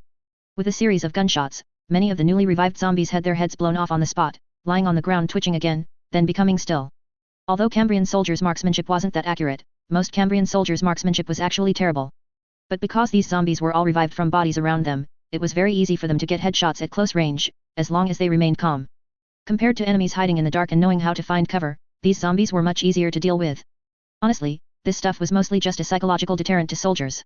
If they got over that initial hurdle, these things posed no real threat. But the zombies were just the beginning. As more and more zombies stood up, the Black Eagle Empire's necromancers immediately used an even more vicious spell, Corpse Explosion. This was also a very common branch of necromancy. Back in the Scourge of Azeroth, the Death Knights loved to revive a bunch of zombies and then hide behind them, using Corpse Explosion on them one by one. At this moment, these zombies were not ordinary puppets, they instantly upgraded into walking bombs. Although the lethality of each body during a corpse explosion was not great, if compared, such lethality was even less than a hand grenade. However, the flying bone fragments, as well as various teeth and such, could still cause considerable damage to soldiers. More importantly, when they were covered in blood and various messy parts from the explosions, the immense psychological impact would cause many soldiers to break down on the spot. Damn it, these mages, they really are inhuman. Colonel Conrad, successfully hiding in the dark under the escort of the guard's assault team, couldn't help but curse through gritted teeth as he watched the bodies constantly exploding in the distance. He disliked these mages, especially necromancers. At this moment, it wasn't just enemy bodies exploding, but also the bodies of his own comrades. Warriors who sacrificed for the Empire should not suffer such a fate, they should receive an honorable funeral, not have their bodies become worthless, cheap explosives. However, those who thought this way were ultimately a minority. Under the brainwashing of fanatical ideology, many Black Hawk soldiers truly believed they should dedicate everything to the Empire, including their own bodies. So, although they did feel a physiological discomfort, they still believed that all of this was correct in the face of this scene. Quick! Kill that guy, I've found their necromancer. Just then, a player suddenly pointed into the distance and shouted loudly. That guy wearing a mask, a coat, and covered in a layer of green was just too conspicuous. It was unclear why, but the Black Eagle Empire's mages always liked to dress unusually. Of course, considering that officers in this world also like to dress lavishly for battle, this didn't seem so strange. After all, military thinking was relatively backward, perhaps they felt it brought more honor. Bro, next time, can you shoot first before speaking? When his teammates saw this player's actions, they instantly felt dumbfounded. Where did this noob come from? On the battlefield, gunfire is the best guide. As he pointed, the necromancer on the other side immediately became alert and raised his shield. If he had just fired a shot with his rifle, maybe he would have taken out that necromancer? Before he could complain, a barrage of firepower immediately hit the necromancer's shield, and the newly condensed bone shield was shattered. However, it was clear that the shield's defense was quite good, even with soldiers continuously firing light machine guns from behind, the shield still wasn't penetrated. Some regular Cambrian soldiers tried to flank and take a pot shot, but they found that the shield enveloped the necromancer 360 degrees. When he fired a shot, the side shield was just as impenetrable as the front shield. The necromancer casually flung out a bone spear spell, killing the Cambrian soldier, then couldn't help but grin and say, "Idiot, ordinary marksmen are useless against mages. The Empire has already conducted countless targeted trainings." But just then, a sudden shell instantly blasted over, piercing through the bone shield, and the exploding fragments instantly embedded themselves in the necromancer's chest. A player who had climbed a tree at some unknown point, while putting away his launcher and preparing to relocate, grumbled, "Single shot, scoped, one-shot kill. Who says this isn't a sniper rifle?" The battle continued, and because of the presence of necromancer units, the war quickly devolved back into jungle skirmishes and a meat grinder. The quality of the Black Eagle Empire army was indeed incredibly strong, although many veterans panicked when they were first ambushed, they quickly recovered and organized a powerful counterattack. Compared to the Cambrian Empire, even if the Black Eagle Empire lost a large number of armored units, their infantry were still not to be trifled with. Aside from special infantry units like the Fear Knight, their infantry units had an excellent advantage in firepower, even being able to assign light machine guns down to the squad level. It was also fortunate that the Black Eagle Empire in this world didn't seem to have developed a general-purpose machine gun, their machine guns were still largely limited to models similar to the Jack-style light machine gun and water-cooled heavy machine gun. Otherwise, their firepower could have been further enhanced. Even so, under such suppressive fire and the cover of numerous veteran soldiers' accurate marksmanship, the Cambrian soldiers' fight here was still very difficult. However, fortunately, the firepower carried by the players themselves was also sufficiently abnormal. These players, when fighting, except for those playing as snipers, basically none of them didn't carry automatic weapons. On the surface, each player seemed to be equipped for World War I, but in reality, if calculated by their firepower standards, they would at least reach Cold War level firepower, or even higher. Even the US military during World War II was far inferior to players in terms of individual soldier firepower. However, in many cases, the enemy necromancers' methods were truly unreasonable, which also gave the Black Eagle Empire army some ability to contend with the players. Take out the surrounding zombies first, quickly. These zombies are not right, they can see us. An experienced Cambrian Empire veteran shouted loudly to the surrounding soldiers, a hint of panic flashing in his eyes. He had no experience dealing with these zombies before, so he didn't really understand their characteristics. Originally, he thought that these zombies were slow-moving and clumsy, and aside from being difficult to kill and causing immense psychological pressure on the soldiers, they didn't seem to have any other formidable qualities. But when Cambrian Empire combat squads were constantly ambushed by the enemy, and the enemy always managed to appear and disappear in the forest, flanking them, he suddenly realized something: the opposing necromancer might be sharing the zombies' vision. Under normal circumstances, in such a chaotic battle between two armies, either side could potentially flank the other. After all, that's how a melee is, no one knows where everyone has fought, and soldiers from either side could charge out from different directions. But the problem was that their Cambrian Empire assault soldier teams were always discovered by the enemy in advance. It was as if the enemy had foreknowledge, setting up ambushes for them, or simply flanking their squad and then repeatedly striking them. Once or twice could be luck, but every time this happened, it was no longer something that could be described as luck. They studied for a long time and suddenly noticed the zombies littered everywhere in the forest, and even some zombies whose spines were broken, lying paralyzed on the ground, but still struggling. Considering the bizarre nature of the opposing necromancer's magic, they strongly suspected that these zombies might be sharing their vision with the other side. Of course, the Black Eagle Empire army didn't gain too much advantage here either, because the player's minimap could also provide vision. And compared to these zombies, the player's minimap vision was even stronger. For them, not only could they quickly detect all enemies within 100 meters, but they could also find zombies hiding on the ground that weren't completely dead but were playing dead. Ordinary Cambrian soldiers found it difficult to distinguish which zombies were completely killed and which were merely paralyzed with broken spines. But for a player, he only needed to look at the red dots that hadn't disappeared on the ground to easily determine if the zombie was dead or alive. I've noticed something: the number of wild necromancers we find outside seems to be decreasing. They must be gathering their necromancers. Get ready, let's flank them from behind the forest and directly blow up their crystal. A player called out to his teammates, and soon a richly configured squad was formed. In this squad, there were regular assault soldier and support soldiers, as well as medics with needles, ready to revive teammates or jab enemies at any moment. In addition, their team also had a re-equipped trench raider and a psyker player. When they faced the Black Eagle necromancers, the psyker player was surprised to find that his psychic spells seemed less effective. If they launched a surprise attack when the opponent was completely unprepared, their blood boil spell could instantly kill a necromancer. However, when the Black Eagle necromancers discovered the psyker's presence and notified each other, their blood boil spell became ineffective. The opposing necromancers seemed to have some special technique to use their magic to resist such psychic attacks. When they used the blood boil spell to attack, a translucent blue bar would suddenly appear above the opposing necromancer's head, and only after completely depleting the enemy's blue bar would their blood boil spell take effect. In this situation, the psyker could only choose to deal with the enemy's regular units and armored soldiers, or simply transform himself into a large area crowd control player. As for using psychic flames and acting as a flame trooper, the terrain here was unsuitable. The interconnected forest meant that the enemy could attack from any direction. And psykers themselves had very fragile health bars, charging forward while spewing flames was less effective than having them stay behind and cast crowd control abilities. Although this player squad had eliminated the surrounding zombies as quickly as possible, they still exposed their whereabouts. Even if they were agile and destroyed the zombies before they could react. However, the necromancer, who was controlling the undead in battle, could track the squad's movements by looking in the direction where his undead units kept disappearing. Send a squad up there to deal with that team, these guys are trying to ambush us. A necromancer pointed a direction to a nearby non-commissioned officer, roughly drew a route, and then said, "They want to flank us from the direction of those trees, block them there in advance and catch them off guard." The non-commissioned officer nodded. "Don't worry, leave it to me." After saying this, he led his squad members and charged forward. He didn't particularly like that necromancer, not only because the necromancer used necromancy to desecrate the bodies of his comrades, but also because this guy always liked to micromanage. The Black Eagle Empire's combat necromancers, in a sense, were also somewhat forced into their roles. Aside from the spells they learned themselves, they only received some simple training and didn't have many battlefield skills. And most importantly, these necromancers had never received any command-level training. These guys had no officer qualities whatsoever. Some necromancers were relatively good, they recognized their place well, simply serving as a fire support unit accompanying the army. But some necromancers, relying on their special status, always liked to boss around other soldiers. For example, just now, it would have been enough to just tell him the enemy's location, but this guy also had to plan out his route, and especially, the route this guy planned was not good at all. "York the Big-Eyed, your marksmanship will be crucial now, cover us well." The non-commissioned officer pointed at a sniper with particularly large eyes, then immediately said to the other soldiers, "Split into 2 teams, the deputy squad leader will take 4 men and flank from the other side. Let's not engage head-on, we'll create a crossfire." Upon receiving the order, these soldiers immediately dispersed. York, holding a rifle equipped with a sniper scope, climbed skillfully into a tree. The players didn't notice the sniper in the distance, they were still charging rapidly. These guys moved extremely fast, completely unaffected by the jungle terrain, ordinary branches wouldn't scratch them, and they wouldn't trip. From this perspective, the player's movement physics engine was far superior to that of ordinary soldiers. At least ordinary soldiers would find it very difficult to run quickly in such a forest, a slight misstep and they would be tripped by the crisscrossing tree roots. Just then, a bullet suddenly shot from a distance, hitting the trench raider's chest armor with a clang. There's a sniper on the other side. In an instant, the other players reacted, followed by a burst of gunfire. The support soldier in the middle of the team, wielding a water-cooled light machine gun, disregarded his ammunition consumption and unleashed a wild spray of fire in the direction from which the bullet had come.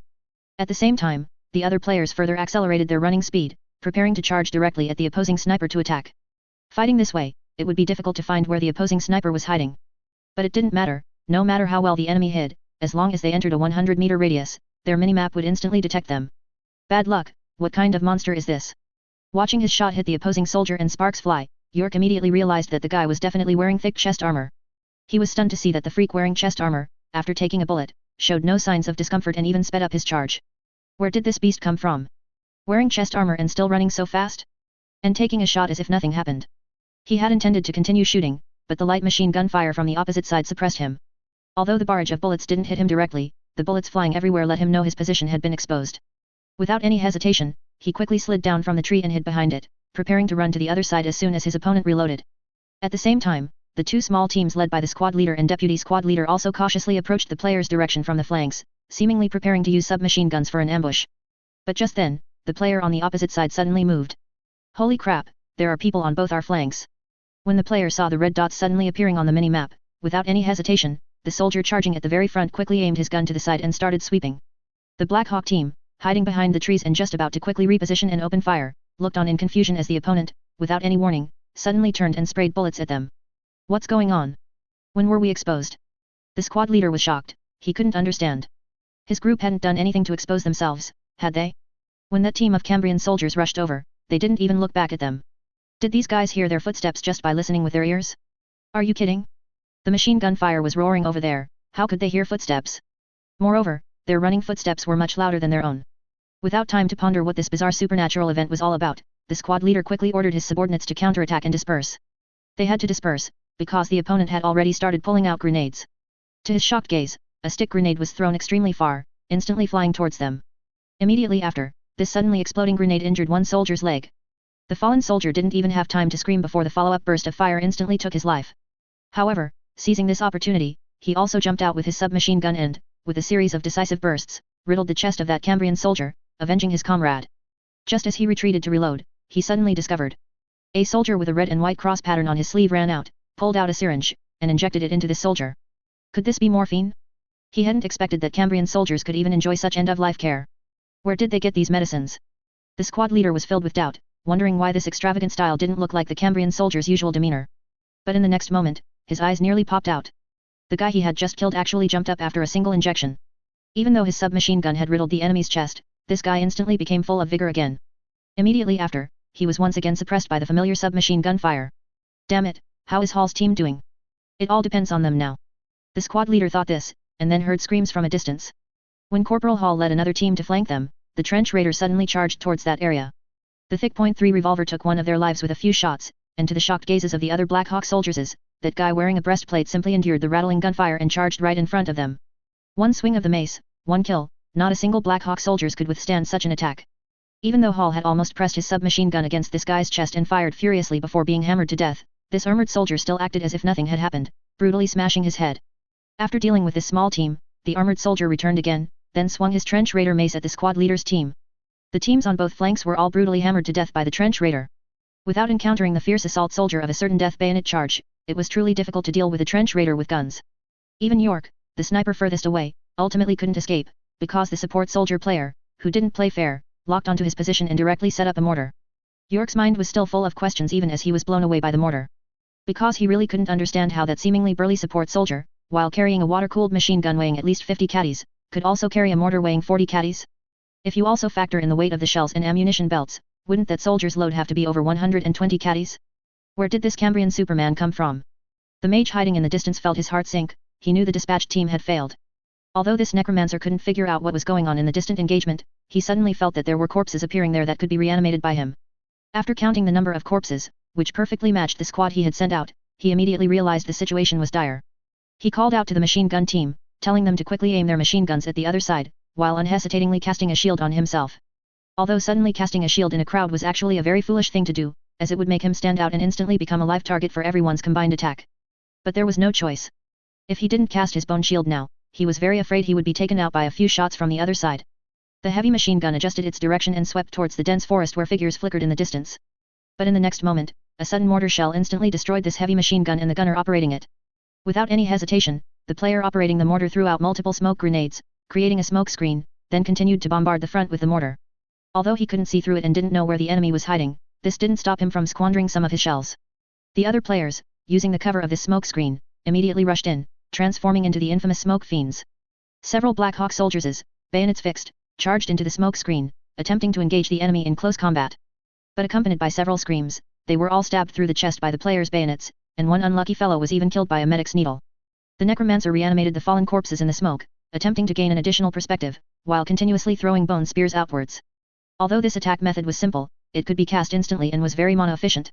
Most necromancers used this as their primary direct attack method, because making a grand spectacle on the battlefield was useless. Sustainable and swift attack methods like this were the most effective.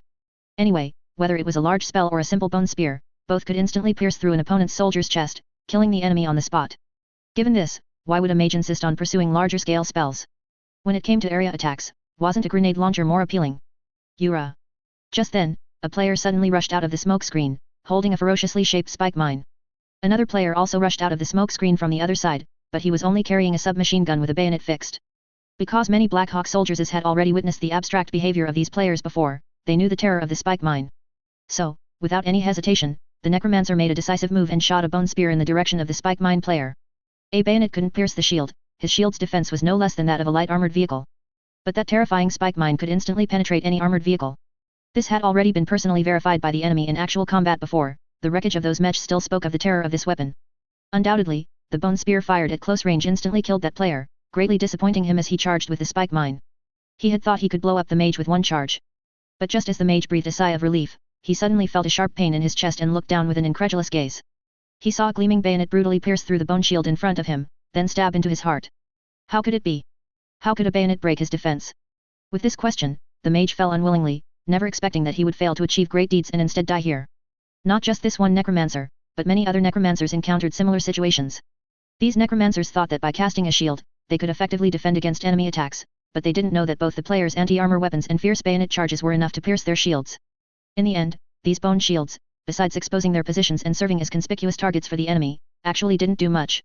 After all, upon seeing a shield, most players would directly use anti-armor weapons rather than engaging in a methodical shootout with the opponent. Furthermore, even ordinary Cambrian soldiers fighting alongside the players also had a good way to deal with these shields' Molotov cocktails. The necromancer's bone shield was formed by instantly conjuring a large amount of hard bones that converged to create a barrier. However, this shield was not without gaps. When a Molotov cocktail struck it, the liquid fuel, along with the flames, would quickly seep through the shield's gaps, igniting the mage's body. As a result, these seemingly impenetrable bone shields actually became excellent targets for Molotov cocktail attacks. Ha ha ha, awesome! The cold-blooded lady bless me! A Cambrian soldier threw several Molotov cocktails in a row, single-handedly taking out an enemy mage and a mech. After achieving an astonishing feat, he looked at the last Molotov cocktail in his hand, hesitated for a moment, but couldn't resist, and directly uncorked it and started drinking. Although, besides alcohol as the main fuel, Andrei had also had people mix in sugar and some other things into this Molotov cocktail, to act as a combustion aid and thickener. But it must be said, no matter what Andrei added to it, he found it very difficult to stop the restless hearts of these drunkards. Originally, during World War II in the Soviet Union, pilots could even drink airplane antifreeze as alcohol. In the Cambrian Empire, a group of soldiers were equally heavy drinkers. While Andrei's troops were busy annihilating the enemy's armored soldiers, Andrei himself, accompanied by a group of soldiers, rode horses to the rear train station to personally receive this enormous cannon. When he saw the incredibly absurd appearance of this cannon, he couldn't help but gape. Chapter 242, is the Tsar cannon actually a gotcha Easter egg?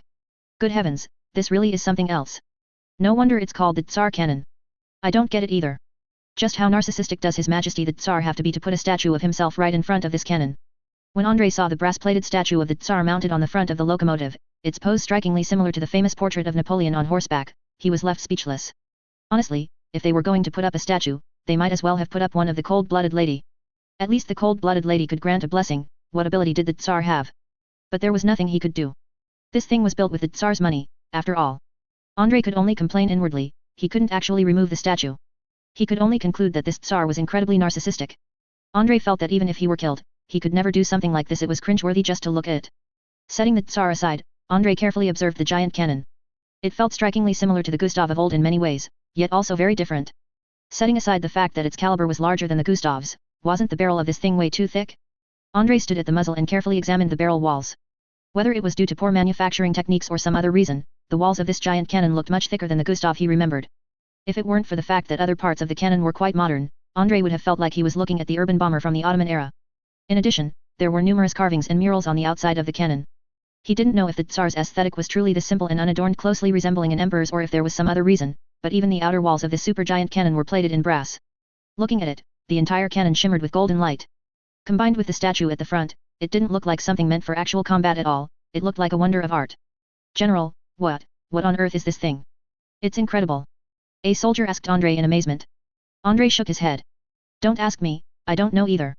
This is the first time I've seen such a massive cannon. Hearing Andrei's words, Nikolaev, who had run over with him to welcome the cannon, asked in confusion. What's going on, General? Did you skip too many classes? If I remember correctly, there's a Tsar cannon parked outside the military academy every day. You should be able to see it just by being at the academy. Andrei rolled his eyes at his aging chief of staff. Give me a break. Didn't I have amnesia before? I don't remember anything from the past. I even forgot what my old man, General Konstantin, looked like, let alone an over-the-top cannon. Behind the cannon, there were several specialized train cars used to transport the assigned artillery crew. The personnel responsible for operating and maintaining this cannon alone numbered over 800. If you included the engineer regiment needed to lay specialized tracks for the cannon when necessary, it took over 2,000 people to maintain this single giant gun. To this, Andrei could only say that the Tsar really had money to burn. With that kind of effort, he might as well have used the money from these cannons to form armored troops. Besides the cannon, Andrei saw that a dedicated choir was actually assigned behind it. Was it because the Winter Church was involved in the casting of this giant cannon, or did the army simply want to give it a bit of the cold-blooded lady's blessing? When Andrei saw a group of Winter Church priests in blue and white robes, led by a bald old man, singing hymns in unison, he almost lost it. Seriously, if you gave these guys some mechanical augmentations and swapped them into red robes, I feel like using this cannon to cosplay as a great cannon would be no problem at all. Beside Andrei, a player who had specifically rushed over to see the giant cannon couldn't help but complain, while having someone else take a photo of him in front of it. Even though this thing was an in-game wonder, its design was so exaggerated that players were eager to take pictures with it. Regardless, it was a wonder. Even in other war games, they rarely saw a cannon this ferocious and flamboyantly designed. Colonel, I have a question. How is this cannon usually operated? Andrei walked up to the operating platform and asked a commander dressed in a ceremonial uniform. He didn't know if this cannon had just been pulled from a parade ground or if there was some special reason. All the artillerymen operating the cannon were wearing very elaborate red and green ceremonial uniforms, and the colonel himself was dressed like an officer from the Napoleonic era. Looking at the pile of epaulets and sashes the guy was wearing, and the large feathers on his hat, Andrei felt like he was looking at a peacock in full display. It's simple. You load the shell and the propellant, then adjust it via the hand cranks. To operate this thing, the Empire even specially modified some incinerator mechs. As he spoke, this peacock colonel pointed out 3 mechs on standby in the distance for Andrei. One incinerator mech had its hands replaced with giant pincers. Its task was to carry the shells delivered to it and shove the shells and propellant into the breech. The other 2 incinerator mechs had mechanical hands that seemed more flexible. These 2 mechs operated the horizontal and vertical screws respectively to aim the cannon. Seems decent enough. But tell me, how long does it actually take to go from aiming to loading and then firing? Andrei nodded and couldn't help but ask curiously. He really wanted to compare this cannon with the Gustav. At least in terms of loading mode and aiming, he felt this cannon was already much better than the Gustav. On Earth, when the Gustav cannon was being loaded, it required a modified Panzer II tank on the platform to push the shell in. Obviously, a Panzer II was nowhere near as flexible as a mech with mechanical hands when it came to loading shells. That was one win. Furthermore, the Gustav on Earth was incredibly slow to aim, mainly because when humans turned the screws of such a massive cannon, they could only adjust the angle by a tiny bit at a time. It couldn't be helped, the cannon was so large and heavy that to make the screws turnable by humans using mechanical transmission, a massive number of gears were needed to reduce the force required. This meant many rotations of the screw were needed just to change the cannon's angle slightly. In contrast, the Cambrian Empire's cannon relied on mechs to turn it, so there wasn't as much fuss. Looking at that massive hand wheel, which was at least 5 meters in diameter, he knew that its aiming speed should be much faster than the original Gustav, though it would probably be a bit cruder in its precision. That made 2 wins. Add in the victory in caliber, and with a 3rd win, it seemed like it could completely outclass the Gustav. General, if our artillery crew operates it, starting from scratch to aim and fire, it takes us about 15 minutes to complete one shot. However, if no aiming is required and we fire at the current angle, this giant cannon only needs 5 minutes to fire a round. Holy crap, that fast? Andrei was truly surprised. One must know that the Gustav on Earth could only fire about 1 shot per hour. Compared to this giant cannon of the Cambrian Empire, its firing speed was practically glacial. Then what about the cooling of this cannon? I feel like with a barrel of this thickness, cooling would be quite a headache, wouldn't it? Andrei asked, somewhat uncertain. If he remembered correctly, the Gustav had issues with cooling and a short barrel life. Just how short was the barrel life of this thing? Andre wasn't sure, but looking at it, he figured it couldn't be long. But he hoped to God there weren't cooling issues, he didn't want such an exaggerated cannon exploding on his own lines when it fired. Don't worry, cooling is easy to handle. That's the primary use of the choir. The Peacock Colonel gestured toward the choir in the distance and said. See those people from the Winter Church? Their main job is to use divine arts to help us with cooling. Ice-type divine arts are perfect for cooling the bore of this giant cannon. As long as we have the choir sing in unison after every shot, we don't have to worry about cooling. Andre felt like he didn't even want to say anything anymore. This world was truly magical. In that case, let's get to fighting. Under the guise of a tour, Andre specifically stood on the giant cannon to check exactly how many players would be needed to operate it. Unfortunately, if players were to operate this cannon, it would require more than one person. One player would be responsible for firing, or rather pressing the button, another player would operate the mech for transport and loading, and two players would operate the mechs to adjust the screws for aiming. In addition, with the people in the rear responsible for operating the machinery to move the shells, it really did take quite a few players to run this cannon. Strictly speaking, it wasn't like they were operating a single game unit, but rather a collective formed by many units, each with its own task. Seeing this setup, Andre couldn't help but frown slightly. He knew that with this model, the player's speed advantage would likely drop significantly. He had originally thought that if players operated the cannon directly, they might be able to fire once a minute. But looking at it now, whether it was loading, firing, or aiming, it was all extremely complex and required a lot of coordination among players. Given the players' ability to cooperate, Andre really doubted if their loading speed could match that of these veteran artillerymen. By the way, when are you leaving? Suddenly thinking of something, Andre asked the artillerymen. He knew these people were just passing through, they weren't here to reinforce him. The final destination for this giant cannon was Petrograd, so even with General Konstantin pulling strings for him, it wouldn't stay on his lines for long. Hearing Andre's question, the Peacock Colonel thought for a moment and said. General, we can stay here for a full day. We won't set out until dawn tomorrow. So during this time, you can use our cannon as much as you like. We will provide you with battlefield support. Andre was immediately delighted upon hearing this. He patted the colonel on the shoulder, saying he'd invite him to his home as a guest sometime, and then urged him to hurry up and get the cannon set up and aimed. His own army was still launching a fierce assault on the enemy and was in desperate need of proper fire support. If he didn't put this giant cannon to use now, when would he? In the distance, the Black Hawk army was still busy in a chaotic melee with the players, or rather, they were being unilaterally crushed by the players. After a wave of grueling, bloody combat, most of the Black Hawk army located in the forest had been annihilated. The remaining armored troops chose to retreat quickly, leaving behind a group of infantry to act as a rear guard. Although this was unfair to the infantry, there was no other way, their mission was to cover the retreat of the armored troops. Furthermore, they had discovered that the strange chariots driven by the enemy's armored soldier were incredibly powerful, possessing not only massive firepower but also exceptionally thick armor. When the KV-1 tank driven by the players first appeared in the Black Hawk army's line of sight, they were nearly beaten senseless by the machines. Unless they got close enough, the 75mm cannons they used could hardly penetrate the front armor of these things. Even when they tried attacking the turret rings or the tank tracks in hopes of immobilizing the enemy vehicles, the effect was negligible. Essentially, every tank had dedicated engineer players inside. As soon as a tank was disabled by the enemy, they would crawl out of the hatch beneath the tank at top speed to repair it. Additionally, many maintenance soldiers were mixed in among the other players, running over from time to time to provide repair support. This made the KV-1 tank practically immortal. The Black Hawk army had been fighting for ages, yet they simply couldn't kill these monsters. Attention, they're trying to run. After them. Seeing the enemy's mechs retreating one after another, the players didn't hesitate to drive their tanks forward, completely ignoring the enemy infantry blocking their path. Although they knew that enemy infantry would inevitably pose a significant threat once they got close to the tanks, they didn't care. Caught up in the heat of the slaughter, the players didn't think that far ahead, they just floored the accelerator and charged. The other infantry following the tanks couldn't help but curse as they cleared out the remaining enemy infantry for them. Some of these infantry units were composed of players, but the majority were ordinary Cambrian soldiers. So, as they exerted every ounce of strength to run behind the tanks on their two legs, only to watch those steel chariots leave them in the dust, they felt their combat careers turning bleak. Damn it, they were really being herded like cattle. Weren't the players afraid they'd drop dead from exhaustion? Sucka. Die. After shouting a local curse, a Cambrian soldier plunged his rifle's bayonet deep into an enemy's chest, unable to stop himself from gasping for air. He didn't know how the guards assault team under the general usually trained, but those guys' physical stamina was absolutely insane. That group had been charging the entire way, as if they never felt fatigue, just an endless, relentless charge. For someone like him, putting everything into stabbing one enemy soldier to death left him feeling exhausted, yet those guys could kill someone in barely 3 seconds. There was no helping it, their bayonet thrusts simply weren't as precise as the players. To the players, stabbing with a bayonet was like a game mechanic. One thrust was enough to kill an enemy instantly. But for ordinary soldiers, they usually aimed for the enemy's abdomen when stabbing, because there were too many ribs in the chest, and a bayonet could easily get stuck if they weren't careful. Regardless, Black Hawk soldiers weren't made of iron.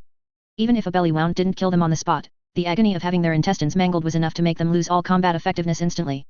Once they fell, it was just a matter of delivering a finishing blow later. Just then, several cavalry suddenly rode up quickly from behind, blowing whistles and shouting loudly at them. Cease your advance. Have our armored troops return immediately. Our fire support is about to be in position. Tell our armored troops that the area ahead is about to become a fire exclusion zone.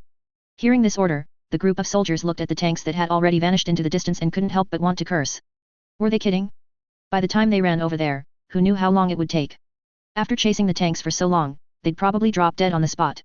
Fortunately, at the same time, the players also received the notification issued by Andre. What's the situation? What do you mean retreat? Oh crap, it's that Tsar cannon. Seeing the retreat order, the players were momentarily stunned. They didn't understand why they should retreat when the situation was so favorable. Then, they remembered the screenshots some players had taken and shared in the chat area. They thought of that incredibly abstract but powerful looking giant cannon. Gwa. Not good, an expert is coming. Retreat quickly. Eee. The general is going to use that big, thick thing of his to deliver the ultimate insult to the Black Hawk army. I'm not retreating. I'm staying here to see what the giant cannon's bombardment looks like.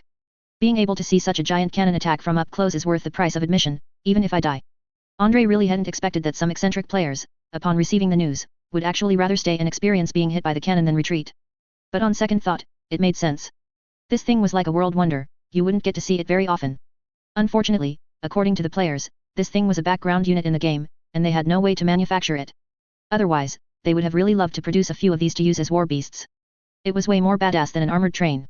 Andre didn't know if all the players had retreated, but he estimated that the time was about right. Seeing that the giant cannon was fully loaded, Andre made a gesture to Peacock Colonel, who was standing beneath the cannon. No problem, young general. Just watch. Fire. Andre was certain that Peacock Colonel had definitely practiced the tone of that command in private countless times. At the very least, he found it hard to imagine how gifted a person would have to be to make a command to fire sound like an operatic aria. Hearing the colonel's incredibly high-pitched and piercing voice, the artillery, who had already locked the muzzle onto the distance, fired. Boom. The moment he heard the blast, Andre thought a bolt of lightning had suddenly exploded. Immediately afterward, he felt a violent tremor through the ground. The ground beneath his feet felt as if an earthquake had struck, suddenly giving him a sensation of jumping. A massive cloud of smoke and dust centered on the giant cannon rapidly spread in all directions. Meanwhile, due to the massive recoil, this super cannon also slid back a significant distance along the tracks. Seeing the distance it had pushed back, Andre knew that this cannon would likely need to be re-aimed after every single shot. Even if the recoil distance was measured in advance, with the locomotive control capabilities of this era, it was difficult to ensure it could return to the exact same position. When that happened, the artillery would inevitably have to use instruments to make fine adjustments. Despite the hassle, the commotion it made when firing was truly immense. The soldiers standing around Andre all looked at the thing with astonished eyes, as if they couldn't believe their empire could build such a terrifying war machine. The players, meanwhile, let out excited howls like wolves. Every one of them was eager to try, wishing they could pull down all the artillery standing on the cannon and operate it themselves. To be precise, if it weren't for Andre's strict prohibition against attacking allies, they probably would have gone up, kicked the artilleryman away, and taken control of this giant toy themselves. Even now, many soldiers were running over to pester the artillery colonel, strongly demanding to operate the thing just for fun. No, isn't this just nonsense? You haven't received any training, so how would you know how to operate this cannon? Go back to your general and stop interfering with me here. If you break this cannon, can you take responsibility? Looking at Peacock Colonel's serious expression, the players were already cursing him miserably in the chat area. Although they understood that this cannon was indeed precious and couldn't just be handed over to non-artillery members to play with. The problem was, setting aside the game lore, if the game had already created such a powerful super weapon, only to not let players operate it and treat it entirely as a background prop, what was the point? Wasn't that just redundant? Andre watched the group of players starting to act like clowns or even throwing tantrums, and couldn't help but complain in his heart. These guys were now purely like giant babies who had seen an interesting toy, each one radiating pure desire. Some fellows, completely disregarding their own image, had even started rolling around on the ground. Andre dragged the rolling fellow aside, shooed away the players, and then approached the colonel, asking cautiously. Colonel, I say, can we really not make a small exception? To be honest, I don't feel like this cannon is that difficult to operate. Could we let my soldiers have a go at it? Hearing Andre say this, the artillery colonel was also left speechless. Glancing at Andre's youthful face and recalling past rumors, he couldn't help but nod slightly. Sure enough, it was the same old flavor. Regardless of what kind of war hero this fellow had become in the newspapers, based on what he just said, the colonel felt he was still the same dandy as before. Otherwise, how could a serious military man make such an absurd request? Seeing the colonel staring at him with a look of disdain, Andre thought for a moment, then pulled him aside and said. Don't look at me like that. After all, this thing is truly amazing. If you're willing to make an exception, many things are actually very negotiable. For instance, my unit captured quite a few enemy shells in previous battles. Although these shells don't match the Empire's artillery calibers, I'm sure you know the value of the gunpowder inside them, right? As long as you are willing to let my men give it a try, we can give you several wagon loads of captured shells. Just consider it a warehouse clearance. Hiss. You kid, you're quite savvy. After hearing Andrei's words, the colonel couldn't help but suck in a breath of cold air and look at him with a startled expression. No wonder he could climb all the way to the rank of Major General in such a short time. It wasn't just a matter of knowing how to fight, he was also so sophisticated in dealing with people. He could only say that he was indeed a scion of a great noble family, he knew these matters inside out. Well, in that case, I must tell you that, in principle, I absolutely cannot hand over control of this cannon to anyone else. Hearing the colonel's words, Andrei's eyes instantly lit up. Since it wasn't allowed in principle, then outside of that principle, it was possible, right? He understood these things all too well. Seeing Andrei's gleaming eyes, the colonel curled his lip and said.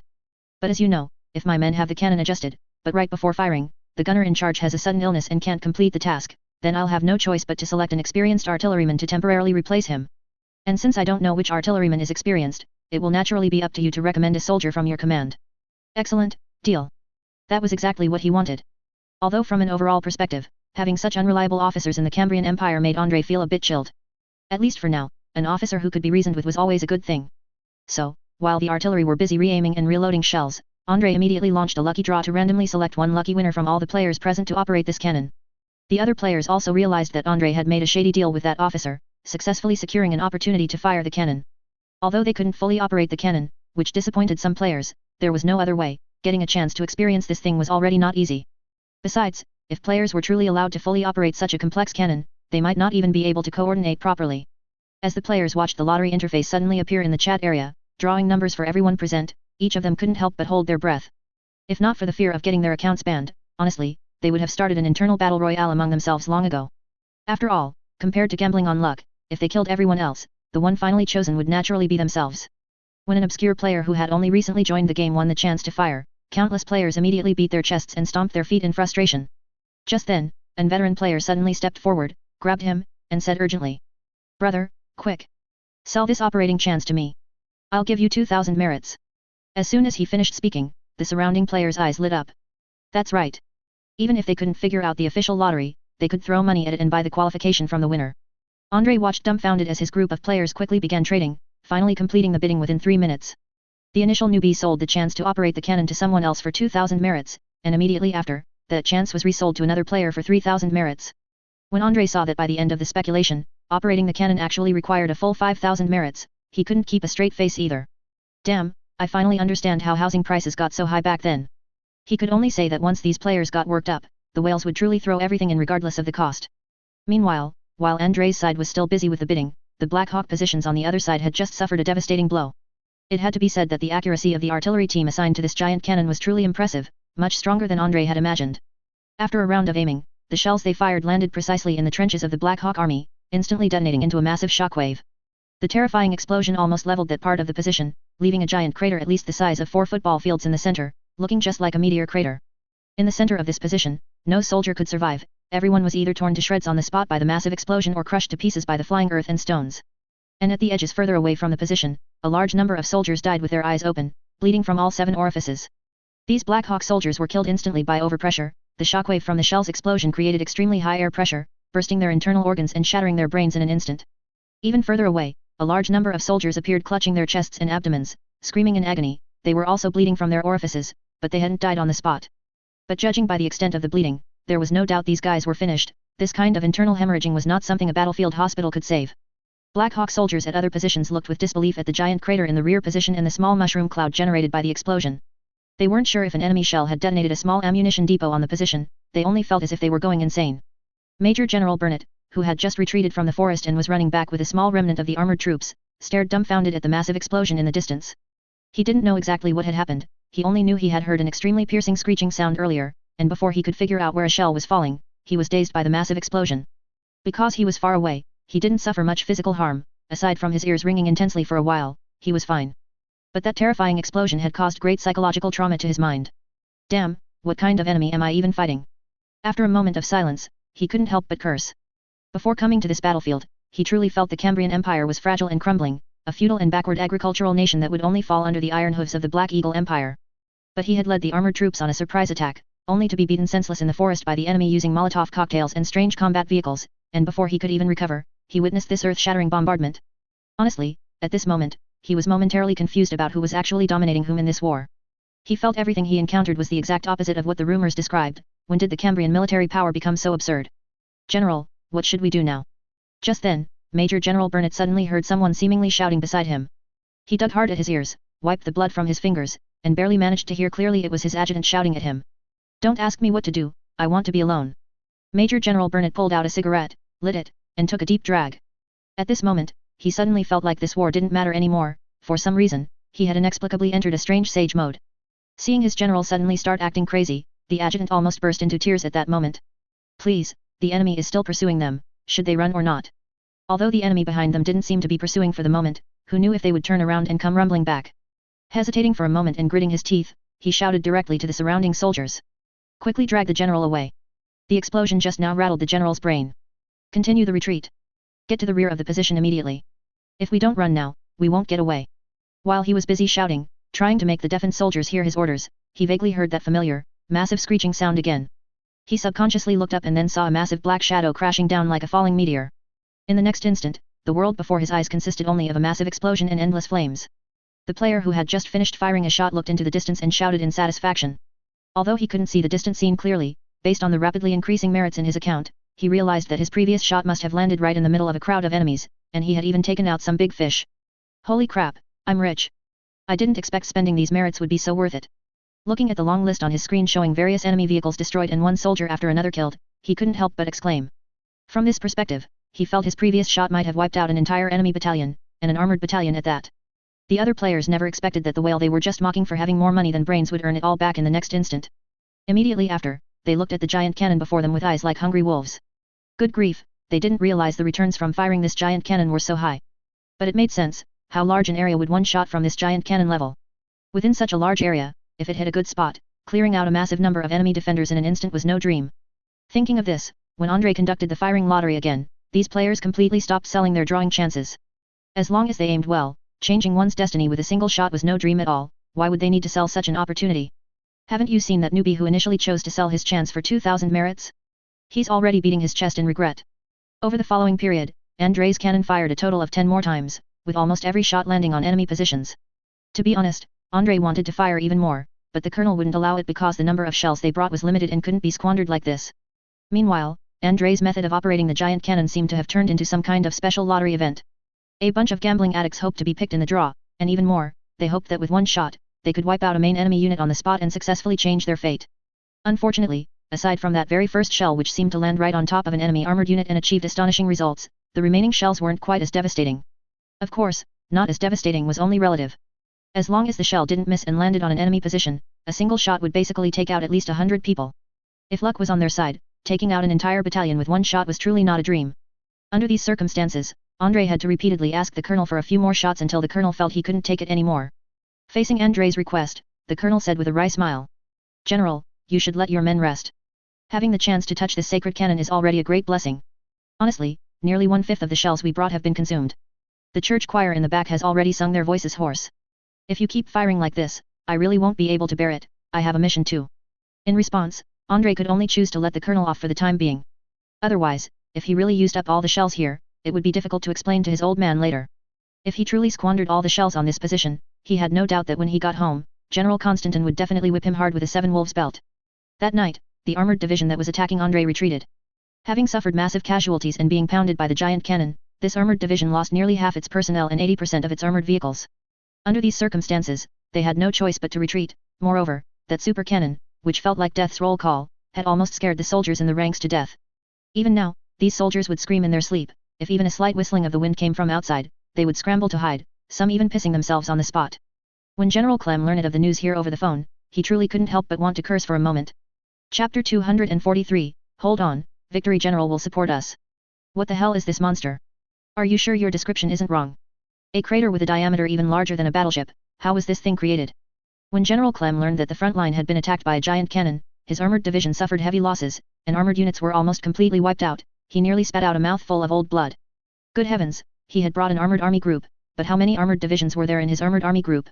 Regarding this question, the number of armored divisions contained in different armored army groups of the Black Eagle Empire varied. According to the current organization, most armored army groups comprised 2 to 3 divisions. The armored army group he led was not the most elite main force, so it only had 2 armored divisions in total, and in the previous battle, they had suffered losses equivalent to almost an entire armored division. After all, their armored division suffered nearly 50% casualties, and more than 80% of their armored forces were annihilated. What was left? The remaining armored units couldn't even form an armored battalion, and most of the surviving soldiers were from logistics and other miscellaneous units, not combat soldiers charging on the front lines. So, from this perspective, his armored division was pretty much completely crippled. If there were no reinforcements from home, that armored division could already be decommissioned. Damn it. Retreat immediately, avoid Vorontsov's position, gather forces, and launch an attack along the northwest direction. See if we can outflank Vorontsov's rear. After hanging up the phone, General Clem couldn't help but gasp. That giant cannon was truly terrifying. He regretted it a little. When he attacked Volkov earlier, why did he send a Warsania army as a subordinate unit? If he had known this giant cannon was so vicious, he should have led his main forces to take Volkov first and then firmly block this giant cannon. Those Warsania people were too useless, they couldn't even take down such a transportation hub. They truly let down the Empire's cultivation of them. But then again, if their combat power was truly strong enough, the Empire wouldn't have been able to wipe them out with a lightning strike back then. Alas, damn it, I should have asked Major General Krasov more, and clarified all the ins and outs of the Cambrian Empire. Damn it, why didn't that traitor think to tell me such important news? General Clem suddenly thought of Major General Krasov, whom he had captured and who had chosen to surrender to the Empire. He was momentarily furious, even blaming the defeat entirely on him. If it weren't for this fool not telling him such important news, how could he have underestimated this giant cannon so much back then? If he had known, he should have attacked the giant cannon first. Major General Krasov, who had already been urgently transported back to the rear by airship and was preparing to be transferred to the Black Eagle Empire's interior, had no idea that he had inexplicably been saddled with a huge blame. Honestly, he didn't know that the Tsar would suddenly deploy the Tsar cannon here, so how could he have thought to warn about it? Major General Krasov was currently in a state of ambition. On one hand, he felt anxious about betraying his homeland, on the other hand, he was trying every means to plan benefits for himself. According to his plan, after defecting to the Black Eagle Empire, he had to find a way to demonstrate sufficient utility. These Black Eagle warriors were all a bunch of cold-blooded monsters who killed without batting an eye. If he wanted to stand out among them, he had to show them sufficient military value. So, after much thought, he decided that after gaining the Black Eagle people's trust, he would apply to have the Black Eagle Empire return his original fiefdom in Belarus. Once he obtained this fiefdom, he would leverage his family's prestige in the Belarus region to rally as many people as possible in Belarus to resist the Cambrian Empire. Although doing so might be difficult, he believed he could always gather a group of resistors.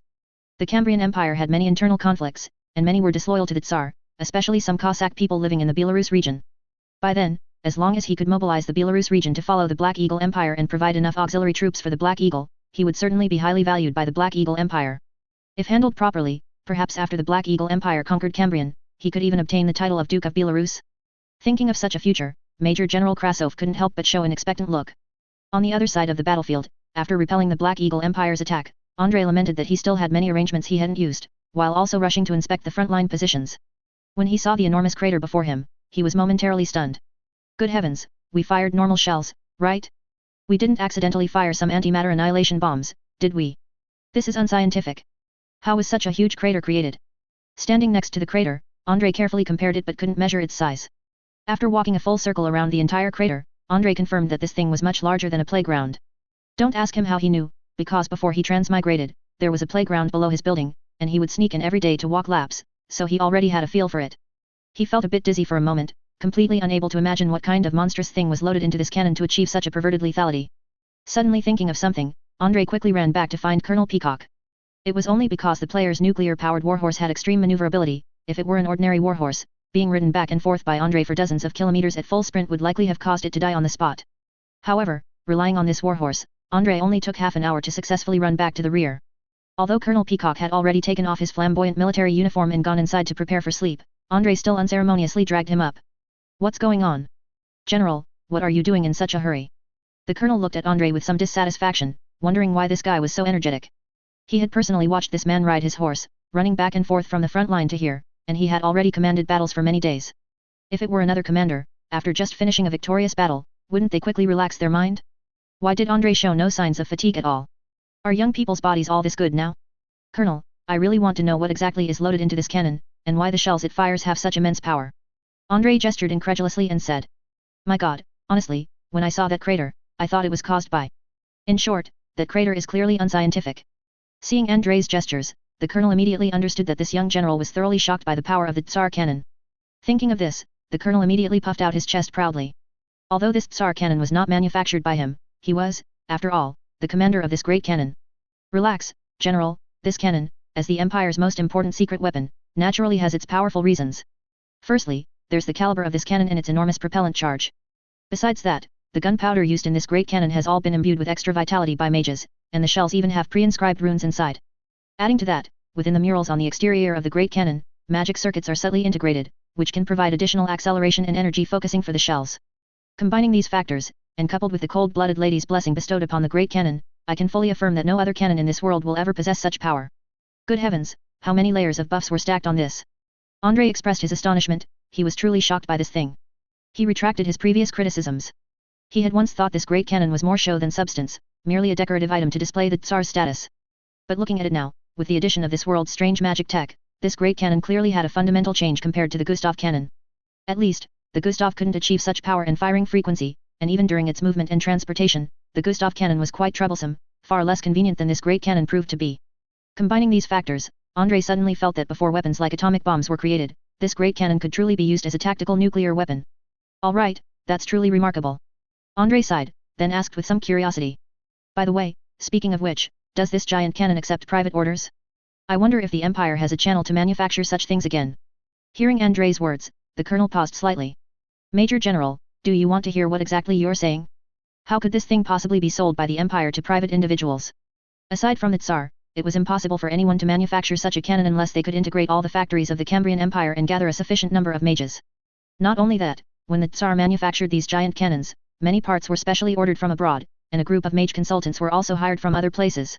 So, how could any private individual possibly manufacture this thing?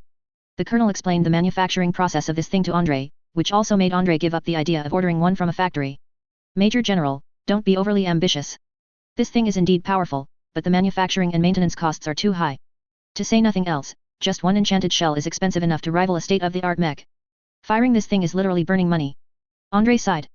Alas, I'd rather burn more money on such a giant cannon. After all, this thing can collapse an enemy armored division in just a few shots. It's too brutal. As long as this giant cannon can be protected, this thing will be the nightmare of any enemy army. Although Andrei was very reluctant, by early the next morning, the artillerymen urgently packed up this giant cannon and took it away. Looking at the departing train, Andrei dispatched another group of Air Force players to escort this thing. If this thing were ambushed by enemy Air Force, he would regret it deeply. If, at first, his attitude towards this giant cannon was indifferent, and sending Air Force for cover was merely symbolic. Now, he had an impulse to protect this giant cannon at all costs. Andrei wasn't entirely clear about the maximum range of this thing. However, based on previous battlefield usage, the Tsar cannon's range has already exceeded 40 kilometers, which is more than enough for the current defense of Petrograd. As long as the cannon can be set up in the urban area, this giant cannon can cover all positions on the city's edge, and also ensure that the important transportation hub occupied by Andrei will not be completely captured by the enemy. If the enemy were to capture this place, the continuous shelling from the giant cannon within the city would be enough to collapse the enemy's garrison. After all, this thing's power is too brutal. If it hits the right spot, it's no problem to wipe out an entire enemy regiment with one shot. But he also knew that this giant cannon would inevitably become a thorn in the enemy's side. If he could think of the important role this giant cannon played in defensive warfare, the enemy could too. Just as Andrei was thinking this, he suddenly saw the content in the player chat area. Folks, the situation on our flank seems to be pretty bad. I see that our southwestern position is in a meat grinder, and it's almost been breached by the enemy. Noticing this, Andrei carefully checked the chat area and roughly understood what was happening. Although the operations in his defense zone were going smoothly, the defense zone to his southwest was performing very poorly. Air Force players had just flown over to scout, and while they were there, they carried out an airstrike on enemy positions, then roughly shared the situation there with other players. From above, the Cambrian army was continuously breaking through there. The enemy's armored units had broken through several lines of defense, and had even formed a pincer movement, completely cutting off and surrounding the two divisions left to defend there. If nothing unexpected happened, he estimated that the southwestern position would probably not be held. Tisk, are we going to be the firefighters again? Andrei had a bit of a headache. If the southwestern position was captured by the enemy, he would have some trouble. At that time, all the defensive lines he had set up here would not only become useless, but the enemy might also directly cut off his retreat, occupy the train station, and sever his supplies. Although he didn't think the enemy could hold the train station under the players' constant fierce attacks after capturing it, nor did he think the enemy could successfully establish a foothold at the train station given that the Tsar cannon had already been transported to the rear. But no matter what, being outflanked by the enemy from behind was also very troublesome. After some thought, Andrei immediately called General Constantin to inquire about the situation there. All right, I understand. My battle here is going smoothly, and I have enough reserves to spare some troops to assist our allies. You can rest assured that my remaining troops stationed at the position are sufficient to firmly hold the Schlüsselburg defense line. The Empire's army will not be so easily defeated by the enemy. When I turn around, I'll first relieve the encirclement here, and then move my troops to other directions. After hanging up the phone, a smile appeared on Andrei's lips. He had to admit, his cheap old man still cared about him and wasn't working his troops to death. General Constantin had already noticed the predicament in that defense zone and had dispatched a unit to support the encircled troops. However, even though the infantry division he sent was an elite unit with guards titles, his offensive was still quite poor against the powerful Black Hawk army. According to General Constantin's original plan, he was going to have Andrei withdraw when he had time, and simply abandon the current position. As long as they had the giant cannon in hand and kept bombarding the enemy, they couldn't completely occupy this position, and Andrei could then engage in a prolonged back-and-forth battle with the enemy here. However, since Andrei's troops still retained sufficient combat power and were capable of going to support the friendly forces on the flank, that was naturally good. General Constantin now felt more and more that Andrei's unit was truly an ace. No matter how difficult the battlefield, as long as Andrei's troops were sent in, the situation would definitely stabilize. Comparing this to the frantic appearance of his other colleagues being beaten by the enemy, General Constantin felt a weight lift off his shoulders. After planning out the troops at hand, Andrei immediately sent the remaining player armored units ahead, taking the cavalry to provide support. The Air Force would remain on standby for now, retaining only a small number of fighters and bombers for air cover, because he needed the Air Force to keep an eye on his airspace. In addition, after Andrei swiftly mobilized the player troops, he also made some plans for his own defense zone. After entrusting the task of leading the troops to remain here to Colonel Yuri and Colonel Nikolaev, who served as his deputy division commander and chief of staff, Andrei told the two of them. Gentlemen, I'm going to be frank with you here. In the upcoming battles, if you encounter a fierce enemy attack, I suggest you maintain a certain degree of flexibility. This position can be roughly divided into 3 lines of defense, the anti-armor line in front for ambushes and attrition, the second main infantry line, and the third artillery line on the high ground. Among these lines of defense, the first and second lines can be abandoned. Even if the first line is abandoned, there are still enough anti-armor positions on the second line. And if the second line is also lost, our artillery on the mountain can still inflict serious damage on the enemy, and our air force is also sufficient to make it extremely difficult for the enemy to attack the high ground. If it really comes down to it, we'll simply abandon the high ground as well, and quickly retreat along the train station. Then we can use the giant cannon to get back at them. There's no need for us to fight the enemy to the death.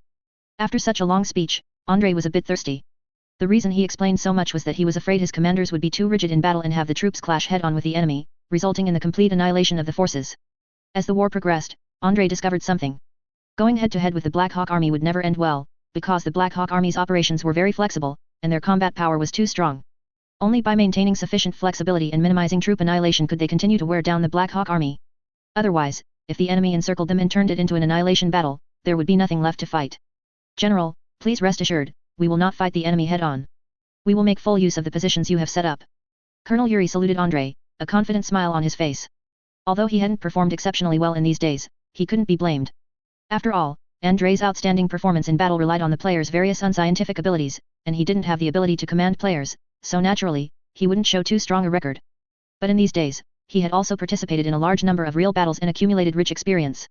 While he couldn't claim to know the enemy inside out, he at least understood the general patterns of the Black Hawk Army's attacks, and he could understand what Andrei's previous series of arrangements were for. Andrei nodded, then continued. At the airport, there are still a small number of Guards Assault Team soldiers stationed. If you have any trouble, quickly tell them.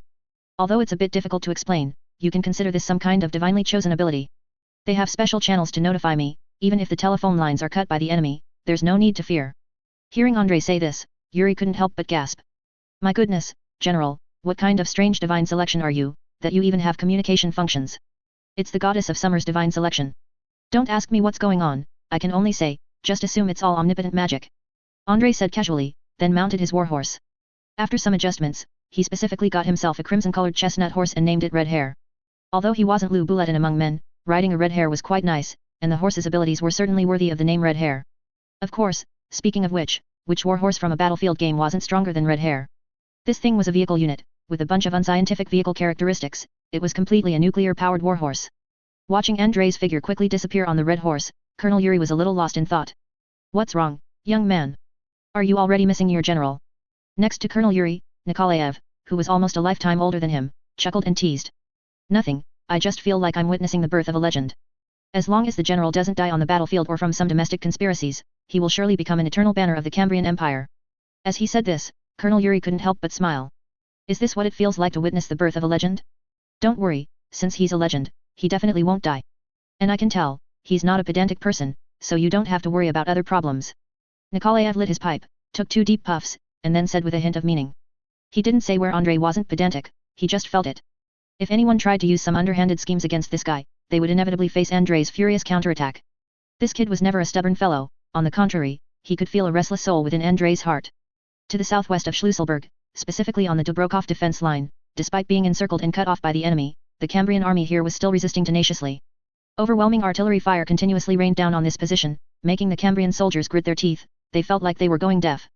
Although their positions were completely divided by the enemy, by occupying several high grounds, they barely managed to block the enemy armored units' attack. In this world, because all armored vehicles adopted a multi-legged mech model, these armored vehicles' off-road capabilities were greatly improved, and they were very suitable for mountain warfare. However, this did not mean that armored vehicles could still perform with the same capability in mountainous terrain as they could in flat terrain. In an inconspicuous artillery shelter, several high-ranking officers with general and colonel ranks on their shoulders completely ignored the booming artillery outside, and instead stared intently at the map. These Black Hawk Devils are really desperate. It looks like their war against Major General Vorontsov didn't go well. The leading Major General Division commander lit a cigarette, took a puff, and seemed unsatisfied, so he lit another one, smoking 2 cigarettes at once. The old smoker commented while puffing, a hint of a smile on his face. Ha ha ha, yes, if they hadn't suffered a setback against Vorontsov, why would they concentrate their main forces here and come attack us? It seems they must have been badly beaten by the victory general, to the point of exasperation. Andrei did not know that he would soon acquire a new title.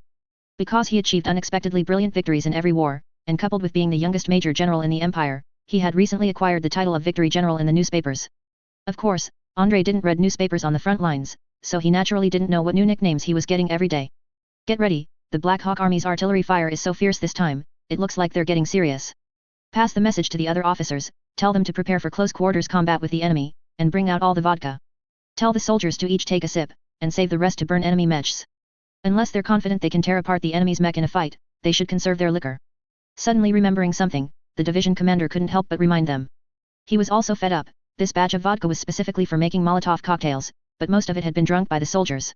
It couldn't be said that the soldiers drinking it was useless, at least after they drank, they were braver than ever when bayonet charging the enemy. But they couldn't rely solely on bayonet charges to deal with enemy armored vehicles.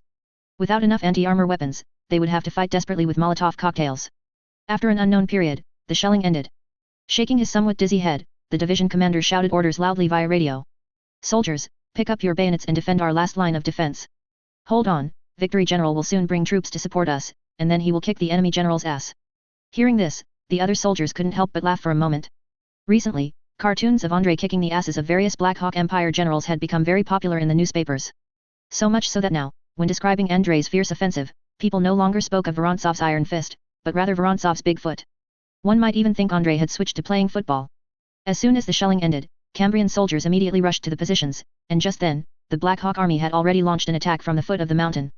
Several pacifier mechs suitable for covering infantry led the way, continuously suppressing the machine gun nests on the position with their powerful firepower.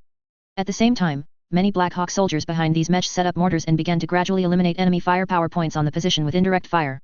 The Black Hawk army was equipped with a large number of mortars because they had found in many wars that this type of indirect fire was particularly suitable for dealing with enemies in trenches. It was basically unrealistic to use these things to bombard enemy artilleries, but they were light and flexible, and their trajectory angles were particularly tricky, allowing them to be set up anywhere at any time. If these were used as infantry support fire, it would be very comfortable. Facing the continuously falling mortar shells, the Cambrian soldiers were caught off guard. They had already noticed the enemy's various mortars and tried every means to avoid them, but it was all in vain. They couldn't possibly avoid operating the machine guns on the position or refrain from launching counterattacks from the position. But as soon as they launched a counterattack, those mortars with particularly tricky angles would continuously bombard their positions and shatter their machine guns. As of now, over 80% of their machine gun losses were due to the enemy's mortars. Bang! Bang! While both sides' machine guns and mortars were busy bombarding, the precise shooters of both armies were also engaging in mutual fire. As of now, neither side had developed a clear concept of a sniper, so this branch of service could only be called a precise shooter. In trench warfare with complex terrain, these precise shooters were very effective. They were like venomous snakes hidden in the dark, catching people off guard. A Cambrian machine gunner operating a machine gun was suddenly shot through the head and fell to the position with a thud. The assistant machine gunner next to him quickly embraced his body, rolled over, threw the body aside, and continued to operate the machine gun. He knew that he would be killed by the precise shooter on the other side next, but there was nothing he could do. This clumsy water-cooled machine gun, weighing nearly 100 pounds with its stand, could not be moved easily. As long as he was unwilling to abandon suppressing the enemy, he had to endure continuous attacks from mortars and marksmen. After killing the machine gunner on the other side, the Black Hawk precise shooter hidden in the dark did not continue to shoot but moved his position. The precise shooters of both sides had engaged in many rounds of shooting, so they all knew that if they didn't quickly move after firing, an experienced opponent would immediately lock onto them. Shoot and move, that was the way to survive. At the same time, in this position, there were also Cambrian soldiers with cleavers, checking the bodies that had been dragged down one by one. If they were not dead, they would be taken to the rear for medical treatment. If they were dead, these soldiers, known as the slaughtered dead, would chop off the heads of the bodies. In previous wars, they had already noticed the abominable necromancer of the Black Hawk Empire. These guys would occasionally resurrect the bodies of their fallen comrades on the battlefield and then make these comrades' bodies fight against them. To ensure that the bodies of their comrades around them would not suddenly jump up, the Cambrian soldiers were forced to create such a branch of service.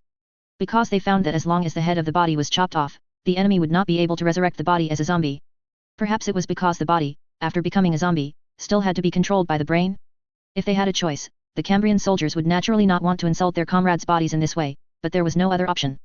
Before the creation of this branch of service, the generals specifically consulted the soldiers for their opinions. However, the soldiers unanimously stated that compared to their bodies being desecrated, they were even more unwilling to let their bodies become puppets controlled by the enemy. At this moment, all the soldiers mercilessly vented the hatred in their hearts on the enemy. Any enemy killed by them would immediately be dragged away and dismembered with random blows. This was a form of an eye for an eye in a sense. Quick, quick, the enemy is charging. A machine gunner shouted desperately, calling for the soldiers behind him to quickly bring ammunition.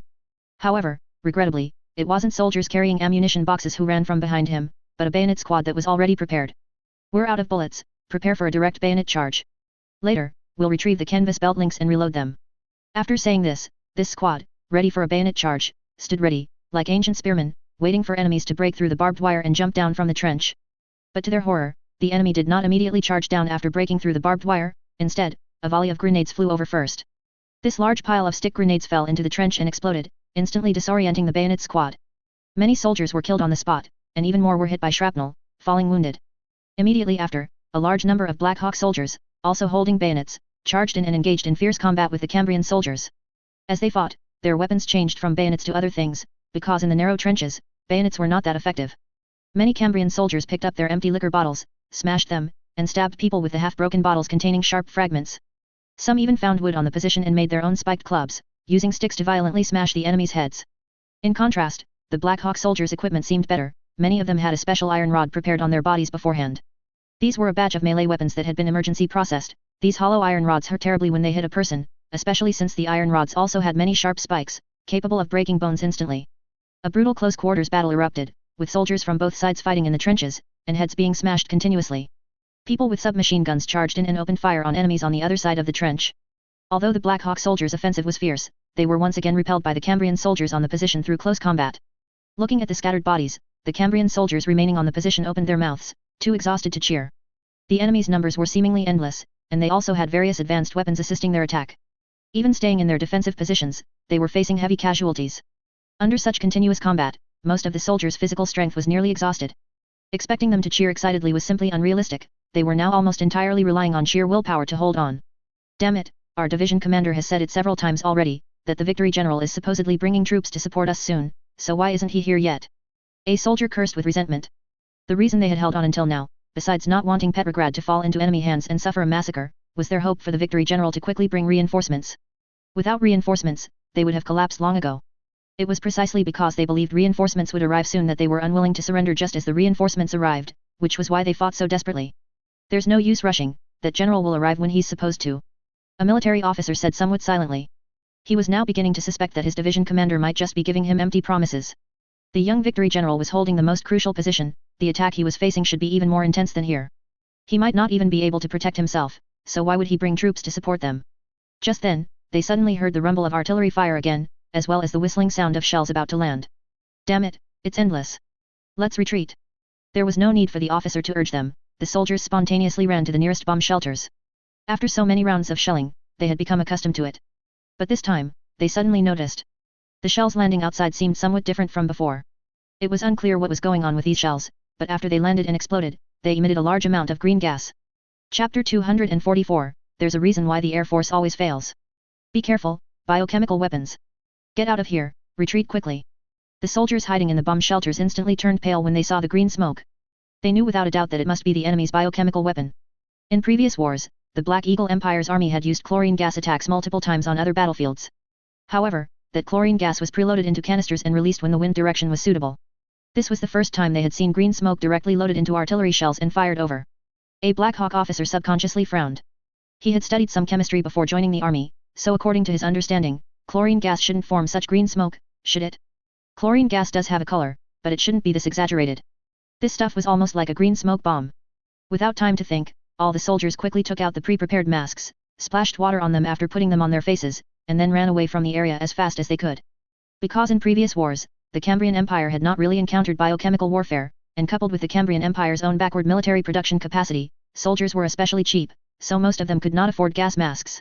After all, they were just a bunch of grey cattle, most of whom were mobilized with a single stamp. What good equipment could they expect? Masks like these were all made by the soldiers themselves beforehand. They had heard from veterans who had retreated from the battlefield to prepare these masks, put them on quickly when the enemy used poison gas, and splash water on them, which would somewhat help. These things were not enough to make them completely immune to the enemy's poison gas, but at least they could give them more time to survive.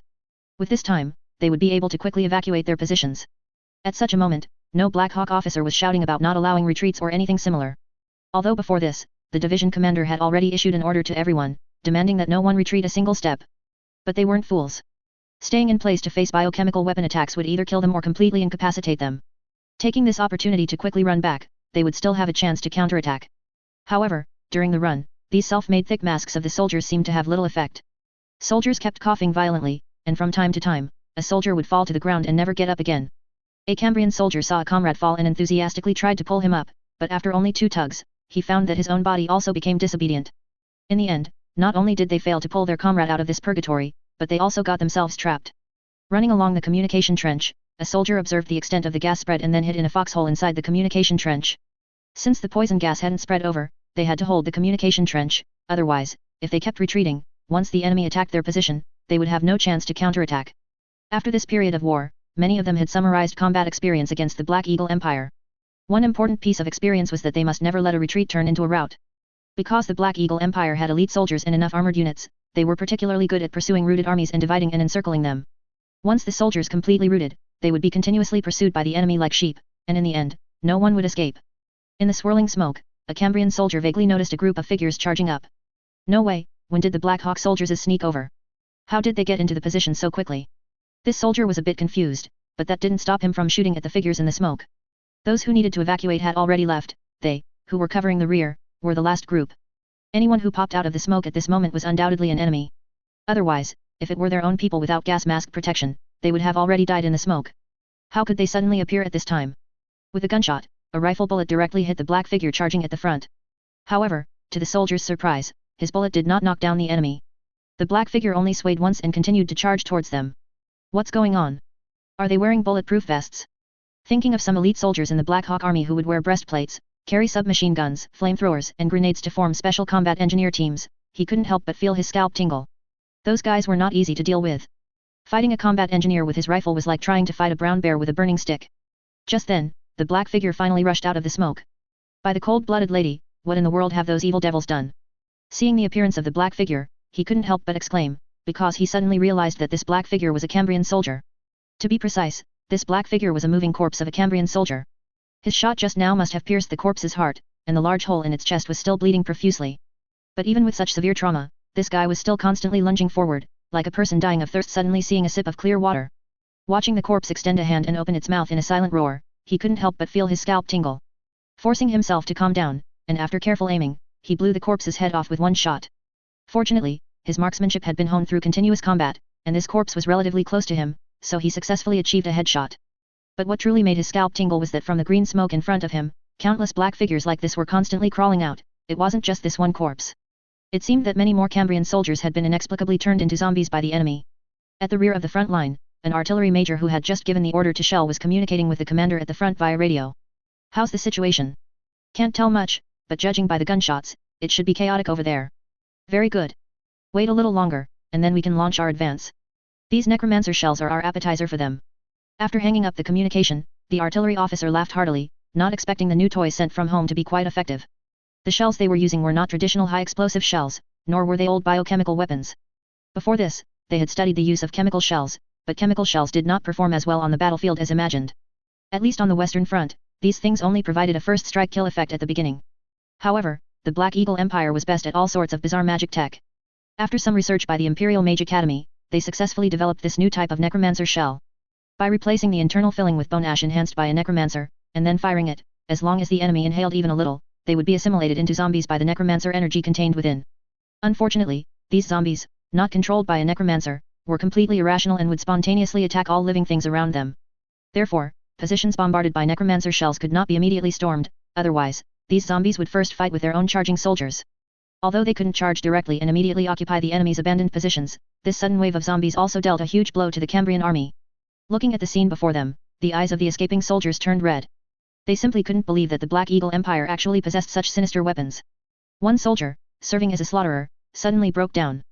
To prevent fallen comrades from being reanimated by the enemy's necromancer, he had spent these days constantly using a machete to cut off the heads of his comrades' corpses, each cut tearing at his heart. He had thought he was numb, gradually accustomed to such operations. But when he saw these comrades, who had been bombed by necromancer shells and transformed from living people into zombies, he truly couldn't bear it anymore. He had already done so much, yet he never expected that comrades would still become the enemy's zombie puppets. The broken soldier roared and charged towards the opposite side, attempting to rush into the smoke and kill his zombified comrades again.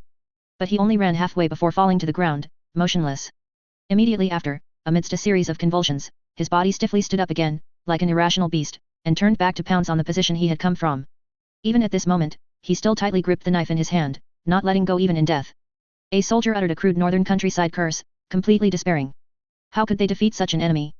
The Black Hawk army not only had various black tech weapons, but they were also utterly immoral and extremely cruel in their methods. Facing these enemies who even desecrated the corpses of fallen soldiers, they truly felt their morale collapse. But just then, a Cambrian soldier suddenly heard a peculiar engine sound coming from above his head. "Everyone, be careful, there's something above us, what's that sound?" A soldier looked up and saw several fighter jets diving from the sky.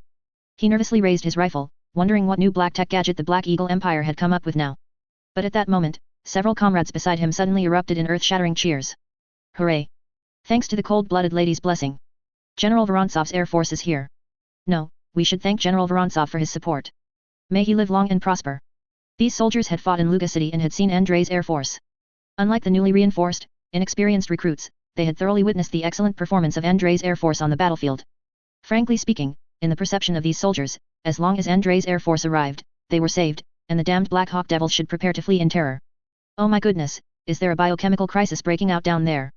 Looking at the scene below, where green smoke was spreading and large numbers of zombies were pouncing on the soldiers, a player couldn't help but exclaim. All right, so this is how we're playing, hey? It has to be said, this game always brought him extra surprises every time he played for a while. It looks like it's probably some necromancer spell from the Black Eagle Empire again. Honestly, I feel like their necromancers are a bit too rampant. A player looked at the scene below and couldn't help but complain. To be honest, compared to the Black Eagle Empire's use of necromancers, those traditional necromancers who only knew how to summon skeletons were completely pathetic. Who would have thought that necromancer spells nowadays could be made into poison gas bombs and directly dropped onto enemy positions? But complaining aside, the battle still had to be fought. From the player's perspective, these zombies only looked scary, or rather, they caused a relatively severe morale hit to the soldiers. But who were they? They were the fourth Calamity, without blood or tears. They were just mere zombies, what did that count for? If conditions hadn't prevented it, they would have even attacked their own comrades. So, the fighter jets that had just arrived immediately dived down and unleashed a fierce barrage below. The first few fighter jets to arrive were all air combat type fighter jets, because this type of fighter jet had an acceleration skill, allowing them to fly a bit faster. However, it was a pity that these fighter jets lacked explosive attack methods, their other attack skill was merely incendiary bullets. But when these white phosphorus-tipped bullets swept through the trenches, the effect was still quite good. Zombies hit by the white phosphorus bullets immediately burst into flames. Although they didn't quickly become human torches like those burned by flamethrowers, the scorching seemed to continuously inflict damage on the zombies. Some zombies, as they walked, suddenly fell with a thud, either because their nervous systems were burned out or for some other reason. But overall, this wave of strafing from the players wasn't very effective, because the zombies' vitality was much stronger than that of ordinary soldiers. Many zombies, after being hit by a barrage of machine gun bullets, had half their bodies riddled with holes, but they could still continue to run forward. There were even zombies cut in half by machine gun bullets that were still crawling forward with their upper bodies. The scene could only be described as quite horrifying. Stop shooting these zombies, our machine guns aren't effective against them. Let's go bomb the Black Eagle Empire's positions. A player suddenly shouted a reminder to his teammates, then immediately adjusted his plane's direction and flew straight towards the distant enemy positions. Of course, the main reason they gave up on these zombies wasn't actually because they were hard to kill. The real reason players weren't interested in zombies was that they wouldn't gain any merit points for killing them. For some unknown reason, perhaps because these zombies were a byproduct of the enemy necromancer's skills, they basically didn't receive any merit points whether they killed zombies or skeletons, as long as they were resurrected undead units. It was only last time, when they unexpectedly encountered a resurrected necromancer church and destroyed it, that they received a large sum of merit points. But that thing was a boss unit, and the ordinary zombies below were clearly not bosses. Players didn't know that. In fact, they wouldn't have gained many merit points even when they destroyed that necromancer church. Because in Andrei's system interface, The only things that provided him with influence points were the necromancer who was killed and the energy core destroyed inside. If Andre hadn't felt that players who worked so hard to defeat such a boss unit should be given more rewards to ensure game balance, the players wouldn't have even gotten a few merit points. After studying for so long, Andre still couldn't figure out what was going on. He suspected that to generate influence points, it might be necessary for them to be living beings. The influence caused by these dead beings might not be within the system's statistical scope. This made him a bit regretful, otherwise, he would have really wanted to study necromancy and then use the opportunity to farm monsters. At that time, if he found someone else's cemetery, used a necromancer to awaken all the corpses inside, and then fought a fierce battle, wouldn't that instantly rack up points? Don't underestimate the fourth Calamity's and Andre's desire to farm points. Because Andre truly lived in this messed up world, he still had to consider some things. If it were the players, they would absolutely stop at nothing to farm points. Damn it. It's those latest Cambrian flying machines again. When will we be able to reverse engineer this thing? Seeing the planes flying towards their position, a Black Hawk soldiers couldn't help but curse. They were also baffled. When did the Cambrian Empire master such advanced flying machines? Although these things didn't appear very frequently on the battlefield, every time they did, they caused them heavy losses, and even their airships couldn't deal with them. Many soldiers had heard rumors that the Black Eagle Empire was busy trying to reverse engineer this strange flying machine, but progress wasn't particularly good. Of course, there were also some fanatical believers in the Emperor's national theory who clamored that this flying machine was definitely stolen by the Cambrian Empire from their own laboratory. Otherwise, how could these numb and ignorant backward peoples possibly manufacture such a flying machine? Regarding such ideas, any soldier with a bit of sanity scoffed at them. They, the Black Hawk people, were indeed proud, but not to that extent of vanity. If they were inferior to others, they were inferior to others. They weren't the Peninsula Kingdom in the Far East, eager to claim all good things in the world as their own, and even their emperor had inexplicably been given an ancestor from the Peninsula Kingdom. Of course, their emperor only used a bit of diplomatic maneuvering, and the diplomat from the Peninsula Kingdom personally came to admit their mistake. One could only say that these fools were truly incompetent but overly ambitious, and lacked self-awareness of their incompetence. On the Black Eagle position, anti-aircraft guns were immediately pulled up and fired urgently at the diving planes. However, it was clear that compared to anti-aircraft guns that still needed to adjust their angles, the players' shooting accuracy was much more precise. A heavy anti-aircraft machine gun at the very front of the position had just pulled its angle halfway when it was met with a fierce barrage of incendiary bullets. This wave of rapid-fire bullets struck the machine gun with white phosphorus bullets, and the unlucky machine gunner, along with the anti-aircraft machine gun, instantly burst into flames. At the same time, several other anti-aircraft machine gun positions were also quickly prioritized and taken out by the players, their actions as swift as lightning. This is a major advantage of the Cambrian Empire's flying machine, speed and flexibility. In the headquarters, an officer looked at the fighter jets diving overhead and said to the people around him with a fervent expression. I've already said that the Empire's flying machines are becoming obsolete, but our Grand Marshal Herman refuses to admit it. So I need your help, try to shoot down a complete flying machine for me, and find a way to control the minds of their pilots. Several ancient god system mages responded and then immediately left. These mages behaved very differently from other imperial mages. Many said they should actually be considered a special kind of priest, not mages. Because they didn't follow the traditional mage cultivation system, they didn't need to refine magic power and meditate. They only needed to endure a special, unknown power, ensuring their minds wouldn't collapse into madness, and then they could use some extremely bizarre methods. Precisely because they were so special and many aspects of them were incredibly eerie, even within the Black Eagle Empire's mage academies, they were a faction not widely accepted by others. Of course, this didn't stop the Emperor from liking this group of mages, because their abilities were very useful on the battlefield.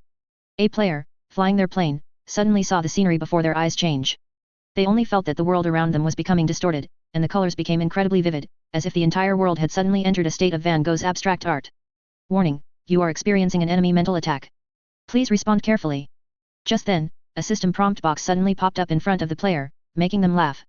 666, I was wondering why it felt like I'd eaten a mushroom of inspiration? So it's a mental attack. Oh no. Does this world also have Fulhu giving out candy? It's fine, not strange. Even the 4 peddlers are suspected to exist in this world, so what if Fulhu shows up? Hee, is there anyone else who wants to see Fulhu wrestle Slaanesh? I'd rather see Fulhu wrestle with the yellow weasel. And preferably Nurgle too, for a threesome. Andre, who was following the armored units and speeding forward from the rear, suddenly saw the abstract content in the player chat area. As he read, his expression turned into that of a subway old man looking at his phone. What the hell is all this? In this day and age, players' XPS are too advanced. However, after seeing the mental distortion operation, Andre also became slightly wary in his heart. He wasn't entirely sure if this world had something similar to Fulhu, or if it was just a simple magical attack effect. The more he researched, the more he felt that this world was quite toxic, and some things really had to be guarded against. Wait a minute, if I'm not mistaken, Xianch is rumored to also have the nickname Nyarlathotep? At least some Warhammer lore seems to make that connection. Yes. Could it be that my pilot is causing Xianch mischief? Thinking of this, Andre couldn't help but gasp, and he was really unsure now. General, is something wrong? Your expression looks quite bad. Beside Andrei, a cavalry soldier asked curiously. He was one of Andrei's guards and also the best horseman in the team, being of Cossack descent. But after looking at his comrades, he truly felt a bit insecure about his horsemanship. In this team, the cavalry soldiers accompanying the armored units all galloped forward, each one incredibly agile on horseback, even more like Cossacks than actual Cossacks. And most importantly, these guys' war horses seemed tireless, they had been running for so long without resting. Honestly, if it weren't for the excellent quality of his warhorse and the fact that he had specifically switched to a spare horse halfway, he absolutely wouldn't be able to keep up with this unit's march.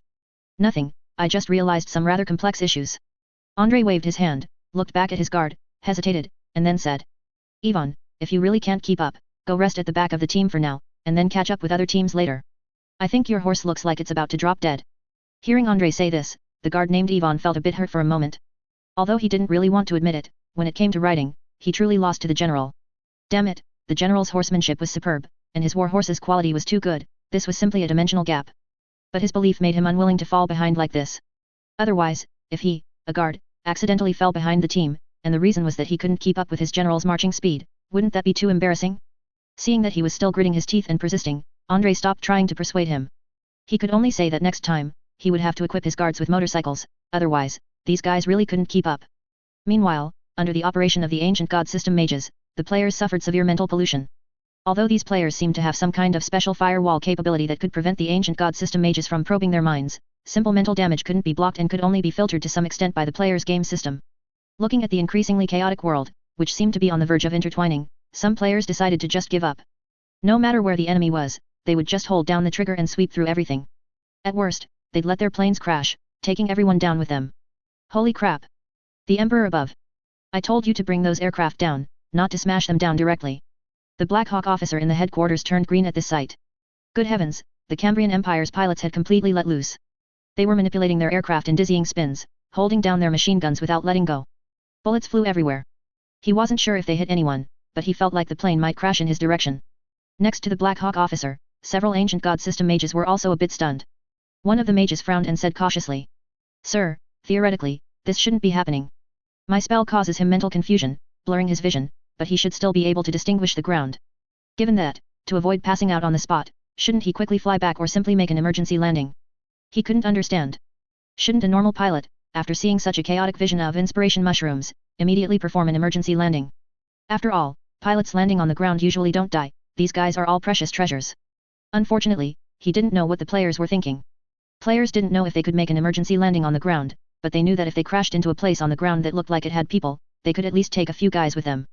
To the Black Hawk officer's astonishment, the fighter jet crashed less than 30 meters in front of his headquarters, directly wrecking a pacifier mech parked there as a guard. Damn it, I needed an intact aircraft, not this wreck. Looking at the burning wreckage in front of him, he couldn't help but curse furiously. For this junk, he even lost an armored vehicle. The other planes weren't much better. The players were one bolder than the next. The scene in front of them was so chaotic they couldn't see where the enemy was, so they simply crashed their planes and then RESP'd.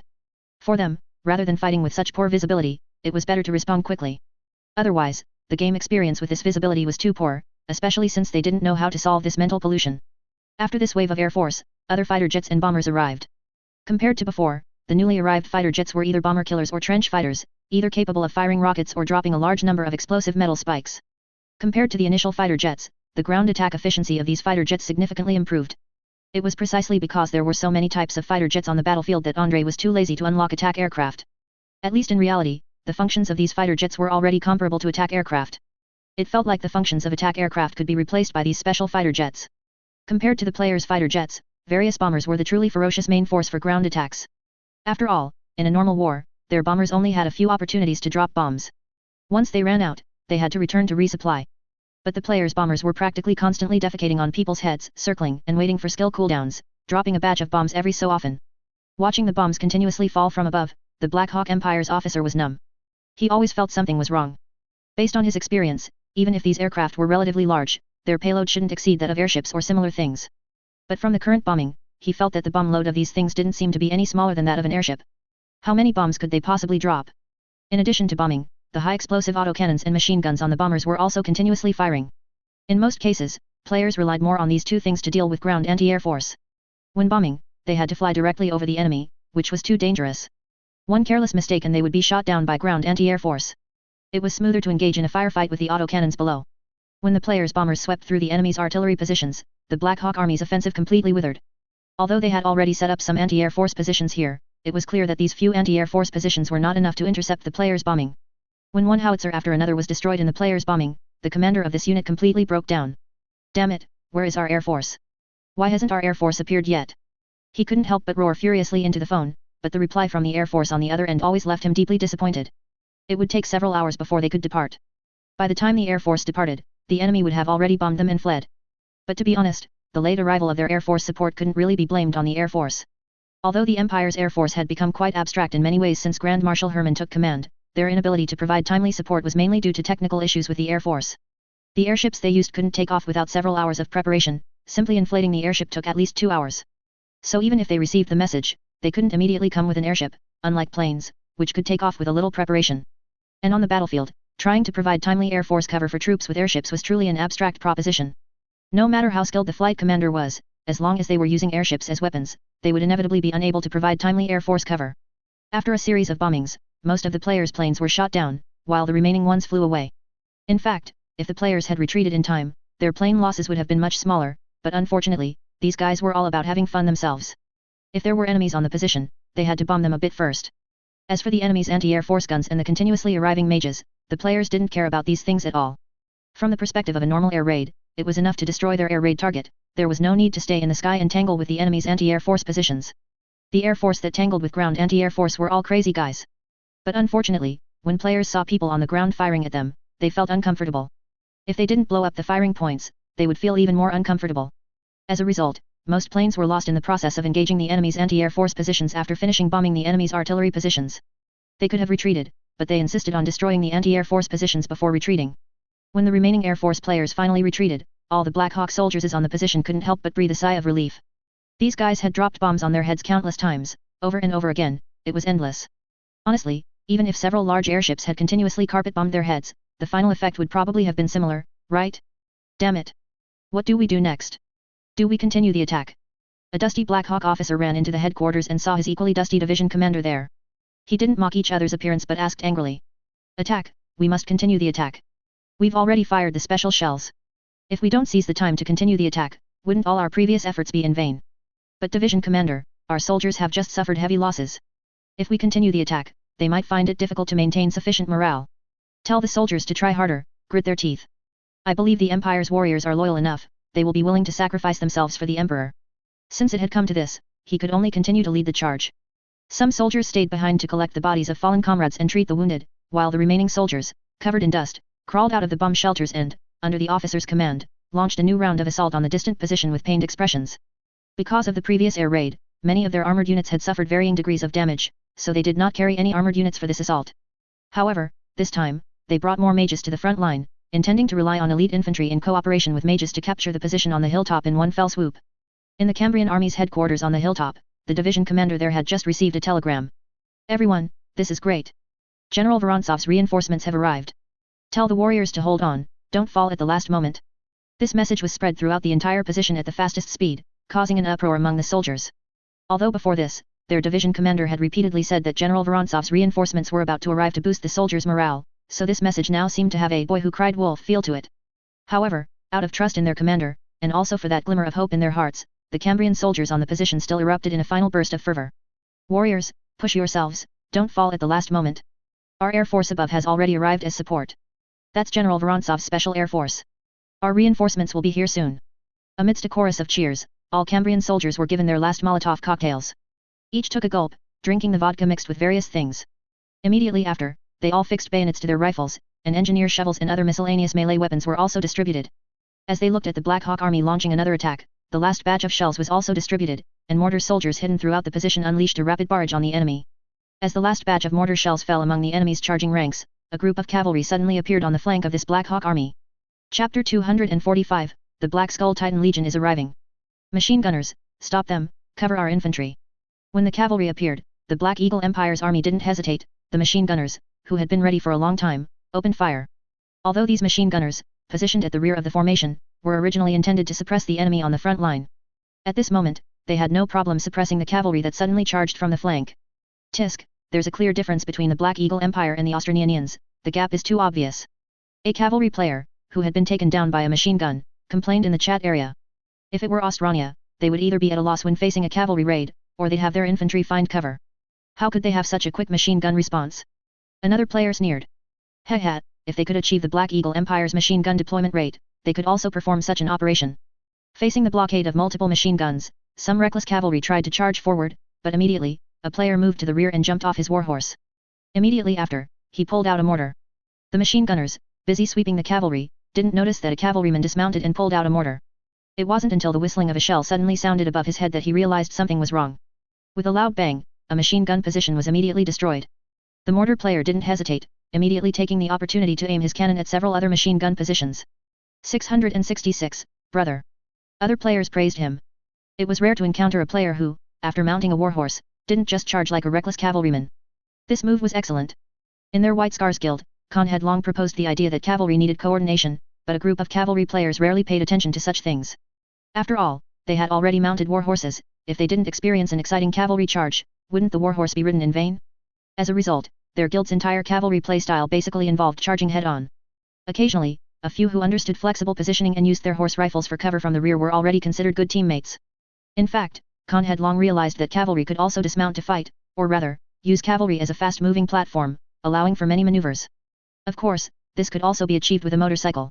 If a warhorse was simply treated as a highly mobile vehicle, many of the cavalry's functions wouldn't be realized. Under the continuous bombardment of mortars, the Black Eagle Army's machine guns quickly fell silent, but their mortars in the rear had already aimed their muzzles here. Although the Black Eagle Empire's artillery response wasn't as quick as the players', their 80mm mortars were already considered very swift support artillery. After adjusting the angle, mortar shells immediately flew towards the player.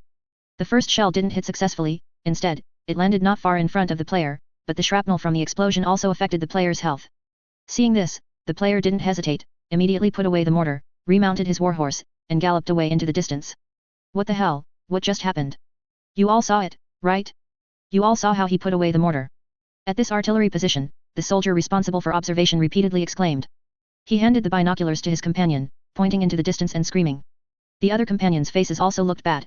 Although they didn't see the specific details, the opponent being able to put away a mortar in 1 second was clearly unscientific. What a joke.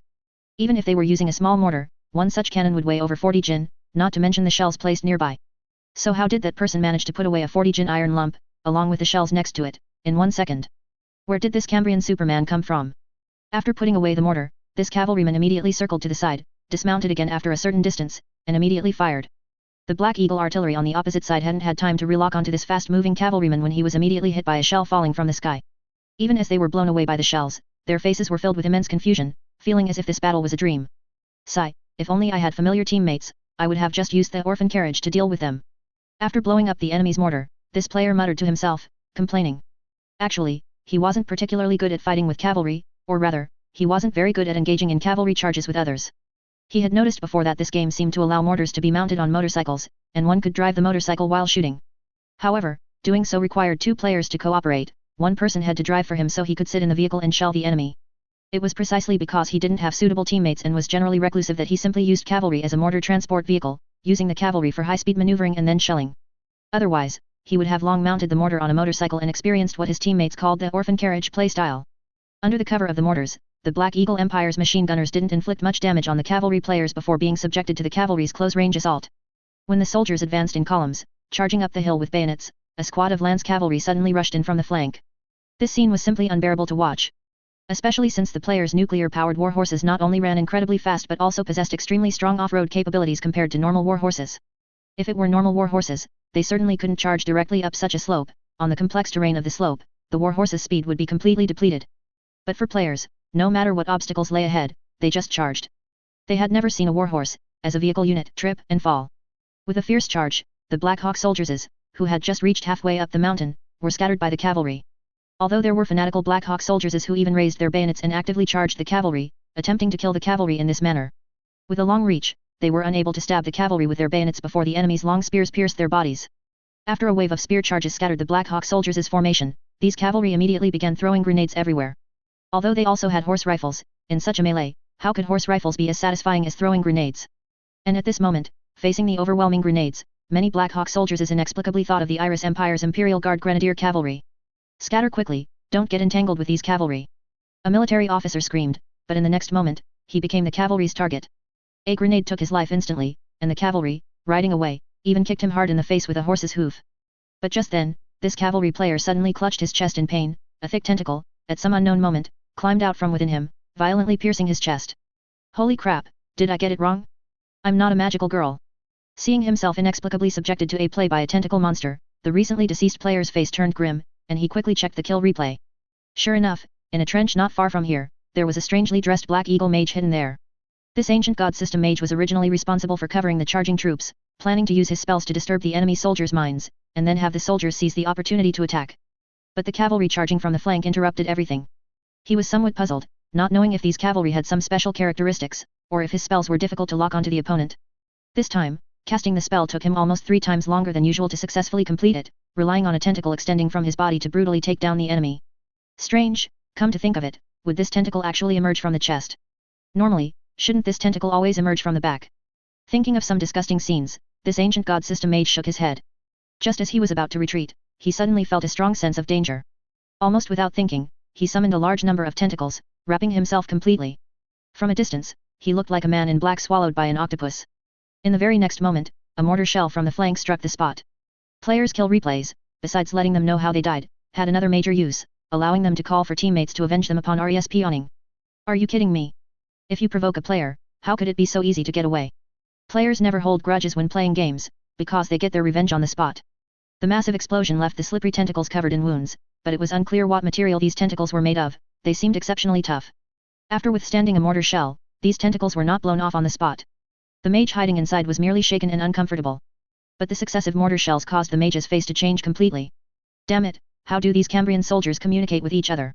He had only just killed that cavalryman no more than 10 seconds ago, so how had the mortars already locked onto him? Could it be that he had killed some important figure? Amidst a barrage of artillery fire, this mage ultimately died in extreme frustration. He recalled that during his training at the Magic Academy, the Black Eagle Empire had warned these battle mages. The most important thing for a mage is to utilize the unique and strange aspects of spells to make enemies unpredictable, but a mage absolutely does not have the conditions to trade fire with the enemy. Because the times have changed. Facing massive howitzer groups and various artilleries, no mage can possibly trade fire with them on the battlefield. Unless they can become abnormal like the Cambrian Empire's living saint, they cannot resist artillery fire. And on Andre's side, the players had summarized a few basic ways to deal with mages. Either find a way to hunt them from a distance when they are unprepared, or charge them at close range with bayonets, or directly blast them with cannons or various high-penetration weapons. Mages do have rather strange mechanics, but they are ultimately just flesh and blood mortals. As long as the firepower is strong enough and can pinpoint the opponent's location, any mage will fall. Excellent. Our cavalry have arrived. General Vorontsov has brought the cavalry. On the position, the Cambrian soldiers, who had already prepared for a desperate struggle, erupted in a fervent cheer upon seeing the Black Eagle army scattered by the cavalry. Especially since these big men had just downed a shot of vodka each and were in a high state, they became even more excited with the alcohol. Warriors, General Vorontsov's reinforcements have already arrived. Are we still going to stand by and do nothing here? Those who can stand, charge with me. Don't let that general underestimate us. The Cambrian Empire doesn't just have General Vorontsov as a hero. Yura! Amidst the shouts of an officer, a fervent roar suddenly erupted from the hilltop position. Soldiers continuously emerged from tunnels and caves. Although most of these Cambrian soldiers looked disheveled, like tattered beggars, and many even had bloodstains, at this moment, they showed no signs of their previous fatigue and dejection. Every one of them looked full of vigor. As these tall warriors charged down the hillside with bayonets, the Black Hawk army, already in a precarious situation, immediately buckled. Facing the cavalry charge and the desperate infantry in front, even though the Black Hawk army had become extremely arrogant from their continuous victories, their courage was shattered. Soldiers in black uniforms scurried down the hillside in disarray, even forgetting their proper combat formations. They dared not stay to shoot, nor dared to stop to support their comrades, because they knew that stopping at such a time meant death. In a fierce charge, the Cambrian soldiers successfully drove these fellows off the hilltop. But just as they were preparing to continue their descent, a rain of fire from the sky blocked their path. Hidden Black Hawk mages used sulfur fire rain. The flames released by these abyssal spells were astonishingly powerful, capable of incinerating a soldier into charcoal in an instant. Amidst a series of shrill screams, both the charging infantry and the cavalry players engaged in close combat with the enemy were engulfed by the fire rain. Even a reindeer mech, which the Cambrian Empire had rolled out from who knows where, was melted into scrap metal. Damn it, these Black Hawk devils have completely lost their humanity. A soldier, witnessing the scene, couldn't help but curse. One must know that this area not only contained Cambrian Empire soldiers but also Black Hawk soldiers who hadn't managed to escape and were still engaged in fierce combat. One downpour of fire and everyone would die, no one could escape. However, it must be said that despite the brutal nature of the mage attack, it did halt the pursuit of the Cambrian soldiers. In contrast, other fleeing Black Hawk soldiers became even more disheveled, and many Black Hawk soldiers looked at their own lines with resentment. They were fighting desperately on the front lines, exhausted to death, even risking their lives in a meat grinder with the enemy.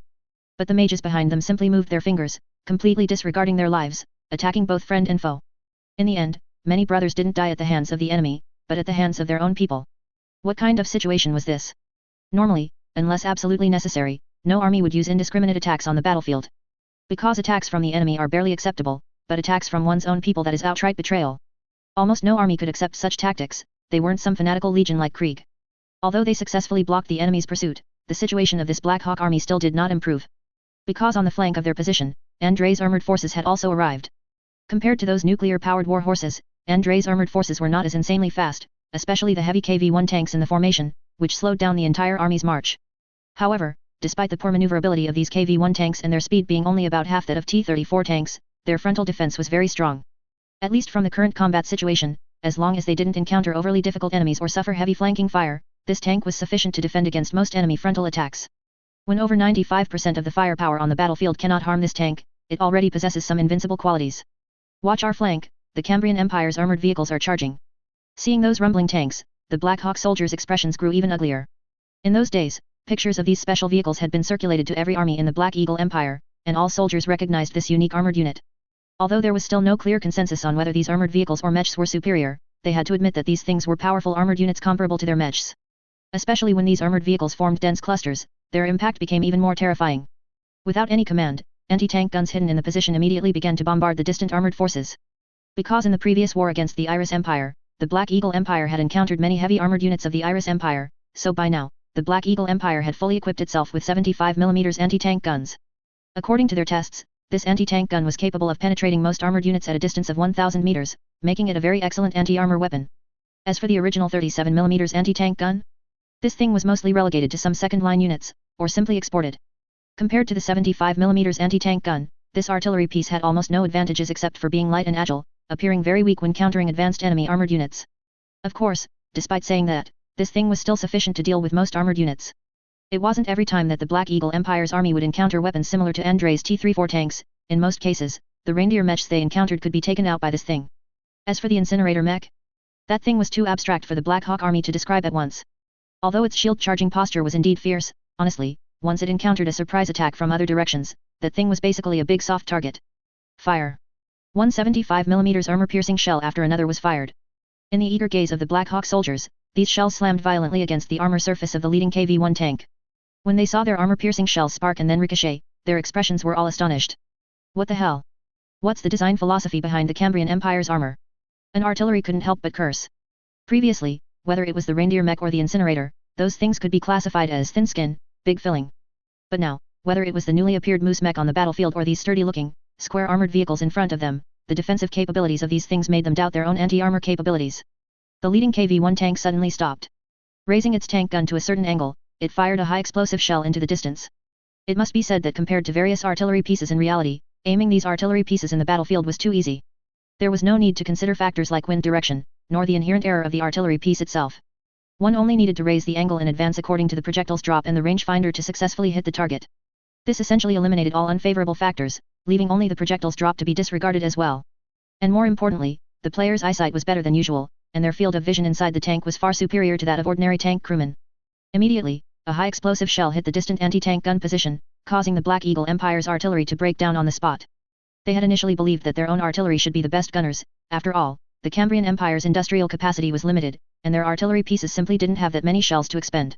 This led to most of the Cambrian Empire's artillery's daily training not meeting the expected standards. Without enough live-fire training, how could they produce elite artillery? But at this moment, the artillery skills of this group of armored crewmen were somewhat beyond imagination. To be able to hit them at such a distance, these were no ordinary armored crewmen. A heavy blow must be delivered. Unfortunately, they were not in a position to talk about delivering heavy blows, because they were the ones receiving the enemy's heavy blows. Although players also knew that if they stayed far enough away, they could slowly take out all the opposing anti-tank guns by firing in bursts. But that had no meaning for the players. Players weren't so concerned about the wear and tear of armored vehicles, they could obtain these things simply by continuously killing enemies, and they didn't need to consider logistical production issues. Comparatively, what they cared more about was whether they could have fun fighting. Clearly, instead of playing the tank as a mobile artillery platform, slowly firing from a distance, players preferred to ram their armored forces directly into the enemy's face. That's the kind of wildness they wanted. A large number of tanks charged, instantly forming a steel torrent. According to the armored organization of the former Soviet Union, Andrei's armored force quantity could at least be equivalent to the combined strength of 3 tank brigades. At this moment, these more than 100 various tanks charging became the final straw that broke the enemy. Although during the charge, some tank tracks were broken by anti-tank guns, the repairmen crouching behind the tanks would immediately fix the broken tracks. While repairing vehicles wasn't as exhilarating as directly charging with them, it must be said that it was a good business. Normally, they would hide behind and repair vehicles, with the armor blocking the frontal fire, so they didn't need to worry about getting injured. And for every vehicle they repaired, they would receive a certain amount of merit reward. As long as they repaired enough vehicles, these repairmen could get rich. Therefore, many players who had exhausted their merit in previous fierce assaults turned around and became miserable laborers in mechanics. No choice, after all, if the fierce assault used up all their merit, they had to slowly accumulate merit again. Boom. A sudden explosion occurred. A T-34 tank that had charged too far ahead was taken out by the enemy with a satchel charge. Seeing this, other players quickly slowed down their charge and simultaneously called out to the surrounding infantry players. Brothers, what are you all busy with? Hurry up and follow. You bastards, how dare you say that? Your tanks drive so fast, how can our short legs keep up? The infantry busy chasing the tanks behind couldn't help but curse. After encountering artillery fire earlier, they were worried that sitting on the tanks would make them live targets, so they all jumped off the tanks. Now it was great, these tanks were all flooring it, driving hard ahead, how could they keep up from behind? As the tanks slowed down, the infantry behind gradually caught up. Soon, infantry jumped into the Black Eagle Empire's positions, engaging in a meat grinder battle with the enemy using bayonets. Of course, players who liked bayonet charges were a minority, most players preferred to use a weapon with ample firepower and just continuously shoot along the trenches.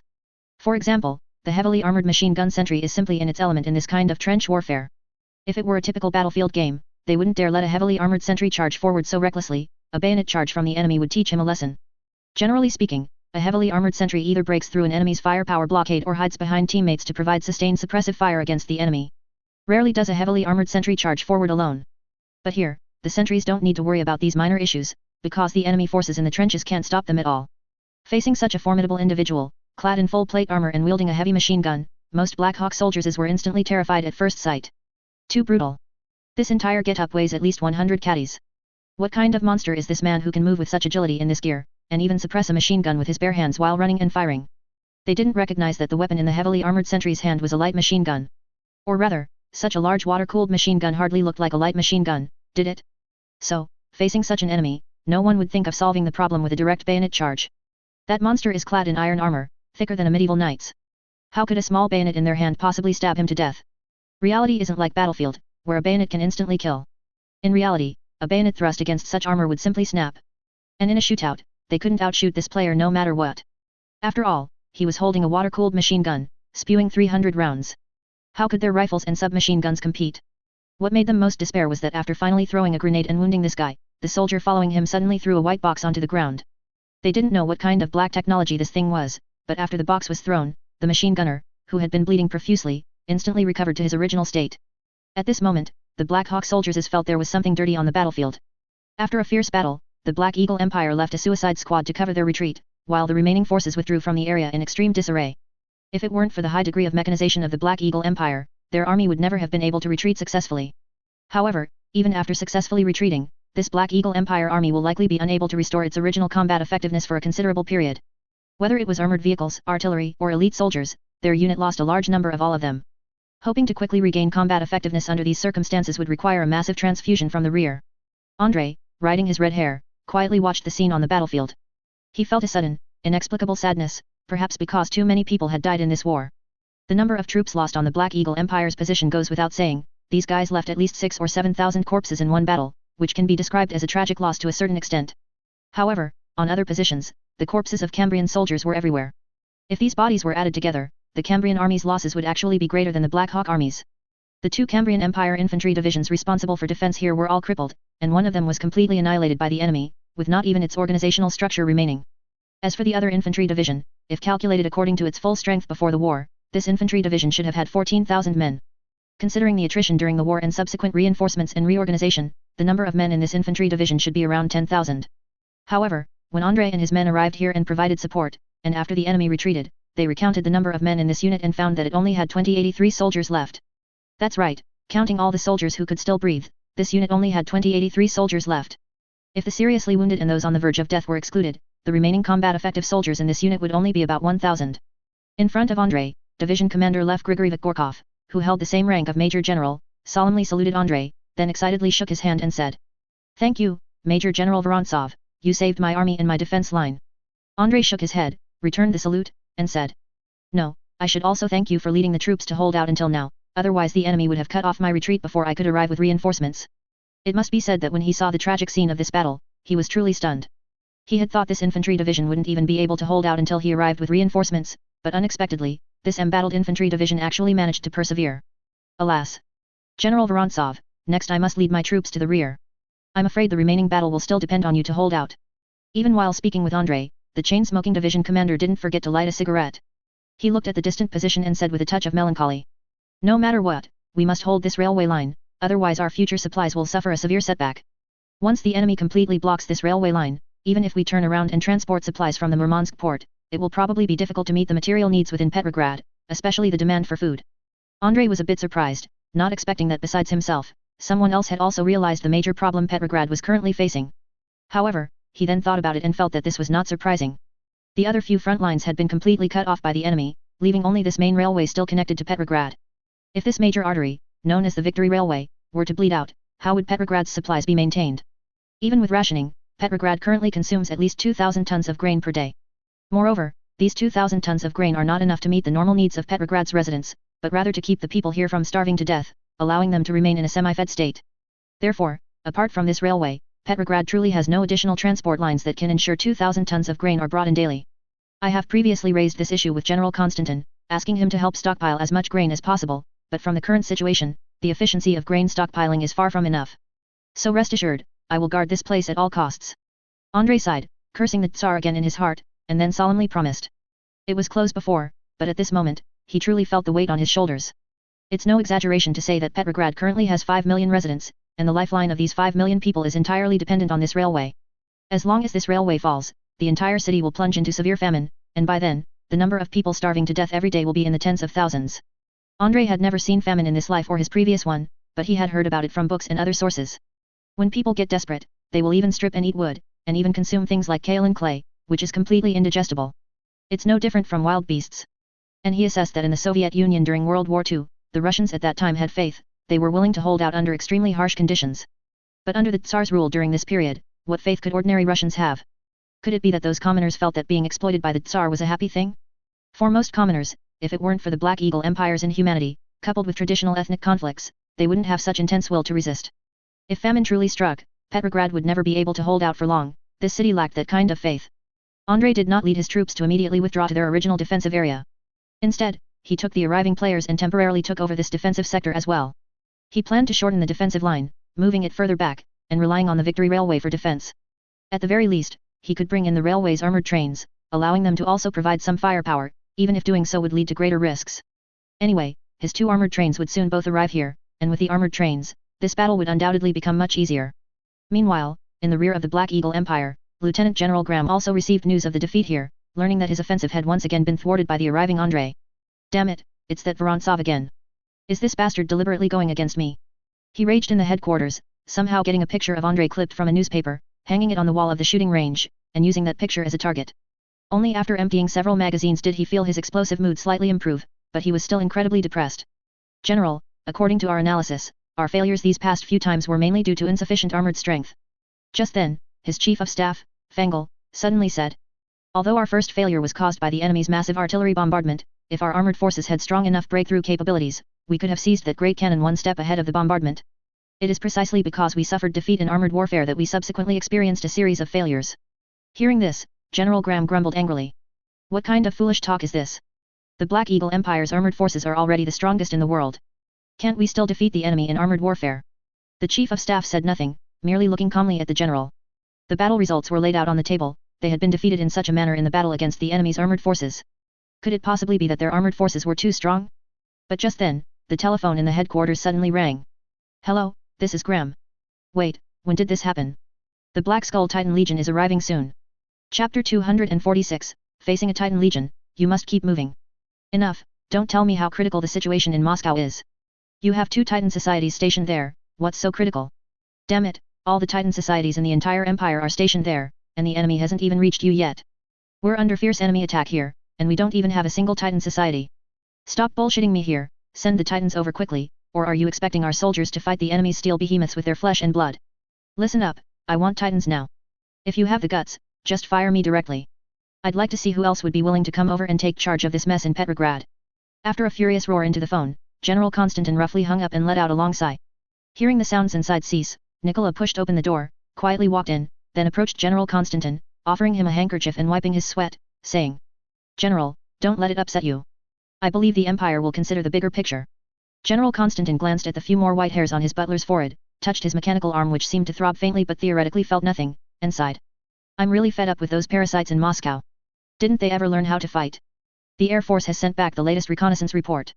The Black Skull Titan Legion of the Black Eagle Empire is almost at the front line, and in addition, the son of the Emperor Titan Legion that previously attacked from the south is also moving north. My small front army has to face 2 enemy Titan Legions simultaneously, and they still refuse to send Titans over. What kind of bullshit is this? They can't be so foolish as to think that a single Tsar cannon can withstand the onslaught of 2 Titan Legions, can they?" General Konstantin vehemently vented all his dissatisfaction, as if releasing pent-up anger. There was no other way, as a front army commander, he didn't have many people to vent to, especially when it came to complaining about the Tsar, which couldn't be spoken lightly.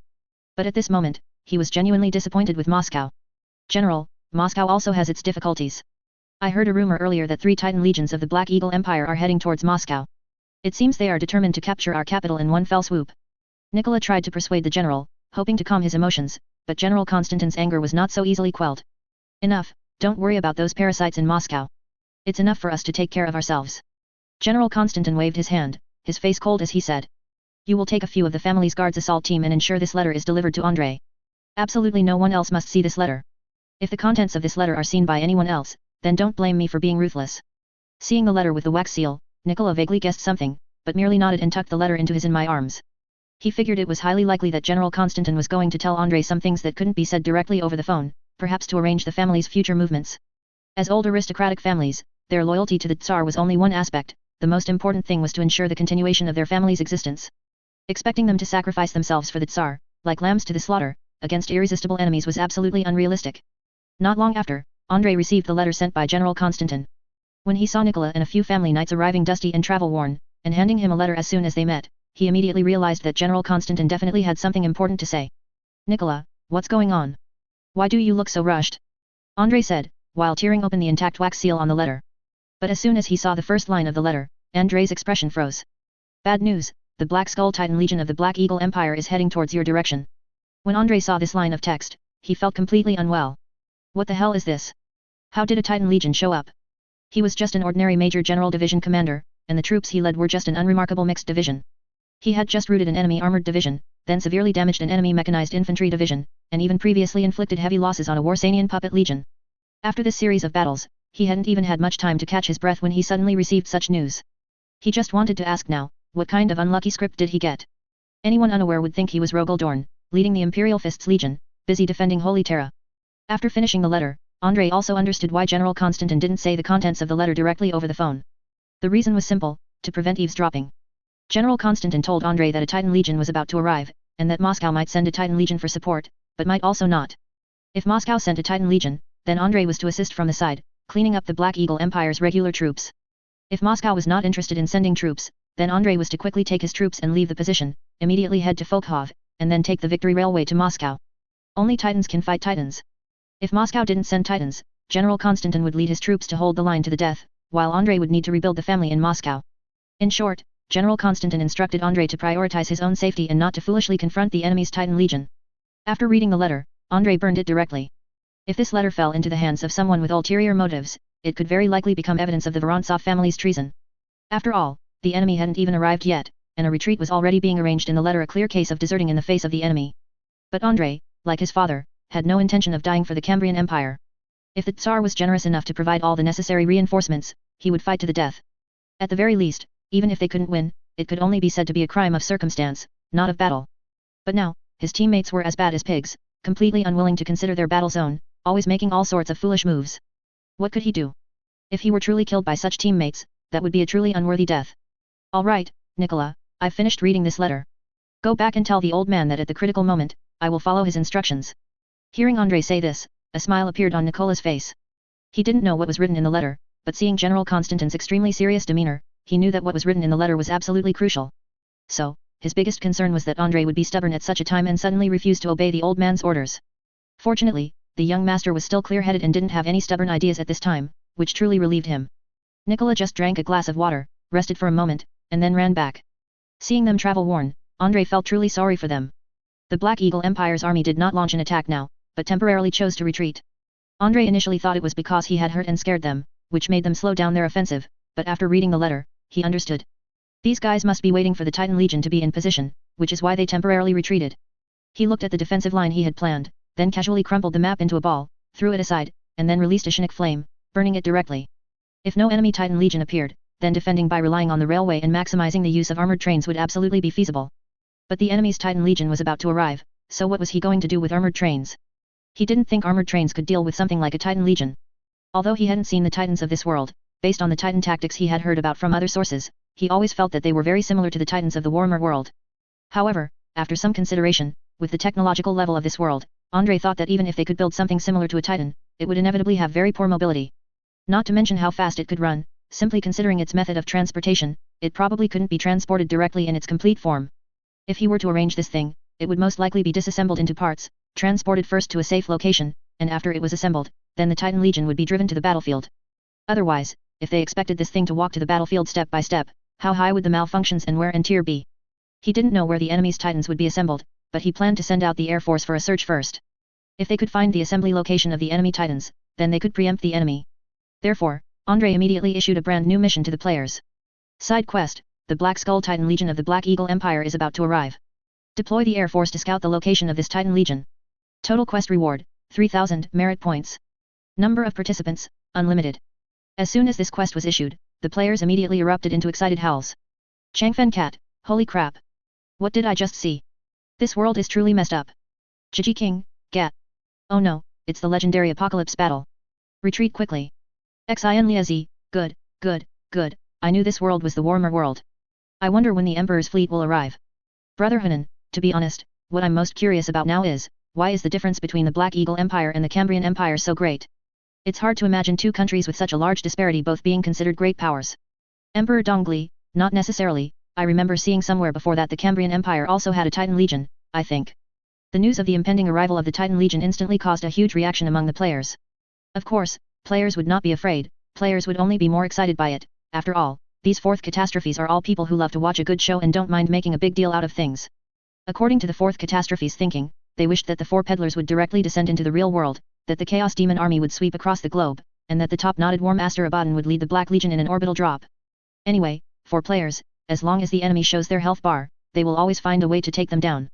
The stronger the enemy, the more satisfying the fight for them. Andrei had just finished building a field airfield, and immediately a group of players placed a pile of aircraft orders. In the previous battles, Andrei's aircraft also suffered considerable losses. After all, these players all charged directly into the enemy's anti-aircraft positions, so it would be strange if there weren't heavy losses. Considering the achievements the players made and the final exchange ratio, Andrei was not going to be too demanding of the players in this regard. They had already fought well enough, forcing too many tasks on them would only invite player resentment and passive combat. Of course, it was more likely that players would research how to find loopholes in these tasks and then exploit them. Andrei couldn't guarantee that the tasks he created would be without loopholes. Even if this world was real and ensured no bugs within the game, there would certainly be logical flaws. Therefore, he could only pray that not too many geniuses would be born among the players. Sometimes, outsmarting players was even more difficult than outsmarting the enemy. Perhaps because some players had gotten rich by operating the Tsar cannon before, Andrei clearly saw that a few guys' orders were excessively aggressive. Good heavens, he ordered 10 fighters from him in one go. Could he fly that many by himself? Considering the attrition rate of these players once they got hyped up, Andrei suspected they really could fly that many. Especially when players had enough merits, they would definitely splurge in various ways. What's the point of playing a game, earning a bunch of in-game currency, and not spending it on good equipment? Watching a group of players take to the skies in their aircraft, Andrei pulled out his map again and began to study the next combat plan. It was impossible for him to completely abandon the defensive line. Not to mention whether the players would agree to a plan of retreat in the face of a strong enemy, even he himself would find it difficult to leave his cheap old man here and run for his life alone. Although he was just a transmigrator, he had to admit that General Constantin had been very kind to him, and the old man's affection for him was not fake. Furthermore, seeing so many flesh and blood residents in Petrograd being utterly destroyed under the iron hooves of the Black Eagle Empire, he also found it difficult to accept. But staying to defend to the death was absolutely not advisable, it was a very foolish way to fight. After some consideration, Andrei suddenly felt that he could split his troops. The native soldiers, primarily infantry, could be left to defend the positions in surrounding urban areas, or simply bypass the enemy and engage in guerrilla warfare. At the same time, Andrei's players could be formed into a rapid response armored unit, actively sallying out to harass and conduct lightning strikes against the enemy. The Titan Legion might be very strong, but if Andrei played hide and seek with them, constantly circling them, even the powerful Titan Legion wouldn't be able to do anything to him. In addition, even Andrei's armored trains could engage in guerrilla warfare with the enemy. Compared to his tanks, or various other land vehicles that required fuel, he had never noticed any fuel display for the armored trains, nor had he seen players driving armored trains back to the train station for resupply. This meant that Andrei's armored trains could run continuously on the railway, as long as they didn't exceed his sphere of influence, they could run as far as possible. Coupled with the player's repair skills, combining all these factors, he suddenly realized. It wasn't easy for the enemy to block his armored trains. These guys kept running around on the railway, occasionally finding a spot to fire a few shots. They could truly act as land cruisers to harass the entire railway area. Especially after Andrei's previous modifications by players, the second armored train that had just returned seemed to have even stronger guerrilla capabilities.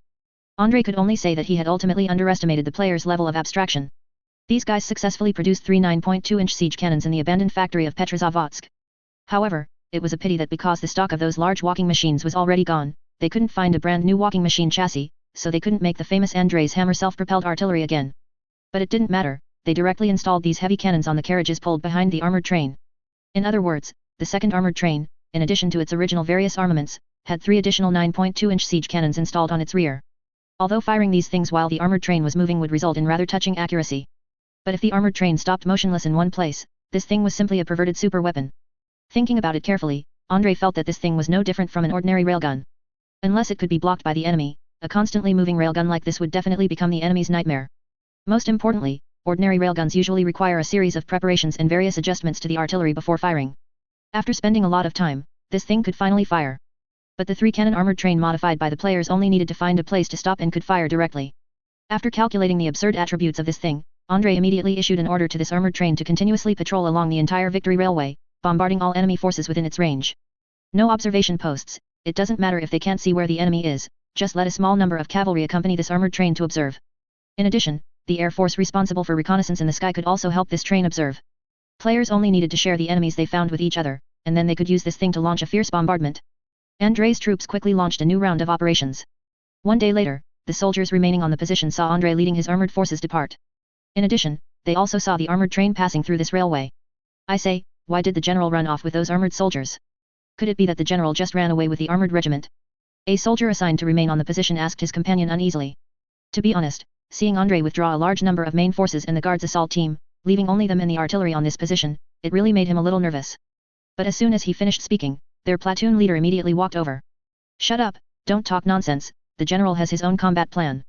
If you say anything else that undermines morale, be careful, I'll directly enforce battlefield discipline. After severely reprimanding the soldier who was talking nonsense, the platoon leader then showed a mysterious expression and leaned in to say. Let me tell you, don't spread this around. It is said that the general left with the armored forces because he is planning a big move. I heard that after the Black Eagle Empire was frightened by the general, they started to withdraw their troops in other directions, but the general is not going to let them go and is preparing to lead his troops to continue pursuing them. So don't spread it around, lest the enemy know that the general has gone after them, and our position is undefended, they might turn around and attack us. Although the platoon leader repeatedly emphasized to everyone not to speak carelessly, it wasn't long before such news had spread all over the position. Andrei was too clear that for these grassroots officers and ordinary soldiers, they had no sense of confidentiality. The more they were told to keep it a secret, and the more they were told not to tell anyone, the more they would spread it. Especially secrets, by their very nature, make people want to inquire. I'll tell you a secret is a classic routine popular among elementary school students. Using this method, the soldiers on the entire position quickly learned that Andrei had led the main forces to severely kick the asses of the Black Eagle Empire's remnants. Upon hearing this news, the morale of the soldiers on the position quickly stabilized. What they feared was the general leading the retreat. Such things had not been uncommon in the Cambrian Empire's army. As long as the officers didn't run, but instead went on to achieve victory, then they wouldn't care, and would even feel honored. If someone else had said such words, this group of soldiers would definitely not have believed it.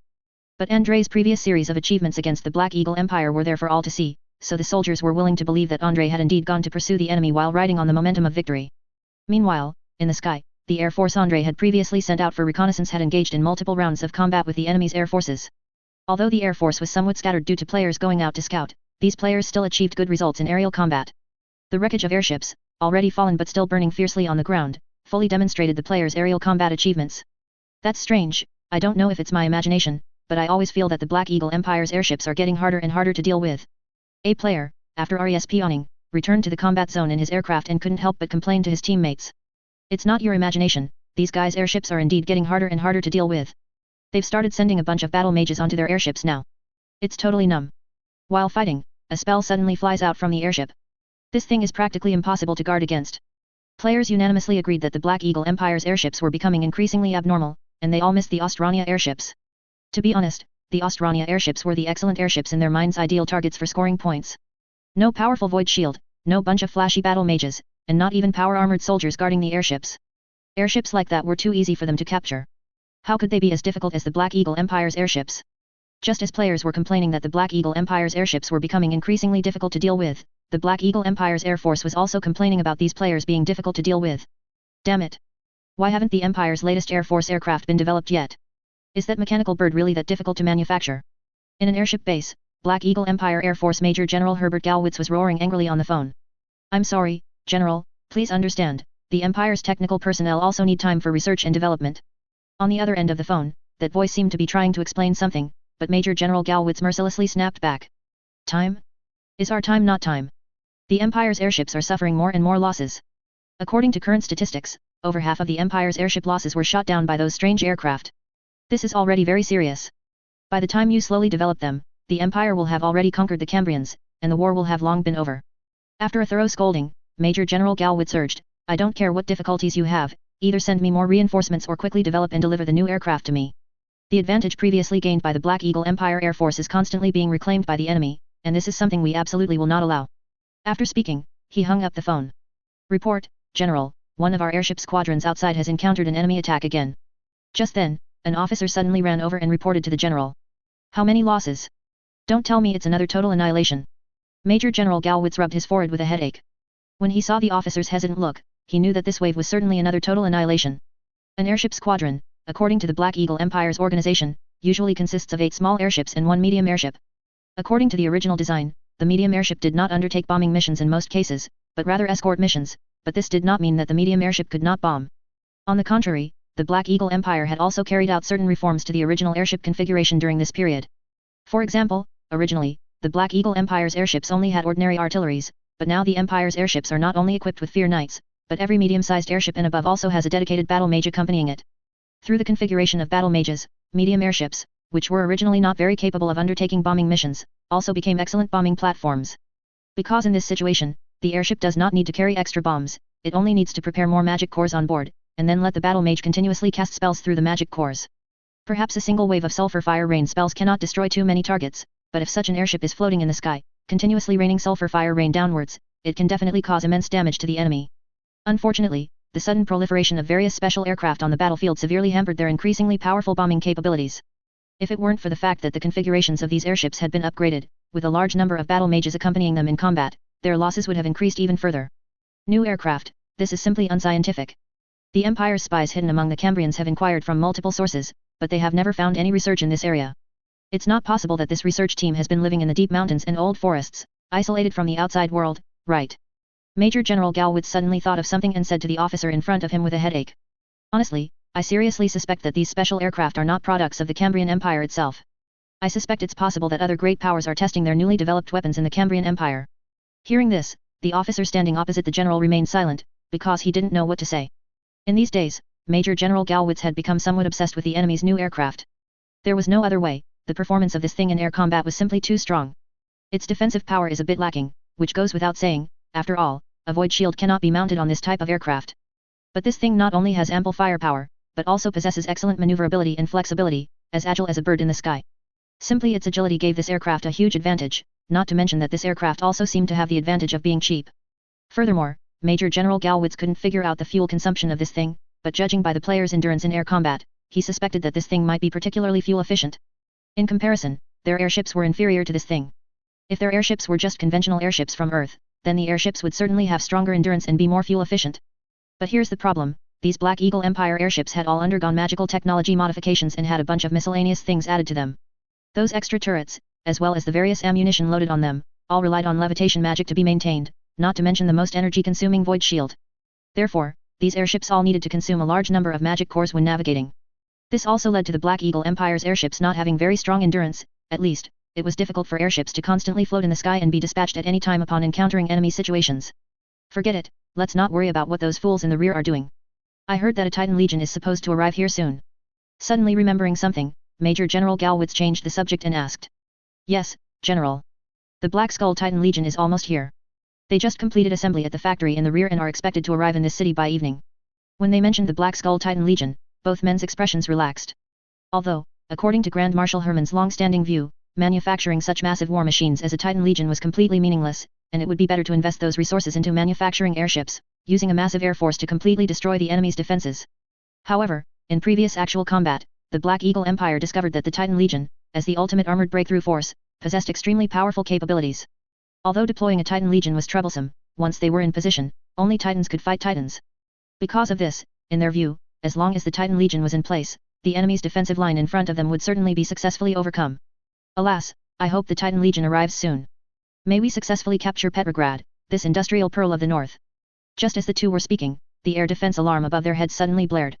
Hearing this sound, the two looked at each other. What a joke. Damn it. This is simply a disgrace to the Empire. Major General Galwitz angrily threw his hat on the ground, looked up at the sky, and cursed, I really can't believe that the Cambrian Empire's air force has actually counterattacked our new airbase. What is this? We've actually been counterattacked by the Cambrian Empire's air force. Tell all the surrounding air defense units to get ready and shoot down all incoming enemy forces. I absolutely will not allow any enemy aircraft to pass over my head.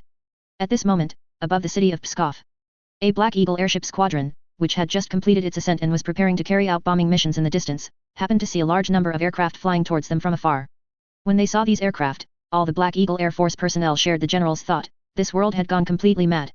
They had completely occupied the city of Pskov, thoroughly repaired the previously damaged airship base, and transferred a large number of airships here. They had originally thought that this city would serve as their forward airbase to assist them in launching fierce bombardments against the enemy, but the enemy's bombardment arrived first. Several air defense positions around the city immediately opened fire on the sky. Previously, in order to defend this place, the Cambrian Empire had temporarily built many fortifications around the city. Unfortunately, the collapse of the front line was too severe, causing the city of Pskov to quickly fall into enemy hands. Almost immediately after Andrei evacuated from Pskov, the Black Eagle Empire's army occupied it, taking only a few days. These defensive fortifications were naturally utilized by the enemy and became their artillery positions. A player's aircraft was hit by a hidden 88 flak gun and instantly plummeted to the ground in flames. But at the same time, other players, piloting their aircraft, directly initiated a dive towards the ground. Ha ha ha ha, I don't even know how to spend the merits I earned from that shot back then, how can you compete with my financial power? Looking at the anti-aircraft gun on the ground, a player piloting a fighter jet, without dodging, laughed loudly and dived down.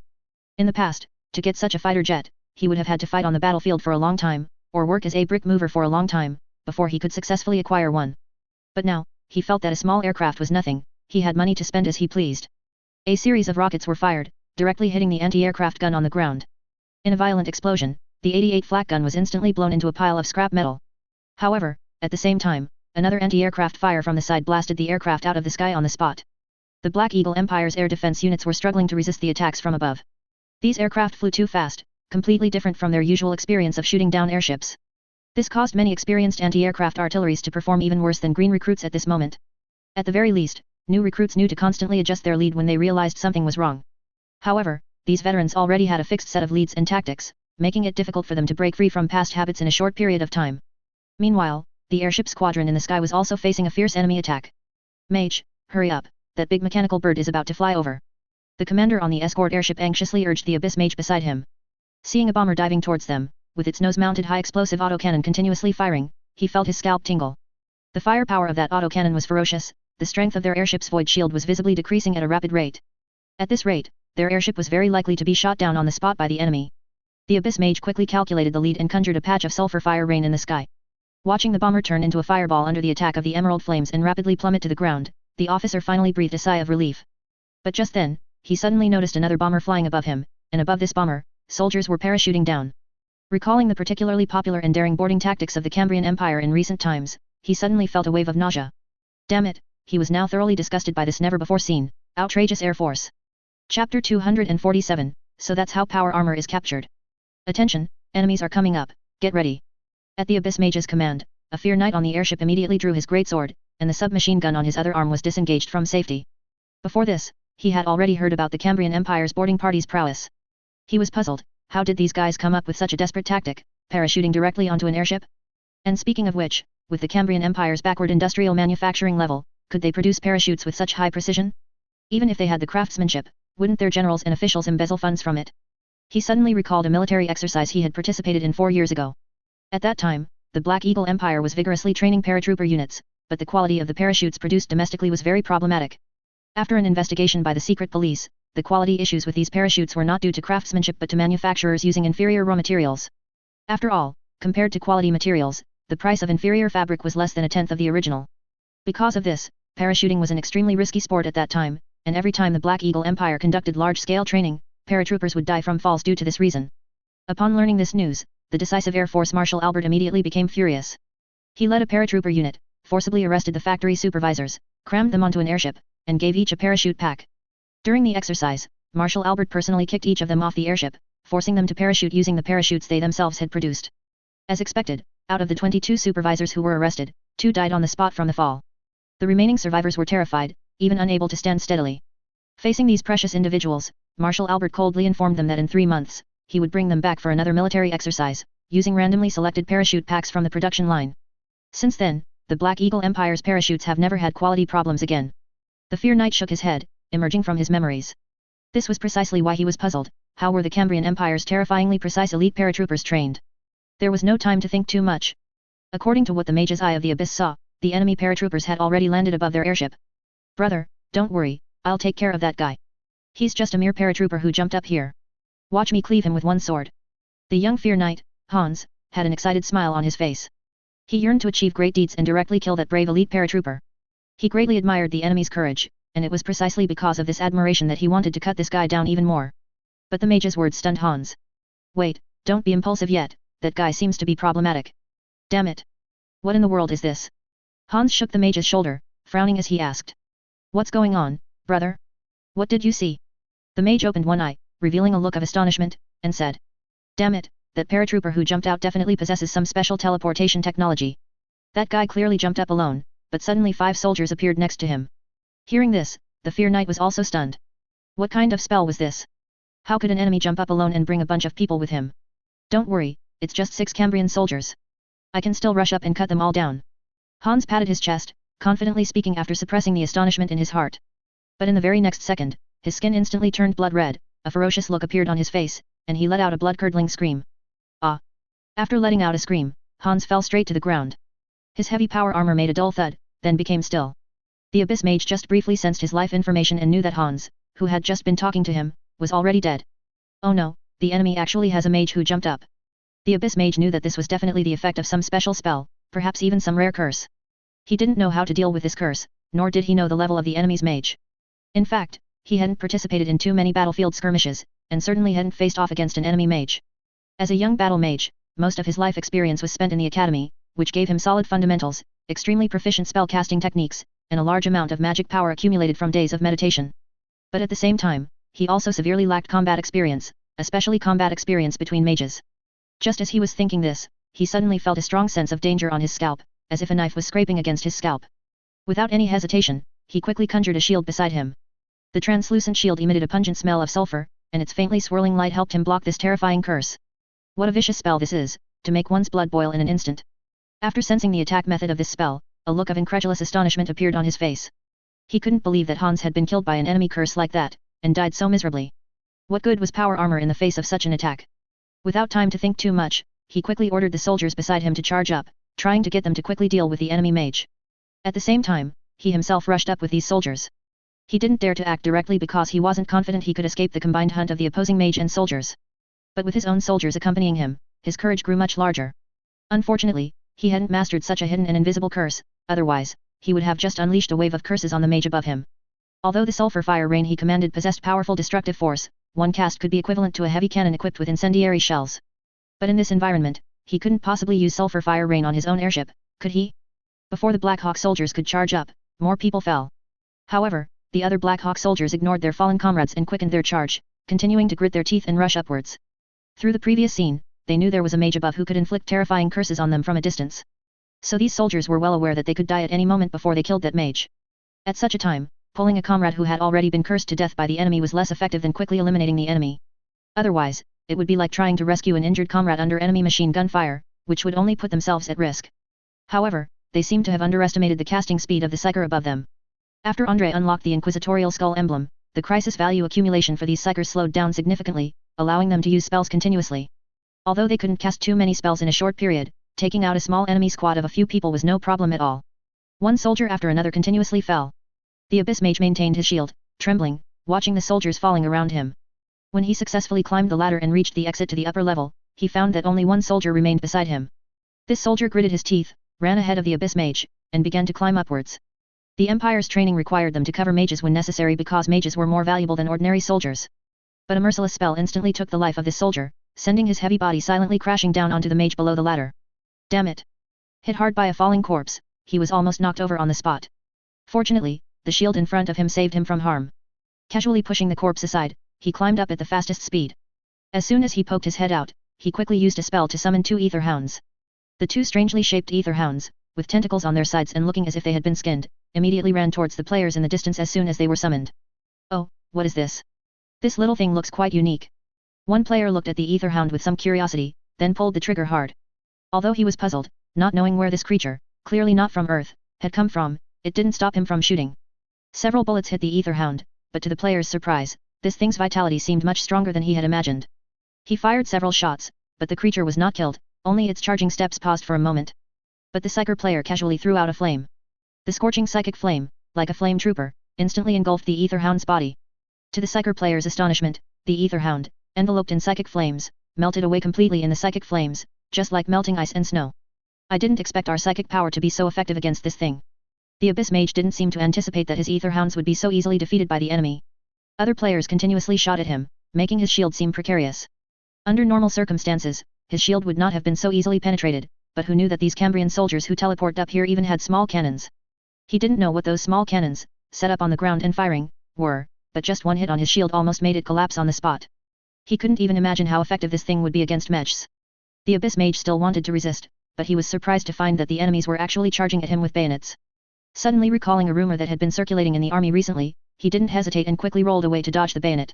And in that instant, when the bayonet pierced his shield seemed to be hit by something terrifying and instantly shattered into magic fragments. The mage, having lost his shield, didn't have time to get up when another player's big foot brutally kicked him in the waist, making him clutch his waist in pain. Wait, don't kill him yet, I have some questions for him. One player suddenly stopped his companion, then took out a small knife, twirled it in his hand, and then held it to the mage's face, a sinister smile appearing on his face as he said. Answer my questions honestly, or I don't mind skinning you. Guess what I did before I was a soldier? The mage shivered. He didn't know what this Cambrian tough guy did before he was a soldier, but he knew this guy was extremely skilled with a knife. And the expression on his face was too ferocious, with a certain inexplicable aura.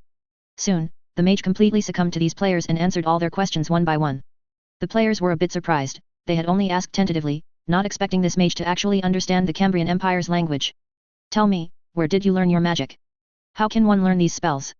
All children in the Black Eagle Empire, once they turn 12, are uniformly sent to community hospitals for blood tests. If magical talent is detected in their blood samples, they are forcibly enrolled in a magic academy.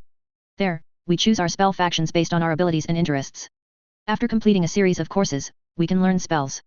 The remaining time is endless training. Recalling the past, the mage's face showed a hint of lingering fear. Although the Black Eagle Empire's magic academies taught very useful things, the teachers there were extremely strict. From morning self-study starting at 6 o'clock, all sorts of chaotic tests and training, and even meditation activities required after returning to the dormitory, all made him feel utterly miserable. Especially their first lesson upon entering the academy was to quickly master meditation and learn to replace sleep with meditation to accumulate magic power faster. From this perspective, it can be said that the power of the Black Eagle Empire's mages was purely a result of this cramming education system. While it was indeed difficult to cultivate mages with sufficient experience using this method, the Black Eagle Empire didn't need overly excellent mages. In the time it took to train one excellent mage, they could mass-produce hundreds or thousands of mages. These hundreds or thousands of mages could then hunt down any mage team in the world. Several players exchanged glances, planning to visit that magic academy if they had the chance in the future. They were still hoping to conquer the Black Eagle Empire, then storm into the magic academy to unlock some skill books and learn them thoroughly. After all, who wouldn't want to be a grand mage? Although they already had the psyker profession to choose from, psykers only had a few skills, making them quite monotonous. If given the chance, they wouldn't hesitate to try the background professions in the game, believing that these professions should all have a path to specialization. Alright, then for the second question, why can't we remove the power armor from the deceased soldiers? A player pointed at a fear knight on the ground, cursed to death by a psyker, and asked with a curious expression. They had noticed this point as soon as they started playing the game. The fear knights they defeated in various ways seemed to have their power armor irremovable, yet the enemy's other equipment could be looted. This left the players very confused, wondering what secret the power armor held to possess such a feature. Hearing the soldier ask this, the mage hesitated, but considering the gleaming dagger still pressed against his waist, and for the sake of his kidneys, he decided to yield. It's like this, the Black Eagle Empire's power armor has a unique binding system. With this special system, we can achieve a higher degree of physical integration between the power armor and its user, allowing for more flexible movements.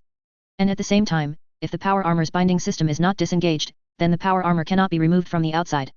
As he spoke, the mage tremblingly fumbled with his comrade's corpse, flipping the unfortunate Hans over. Immediately after, the players saw a strange metal rod inserted into Hans's neck. Like a spike, a special piece of metal was precisely embedded behind Hans's cervical spine. When the mage turned a set of codes on it, like a safe style, he actually managed to pull out the spike. For every Fear Knight's power armor to be disassembled, the correct password must be entered. The Empire sets the initial password according to the Fear Knight's identification number.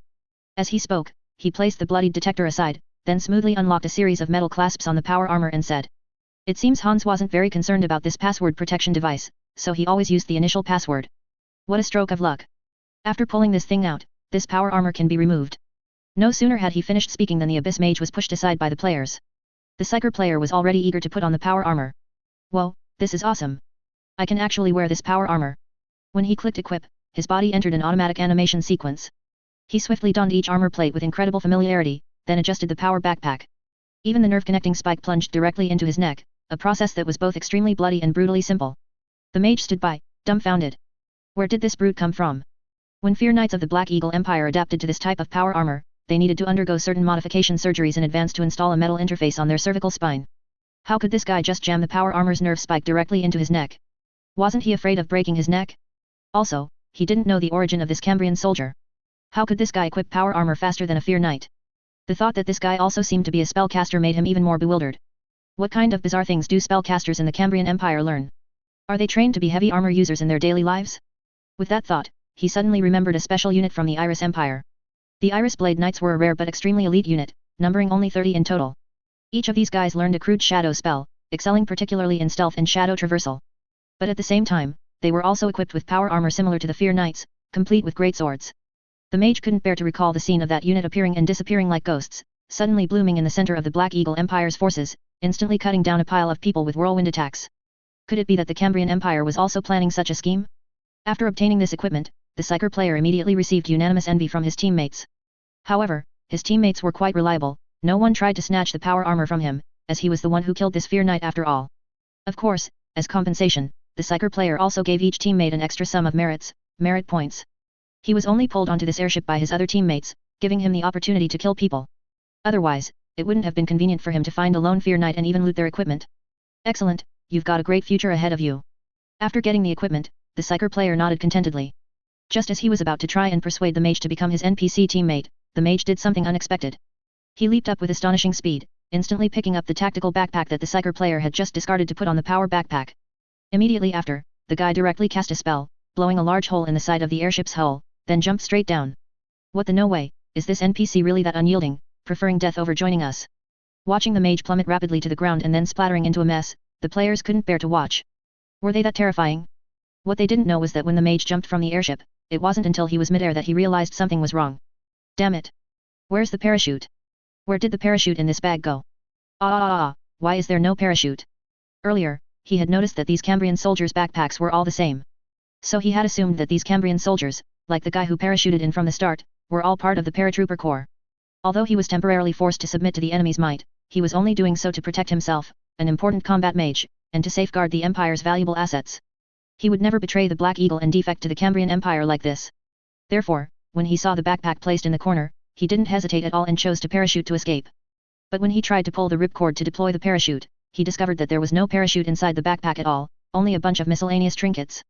Thus, with a scream, he tragically crashed to the ground, falling silent. That's messed up, is this guy in a hurry to be reincarnated? The players didn't understand the Black Hawk Mage's tragic action. Since the guy was seeking death, they didn't care. After quickly taking control of the airship, they flew towards the airspace above the Air Force Base. At that very moment, the aerial combat above the Air Force Base had reached an astonishing intensity. Aircraft after aircraft continuously dived towards the Air Force Base below, a barrage of rockets swiftly fired, violently exploding against the base's void shield. In addition, bomber players continuously dropped bombs below. A series of bombs fell to the ground, resulting in a chaotic explosion. It was also fortunate that the Black Eagle Empire placed great importance on its flight bases, so it had set up void shields around this base for protection. Otherwise, with the players' fierce bombing, their base would have been obliterated long ago. But all the Black Hawk soldiers present knew that if the enemy continued to bomb like this, their base would eventually be rendered useless. Damn it, where are all our anti-aircraft units around the Air Force base? We've set up so many anti-aircraft cannons, and even mages to defend against enemy air force. Can't we stop them even with all that? Major General Galwitz roared furiously at the surrounding soldiers, the bombing overhead filling him with intense unease.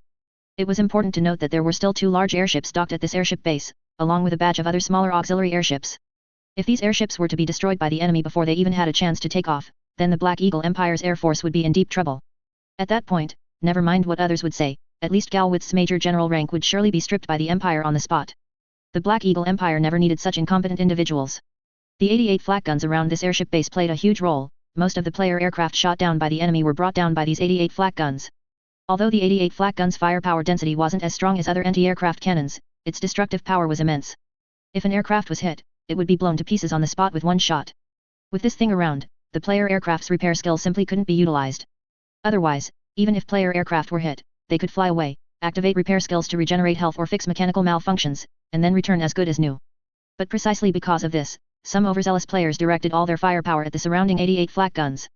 At this moment, they seemed to have forgotten their objective, which was to bomb the airship base.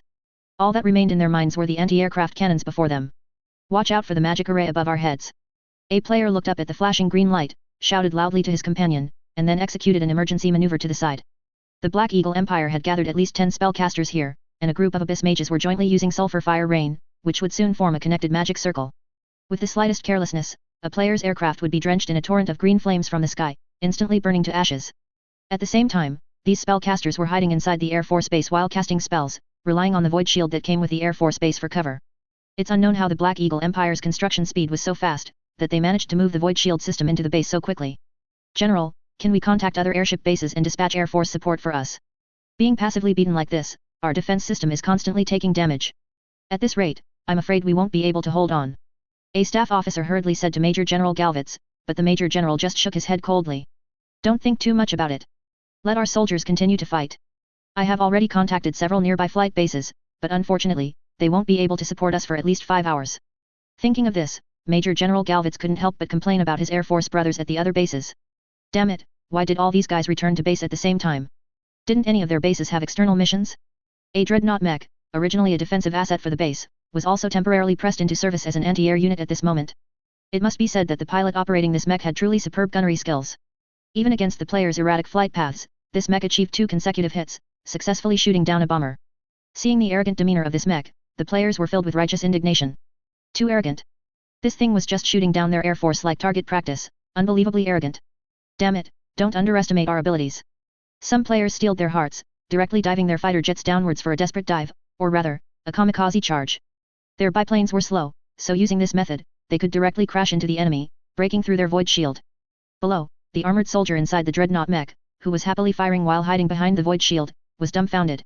No, buddy. Do you have to be so desperate? How much salary did that Tsar give you to make you fight so hard? In his shocked gaze, this unexpected bomber, relying on its dive, successfully evaded the surrounding anti-air fire, and then slammed hard into his mech. The immense kinetic energy instantly knocked his mech to the ground, and then, the ammunition detonation turned this dreadnought mech into a pile of scrap metal. Seeing this, other players also followed suit, launching kamikaze charges directly at the airship base below. It was also thanks to many players having made a fortune in previous battles, which allowed them to withstand such aircraft losses. Otherwise, unless they were big shots who had accumulated a lot of merit beforehand, ordinary players would still be a bit reluctant to use their planes in such a way. Emperor above. Are these Cambrians crazy? Major General Galwitz, seeing the planes constantly diving towards his base, nearly peed his pants on the spot. He also had the same question as the armored soldier before him: why were these guys fighting so desperately? Stop them, quick! Stop them! The surrounding anti-air fire and the spellcasters on the ground desperately tried to stop them. Planes were constantly being shot down by anti-air cannons, but some still crashed violently into the airship base. Accompanied by several loud bangs, the roof above the airship base shattered in places. The scattered explosions not only injured the ground crew inside the base but also pierced the gas bags of several airships. Fortunately, the gas bags of these airships weren't filled with hydrogen, or they would have been completely destroyed. Major General Galwitz looked at the huge scratches on the gas bags of these airships, and couldn't help but let out a sigh of relief. If these things had been filled with hydrogen at that moment, they would have certainly exploded on impact during the collision. At that point, probably no one in the entire base would have survived. However, he was now a bit worried that the enemy might have blown up the hydrogen cylinders inside the base. Although the hydrogen storage cylinders in the base were buried underground, who knew if their bombs would directly penetrate the surface and detonate the cylinders below. If those things were blown up, the base would be ruined. After a wave of kamikaze attacks, players lost more than 20 aircraft, but in the end, only about a quarter of the players managed to successfully crash into the airship base. After respawning, other players, while flying back quickly, also regained some of their sanity. They suddenly realized that they probably shouldn't charge in so recklessly, otherwise the losses would be too great, and they clearly had better solutions. For example, at one of Andrei's nearest outpost airfields, a bomber pilot, preparing for takeoff, shouted loudly to a KV-1 tank behind him. "Quick, quick! Get on the slope and then drive onto my plane. Damn it, the Black Eagle Empire's paratroopers even have rocket drop pods. Let's just go one step further and try airdropping tanks on them." Looking at the tank that was steadily parked on the wing, a smile appeared on the player's lips. When it came to pulling stunts, these Black Hawk people weren't good enough. Besides him, several other bombers also had a tank parked on them, and even the slightly smaller fighter jets had a chrysanthemum car parked on their wings. It could be said that when this revived Air Force unit flew back, they would be able to directly drop more than 20 armored combat units onto the ground. It was time to let the Black Eagle Empire witness the miraculous armored airdrop tactic. Give them a little shock, so they wouldn't be so arrogant. When this Air Force unit, after much effort, flew back to the combat zone, Major General Galvitz looked at the scene in the sky and for a moment wondered if his eyes were playing tricks on him. My goodness, the Emperor's chrysanthemum. What in the world is that? Did I not wake up today? Or am I hallucinating? How are these armored vehicles parked on the enemy's aircraft? It must be said that the player's abstract operation of parking tanks on planes completely stunned the enemy. They didn't understand what a physics engine was, they only knew that the sight before them was enough to make Sir Newton's coffin lid fly in the sky in the Wuxiao Empire. Major General Galvitz didn't understand how much payload capacity these planes had, but based on his experience, their payload capacity shouldn't be too strong. Even their Black Eagle Empire's airships couldn't carry large armored vehicles, so how could these mechanical birds made of wood bring armored vehicles up? And why, when these planes were flying in the sky with such large movements, did those armored vehicles not fall off? Did those armored vehicles have a slot bonus when they were stuck on the planes? As the players' planes once again dove towards the ground, players in one tank after another started their vehicles and drove off the planes. Under the dumbfounded gaze of the Black Eagle Empire, these armored vehicles, like huge iron lumps falling from the sky, crashed onto the ground with a bang, immediately creating a large crater. A rather unlucky anti-air position was preparing to endure the enemy's dive bombing from above, only to find a KV-1 tank falling from the sky. Watching such a nearly 50-ton iron lump smash down on their heads, the morale of the Black Hawk soldiers is truly collapsed. The soldier hit by this thing instantly became a puddle of mud, and the anti-air cannon was also smashed into a pile of iron pancakes. The soldiers nearby who witnessed all this were almost directly shocked to death. Just as he finally caught his breath, to his surprise, the tank actually started up with such grandeur. What a joke, when did the Cambrian Empire's military industry reach such an incredible level? Come on, this thing fell directly from the sky. Falling from such a height, even if the machinery could withstand it, the people inside should have been squashed into meat paste, right? How strong must this thing's suspension system and various components be to ensure it can still drive after falling from hundreds of meters in the sky? The scene was utterly speechless. One tank after another, along with armored vehicles, crashed to the ground and then rumbled back to life. Some Black Hawk soldiers hid in the shadows with anti-armor rifles, attempting to counter these armored units, but their bullets all bounced off the surface of the KV-1 tank. If it were the large anti-armor rifles used by the Fear Knights, those might pose some threat to medium tanks. But if it was just these ordinary anti-armor rifles used by infantry, these things could only hit World War I vintage tanks. Both the T-34 and KV-1 tank were completely immune to this weapon. Stop them, quick! Stop them! Major General Galvitz cried out in anguish. He couldn't believe that the enemy's armored units were just parked right outside his base. A Black Hawk soldier gritted his teeth, grabbed a satchel charge, and charged forward, preparing to take out the tank in a mutual destruction attack. But the machine gun from the front of the tank riddled him with bullets first. He, this base is mine. Let me see what good stuff is inside. The player laughed as he pushed the tank's speed to maximum. The clumsy KV-1 tank let out an astonishing engine roar, seemingly preparing to crash directly through the wall. But at that moment, a huge cannon roar suddenly came from a distance. Before the player-driven KV-1 tank could react, a massive cannon shell slammed directly into the rear of the tank. Accompanied by an earth-shattering explosion, the tank's turret was instantly blown off, and the entire vehicle caught fire. Holy moly! Look! What's behind us? Other players rotated their turrets and, upon noticing the scene behind the tank, were instantly stunned. Because they saw incredibly massive steel beasts slowly approaching from a distance. Chapter 248, The Cold-Blooded Lady Only Favors True Warriors. Alright, what abstract thing is this again? This game always manages to amaze me with its antics. A player looked at the giant mech slowly approaching in the distance, their mouth agape in surprise. Looking out, this thing, overall, resembled a large octopus with 4 thick legs. 4 thick, long mechanical legs supported a massive square structure above, with a circular turret at the very top. On this circular turret was a giant cannon with a caliber of at least 300 mm. Besides this main cannon, the mech also had 4 secondary cannons with a caliber of 100 mm or more on its front, and another 4 similar caliber cannons on its sides, along with various other miscellaneous weapon configurations. Even the mech's 4 thick mechanical legs were equipped with gun barrels and suspended machine gun turrets. The KV-1 tank that was just destroyed must have been taken out by one of this mech's secondary cannons. It's no exaggeration to say this thing was truly a walking land battleship. Because of the distance, the players couldn't clearly see the exact height of this thing, but by comparing it to surrounding objects, its height was at least 20 meters. Such an enormous height, combined with the black skull pattern painted on its surface. Undoubtedly, this thing must be a Titan from the Black Skull Titan Legion of the Black Eagle Empire. Besides this behemoth, there were 4 other such units around it, making a total of 5 mechanical behemoths that formed the spearhead of this Black Eagle Empire force. I say, if this thing were put into the Titan Legion of the Warmer world, what class of Titan would it be considered?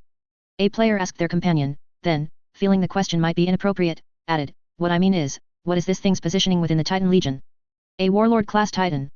Someone nearby glanced at it, then nodded and said, probably a Warlord class Titan. The number of these things doesn't seem that rare, so it hasn't reached the level of an Emperor class Titan. Plus, this thing seems to have other mech units providing cover around it. Indeed, besides this massive mechanical behemoth, there were also numerous regular conventional mechs around this legion, as well as several equally large but seemingly non-combat mechs accompanying them. Looking out, this massive collection of various steel behemoths gathered together formed an incredibly imposing legion, instantly bringing a strong sense of oppression to the players. Everyone, let's change our attack target. Let's try out this Titan Legion first. The airbase below will be handled by the armored forces. An Air Force player looked at the distant Titan Legion and spoke to his teammates. They planned to challenge this thing's anti-air capabilities and see how effective it was in combat. The other Air Force players unanimously agreed. From the current situation, that airship base wasn't a big problem. Although it had maximized its anti-air defenses, the Void Shield couldn't block the tanks that had just landed on the ground. And the Black Eagle Empire hadn't deployed any armored forces around the air base that could provide support, so the players' tanks could push through easily. Given that, it was time for them to change their attack target. Of course, their change in attack target was more because these Titan units looked more exaggerated and were practically live targets prepared specifically for the Air Force. Heh, it's just a bunch of insects overestimating themselves. Annihilate them. Inside the massive mech at the center of the formation, the commanding Legion Commander Theodore Baker put down his binoculars, a sneer playing on his lips. In his opinion, with the powerful combat strength of the Imperial Titan Legion, he had enough capital to look down on all the Cambrian army before him. Those Air Force might still have a chance to escape from under the Empire's iron hooves, but other armies facing the Black Skull Titan Legion would absolutely only be crushed. Of course, he wouldn't kill all the enemies, because he needed to capture a group of enemy armored soldiers alive. He needed to figure out what special aerial deployment technology the Cambrian Empire was using that allowed them to transport such heavy armored vehicles into the sky and even land them steadily. He was certain that if he could acquire this special aerial deployment technology, with the Black Eagle Empire's vast industrial power, they would undoubtedly achieve a huge improvement in airborne operations. Although he didn't know much about airborne operations, if he remembered correctly, General Kurt, who strongly promoted airborne operations within the Black Eagle Empire, had always been collecting methods to further improve the Black Eagle Empire's airborne operations. Moreover, he would also be very happy to see armored forces flying in the sky. What if one day, his Titan Legion could even perform aerial drops? General, should we activate the newly equipped secret weapon? Beside General Baker, a pilot operating a mech asked him. No need. Let's deal with them using our conventional anti-air firepower first. Once the enemy gets closer, we'll give them a surprise. The Empire's Caesar-class Titan is already equipped with enough weapons, its anti-air firepower is sufficient to deal with ordinary air force. As the player's plane swooped down, a quadruple anti-air cannon immediately rose from the top of the Caesar-class Titan's turret. 40 mm anti-air firepower continuously bombarded the player's planes, shell after shell exploding in the sky, constantly detonating around the player's planes. That's strange, does the Black Eagle Empire also have proximity fuses as a technology? Why didn't I notice it before? A player suddenly noticed that this time, the Black Eagle Empire's anti-air firepower seemed much fiercer than before. Considering the location of the shell explosions this time, they suddenly realized that the enemy might very well have mastered proximity fuse technology. This thing was a famous black technology of the Americans in World War II. With proximity fuses, they could even increase the anti-air efficiency of anti-aircraft guns tenfold. And at this moment, the players had already fully felt the increase in the enemy's anti-air firepower. The shells constantly exploding around their planes, even if they didn't directly hit the planes, would still cause a certain amount of damage to their aircraft. During the approach, 2 bombers, riddled with damage, were unfortunately shot down by the enemy's anti-air fire. Fighter jets, on the other hand, were smaller, and players were more agile in operating them, so fighter jet players were not directly shot down by the enemy. Before the bombers arrived, the players operating the high-explosive autocannons in the bombers' noses launched a fierce counterattack against the enemy. They were never the type to passively take a beating without fighting back. Even if the bombers hadn't flown over the enemy's heads yet, this powerful high-explosive autocannon could still inflict a certain amount of damage on the enemy. However, when this volley of shells blasted towards the enemy's Titan, the players found that all the shells disappeared in front of a translucent shield. Good heavens, and they say this isn't warmer. Massive firepower, gigantic size, superior anti-air performance, plus a void shield. What's the difference between this thing and a warmer Titan? A player couldn't help but complain about this thing in the chat, but others immediately replied. Excuse me, a Warhammer Warlord class Titan is equipped with volcano cannons, earthquake cannons, and plasma incinerators. This thing doesn't seem to have those black technologies equipped. If there are no surprises, this thing's artillery should still be within the relatively normal range of artillery. Well, that's true. This thing didn't look like it was equipped with volcano cannons. Of course, even without volcano cannons, this thing was still quite invincible. The dense array of cannons on it, along with the largest main cannon in the center, were enough for this thing to run rampant on land. One bomber finally flew almost to the top of the Titan. The player aimed and was about to drop bombs on this Titan. If all went well, the cluster of aerial bombs they dropped would undoubtedly severely damage this Titan, because their bombs, after freefall, wouldn't reach too high a speed. At their current bombing altitude, these bombs should be able to successfully penetrate the enemy's void shield at the top and then severely blast this Titan. But just then, 2 red crystals suddenly rose from the top of the Titan. What is this thing? A defensive tower. Looking at these 2 crystals, the player somehow suddenly thought of the defensive towers in honor of kings. Although the shapes of the 2 were quite different, the color scheme was very similar. Before the player could figure it out, these 2 crystals suddenly erupted with fierce laser beams. 2 brilliant red laser beams instantly struck the player's bomber, and these 2 lasers seemed to have guidance, following the player's movements like a shadow no matter how they dodged. In just 2 seconds, the player's bomber burst into flames and then disintegrated in the sky on the spot. The player who parachuted in time didn't get taken out along with their bomber, but watching the falling plane wreckage, he couldn't help but want to curse. Damn it! Isn't this too abnormal? What kind of black technology is this? What stage is the technological level of this world in? How do they even have laser anti-air weapons now? Just as he thought this, the 2 crystals lit up again and then struck him. In an instant, the player, who was parachuting, was incinerated into ash by the laser. The other few planes that had just approached were shocked to see this. The methods of attack of this thing were so unexpected that the players were completely unable to react. But the 4th catastrophe naturally had a fearless ferocity. Since the enemy had a way to quickly shoot them down, they would just charge straight through and see who took out whom first. Very good, courageous. Not only do they not retreat, but they actually charge towards me instead. General Baker couldn't help but express a hint of admiration for these Cambrian Empire pilots when he saw this scene. He had to admit, these pilots were the most desperate group of pilots he had ever seen. Not even the Wuxiao Empire pilots, who were currently engaged in the Battle of Britain with them, could possibly possess such courage. But unfortunately, such courage, in his eyes, only accelerated the pilots' deaths. Several more laser beams flashed, and to the player's annoyance, the lasers emitted by the red crystals could actually split. Not only could this thing emit lasers, but it could also emit multiple lasers simultaneously. In just a blink of an eye, several planes that had just approached were shot down by the enemy on the spot. This is unscientific. This thing is too abnormal. A player who had just returned to the Air Force base to revive had a bewildered expression. He always felt that this thing was simply too unreasonable. Not only was its damage especially high, but it also hit with extreme precision, and this thing could even attack multiple targets simultaneously. If they continued fighting like this, what Air Force could break through this thing's blockade? Wouldn't this thing be directly invincible? Something's wrong. This kind of laser must have its own weakness. We just haven't found the correct strategy. Players didn't believe that the game would design a super boss that they had absolutely no way of dealing with. From their perspective, this thing must have some unknown weakness, they just hadn't found it yet. Just like when those airships, resembling aerial battleships, first appeared, players also thought they were outrageous, but soon, players discovered that boarding actions could effectively deal with these airships. Please, what are you still thinking about? When in doubt, resort to boarding. At this moment, his teammate suddenly roared in the communication channel. Why think so much? If people can't get close enough to board, then just drag a tank over and board with it. I refuse to believe that thing can burn a tank too. Although the raging teammate wasn't sure if that peculiar laser crystal could also burn a tank, it didn't stop him from coming up with a crazy idea. Drag a tank over, and once there, just drop it to see if it can directly smash into the enemy. If not, then have the tank quickly pass through the void shield and then run to the Titan's feet to fire its cannon. That's right, it makes sense. Just have the tanks charge up and board. Thinking of this, the RESP-owning player immediately sent a message in the communication channel. The veteran driver is about to depart, any tank players want to ride? Type 1 if you do. As soon as the message was sent, several tank drivers immediately volunteered, eager to assault the enemy's Titan with their tanks. General Baker had no idea that a batch of armored troops was being airdropped, preparing to quickly approach him. When he saw the enemy tanks smash through the airship base's wall and charge in, a look of displeasure appeared on his face. Damn it! These Cambrians have no honor at all. Do they think hiding in the airship base will make me hesitant? Immediately fire upon the airship base. Destroy that base along with the Cambrian armored soldiers hiding inside. Hearing this, the driver next to him paled and quickly said. General, isn't this a bit off? If we destroy that airship base, what will happen to our Air Force? General Baker waved his hand indifferently, angrily saying. Let the Air Force figure it out themselves. Their airship base has been occupied by enemy armored soldiers, do we still need to try and recapture their airship base? Since their airship base has been completely captured by the enemy, I believe the Cambrian Empire would never allow this base to remain intact. It's going to be destroyed anyway, so a little sooner won't hurt. Some Air Force soldiers who had not yet evacuated. Thank you for your consideration. However, General Baker's other reason for doing this was not told to anyone else. Since the enemy had hidden in this airship base, trying to make them wary, they couldn't show any hesitation. Directly firing on the airship base might even force those guys out, otherwise, if they were to worry about this airship base, then this battle couldn't be fought. Who knows how long those guys would hide in the airship base? Their Black Skull Titan Legion had limited time and no leisure to waste it here with the enemy. Inside the airship base, player-controlled tanks were wantonly destroying everything. Before the enemy airship's void shields could activate, they aimed their tank cannons directly at the airship cockpits and mercilessly bombarded them. With cannon shot after cannon shot, the airships docked in the base were successively destroyed by players. These Black Eagle Empire war machines were eliminated in the hangar before they even had a chance to be used.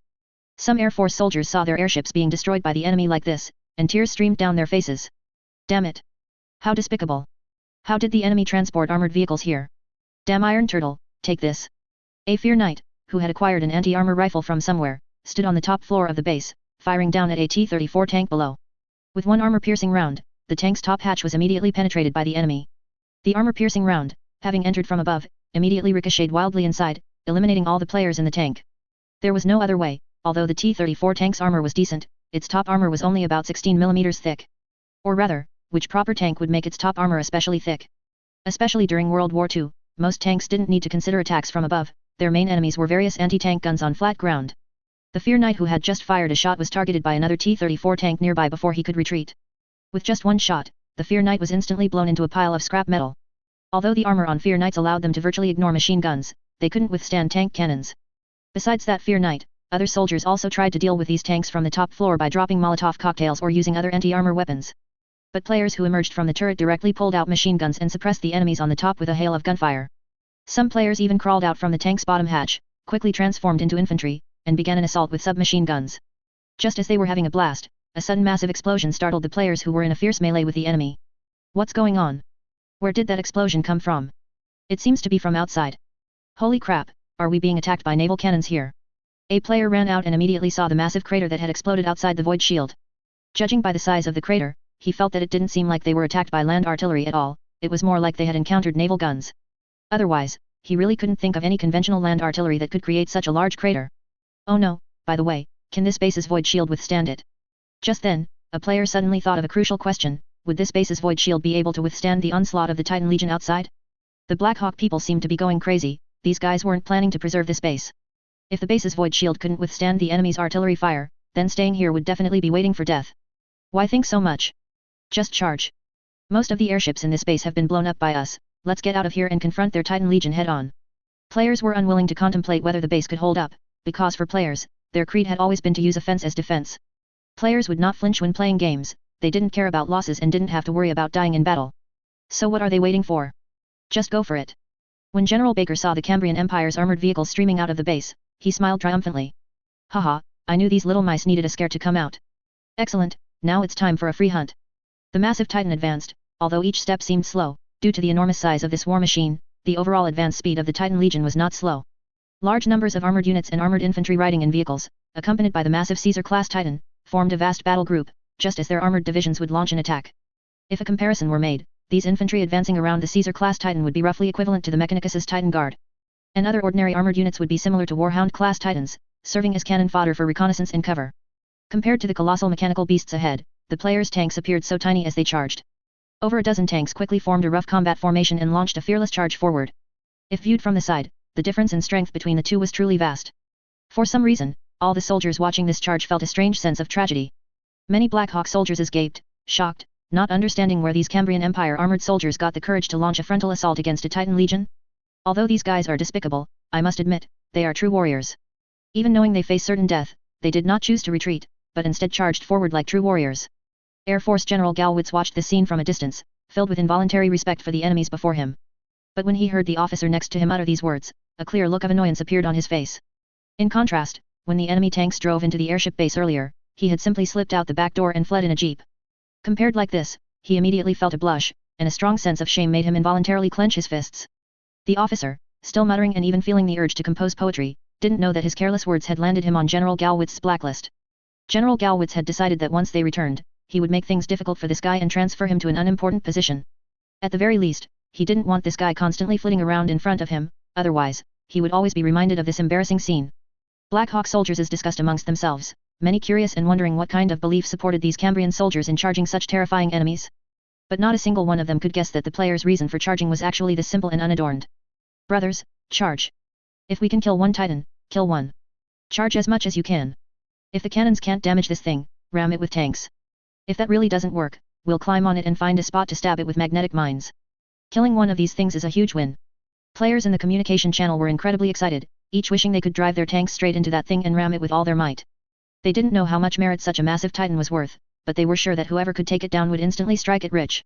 Anyway, dying didn't mean they couldn't respawn, and if a tank was lost, they could just earn merit and buy another. Under this mindset, no player would show any so-called fear. It was just that some players experienced a slight case of megalophobia because the scene before them was too realistic and the Titan ahead was too massive. But then again, when they played various virtual reality games, had they seen few large-bodied bosses? Countless bosses were even larger than mountains. Compared to those monsters, the Caesar-class Titan they were seeing now was just child's play. Boom! A loud bang suddenly erupted. A main cannon on the Caesar-class Titan instantly hit the two tanks charging at the very front. The 380mm naval cannon, originally mounted on Black Eagle Empire battleships, was now equipped on the Caesar-class Titan. The massive explosion instantly flipped both tanks. One of the tanks had its ammunition rack detonated by the explosion, blowing up into a pile of scrap metal with a bang. The players inside the other tank, however, crawled out from the tank's bottom hatch somewhat disheveled. Well, that hatch should now be called the top hatch, because the tank had been blown upside down. As soon as one player crawled out, he unhesitatingly pulled out a magnetic mine and immediately launched a desperate charge into the distance. While charging, the player couldn't help but mutter. "Oh, Winter Goddess, look at your devout follower. I'm charging a Titan on foot while still praying to you. Shouldn't I receive some blessings? Damn it, I've been struggling for so long to complete this Living Saint quest, and now the progress is stuck at 99%. Isn't this just messing with me?" The player currently charging was the Winter Saint who had previously, by chance, obtained the sacred relic but had not yet successfully become a living saint. He had suffered greatly these past few days. He had gone to a church and chanted scriptures for 2 days, but nothing came of it. Then, on the battlefield, a group of paladin army even helped him fight. He was completely baffled. What were these NPCs thinking? Did a saint have no human rights? He hadn't even seen the enemy yet when a group of fully armed paladin army, carrying various weapons, charged forward. By the time he caught up, the enemy had already been riddled with holes by the paladin army. Damn it, what kind of gaming experience was this? Not only that, but when the paladin army helped him fight, the saint noticed his living saint progress was stuck. However, if he had the chance to kill enemies himself and face danger alone, his living saint progress would rapidly increase. Seeing this, he realized that this was probably similar to Kern's blessings. Clearly, Kern favored warriors on the battlefield. Cowards who brought a large retinue to help them fight would definitely not receive Kern's favor. To have a chance to complete his living saint progress, the Winter Saint simply found an opportunity to sneak out of the Winter Church and go solo. Otherwise, those paladin army would watch him like nannies, and he would never unlock this damned living saint profession. And now, he felt that his suicidal charge alone against a Titan should be brave enough, right? If so, shouldn't Kern, oh no, the cold-blooded lady, grant him some blessings? Other tanks were still charging, but facing the enemy's artillery, they were continuously destroyed one after another. Even if the player fired back, it would be directly blocked by the void shield in front, having no effect. And among the remaining charging tanks, the lone infantry charging by himself looked so conspicuous. Yura! When that solitary war cry echoed across the battlefield, all the opposing Black Hawk soldiers were moved. They had once read a book titled Don Quixote, written by an author from the Kingdom of Aragon. In that book, when the protagonist charged windmills with his lance, they only found him endearingly foolish. But at this moment, they felt that this Cambrian soldier seemed even more foolish and lonelier than the knight charging windmills. By the Emperor, I can't bear to watch any more. Who is willing to give this hero a quick end? A Black Hawk armored soldier officer couldn't help but cover his eyes. He felt that the Cambrian soldier, who was charging alone, formed a stark contrast with their massive Titan legion. Before they reached the Cambrian Empire, everyone believed the propaganda at home, which claimed that Cambrians were a numb and foolish inferior race, devoid of any noble qualities. But when they saw this soldier, they no longer wished to believe their country's propaganda. Undoubtedly, this soldier possessed some noble quality, this fearless spirit moved every one of them. Boss, shouldn't we capture him alive? I think it would be too much of a pity to just kill such a brave warrior. An armored soldier on the other side, operating a dreadnought mech, heard the officer's command but, for some reason, suddenly felt reluctant to execute it. He couldn't explain why, perhaps because he didn't want a hero to perish on the battlefield like this. Fire, trust me. For such a hero, making them a captive would be even more insulting. I believe he would rather die in battle than become a prisoner. Hearing this, the armored soldier no longer hesitated and operated the dreadnought mech to fire a heavy shot into the distance. A massive explosion suddenly occurred in front of the Winter Saint, who was charging with a spike mine. A 75mm high explosive shell violently detonated in front of him, knocking him to the ground. Shrapnel cut through his body, making him bleed profusely. The explosion seemed to produce a certain sound effect, causing a faint ringing in his ears, but he was not deterred by the blast. After the smoke cleared, he got back up from the ground, grabbed his spike mine, and continued to charge forward, shouting. Why use artillery shells? Just use a machine gun to finish him off. The armored soldier who had just fired a shot was immediately reprimanded by his comrade. In his opinion, such an act was like toying with this tragic hero. Especially since the soldier had just been knocked to the ground by a shell, bleeding continuously, his grey uniform already stained red, yet he was still charging. And at this distance, other experienced armored soldiers, besides the Titan Legion, had recognized him. The spear-like weapon the soldier held in his hand was a secret Cambrian weapon they had just named the spike mine. This thing could be understood as a spear covered in explosives. Undoubtedly, when the opponent began charging with this weapon, he had no expectation of surviving. The soldier who had just fired the shot frantically switched to his machine gun. He had been so shaken that he hadn't had time to switch weapons, which was why he had fired that shell. To be honest, he regretted it after firing. After switching to the machine gun, a burst of machine gun fire rang out, and the charging player fell to the ground. Alas, for a hero like you, being born in the Cambrian Empire is truly the greatest misfortune. May you be reborn in the Black Eagle Empire in your next life and serve our great cause. General Baker took off his military cap, bowed slightly to the fallen Cambrian soldier in the distance, and then whispered to himself. In his opinion, this brave warrior truly displayed a fearless spirit. It was just a pity he was born into the wrong faction. If he were a soldier of the Black Eagle Empire, the entire empire would be proud of him. A fearless talent like him would surely rise through the ranks in the Black Hawk army. Unfortunately, he was a soldier of the Cambrian Empire, their enemy. Therefore, he could only exist as such an obscure soldier, and his end was to die so alone under gunfire. According to General Baker's understanding, such a civilian hero would likely not even be remembered by the Cambrian Empire. Such individuals, when presented before the Tsar and great nobles, would merely be a cold string of numbers on paper. After all, how could the Tsar and great nobles bestow noble praise upon a commoner? The saint, who had just fallen, looked at his unfulfilled progress bar and immediately felt like cursing. All right, so you're playing with me, hey? Why is it so hard to become a living saint? Damn it, a single soldier, charged a Titan Legion and still couldn't get Kern's blessing. If I were in Warhammer 40k, serving the Imperium, I'd at least get to be an Emperor's chosen or a living saint. Just wait, next time I'll go directly for Nurgle. I don't believe there's anything braver than that. Kern will have to make way for me then. The saint cursed and grumbled while clicking on the game interface, preparing to find a nearby respawn point to revive again. He wouldn't just let the enemy get away with killing him. Once I revive, I'll be a good man again, and I'll continue to cause trouble for your Titan Legion. Especially since he still couldn't become a living saint, his mood was terrible, and he was eager for a group of enemies to become an outlet for his frustration. But just then, he suddenly noticed his living saint progress bar had moved forward. His progress bar was full. The Winter Saint, who had just been busy cursing, instantly performed a face-changing act, shouting excitedly. Yay! I made it! I knew Kern still loved me. Winter Goddess, you're really too good, I've changed who I call Mom. Oh no, another VA disciple. When he became a living saint, the player instantly unlocked a series of interfaces, such as the various skills a living saint possessed. He found it quite strange that his skills seemed to be a replica of the ice element spells from Warhammer Total War. All the skills were strange ice element spells, whether for direct attack or buffing. He was also puzzled, he should have been Kern's chosen, so why did he get ice element spells? But then again, he saw that other living saints of the Winter Church also seemed to have ice element abilities, and he always felt that these living saints were vastly different from what he imagined Kern's chosen to be. However, besides these skills, he suddenly noticed that he had also acquired a very special skill annotation. Living Saint, from now on, your resurrection mechanism will change. Each resurrection will cost 1000 merit points. At the same time, after resurrection, the player will retain their original identity and continue to possess all the abilities of a living saint. Unless the player chooses to exit the living saint state, this profession will not disappear due to player resurrection.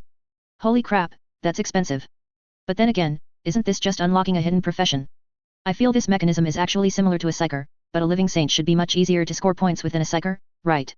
The player felt that this mechanism had both pros and cons, but perhaps because he had just gained the identity of a living saint, his current resurrection still only required the merit points of a normal resurrection. Without hesitation, he immediately clicked to revive and fight again. So, on the battlefield, just as all the Black Hawk officers and soldiers were mourning the Cambrian warrior, they suddenly watched in horror. A large amount of ice and snow suddenly emanated from around the shattered corpse on the battlefield. Immediately after, a beam of light suddenly descended from the sky, like a searchlight, enveloping the corpse. Some kind of intertwined ice blue and blood red energy was injected into it. The shattered corpse was recovering at an astonishing speed, and the tattered grey and blood red intertwined military uniform on its surface also transformed into a set of extremely magnificent ice blue armor. In the very next moment, as a pair of massive wings made of ice unfolded, the Cambrian soldier opened his eyes again and slowly flew into the sky. Chapter 249, Living Saint vs Titan Legion. Damn it, the Emperor above. The coffin lid of that Cernu from the Wuxiao Empire is flying in the sky. Monster, what kind of monster is that? What exactly has that soldier turned into? When the Holy Sun finally transformed magnificently into a living saint, the group of Black Hawk soldiers who had been mourning for the enemy's hero were all dumbfounded. All right, so this is how you want to play, huh? You just tricked us into feeling emotional, and then you turn around and openly use a cheat in front of us. This is practically not even trying to hide it. What kind of chaotic mess is this? What in the world did they summon? Most high-ranking officers knew that this guy who had suddenly revived in front of them must have transformed into a living saint. For a moment, many officers couldn't help but curse inwardly. They wondered what kind of gods those of the Cambrian Empire were, not causing trouble earlier or later, but choosing this exact moment to mess with them, directly creating a living saint on the spot. How were they supposed to fight now? In contrast, most ordinary soldiers didn't really understand what a living saint was. Many of them used to think it was some kind of super black technology of the Cambrian Empire. Especially since the Black Eagle Empire would never publicize the true nature of a living saint. They would only say that the Cambrian Empire, under the guise of faith, had actually cultivated a group of super mages or created some modified humans. Regardless of whether such claims were credible, the common soldiers believed whatever they were told, especially when all channels around them said the same thing. It was hard for them not to believe. As a result, when they saw the enemy in front of them suddenly undergo a magnificent transformation, they were all stunned for a moment, and the hearts of many were shaken. After all, in the Empire's propaganda, they had always proclaimed that all spiritual beliefs were heresy, a sign of ignorance and backwardness, and that believing in gods would not bring any help. But the guy in front of them had grown wings right before their eyes and resurrected on the spot. Wasn't that help big enough? For a moment, some soldiers couldn't help but feel their resolve waver, feeling as if they had been deceived. Compared to the silent shock on the Black Eagle Empire's side, the players were equally shocked. However, the players only maintained silence on the surface, but secretly, the chat area had already exploded. Changfen Cat, alright, so you're finally not pretending anymore, hey? We all agreed to be ordinary soldiers, but how did you directly turn into a primarch? Lords High Woe, a cheat, this is a blatant cheat.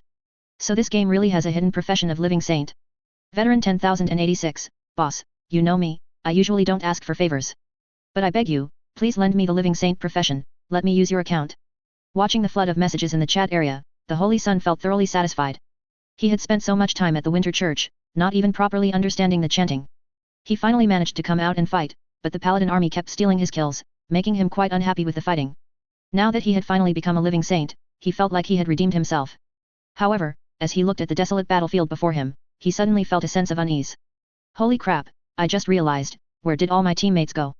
Looking at the wreckage of various aircraft scattered on the battlefield, and the multitude of tanks that had been reduced to fragments but were still burning fiercely, the Holy Sun, who had just become a living saint, felt his heart sink by half.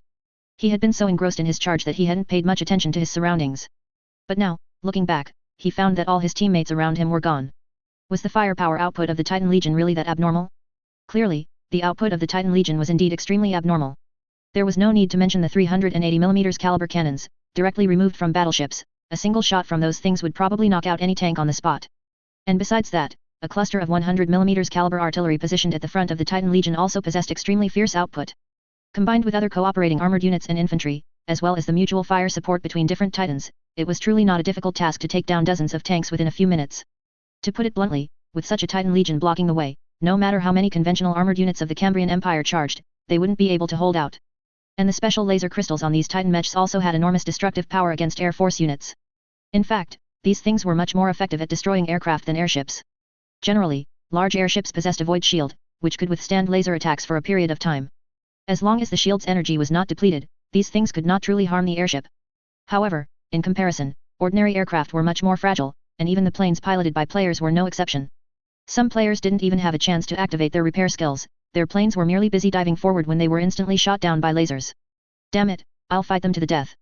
After checking his merit points, the Holy Sun gritted his teeth, spread his wings of ice, and swooped down towards the distant Titan Legion. Having finally become a living saint, using this ability for escape right at the start would be too low class. Although resurrecting as a living saint cost 1000 merit points, which was extremely expensive, with his current powerful output ability, as long as he found suitable targets and landed 2 hits, he was guaranteed to earn back those 1000 merit points. Of course, a major drawback of the living saint profession was that its survivability was not strong enough. More precisely, compared to the various tank professions in players' minds, this profession was simply too fragile. Every living saint possessed extremely abnormal output capabilities, but they themselves were just flesh and blood mortals, a point where they were severely inferior to the foot-washing knights of Bretonnia in Warhammer Fantasy. Those Bretonian foot-washing knights could take cannonballs to the face, but these living saints could even be finished off on the spot by a single assassination shot from an enemy. Of course, the ice and snow surrounding his body, as well as this ice armor, were themselves sufficient to defend against ordinary bullets. It would be too absurd if a marksman could kill him with a single shot under such a blizzard and armor cover, especially when the living saint was in a state of high-speed flight. Experiencing his current feelings, the Holy Sun suddenly thought of Saint Sophia, whom he had seen before. He hadn't felt anything then, but now, he also felt that the habits of this living saint were truly strange. Although the war sled, clearing a path with ice and snow, looked cool, if you could grow wings and fly in the sky, what was the point of a war sled? Not using the ability to fly and insisting on playing with a war sled, it was no wonder she was targeted and taken out by enemy artilleries. He couldn't help but grumble a few words, and then inwardly thanked Saint Sophia for the gold coins she dropped.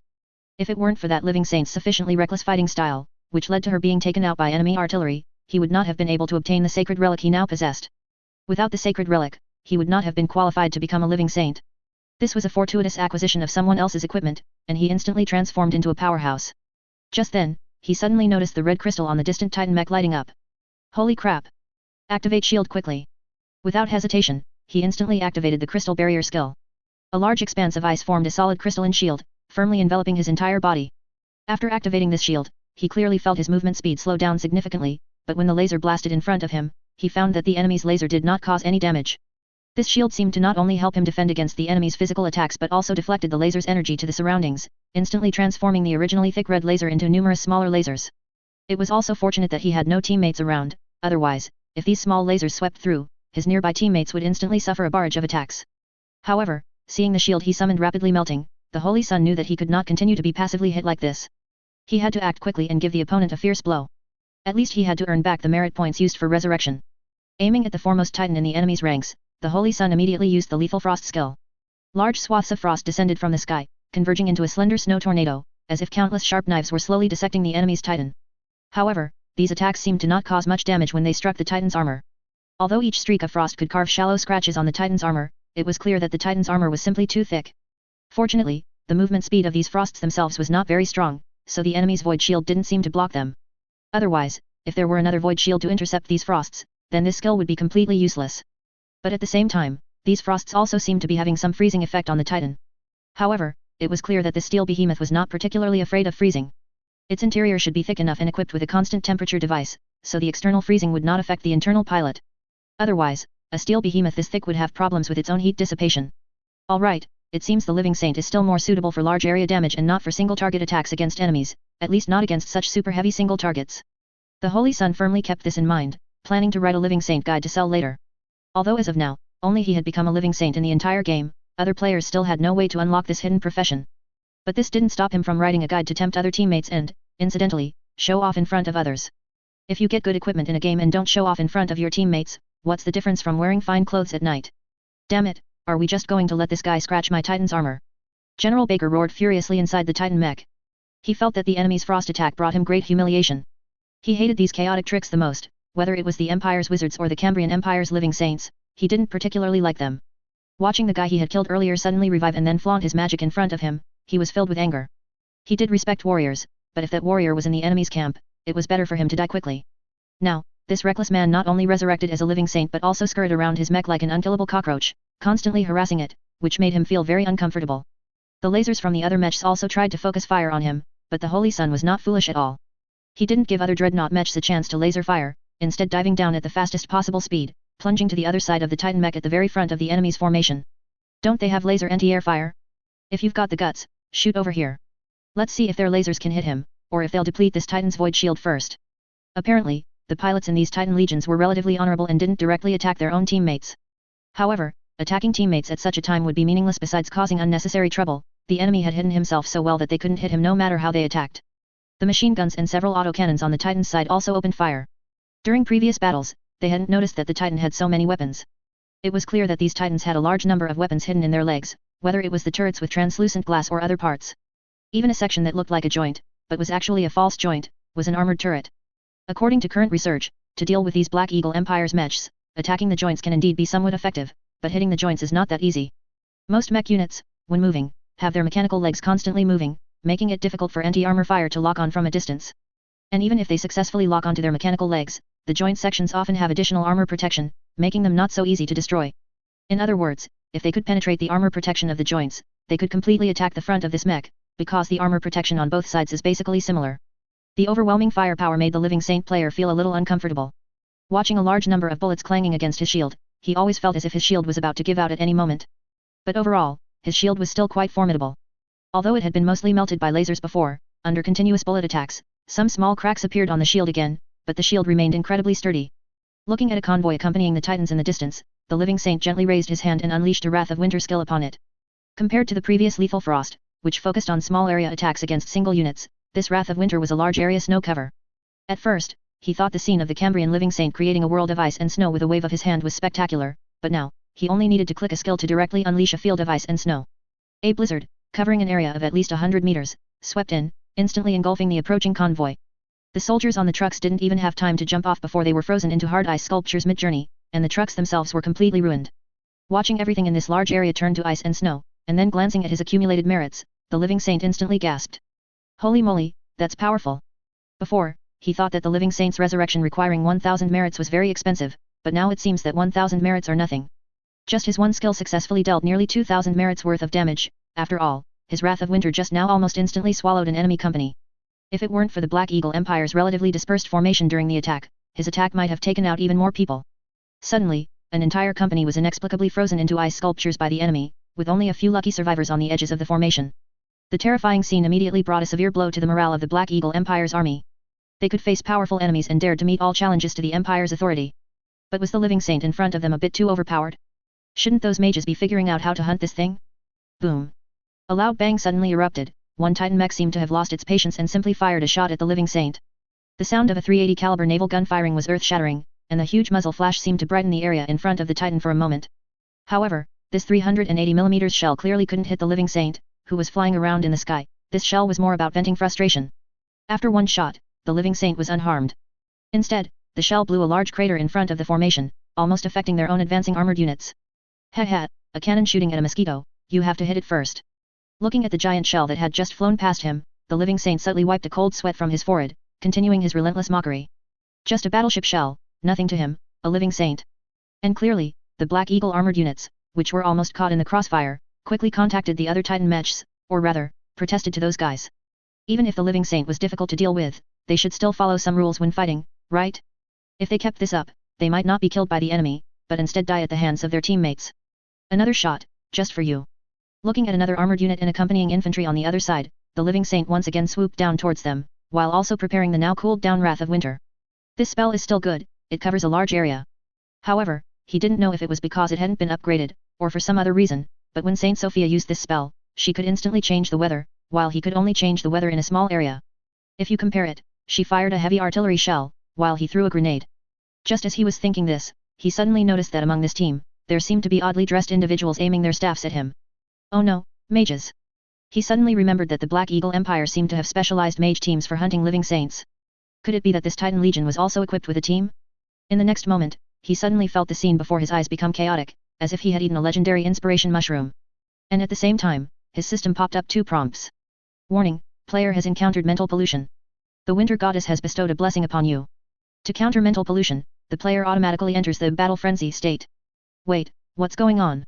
What kind of bizarre operation is this again? Good heavens, mental pollution and battle frenzy, are both sides busy playing tug-of-war inside him? However, the living saint quickly understood the specific operation of this wave, because after entering the battle frenzy state, he automatically entered an unscapable automatic combat state. In this state, everything around him became like a slow-motion scene, whether it was the bullets and shells fired by the enemy, or the Titan Legion moving forward, everything became extremely sluggish. In such a posture, whether he was casting spells or moving, he performed with extreme ease. Before the enemy could react, he had already flown to who knows where. But at the same time, he found that after entering the battle frenzy state, he seemed to have completely become a reckless brute. It was like the legendary Kern followers, who, after being overly blessed, suddenly lost control, with nothing left in their minds but kill, kill, kill. His current state was exactly like this. Even though he constantly wanted to control his body, having entered the autoplay state, he had completely transformed into a brute, charging straight towards the enemies below. Watching the hail of bullets and shells coming from all directions, and himself, in the autoplay state, not only disengaging his shield but even soaring and weaving through the gunfire, the living saint was momentarily stunned. He didn't know what to say. Should he praise the skill of this autoplay, or should he say that he was simply reckless in this state? It was like bullet time. Even though bullets and shells were constantly flying around, he managed to narrowly dodge these deadly threats every time. And not only that. During his flight, his pair of huge ice wings, with just one spin, could swat away a pile of surrounding bullets and shells. It was the first time he knew that his wings, besides being used for flapping and flying, could also be used as a shield. Another Wrath of Winter flashed, and 3 advancing dreadnought mechs, unable to evade, were instantly frozen into a large block of ice. Watching these armored vehicles completely frozen, their surfaces even forming a large ice shell, he couldn't help but feel a touch of sympathy for the armored soldiers inside. Perhaps the armored soldiers inside once had abundant battle achievements, or were even ace pilots of the Black Eagle Empire. But all of this was meaningless when facing an overpowered enemy like the Living Saint. Against such a terrifying enemy, no matter what kind of armored soldier, they would be finished, unless they could drive a titan, perhaps then they would have a chance to fight. When covered by ice and snow, the pilots inside the mech were miserable. In such extreme cold, this iron shell was an iron coffin. Hiding in there was no different from hiding in a refrigerator, but then again, if they were hit by this attack outside, they would also be instantly frozen into ice sculptures. Damn, was my previous operation really that bad? Watching himself enter the battle frenzy state and his entire operation suddenly become godlike, the Living Saint momentarily doubted his life. Darn it, is this the difference between a normal player and a pro player? This game's combat assist AI really has something, to be able to operate his combat mode so flexibly. Even now, the Living Saint hadn't realized that his current state could actually be rephrased as pro player autoplay. He still thought he was simply possessed by an AI. Just as he was making a desperate dive towards a titan, the surrounding titan mesh seemed to have finally adjusted their formation. One red crystal after another lit up, and thick laser beams shot from all directions, precisely focusing fire on him. Although at this moment, he, under automatic combat, had already opened his shield in time, facing so many lasers, the shield in front of him seemed to be of little use. Please, let's run quickly, what are we waiting for here? Watching his shield about to give out, yet he, in the automatic combat state, was still constantly charging forward, he couldn't help but complain for a moment. He didn't know whether this battle frenzy buff was good or bad, the detailed operations were maximized, but it was also too reckless. It could only be said that at this moment, he fully felt that the system AI seemed even more reckless than he, the player. In a flash, the shield he was wearing melted. When the laser hit him, several sections of his body were instantly devoured, but just before he was about to die, an astonishing energy erupted from his body. Vast sheets of ice, with him at the center, instantly swept across the surrounding area, and an overwhelming deluge of ice and snow enveloped everything nearby. Among them was the Caesar-class titan he was preparing to dive towards. Alright, it's over. Although the proxy's operations were a bit tricky, this proxy run earned me over 4,000 merit points, so it's worth it. Seeing his merit points on the interface suddenly explode, he was incredibly excited. He had never accumulated so many merit points before, and he didn't even know how to spend them. Even if they were specifically for Living Saint resurrections, these merit points would be enough for him to resurrect many times, as he had also made several attacks himself before the proxy earned him merit points, earning him quite a bit. But this resurrection deployment doesn't seem to be able to be deployed in the original location. Why is it still the old rule? You can only resurrect at the resurrection point. Looking at the available resurrection locations, the Saint's son couldn't help but complain. He had resurrected on the spot before and thought that a Living Saint could resurrect on his own corpse. From the current situation, it seemed that this was not the case, his previous resurrection might have been more like a cutscene or something similar. At the same time, the stopped Titan Legion looked at the unrecognizable charred object on the ground, falling into a moment of silence. Is it dead? This thing should be dead, right? Nonsense, it's obviously dead. Otherwise, could this pile of charcoal still form a person? Hearing the driver's mumbling, General Baker couldn't help but curse. The thing on the ground, let alone forming a person, he couldn't even tell where its head and tail were. If it wasn't dead, then he could only say that the Cambrian Empire's Living Saint was completely shameless, and this war couldn't be fought at all. After reviewing the losses in his legion, he was in a rather foul mood. About 2 companies were wiped out by the enemy, and the losses of many armored units were equally heartbreaking. But what bothered him the most was the Titan that was frozen by the enemy's dying counterattack. How is it? Still alive? If you're alive, make a sound. In the radio, he shouted loudly at the Titan, and then a somewhat noisy voice came from the other end. General, don't worry, we are still alive. But we can't move now. When that monster self-destructed, it directly froze our entire Titan. Now our Titan is like a giant ice block, and it won't melt for a while. In addition, the 4 turrets on the periphery of our Titan mech are all destroyed, and the soldiers inside have sacrificed themselves. The gun gallery in the middle of the Titan has also suffered from low-temperature infiltration, 2 artilleries are severely frostbitten, and the remaining personnel have retreated into the mech. Oh, right, our shield generator has also malfunctioned. Our Titan is now unable to deploy a void shield. Listening to this series of reports, General Baker couldn't help but frown. This was the first time their Titan mech had been damaged so badly by a non-Titan unit.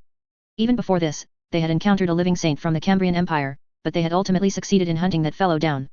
This time, the Living Saint they encountered seemed even more troublesome than the previous one, at least the combat skills he unleashed at the end were far more proficient than those of a typical Living Saint. Fortunately, this guy was a brainless hothead who only knew how to charge, ultimately wasting his precious life and dying here. Otherwise, if a Living Saint with such high operational capability were to engage in guerrilla warfare everywhere, their Black Eagle Empire truly couldn't endure it. If one were to calculate it this way, their losses were actually quite cost-effective. Although many people died, the combined losses did not exceed an armored battalion. Exchanging these losses for an enemy Living Saint was well worth it from any perspective. Of course, the premise was that their Titan mech must not be destroyed. If this Titan mech were destroyed, then this battle would not be worth it. Don't worry, we'll try to melt the Titan with lasers, but I suggest that once it's melted, you'd best retreat to the rear for recuperation. Missing gunners are easy to replace, but after such severe freezing, I believe there must be a lot of damage inside this Titan. We need specialized repairmen for inspection. The Black Eagle Empire has always fully equipped its armored forces with logistics, let alone a top-tier army like the Titan Legion, which is particularly dependent on logistics. Without sufficient maintenance, their Titans would just be disposable weapons of war. Who knows where they might get bumped or scraped during war and marches. The other Titans tried their best to melt it with lasers, attempting to free it quickly from its frozen state. However, even though they had heated their laser crystals to a red-hot state and had to enter a forced cooling phase, the ice layers before them still showed little sign of melting. Or rather, these ice layers were simply too thick. Their laser power was still insufficient. It seemed they might have to throw some incendiary bombs to melt this ice layer. Otherwise, just standing in the sun, they seriously doubted this ice would melt for at least several days. They didn't know if the Titan's internal temperature control system could maintain itself for such a long time. If it malfunctioned midway, the crew inside this Titan would be completely finished. For the Black Eagle Empire, Titans were indeed very important, but finding pilots who could operate Titans was equally important, because operating a Titan required a special talent. Such a large war machine, even with many people cooperating in different positions, it was impossible for the Titan's pilot to rely solely on pulling levers and pressing buttons. The Black Eagle Empire's Titans were better, these things had been simplified in various places and didn't have too many flashy operations. In contrast, the Cambrian Empire's Titans, their big machines were truly difficult to operate. Because of this, they needed to find pilots with compatible talents. Through nerve conduction devices made of special connecting materials, they would mentally link the pilot with the Titan mech, and then operate the Titan by thought.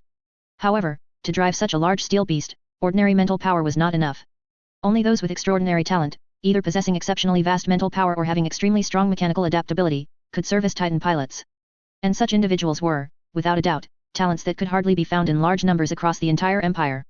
Just as the crystals were in an overheated state and the surrounding Black Eagle crew were about to take a break before continuing to melt the Titan, they suddenly heard a familiar sound again. Damn it! That familiar engine sound, the Cambrian Empire's mechanical birds are here again. Immediately, Black Hawk soldiers looked up and saw the bomber formations flying in again. When they saw these Cambrian Air Force units diving down, everyone's faces wore a mask of pain. They truly couldn't stand it anymore. They had always used their Air Force to bomb others, but after coming to the Cambrian Empire, they were constantly being bombed by the enemy's Air Force. This stark contrast left them at a loss for a while. And what made them even more desperate was that when they turned around to inquire with other friendly forces, they found that only their side had been bombed by the enemy. They didn't know what was wrong, but in the Belarus and Kievan Rus regions, the local garrison's aerial combat capability was a mess. Many airships were even captured by their armored forces before they could take off. Yet, only their side suffered various fancy bombings from the enemy every day. Was this reasonable? Fire! Quickly shoot them down, they're heading for our Titan. General Baker roared into the comms at the others, his eyes flashing with terror. The enemy Air Force arrived too opportunely, their anti-air laser crystals had just overloaded, and then the enemy Air Force arrived. Without these crystals, their anti-air capabilities would drop significantly. On the flank, anti-air units had already set up anti-aircraft guns or were operating the remaining anti-air firepower, unleashing a fierce barrage at the diving enemy aircraft. However, compared to the last time, the players seemed to have learned a lesson. They didn't rush to dive to the ground, nor did they disperse to attack the enemy's anti-air firepower.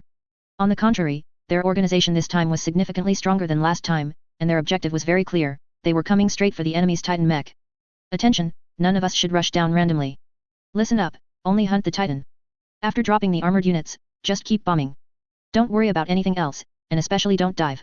Those lasers are very likely to have a certain range limit. As long as we fly high enough, that thing shouldn't be able to hurt us.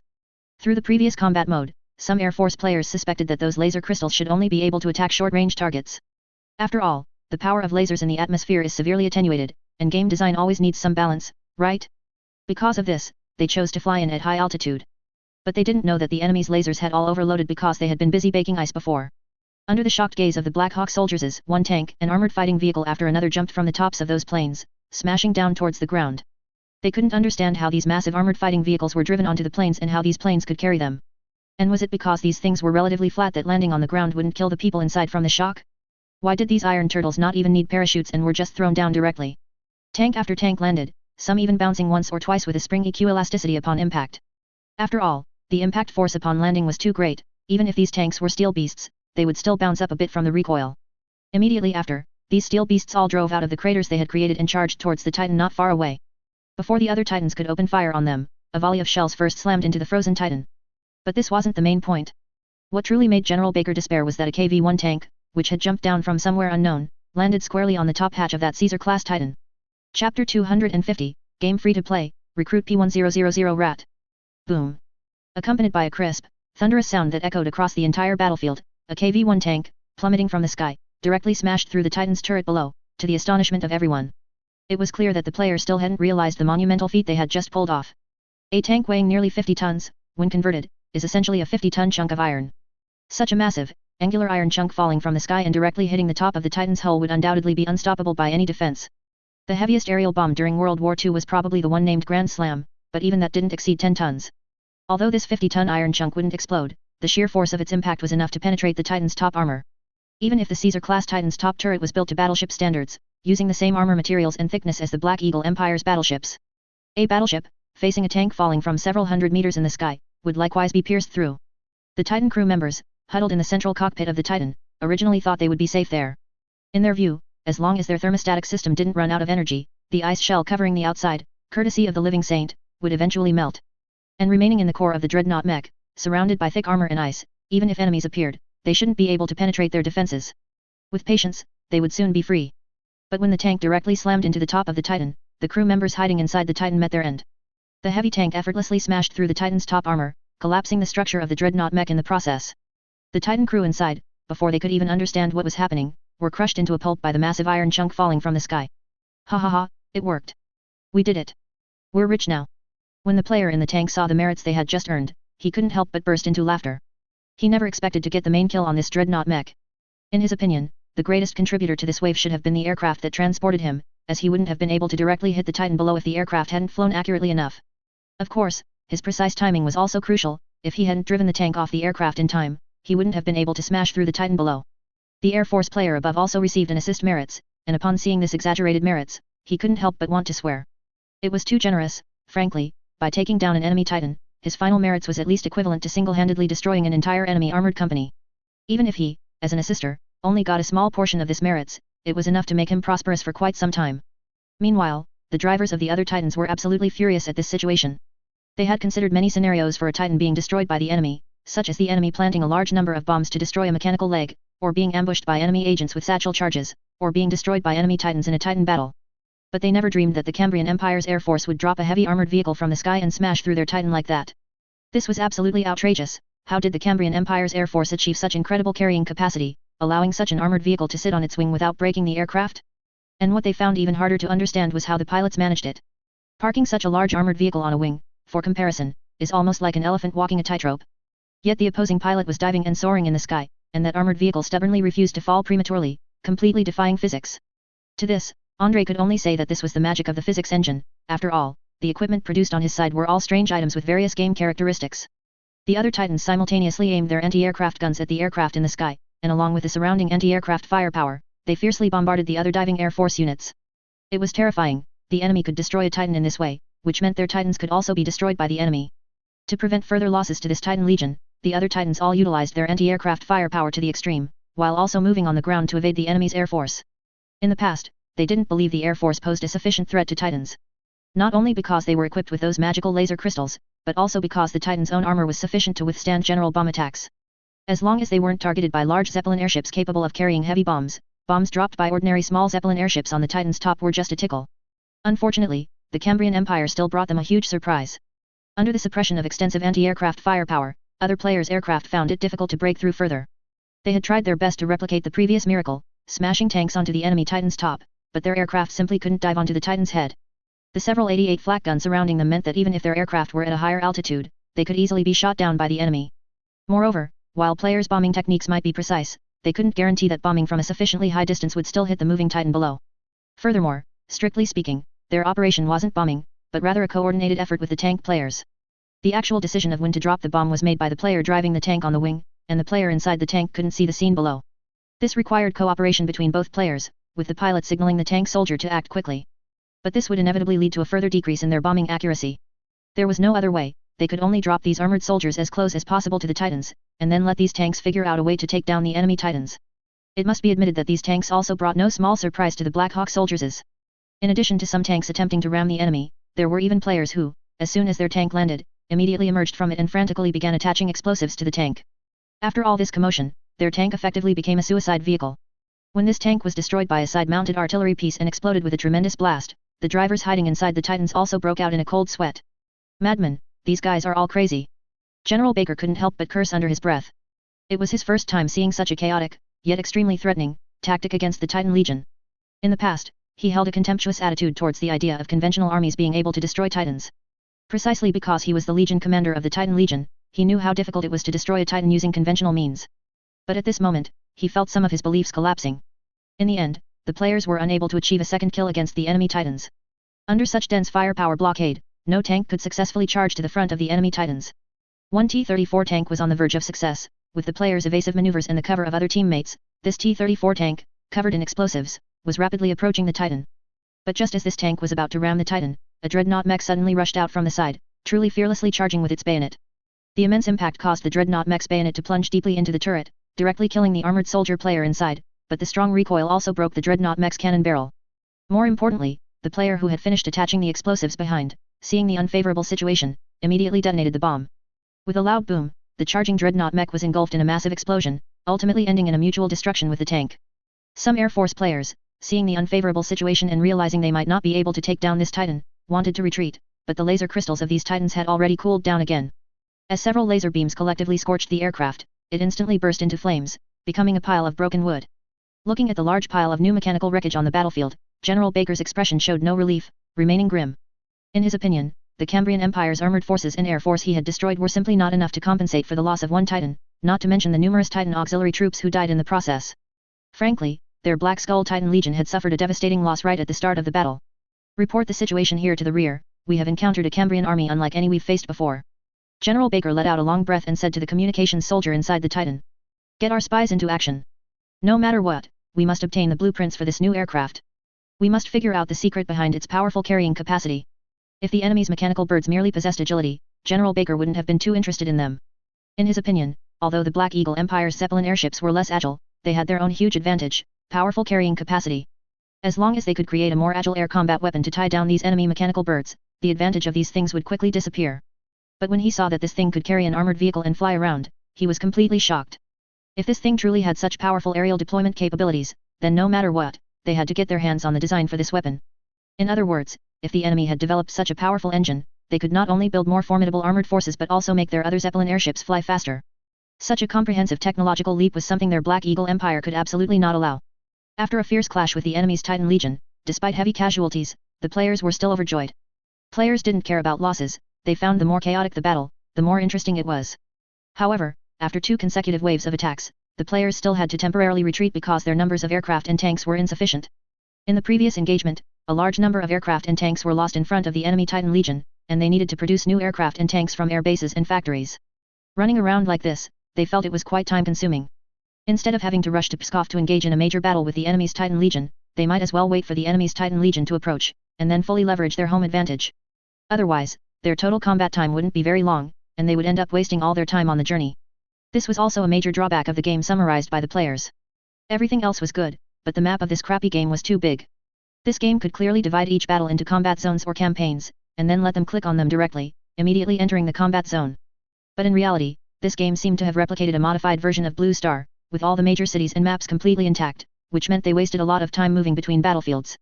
Andrei was unaware of the players' complaints. He was currently researching how to deal with the enemy's Titan Legion. Good news, General Konstantin in Moscow had argued countless times, but a Cambrian Empire Titan Legion had already been dispatched. Judging by the transportation capacity along the way, as long as Andrei and his men could protect the Victory Railway and prevent the enemy from capturing another important transportation hub, this Titan Legion would arrive in Petrograd in no time. Although he wasn't entirely sure if the Cambrian Empire's Titan Legion had the ability to defeat the Black Hawk Empire's Titan Legion, it should at least be able to contend with it, right? Otherwise, the Cambrian Empire's troops would be too trashy. Oh, he suddenly remembered that when he was chatting with Yelena earlier, he learned that he seemed to have a fiancée named Katyusha. According to Yelena, his fiancée seemed to have been assigned to the Titan Legion, and it was highly likely that she was a Titan pilot within the Titan Legion. Because Andrei thought about it, and felt that besides Titan pilots who seemed to require certain special talents to operate, other positions didn't seem to have any talent requirements. He studied it for a bit. The largest and heaviest main gun turret was hard to say, but the secondary guns of those Black Hawk Empire Titans should all be operated by people. And the operation of those weapons looked no different from the operation of weapons on warships or other places. At most, they required a certain level of tacit cooperation. So, could his fiancée also be a Titan pilot? Thinking of this, Andrei couldn't help but look forward to his meeting with this Titan Legion. Perhaps his fiancée was in this incoming Titan Legion. He was especially curious about what his fiancée, named Katyusha, would look like. It was precisely because of this name that when players sang the song Katyosha before, it somehow spread among other soldiers that it was a love song Andrei wrote for his fiancée, which made him feel a bit helpless and amused. But speaking of which, he carefully looked at the enemy titans in the player's screenshot and felt that although the sense of oppression from that thing was very strong, it wasn't as bad as he had imagined. The size of that thing was only slightly taller than a Warhound Titan in Warhammer, and it was even inferior to the size of a Reaver Titan, not reaching the level of a steel behemoth he had imagined. He had even thought that the Black Hawk Empire might have directly created monsters similar to Warlord-class Titans, which could be called land battleships. Of course, speaking of which, this thing could actually be regarded as a land battleship. This thing might not be able to bombard with naval battleships, but it had no problem rampaging on land. Relying on the player's fighting style, although Andrei could endure it, he always felt that fighting this way was a bit too wasteful. Ultimately, it was because the Titan Legion's firepower was too strong, and he didn't have any heavy armored units that could contend with the enemy. What if we find a way to lure the armored train over to deal with the enemy's Titan Legion? Andrei muttered to himself, but then he shook his head and dismissed the idea. Looking at the enemy Titan's output capability, he felt that the armored train was truly no match for this thing. The armor of the armored train itself was not as thick as imagined, it relied more on its high-speed mobility, powerful firepower output, and its own size to win. To put it bluntly, if we were to use game terms, this thing had a not-so-high armor value, but exceptionally thick health. However, the massive output capability of the opposing Titan Legion made Andrei realize that if this thing wasn't handled well, 1 or 2 shots could directly overturn an armored train. A 380 naval gun bombardment, no matter how large or armored the locomotive was, would have no effect whatsoever. And the other few war beasts also failed to satisfy Andrei. After much thought, he felt that among all the mechanical beasts in Battlefield 1, only the Dreadnought could inflict damage on a Titan mech. However, a Dreadnought had to be deployed on the sea, and he and the enemy had been fighting on land all this time, completely unrelated to naval warfare. He didn't know if the bombs from a Zeppelin airship could damage a Titan mech, but looking at its powerful anti-air output capability, Andrei was certain that a Zeppelin airship would have no chance of approaching this behemoth. Even for players' planes, it was so difficult to get close to the enemy's Titans, let alone a Zeppelin airship rushing in to drop bombs. As for the Zeppelin airship's side cannons, that thing wasn't a heavy cannon like those equipped on Cambrian Empire airships, which were like aerial battleships, it was just an ordinary high-explosive autocannon. This thing was good for dealing with enemy infantry and light armored units, but trying to penetrate the enemy's Titans with it was simply wishful thinking. Forget it, let's check our system and see if there's anything that can deal with this kind of Titan mech. Andrei shook his head, deciding to check the exchange list in his system, perhaps if he unlocks something else, he could unlock a weapon capable of dealing with Titan mechs. He turned his gaze to the mech classification tech tree in his system. Before this, because he wasn't sure if this thing was reliable, he hadn't even thought about unlocking it. However, considering that the mechs in this world were becoming increasingly overpowered, and even Titan mechs had appeared, Andrei felt that he should perhaps consider unlocking mechs. But just as he was about to unlock mechs, he suddenly noticed a special prompt that popped up in the system. Wait a minute, what is this? Limited time free. No way, does our game tech tree have such an operation?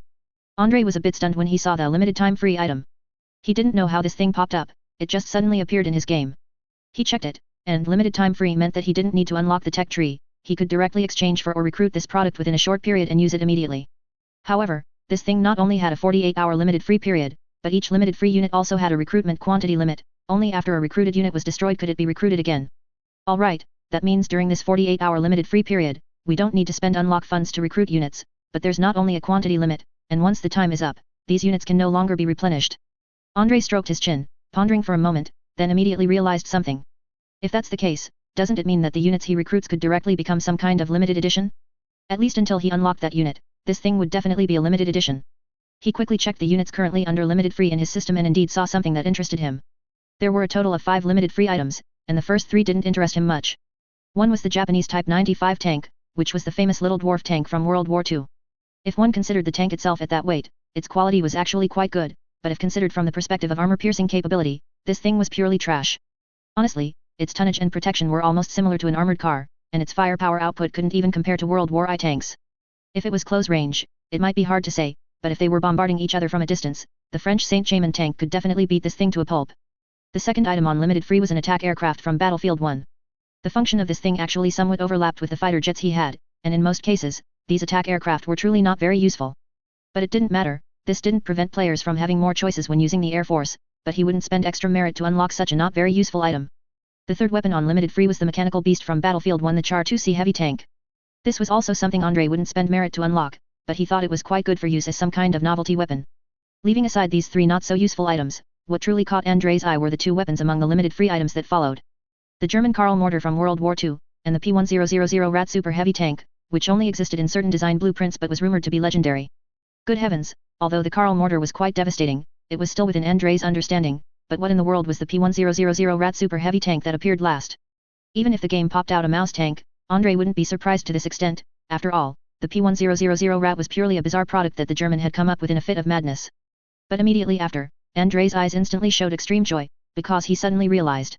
Isn't this thing specifically designed to help him counter Titan mechs? This item was classified as a war beast in the game system, and in fact, if the P1000 rat could really be manufactured, it would definitely be a genuine war beast. According to the theoretical design, the P1000 rat would weigh over 1,000 tons, with a total hull length of 35 meters, a main gun turret equipped with two 380mm naval guns, and a secondary gun turret at the rear equipped with a 128mm cannon. In addition, the tank's protection capability was also beyond imagination. The huge tank would be covered with 250 to 360mm of armor. To put it bluntly, the armor configuration of this thing was designed entirely based on battleship standards. Plus a large number of anti-aircraft firepower and other small configurations, this thing, no exaggeration, was truly a land battleship in every sense of the word. He wondered where the German got their confidence back then. According to their initial plans, the off-road speed of this thing could actually reach 40 km per hour. When Andre first saw that German design plan, he only felt that the German who designed this thing must have been high on drugs, otherwise it couldn't have been designed so absurdly. Of course, it's also possible that the German created a project that looked incredibly spectacular, then tried to use it to skim funding. Such things happen frequently in scientific research, like turning water into oil, which is already commonplace.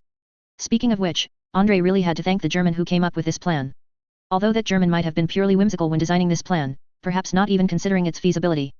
But it doesn't matter, Andre's miraculous game system recognized the design of this plan, so the P1000 rat he could recruit truly possessed all the aforementioned capabilities.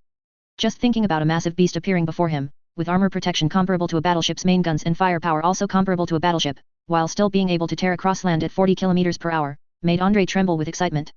He checked, and the recruitment limit for this thing during the free trial was 2, which meant that unless one of the two P1000 rattles he recruited was destroyed by the enemy, he could at most only possess 2 P1000 rattles.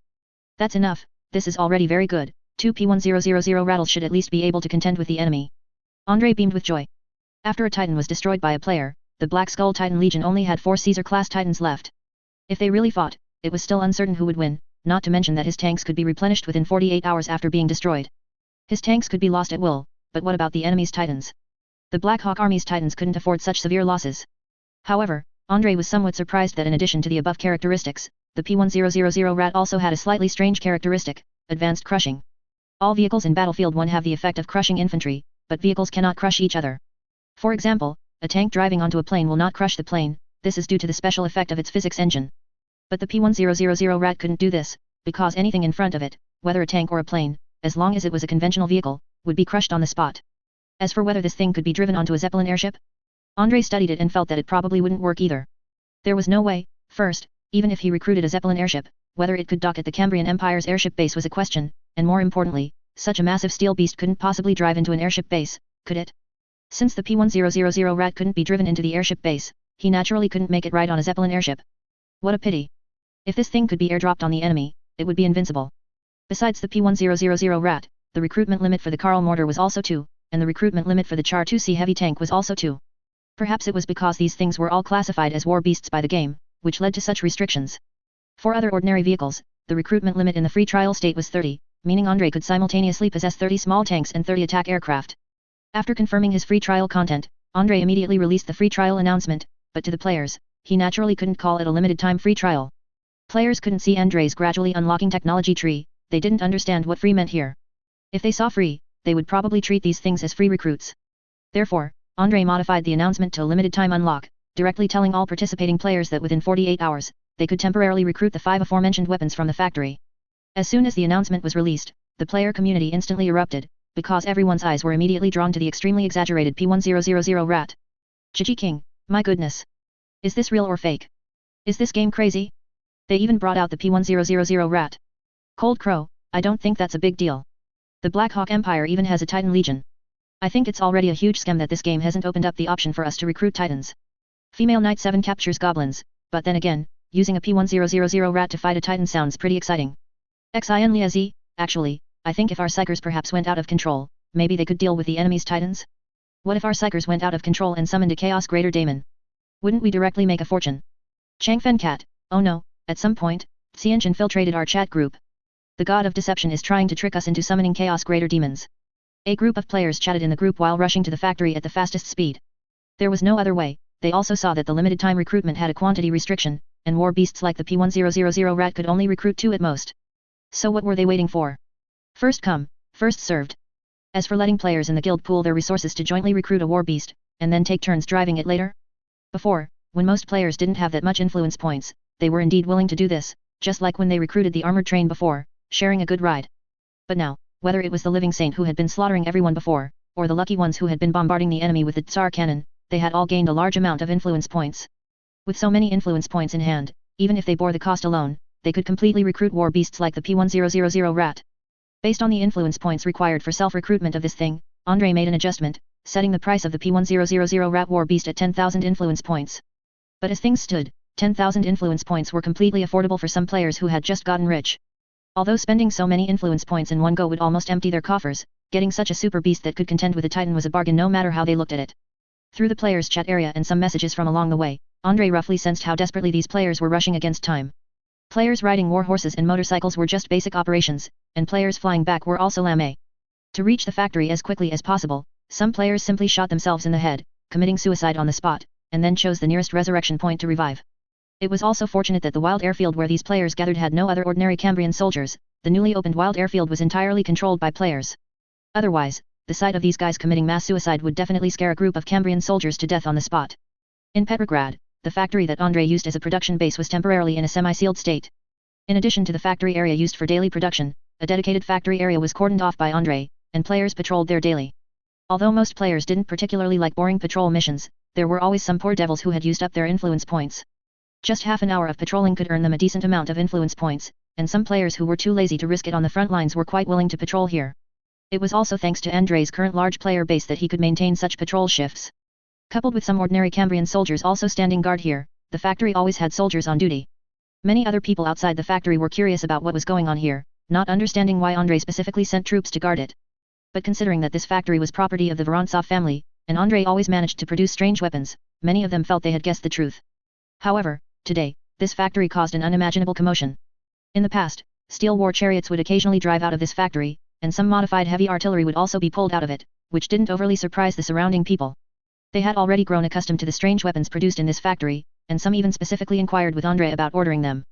But unless Andre was an idiot, how could he, at a time like this, spend valuable influence points to exchange for a pile of rubles that weren't very useful? His family wasn't short of money, and he himself didn't have any need to spend money. At this time, the gun barrel was far more important than money. However, today, the steel war chariots that drove out of this factory completely exceeded everyone's imagination. When the enormous P1000 rat crushed the factory gate, flattening the road in front like a road roller, and then rumbled towards the distant battlefield, countless people were stunned. But immediately after, the residents of Petrograd erupted, and countless people ran out to watch these two gigantic armored war chariots, their faces filled with fanaticism. Some residents had previously seen the Titan Legion during parades. And in the eyes of some residents at this moment, this thing was completely on par with the Titans they had seen before.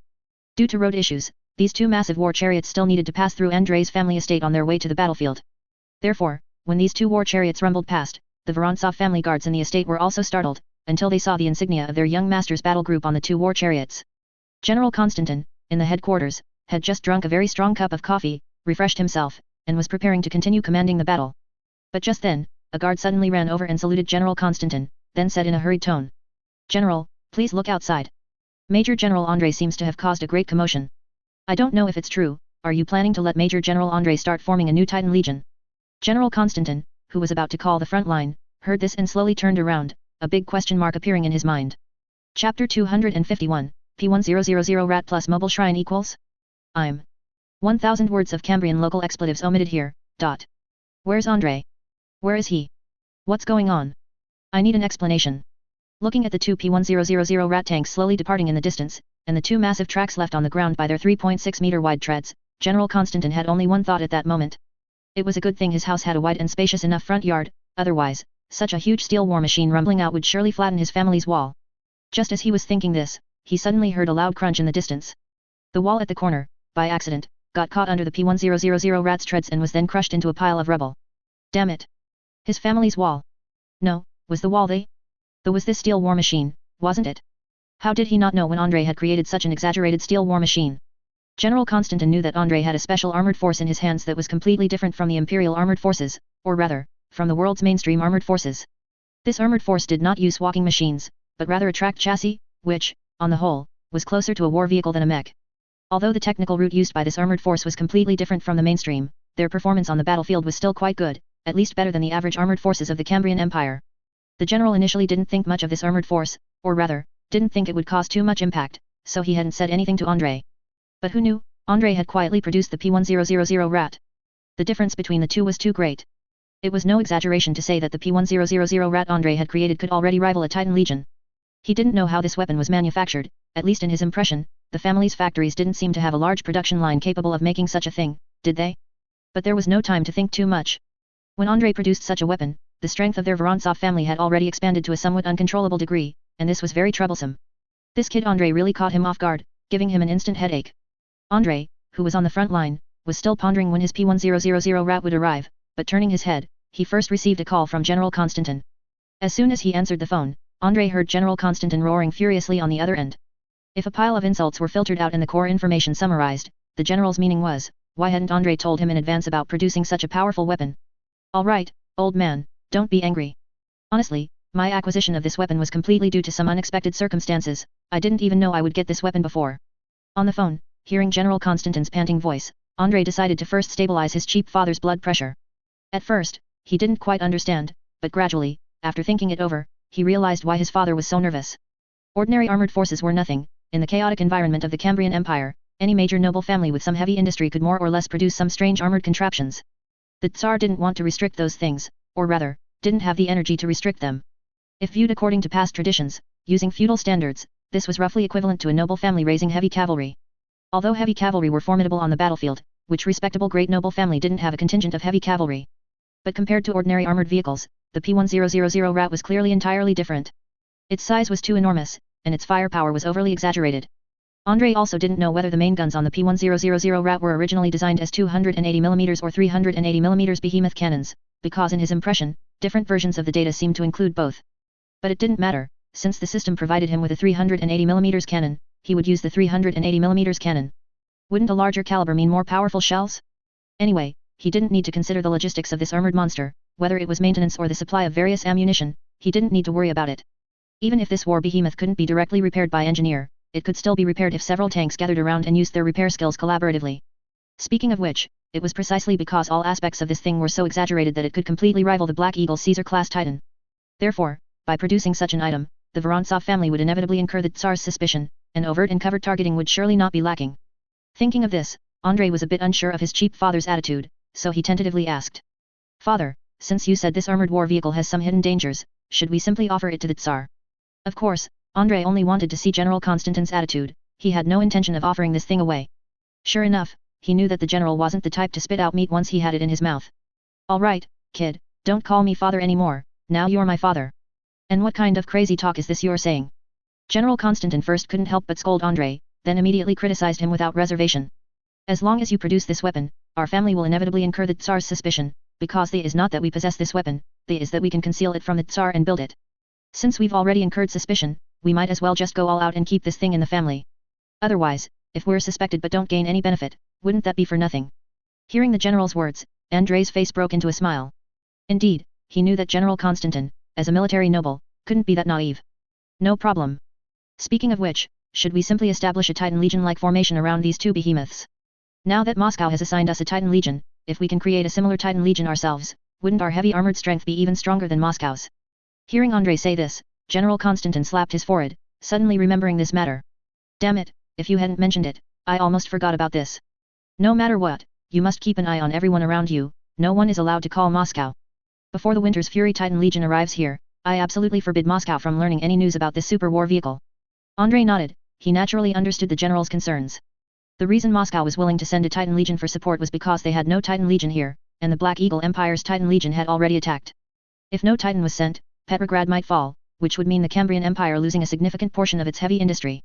At least according to the Cambrian Empire's industrial distribution Andrei had seen, apart from Moscow, the Urals, and Tsaritsyn, all of the Cambrian Empire's remaining industry was concentrated in Petrograd. It could be said that the city of Petrograd was the largest industrial center of the Cambrian Empire, and also a place that the Cambrian Empire absolutely could not afford to lose. But if Moscow learned of the existence of these two steel behemoths, they might think that there was already Titan power here. If they then withdrew the Titan Legion that was halfway dispatched, that would be bad. Thinking of this, he immediately assigned a task to a group of players he had observed for some time and deemed relatively reliable, instructing them to specifically monitor the troops and check if any of the Tsar's secret agents had infiltrated them. Theoretically, as long as he assigned this task, the Tsar's secret agents should appear with a special identifier, or as a red mark on the minimap. At that point, no matter what, they should just eliminate the hidden secret agents. After all, it was wartime, and the Tsar was powerless to intervene in Petrograd. However, based on Andrei's conjecture, he felt it was unlikely for the Tsar's secret agents to appear in his own ranks. There was no other reason. It wasn't that Andrei's army wasn't important enough, but rather because the casualty rates of Andrei's troops, or rather, all troops on the battlefield, were too high. They would be better off finding an opportunity later to send people to gather intelligence from the soldiers' mouths than to spend their time embedding secret agents. Training a proper spy requires a huge investment of resources in a long time, only for them to join the army and perhaps die on the battlefield within a few hours. From a cost perspective, it was completely uneconomical. Even if the Tsar had a specialized spy training system, he couldn't afford such attrition. With this thought, he felt that the important task of cutting off contact with the Tsar would probably fall on his cheap father, as General Konstantin's headquarters was where the real multitude of people and eyes were. By the way, are you really planning to establish a Titan Legion? What are you going to name this legion? Hearing this question, Andrei paused. He felt that General Konstantin's thoughts were a bit too jumpy, weren't they?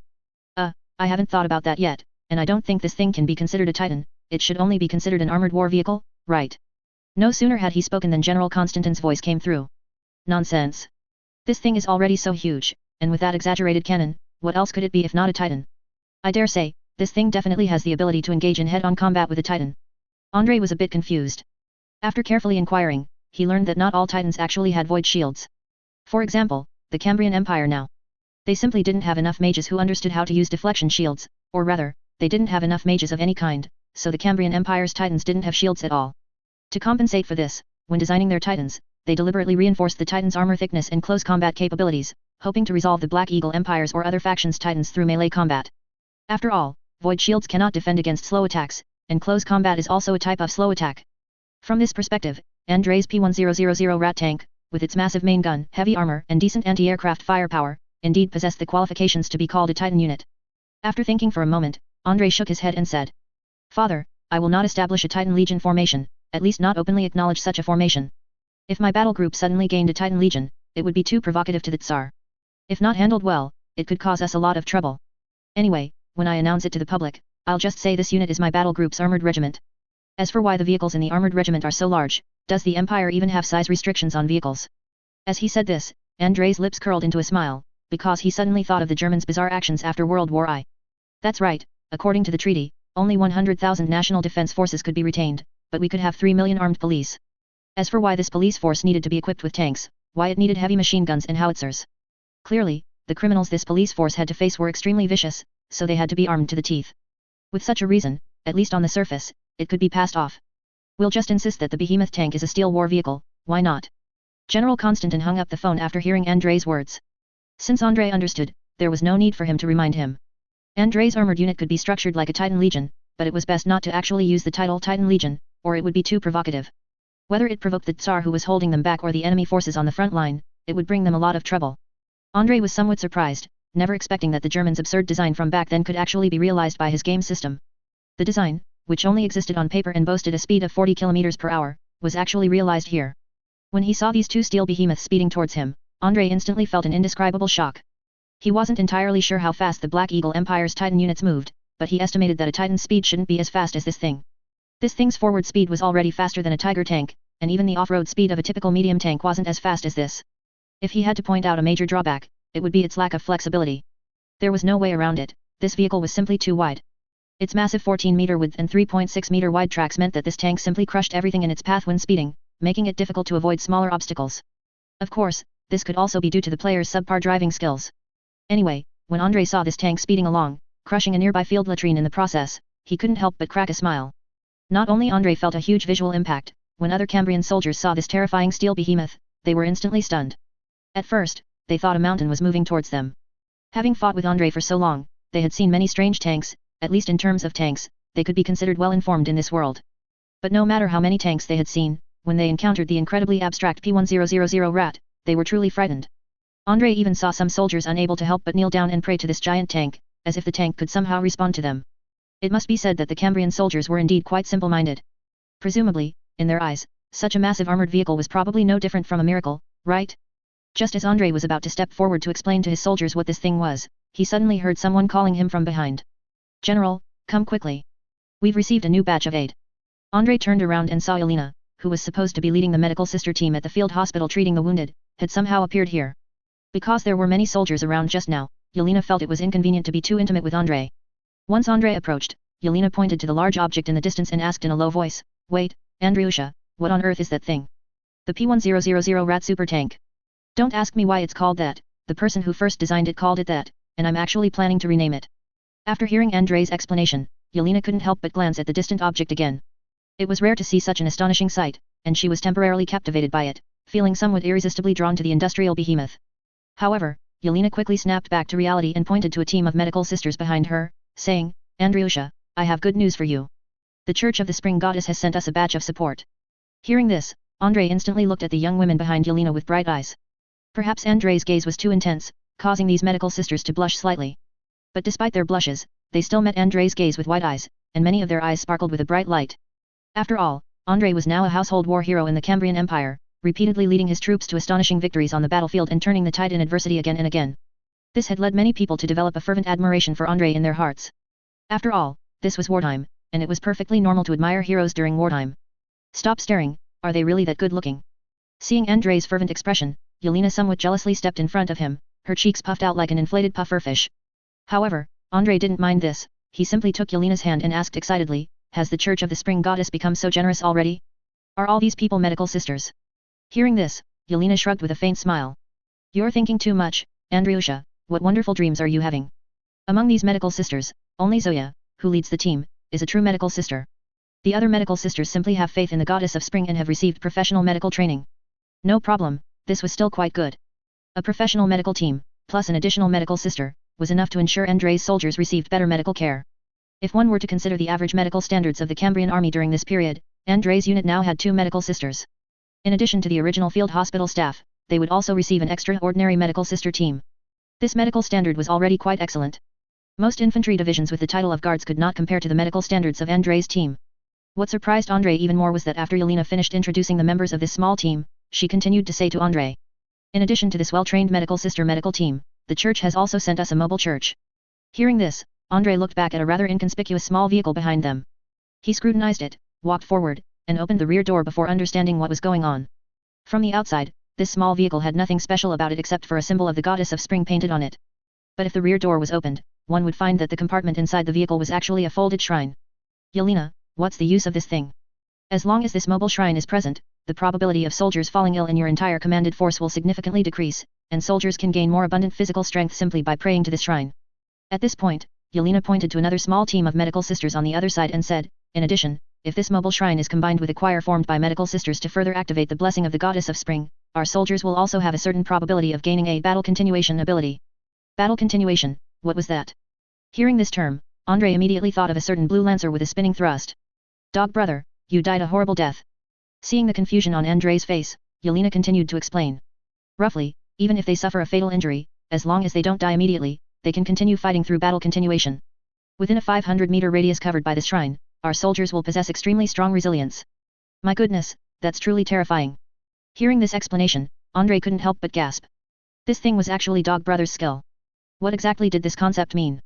It was no exaggeration to say that with this battle continuation, even if a soldier was riddled with bullets by the enemy, he could still continue to charge at the enemy's front line. As long as they weren't headshot or instantly blown to pieces, they could continue to fight tenaciously with an extremely terrifying demeanor, like an immortal body. It was just a pity that this battle continuation couldn't save a soldier's life, it could only allow them to fight forcefully for dozens of seconds, like a brief resurgence of vitality. But even so, with such an effect bonus, Andrei's soldiers were enough to unleash extremely astonishing combat power. "Wait a minute, Yelena, I have another question." Just then, Andrei suddenly thought of something else and asked curiously. "By the way, is this battle continuation only for humans? If I put this thing on a P1000 rat tank, could it allow the tank to continue fighting for a period of time even after being destroyed by the enemy?" Hearing Andrei's question, Yelena's brain also froze for a moment. After all, this angle of questioning was quite strange, and she had never considered such a thing before. "I'm really not sure, but I think if one sincerely prays to the Goddess of Spring, perhaps a miracle might truly occur," Yelena said with some uncertainty. Although theoretically, these mechanical units should have no relation to life, how could the power of a god be viewed from such a shallow perspective? What if this shrine could really use battle continuation on such a behemoth?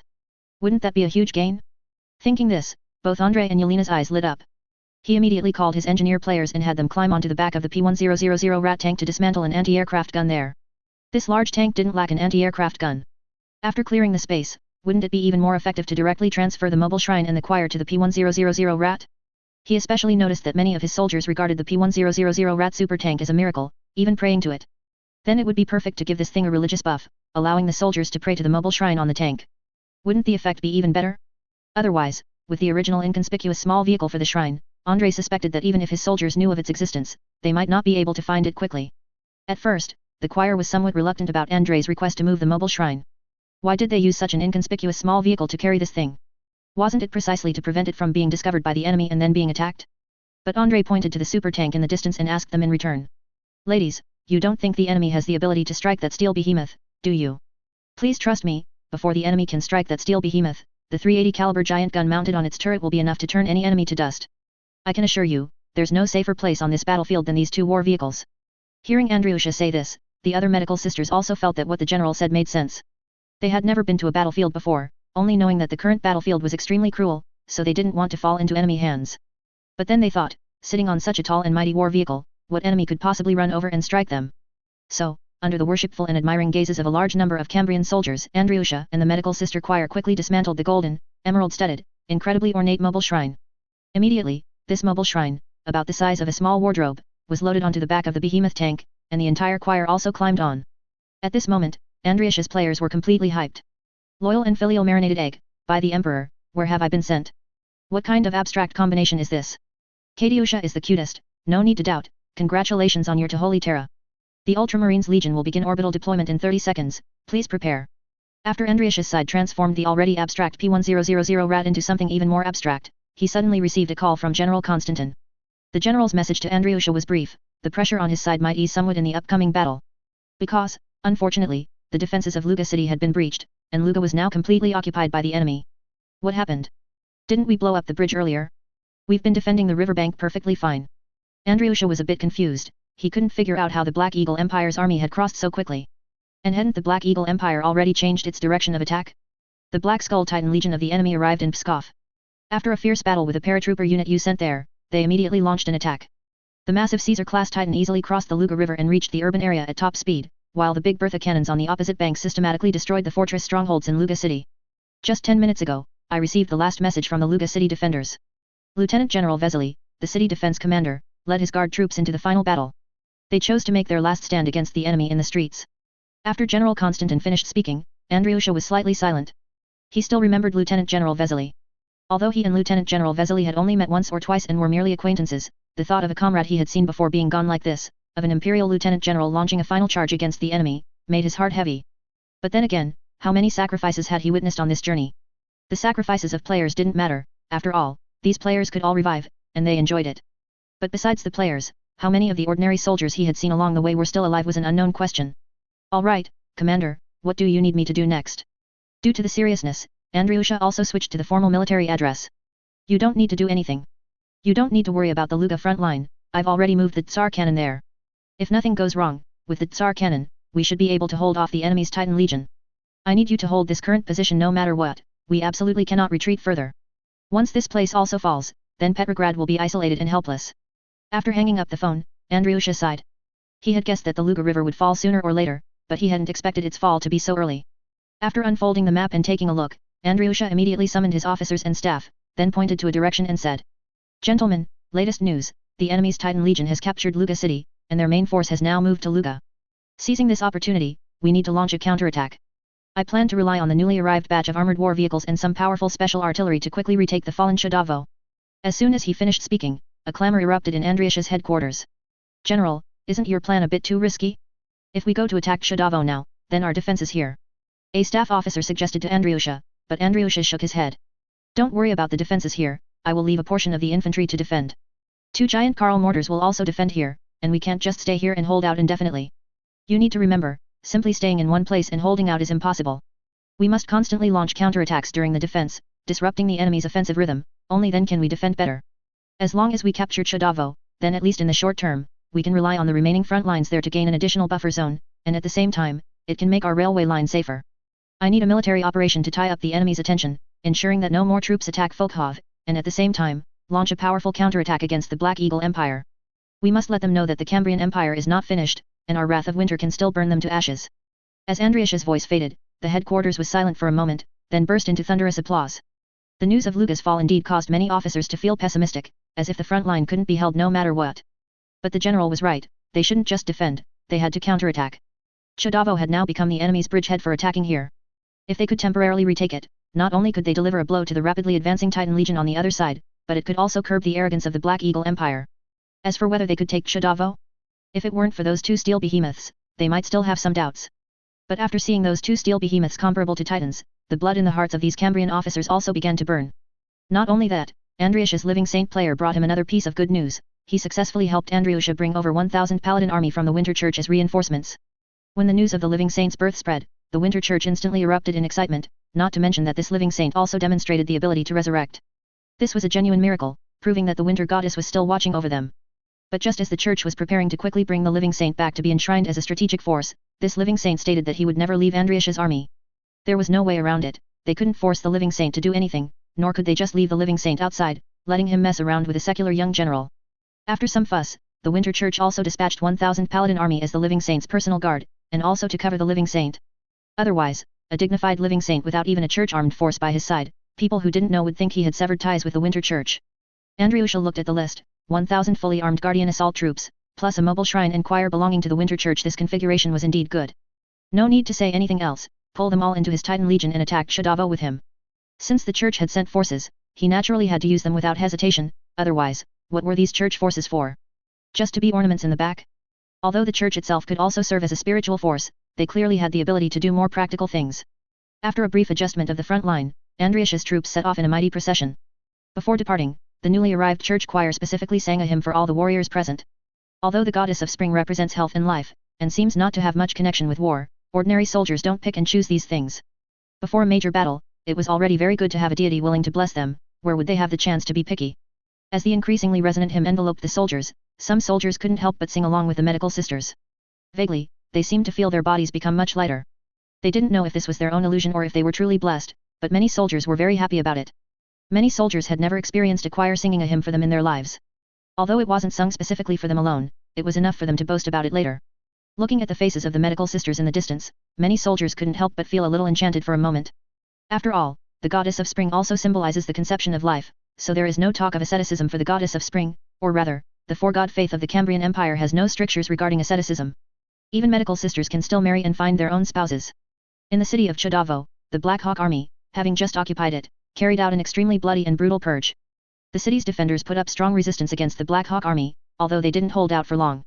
However, the brutal Black Hawk army still dragged out and shot all citizens who had resisted, and other citizens who couldn't prove their innocence or couldn't provide enough benefits also suffered massacres. Large numbers of bodies stained the streets, and piles of corpses were casually stacked in the square and then uniformly cremated, the sickening stench lingering day and night. Many Black Hawk soldiers who participated in the war were dissatisfied with such atrocities, as their traditional honor did not support them in doing such things. However, those who carried out these tasks were mostly the recently formed Imperial Guard, also known as the Skull Legion. These fanatical worshippers of the Emperor were the ones truly willing to commit wanton violence in the occupied territories. Chapter 252, The Cambrian Empire drove a battleship onto land. Next to the square, a guard officer covered his nose to block the pungent smell, complaining to a nearby soldier. Seriously, burning all their bodies like this is such a waste. The bodies of these inferior races are valuable assets of the Empire, they should be put to good use. But another officer next to him rolled his eyes and said, Brian, don't overthink it. To use their bodies, we'd need enough necromancers or necromancer soldiers.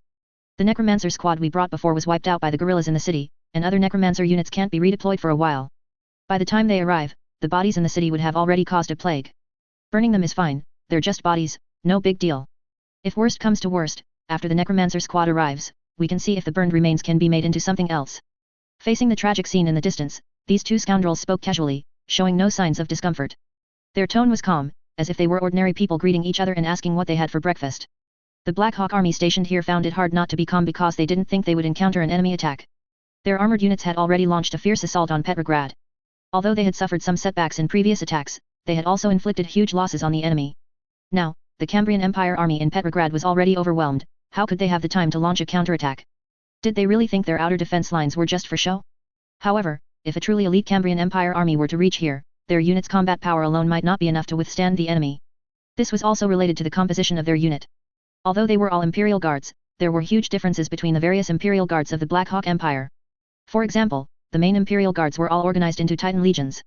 Legions like the Black Skull Titan Legion, the Emperor's Son Titan Legion, and the Imperial Sword Titan Legion were the Empire's sharpest spearheads on the battlefield, strategic forces used for decisive victories. In contrast, their Guard Infantry unit could only be considered a new soldier unit sent to the battlefield for training. As the war progressed, the Black Hawk Empire significantly expanded its military.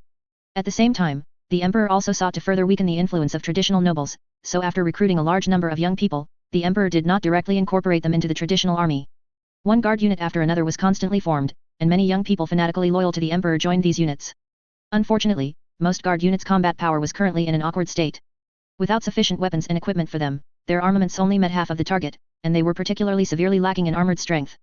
More importantly, their ranks lacked enough capable officers, which resulted in their units having very ordinary organization and combat experience. Therefore, the Emperor temporarily incorporated some non-mainline guard units into second-line forces, primarily for security duties in occupied territories, and to allow them to quickly gain experience in low-intensity warfare. But this army did not know that they believed they only needed to be responsible for low-intensity combat missions, but not far away, their outer defense line had already encountered a fierce attack from the Cambrian Empire. The soaring hymns, as if possessing some wondrous magic, spread throughout Andrei's entire army. On the back of the P1000 rat at the very front, the fully deployed Winter Goddess mobile shrine was emitting a scorching light. Under the influence of this shrine, an inexplicable surge of anger arose in the hearts of all the advancing soldiers. They felt their muscles seemed to grow stronger, their hearts beat faster, and blood flowed rapidly through their bodies. Everyone was eager to kill more enemies and offer their blood to the Winter Goddess. Of course, all of this did not directly affect the players. On the player's interface, only a system prompt appeared. Congratulations, player. You have received the Winter Goddess's blessing. Movement speed and ammunition reload speed increased by 5%. This bonus was not significant for players, but suddenly receiving such a widespread blessing made players very excited. Especially the choir on that tank, singing hymns in unison, paired with the sparkling mobile shrine. This setup looked incredibly cool. Behemoth plus shrine, Away is sleeping in his grave. This is too awesome. How did this setup come together? What a pity. The old hair washer back then was ultimately not strong enough. If he had this setup, he probably could have fought all the way to Washington. Hair washer, I wasn't that bad. Andrei sat on the behemoth tank at the rear, quietly listening to the Spring Goddess Church choir singing in unison. Compared to the high-pitched emotional tone of the Winter Goddess choir, the Spring Goddess choir's emotions were noticeably much calmer and seemed softer. And it must be said, the Spring Goddess choir was more pleasing to the eye, as the Winter Goddess's choir was entirely composed of burly men. Yelena sat next to Andrei. All the wounded from the previous battle had received proper treatment. Moreover, Andrei was preparing for mobile warfare, so he simply had Yelena lead the field hospital to quickly move with his troops. Although, theoretically, Yelena should now be moving with the field hospital convoy in the rear. However, as an old acquaintance of Andrei, and because she also needed to help Andrei coordinate relations with the Church of the Spring Goddess, Yelena simply changed her attire and sat with Andrei. Changing her attire here meant that in addition to her original nun's habit, Yelena also donned a steel helmet and a breastplate that Andrei had previously captured.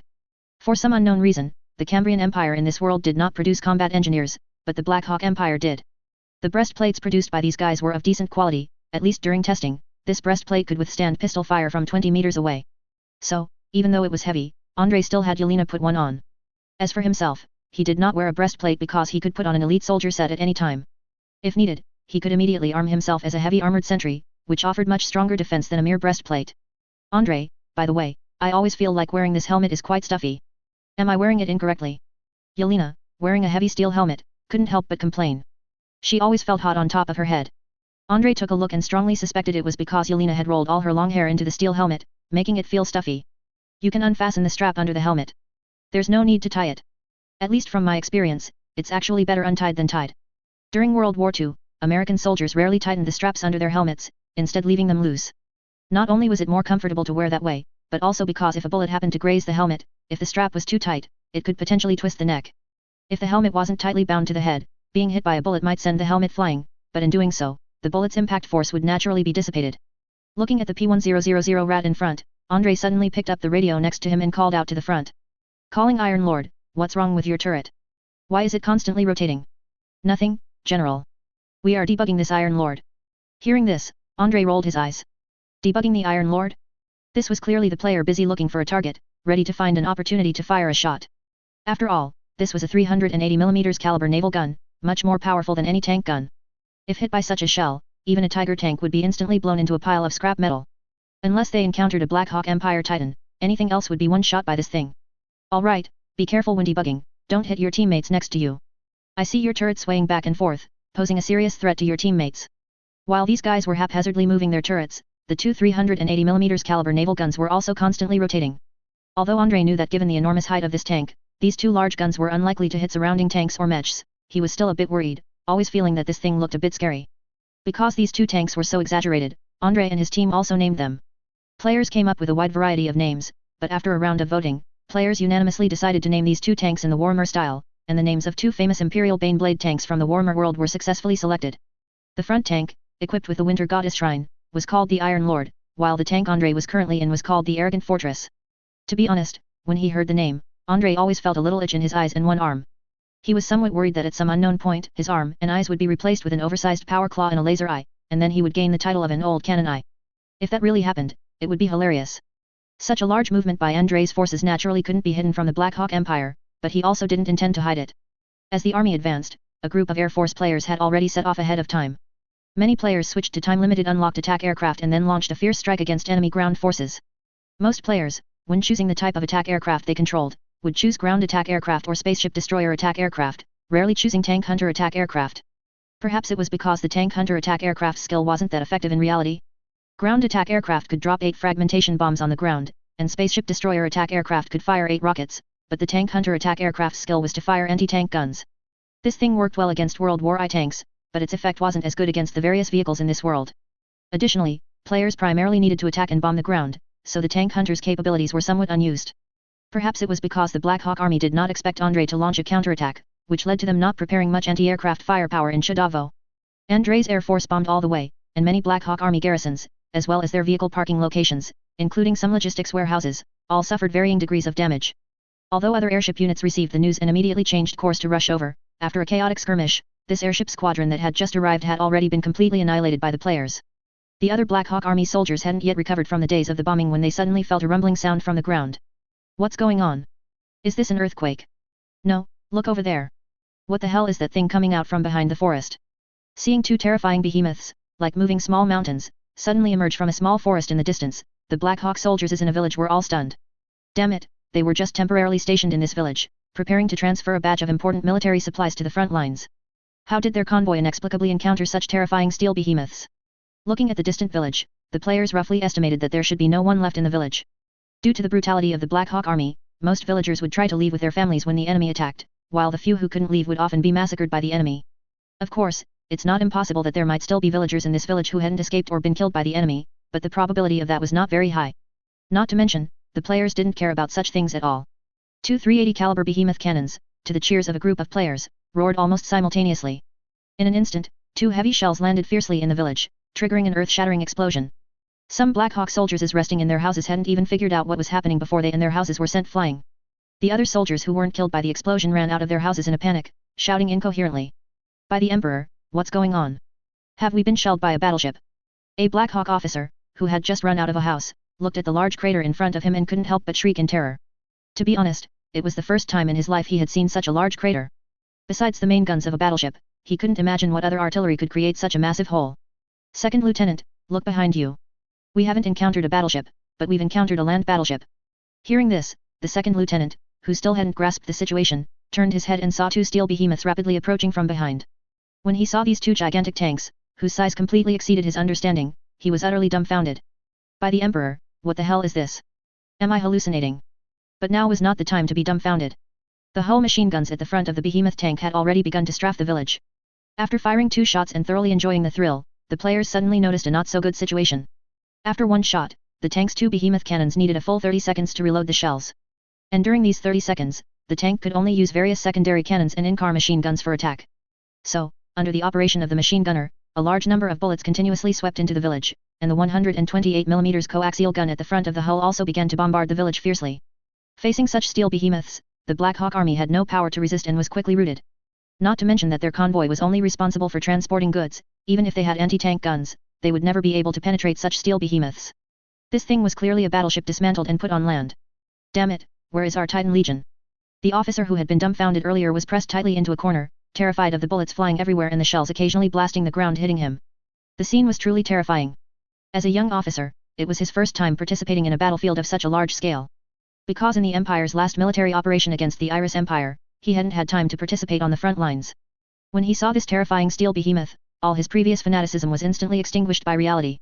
At this moment, he had no other thoughts except to call the Titan Legion for help. How is it? Do we still need to fire? We are already very close to the village. No need to fire, just roll over it. It's a good chance to test the crushing effect of this thing. Looking at the distance, the player felt that the tank's gun depression didn't seem that great, and firing now could easily blow up their own tracks.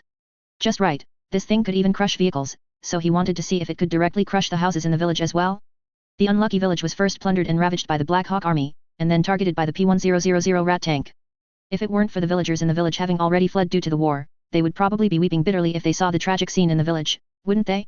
But now was not the time to worry about the buildings in the village, because a large number of enemies were still hiding inside these buildings. When Andrei saw the behemoth tank slowly rolling through the village, crushing one house after another into fragments, his heart was filled with nothing but expletives, and he suddenly realized something. Wait, this tank seems very suitable for clearing paths in urban warfare, doesn't it? Such a huge tank, no matter what kind of building or chaotic structure, it seems very difficult to stop it. If it just rolls all the way through, wouldn't it directly become a road roller in urban warfare? Thinking of this, Andrei couldn't help but gasp. He felt that if he had to attack the cities of the Black Hawk Empire in the future, this thing would really be useful. But then again, he suddenly thought of the Black Hawk Empire's Titan Legion and couldn't help but feel a surge of tension. Because he suddenly realized that Titans might be designed like those in the warmer world, specifically to be used as a kind of special siege weapon. For example, in a battlefield similar to Stalingrad in history, if they wanted to fight urban warfare with the Black Hawk Empire, the Black Hawk Empire's Titan Legion could flatten all buildings along the way, relying on heavy artillery to sweep away everything.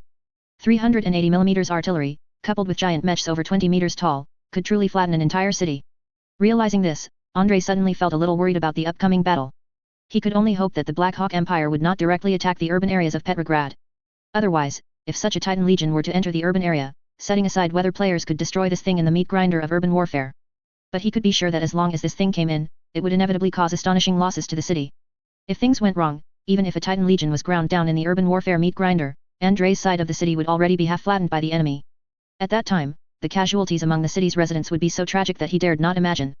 When this super tank, like a mountain, rolled over, the Black Hawk soldiers is hiding in the village scattered like cockroaches whose nests had been overturned.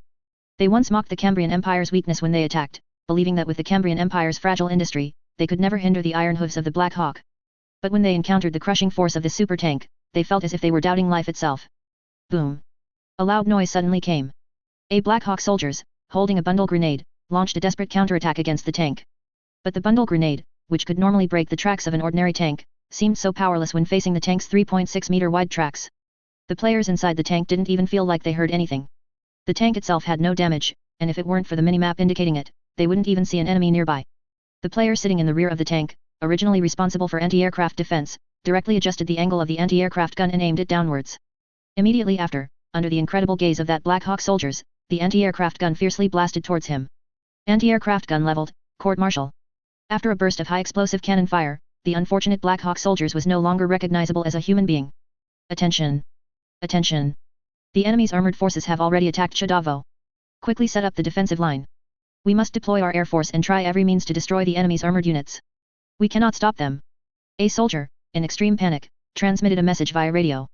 Relying on the most advanced radio vehicle, he could send messages over 15 kilometers away. However, this soldier was clearly frightened by the behemoth in front of him, so much so that when he was shouting to the rear, he failed to mention anything about the enemy having Titan units. Before he could finish speaking, the 128mm coaxial gun at the front of the arrogant fortress aimed at his vehicle.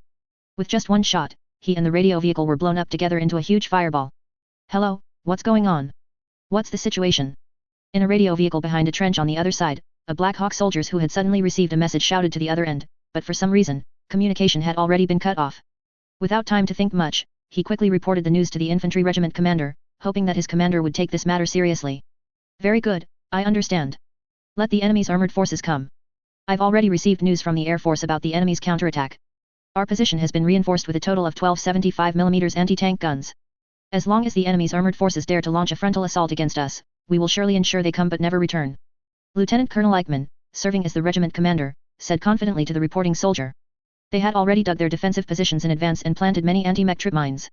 Using these items, combined with the specially designed obstacle trenches in front of the position, and the 12 anti-tank guns deployed at the position, he believed that their position would absolutely become the grave of the enemy's armored forces.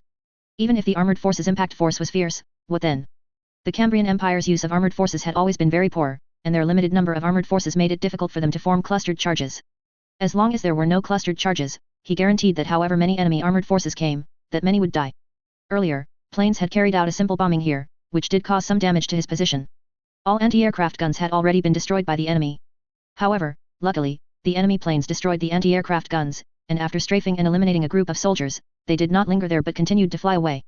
Just as he was looking into the distance with his binoculars, Lieutenant Colonel Eichmann suddenly widened his mouth. Because he couldn't quite believe what he saw through the binoculars. What kind of monster is this? Is this a tank?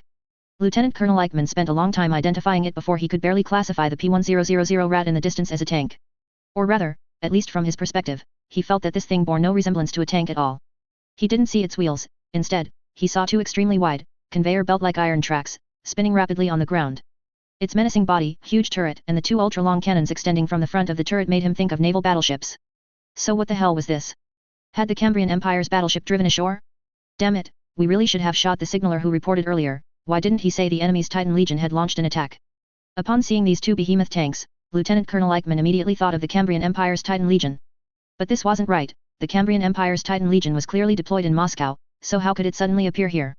And was this thing a Cambrian Titan? There was no time to think too much, although he found the thing awkward to look at, it was undoubtedly a Titan unit. Moreover, these two steel behemoths were moving at an astonishing speed and were about to close in on his position. Fire! Fire quickly! Without even needing the regimental commander's order, the artillery on the front line had already manipulated the anti-tank guns, bombarding the enemy from a distance of 1,500 meters. Based on their past experience, using these long-barreled 75mm anti-tank guns from 1,500 meters was enough to destroy any enemy armored unit. Oh, right, the newly appeared moose mech didn't count. However, they didn't need to worry about encountering a moose mech assault, because that thing's movement speed was too slow to have any assault capability. From the moose mech's debut until now, besides the famous Victory General, who successfully used a moose mech to stage a brilliant ambush, eliminating many armored units of the Black Eagle Empire, most moose mechs became prisoners of the enemy during the war. A series of shells continuously struck the front of the behemoth tank, and Andrei, riding in the rear of the tank, could clearly hear the crisp clang of metal. Yelena, a little worried, grabbed Andrei's hand and asked, "Andryusha, can our arrogant fortress withstand the enemy's artillery?"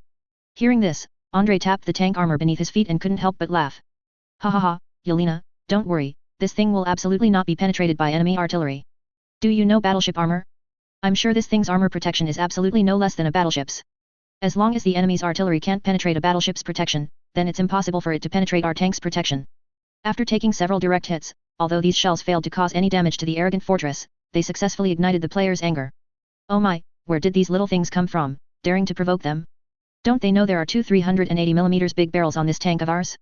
With two thunderous roars, the two massive cannons fired simultaneously at the enemy's position, and the two artillery positions set up in the distance immediately suffered. The heavy shells landed on the ground, and the resulting explosions created a strong impact. Even some Black Hawk soldiers who were relatively close were directly thrown flying by the shockwave. Damn it, this is clearly the Cambrian Empire's Titan Legion attacking, retreat quickly. Don't just stand there, do you really expect our small guns to penetrate that thing? Watching their own shells hit the enemy's armor without even making a dent, while the enemy's single shot caused utter devastation, the Black Hawk soldiers at this position couldn't take it anymore. They were originally a second-line unit, and even with some anti-armor reinforcements, they couldn't possibly withstand the enemy's Titan Legion. Some Black Hawk soldiers even couldn't help but maliciously speculate that they strongly suspected that the sudden replenishment of anti-armor weapons was very likely to make them hold off the enemy's Titans. Andrei seemed to have underestimated the deterrent power of the P-1000 rat. Facing these two massive steel behemoths, almost all Black Hawk soldiers at this position lost their will to resist. Especially when they saw that all the obstacles they had set up in front to defend against enemy armor were easily crushed by these things, they had even less will to resist. The tripwires originally used against mechs continuously exploded under the crushing weight of these things, but they couldn't cause the slightest damage to the behemoth tank. An anti-mech trench over 3 meters deep had no effect against this steel behemoth. The massive tank rolled over the enormous drop of the anti-mech trench as easily as if it were a small ditch. Only Andrei, riding on the tank, felt a certain amount of shaking. What is this thing? The Black Eagle Empire's little ditch is quite unique. I don't know, maybe it's a speed bump. The players operating the behemoth tank were thoroughly enjoying themselves. For them, this thing was indeed a speed bump, no doubt about it. It must be said, although the designs of the shampoo head back then were very crazy, if such crazy designs could actually be realized, it would be incredibly satisfying. Needless to say, just the fact that this game allowed them to drive a P-1000 rat was worth their praise. Officer. Stop, don't pull me, I will live and die with this position. Surrounded by his guard, Lieutenant Colonel Eichmann said indignantly, but his movements were very quick, and he immediately jumped into his jeep. The guard next to the Lieutenant Colonel couldn't help but want to complain. Although to other soldiers, Lieutenant Colonel Eichmann was forcibly dragged onto the vehicle by them. In fact, their regimental commander was clearly dragging a group of guards, stubbornly pulling them all into the vehicle. It was the first time they knew their regimental commander possessed such powerful arm strength. Look at the convoy over there, these guys seem to want to run. Just shell them directly, let's see how they run. Another volley of cannon fire, the 380mm giant cannons were incredibly destructive, instantly obliterating the distant convoy. Lieutenant Colonel Eichmann, who had thought he had a chance to escape, looked back and happened to see one of the behemoth tanks aiming its cannon in his direction. He opened his mouth in terror, and before he could say anything, he saw flames erupt from the muzzle of the behemoth tank. In the next instant, he felt a huge explosion all around him, and some terrifying impact force directly lifted him and the jeep he was sitting in, all at once, into the sky. My goodness, this limited time free trial is truly worth it. With these two big guys, it's basically a straight push wherever we go. Looking at the tragic scene in the distance, Andrei couldn't help but want to complain. Under normal circumstances, to unlock this behemoth tank, he would need to spend an astronomical amount of influence points, at least in the short term, he would never be able to unlock this thing. However, being in the limited time free trial phase, the cost of recruiting this thing was very low. Especially considering how much of an impact bonus this thing brought to his troops after its appearance, the money spent was simply too worthwhile. But at the same time, a hint of gloom couldn't help but surface in Andrei's heart. Since these two behemoth tanks had such powerful offensive capabilities, then on the other side, how much pressure must the Cambrian force be enduring as they resisted the fierce assault of the enemy's Titan Legion? Andrei found it difficult to imagine how the Cambrian Empire's soldiers could possibly confront such steel behemoths with just flesh and blood. Even with the Tsar cannon, he highly doubted whether General Konstantin could hold off the enemy's Titan Legion. But he knew this wasn't the time to think about such things. The bigger the commotion he caused here, the safer General Konstantin would be. As long as he could push straight through and break all of the enemy's front lines, he didn't believe the Black Skull Titan Legion on the other side wouldn't come over. But Andrei didn't know that as he pushed straight through and approached the outskirts of Chudavo, the Black Eagle Empire indeed received news that they were under fierce enemy attack. When General Gleam learned that his army was under a fierce attack from the Cambrian Empire's Titan Legion, he was completely stunned. What a joke, what do you mean the Titan Legion is attacking my defenses? Where did the Cambrian Empire bring a Titan Legion from? Didn't our Air Force investigation indicate that the Cambrian Empire's only 2 Titan Legions were both in Moscow? Could it be that they secretly built a 3rd Titan Legion? At this point, General Gleam couldn't help but feel like laughing, because it was highly unlikely for the Cambrian Empire to build a 3rd Titan Legion in a short period. The Black Eagle Empire, even after all its development, only had a total of 6 Titan Legions. Did they really think Titan Legions were like cabbages? Something's not right. If I remember correctly, some time ago, a Titan Legion appeared in the Wuxiao Empire from who knows where, and that unit was extremely inconsistent with production norms. Suddenly remembering something, General Gleam muttered to himself. Could it be that both the Cambrian Empire and the Wuxiao Empire have mastered some unknown industrial system that we haven't? Just as General Gleam was pondering, the voice on the other end of the phone rang out, and after hearing these words, General Gleam's tightly furrowed brows immediately relaxed. General, please don't worry, we have already conveyed this message. The Emperor's Sun Titan Legion located nearby is rapidly converging. As long as you can hold out for a while longer, the Empire's Titans will crush all of the enemy's laughable imitations in one fell swoop. Chapter 253, Titan Battle outside Chudavo. At this moment, in the General Staff headquarters in Berlin, General Franz, now serving as the Imperial Chief of Staff, frowned as he arranged the general movements of the Titan Legion based on intelligence gathered from the front lines. Generally speaking, the situation on the Eastern Front seems to be somewhat unexpected. The Cambrian Empire's will to resist is much stronger than we imagined, especially along the Petrograd line, where the Cambrian Empire seems to have concentrated heavy defenses. According to the latest reports from the front, the Cambrian Empire has deployed a new Titan Legion that was previously unrecorded, much like those steel war vehicles and special mechanical birds about which our intelligence was completely blank. After listening to his subordinate's report, General Franz nodded and then asked, "Please elaborate on the status of this brand new Titan Legion of the Cambrian Empire. I am a little worried now." He did not say what he was specifically worried about. When he got to this point, his words suddenly trailed off. However, the officer who came to report did not notice General Franz's pause.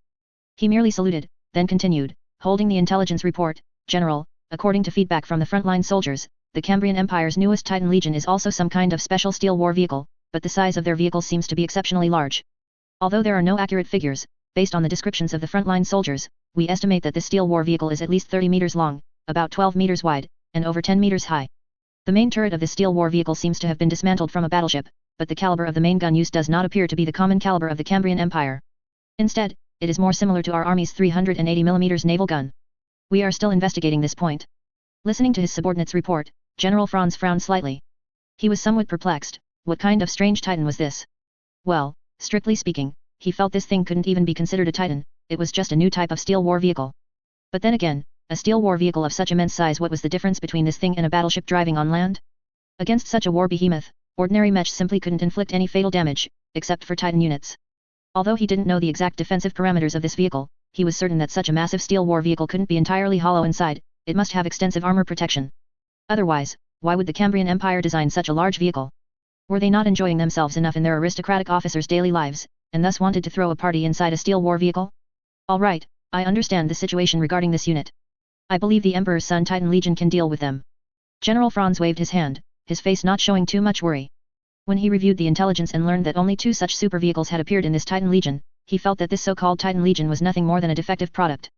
With just these 2 vehicles, the opponent could only be said to possess Titan units, but they could never contend with their Titan Legion. Moreover, the Cambrian Empire lacked void shield technology. Even if they deployed mages on their vehicles, how long could they last? If they engaged in a mutual bombardment, their Caesar-class Titans could definitely tear the Cambrian Empire's super vehicles into pieces. Therefore, General Franz immediately shifted his attention to the other side of the strait, to the territory of the Wuxiao Empire. The Black Eagle Empire had previously launched a large-scale military operation. In addition to extensive bombing campaigns against the Wuxiao Empire, they also conducted a probing landing operation, known as Operation Celian. They had initially believed that their large-scale bombing had successfully tied down the Wuxiao Empire's Titan Legion, forcing them to not directly proceed to the landing zones for interception. However, the sudden appearance of a brand new Titan Legion from the Wuxiao Empire completely disrupted their original deployment, leading to the near annihilation of the landing forces they had just sent ashore. It was fortunate that they had only conducted a probing attack, rather than a direct large-scale general offensive.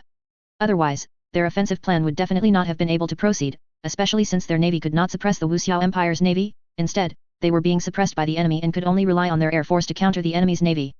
General, according to our latest intelligence from the front, that new Titan Legion of the Wuxiao Empire seems to be somewhat peculiar. The chief of staff who came to report flipped through the latest battle report, frowning slightly, but still reported the contents of the battle report, saying, "This Titan Legion is completely different from the Titans we have encountered in the past. They seem to have undergone some strange biological activation, each Titan is like a living steel machine, it has come to life."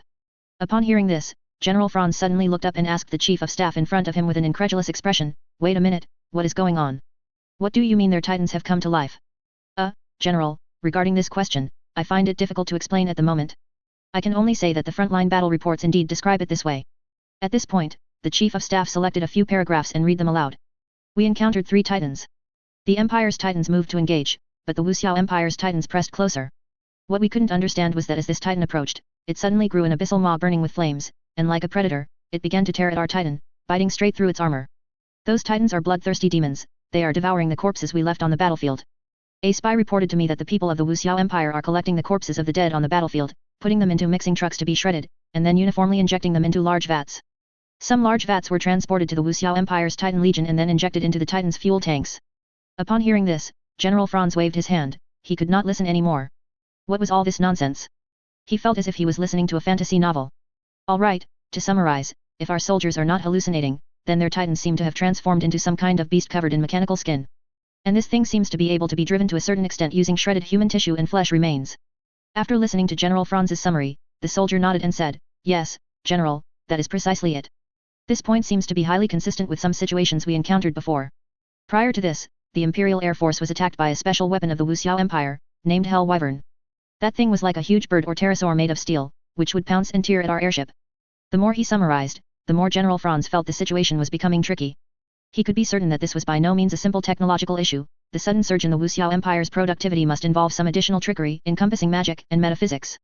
To be honest, as a relatively traditional soldier, he always disliked the appearance of magic and metaphysics, these uncertain factors in war, because this stuff would seriously interfere with his thinking.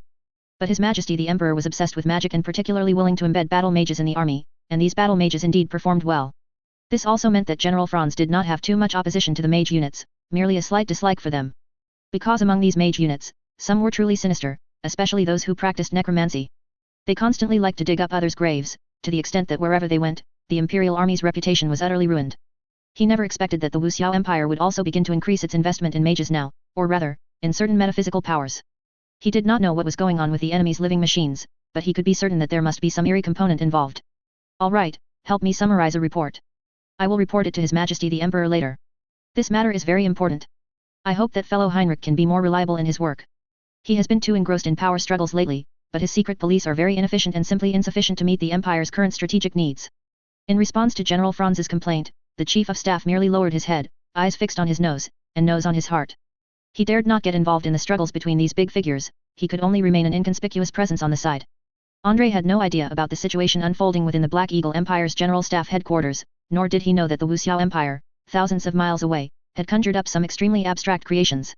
If Andrei had seen with his own eyes some of the war machines newly deployed by the Wuxiao Empire on the battlefield, he would undoubtedly point at them and exclaim, demon engines. At this very moment, Andrei was busy researching how to defend this city. Overall, he did not believe that the city of Chudavo could be defended, even though it was indeed very important. As long as this city stood, the Schlüsselburg transportation hub that Andrei needed to defend would be in a safe position, but he would never deploy his troops in such a desperate situation. In the previous offensive, Andrei had already turned this place into a salient. Considering the importance of this location, he was certain that the Black Eagle Empire would launch a fierce counterattack here next. They would never allow the Cambrian Empire to retake this city. So, the problem was, Andrei had no friendly forces to cover and support him. With less than a division of troops he brought, how could he hold this place? Was he really going to make the players stay here and fight to the death, turning Chudavo, a city with no complex structures or buildings, into a replica of Stalingrad?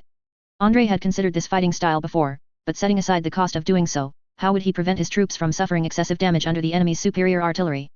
Just one problem alone was enough to make Andrei abandon this crazy plan. Why should he desperately defend this place? His current offensive here was, on one hand, to draw the enemy's attention and alleviate the pressure on the frontline forces. On the other hand, he also aimed to rescue the troops who had previously defended the Chudavo line and were subsequently encircled, allowing Petrograd to gain more viable forces. Therefore, it was fine for him to defend here for a while, but if he fought to the death here, that would be a major problem. Before he transmigrated, Andrei felt a saying was very true. To each according to his ability implies that capable people will always have endless work. In fact, from the current situation, he already has a tendency in this regard. Because Andrei was the only one who could defeat the Black Hawk Empire army on the front lines, his troops almost became a fire brigade. One dangerous war after another always led to his deployment. Although he could barely cope with the current situation thanks to the players, if he performed too outstandingly, he couldn't possibly withstand the entire Black Hawk Empire's northern army group's assault by himself, could he? If it really came to that, not to mention the more severe tests he would have to endure, the Tsar's mere apprehension would be enough to sicken him. Through snippets of conversation with his father these past few days, he had roughly understood what kind of person the Tsar was. Frankly speaking, that guy was a typical feudal ruler. The Tsar's mind was filled with thoughts of centralization and how to guard against local forces, everyone else was merely his subject. In this situation, if a local force suddenly emerged and displayed formidable combat power, the Tsar would certainly not be particularly pleased. Once his initial joy passed, he would become anxious. From the ruler's perspective, it would be a miracle if he didn't hinder Andrei at that point. With this thought, Andrei also lost interest in fighting too desperately here, especially with his military rank stagnating. Although he knew his promotion speed was like a rocket, if he couldn't be promoted to lieutenant general and get more slots to recruit players, why should he fight so hard? In the end, he would gain no real benefits, only a pile of illusory medals, while also attracting jealousy. It could only be said that he was now thinking about more and more issues. General Vorontsov, we have detected enemy movement ahead. A group of war machines as huge as small mountains is approaching. Those things should be the Black Hawk Empire's titans. They are less than 40 kilometers from us. Just as Andrei stood with his hands behind his back, looking at the map and quietly contemplating, a cavalry soldier, sweating profusely, suddenly rushed in. After listening to the cavalry soldier's report, Andrei nodded, then patted his shoulder in encouragement and said, "Very good, thank you for your reconnaissance. Your mission is complete. Now, follow the other troops and retreat as far back as possible. The battlefield here has been taken over by us." Hearing Andrei say this, the cavalry soldier was somewhat anxious for a moment. He flushed and said loudly, "General, you can't say that. Defending Chudavo is our mission." But before he could finish, Andrei interrupted him. "A temporary retreat does not mean defeat. You are no longer suitable for continued combat. Staying here would only be suicide. The enemy forces coming next are all equipped with heavy artillery and heavy armor, while you are just a group of light infantry and cavalry. How will you deal with the overwhelming enemy army then? You must know, you are all experienced veterans. This is the Empire's most valuable asset right now. Once you return to the rear, adjust your status, and are fully equipped, you can definitely give the Black Hawk Devils a good beating." Since Andrei had already said so much, the cavalry soldier could only nod, give Andrei a solemn salute, and then withdrew. Although the Chudavo defense line had been broken by the enemy, except for the unit that surrendered to the enemy, the remaining Cambrian army was still stubbornly resisting nearby. To continue fighting, they abandoned all heavy equipment and retreated into the deep mountains and old forests nearby to conduct guerrilla warfare. If Andrei hadn't liberated Chudavo with his armored forces and the news had spread, they would probably still be surviving in the forest. Thinking of these soldiers, Andrei couldn't help but feel a sense of admiration for them. Fighting guerrilla warfare in the forest in reality is not as easy as in some anti-Japanese dramas. The problem of food and water alone is enough to make a unit collapse. It was also fortunate that they hadn't been in the forest for long, and the wild animal resources in the northern mountains of the Cambrian Empire were relatively rich, so they weren't directly starved to death. But even so, when they reunited with Andrei's troops, they were already very weak. Facing such a group of half-starved soldiers, where the cavalry had killed more than half of their war horses, and who were staggering just walking, how could Andrei let them continue to participate in the upcoming defensive battle? After they withdrew, Andrei walked out of the headquarters, climbed the ladder onto the tank again, and sat at the rear of the arrogant fortress, which was where the shrine was located. Yelena was already sitting there.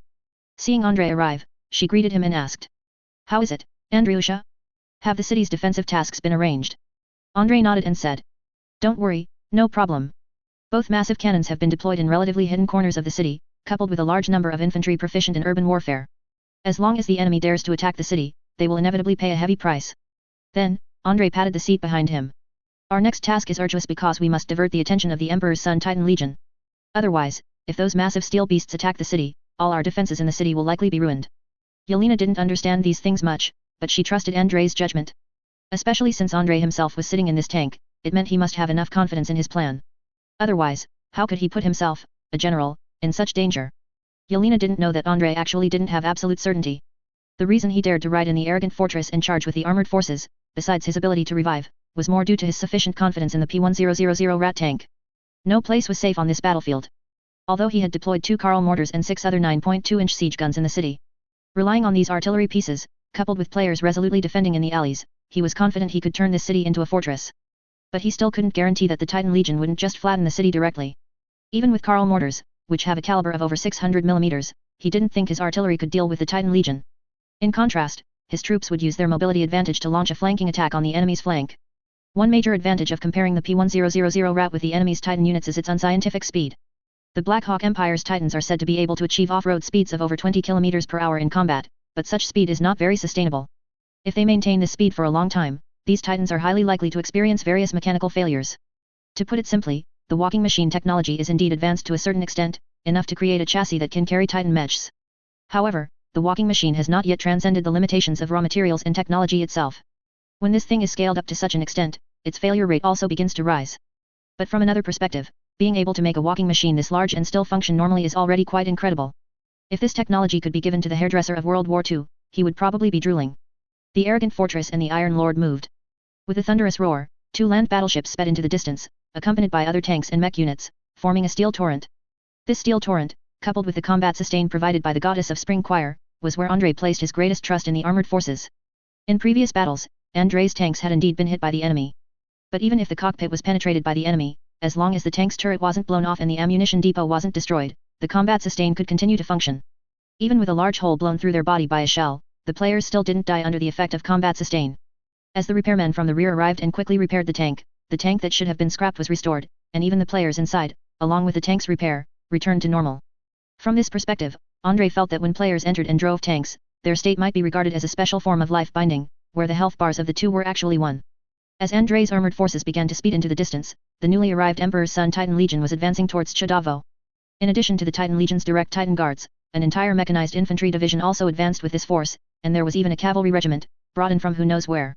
The scale of the entire Black Hawk army was quite astonishing. This cavalry regiment was probably the Black Hawk Empire's reconnaissance force.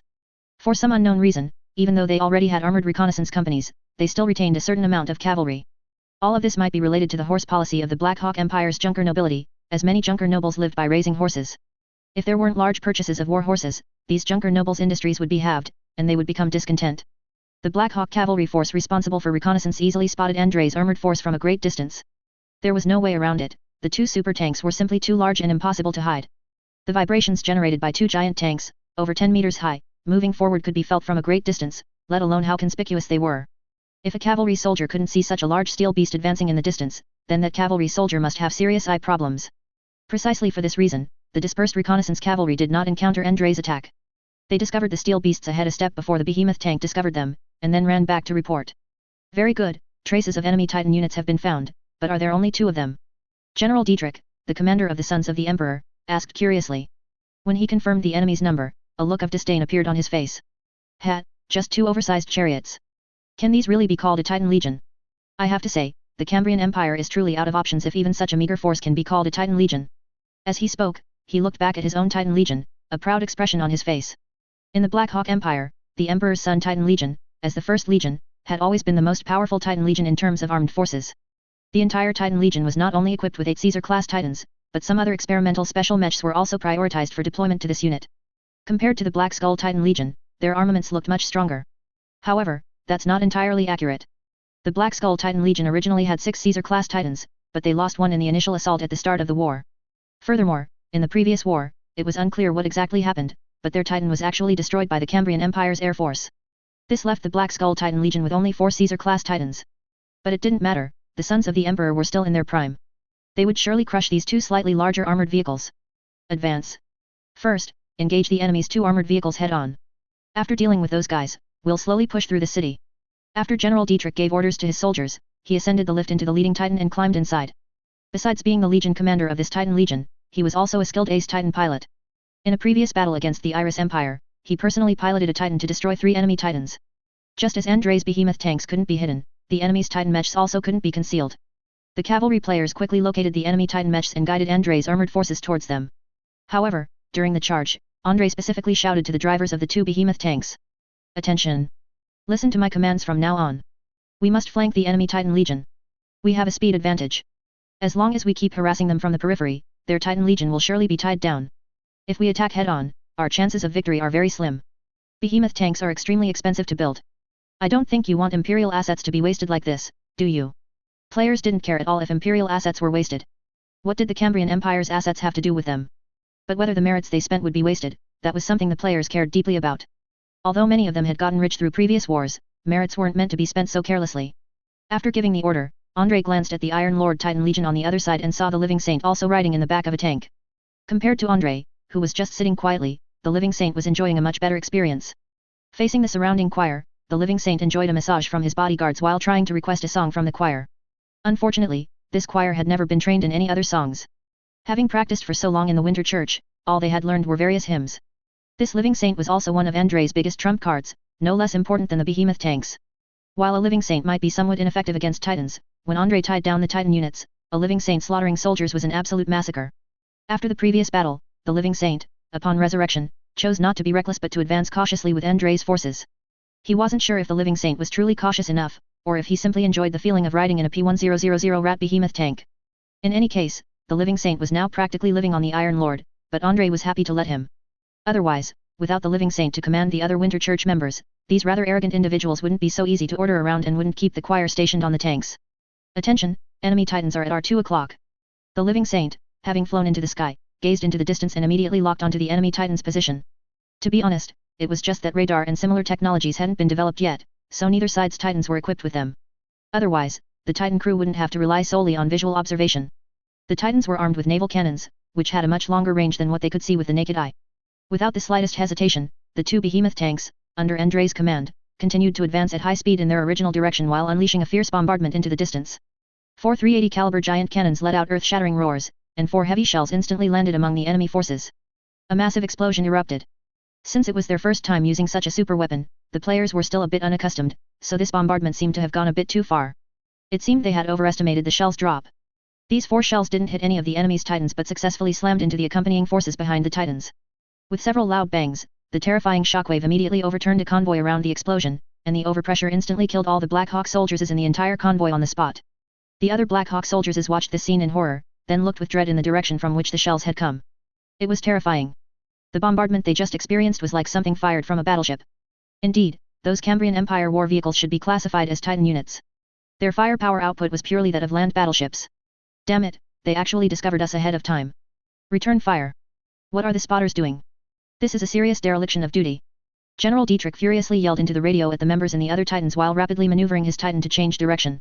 Although he kept spewing curses, he was fully focused on the front, sitting on a peculiar steel throne with a massive helmet on his head, covered in wires. It was by virtue of this mechanical throne that he could operate the Titan with agile movements, and even with a single thought, instantly relay commands to every crew member within the Titan. However, using this mechanical throne also had certain side effects. Besides requiring extremely high mental talent to bear, using such a mechanical throne itself would create a certain dependency. Because this thing would allow the pilot to form a certain synesthesia with the Titan. After leaving the throne, one moment he felt like a terrifying steel monster, the next he became a fragile human body. This sensation was truly not a pleasant experience. As a result, some pilots who had driven Titans for a long time might even become addicted, eventually becoming bound to the throne and unable to get off, walking like beached fish. The Black Eagle Empire was currently busy researching solutions to this problem. It was said that a scientist named Sander proposed a set of electroshock therapy, hoping to use this method to cure Titan pilots of their mechanical addiction. It was unclear how the experiments at the concentration camp were progressing. In any case, it could only be said that the Black Eagle Empire had plenty of human resources available for experimentation. It must be said that the counterattack of the Emperor's Son Titan Legion was truly swift. Before Andrei's tanks could fire a second shot, several 380 caliber shells also came flying from a distance. Similar to the previous situation, the sons of the Emperor on the other side were also not that accurate. None of these shells directly hit the behemoth tanks. But unfortunately, Andrei's armored forces accompanying him on the periphery also had tanks blown up on the spot, and even an unlucky player's T-34 tank was directly hit by a 380 shell. Andrei could only describe the scene as horrific, not even battle continuation could save that tank. After all, no matter how heaven-defying battle continuation was, it couldn't make a tank whose entire upper section was completely blown off continue fighting. For it to work, the tank at least had to maintain a basic tank shape. Don't stop, keep firing. Have our peripheral tanks deploy smoke grenades. As soon as Andrei finished speaking, a bunch of tanks immediately used their smoke grenade skill, creating a large smoke screen around them. At the same time, the arrogant fortress tank he was riding in suddenly stopped, and under the cover of the smoke screen, began to quickly aim into the distance. There was no other way. The P-1000 Rat Behemoth tank, like other ordinary tanks, couldn't accurately hit targets while moving. To reduce the shell's dispersion, the tank had to stop. The tank players who used the smoke screen skill quickly created a large cloud of smoke, but General Dietrich, seeing this scene, merely scoffed disdainfully. A futile struggle. Their smoke screen can't possibly provide cover for too long. The Cambrians, with their backward magic tech, can only use such primitive methods to cover their weapons. Immediately after, he continued to aim his cannon at the massive silhouette within the smoke screen. The Cambrian Empire's armored vehicles were simply too large, even in the smoke screen, they were difficult to conceal. Because he was far away and overly excited, he didn't notice that only one giant tank was slowly emerging from the smoke. With a loud bang, a 380 caliber shell immediately struck the behemoth tank's turret, but this shell ricocheted. The tank's armor was quite good, and coupled with the angle of impact, that shell, after hitting, slid off the top of the turret and exploded after landing to the side of the tank. However, the huge explosion did cause some problems with the tank's tracks, and at the same time, the terrifying explosion instantly killed several Winter Church choir members behind the tank. But because of battle continuation, they didn't die immediately. These priests, bleeding from their 7 orifices, were desperately chanting their final battle song along with others, hoping that the Winter Goddess's blessing would increase the giant tank's hit rate. As long as they blew up the enemy, their deaths would be worth it. But before the Iron Lord could fire, Andrei's arrogant fortress unleashed a furious bombardment into the distance. 2 380 caliber shells, suddenly shot from the smoke, flew precisely towards the Caesar-class Titan after careful aiming. Under the players' eager gazes, these 2 shells were about to hit the Caesar-class Titan, but a semi-transparent shield that appeared in front of the Titan made these 2 heavy shells disappear instantly. Damn it! It's that cursed void shield again.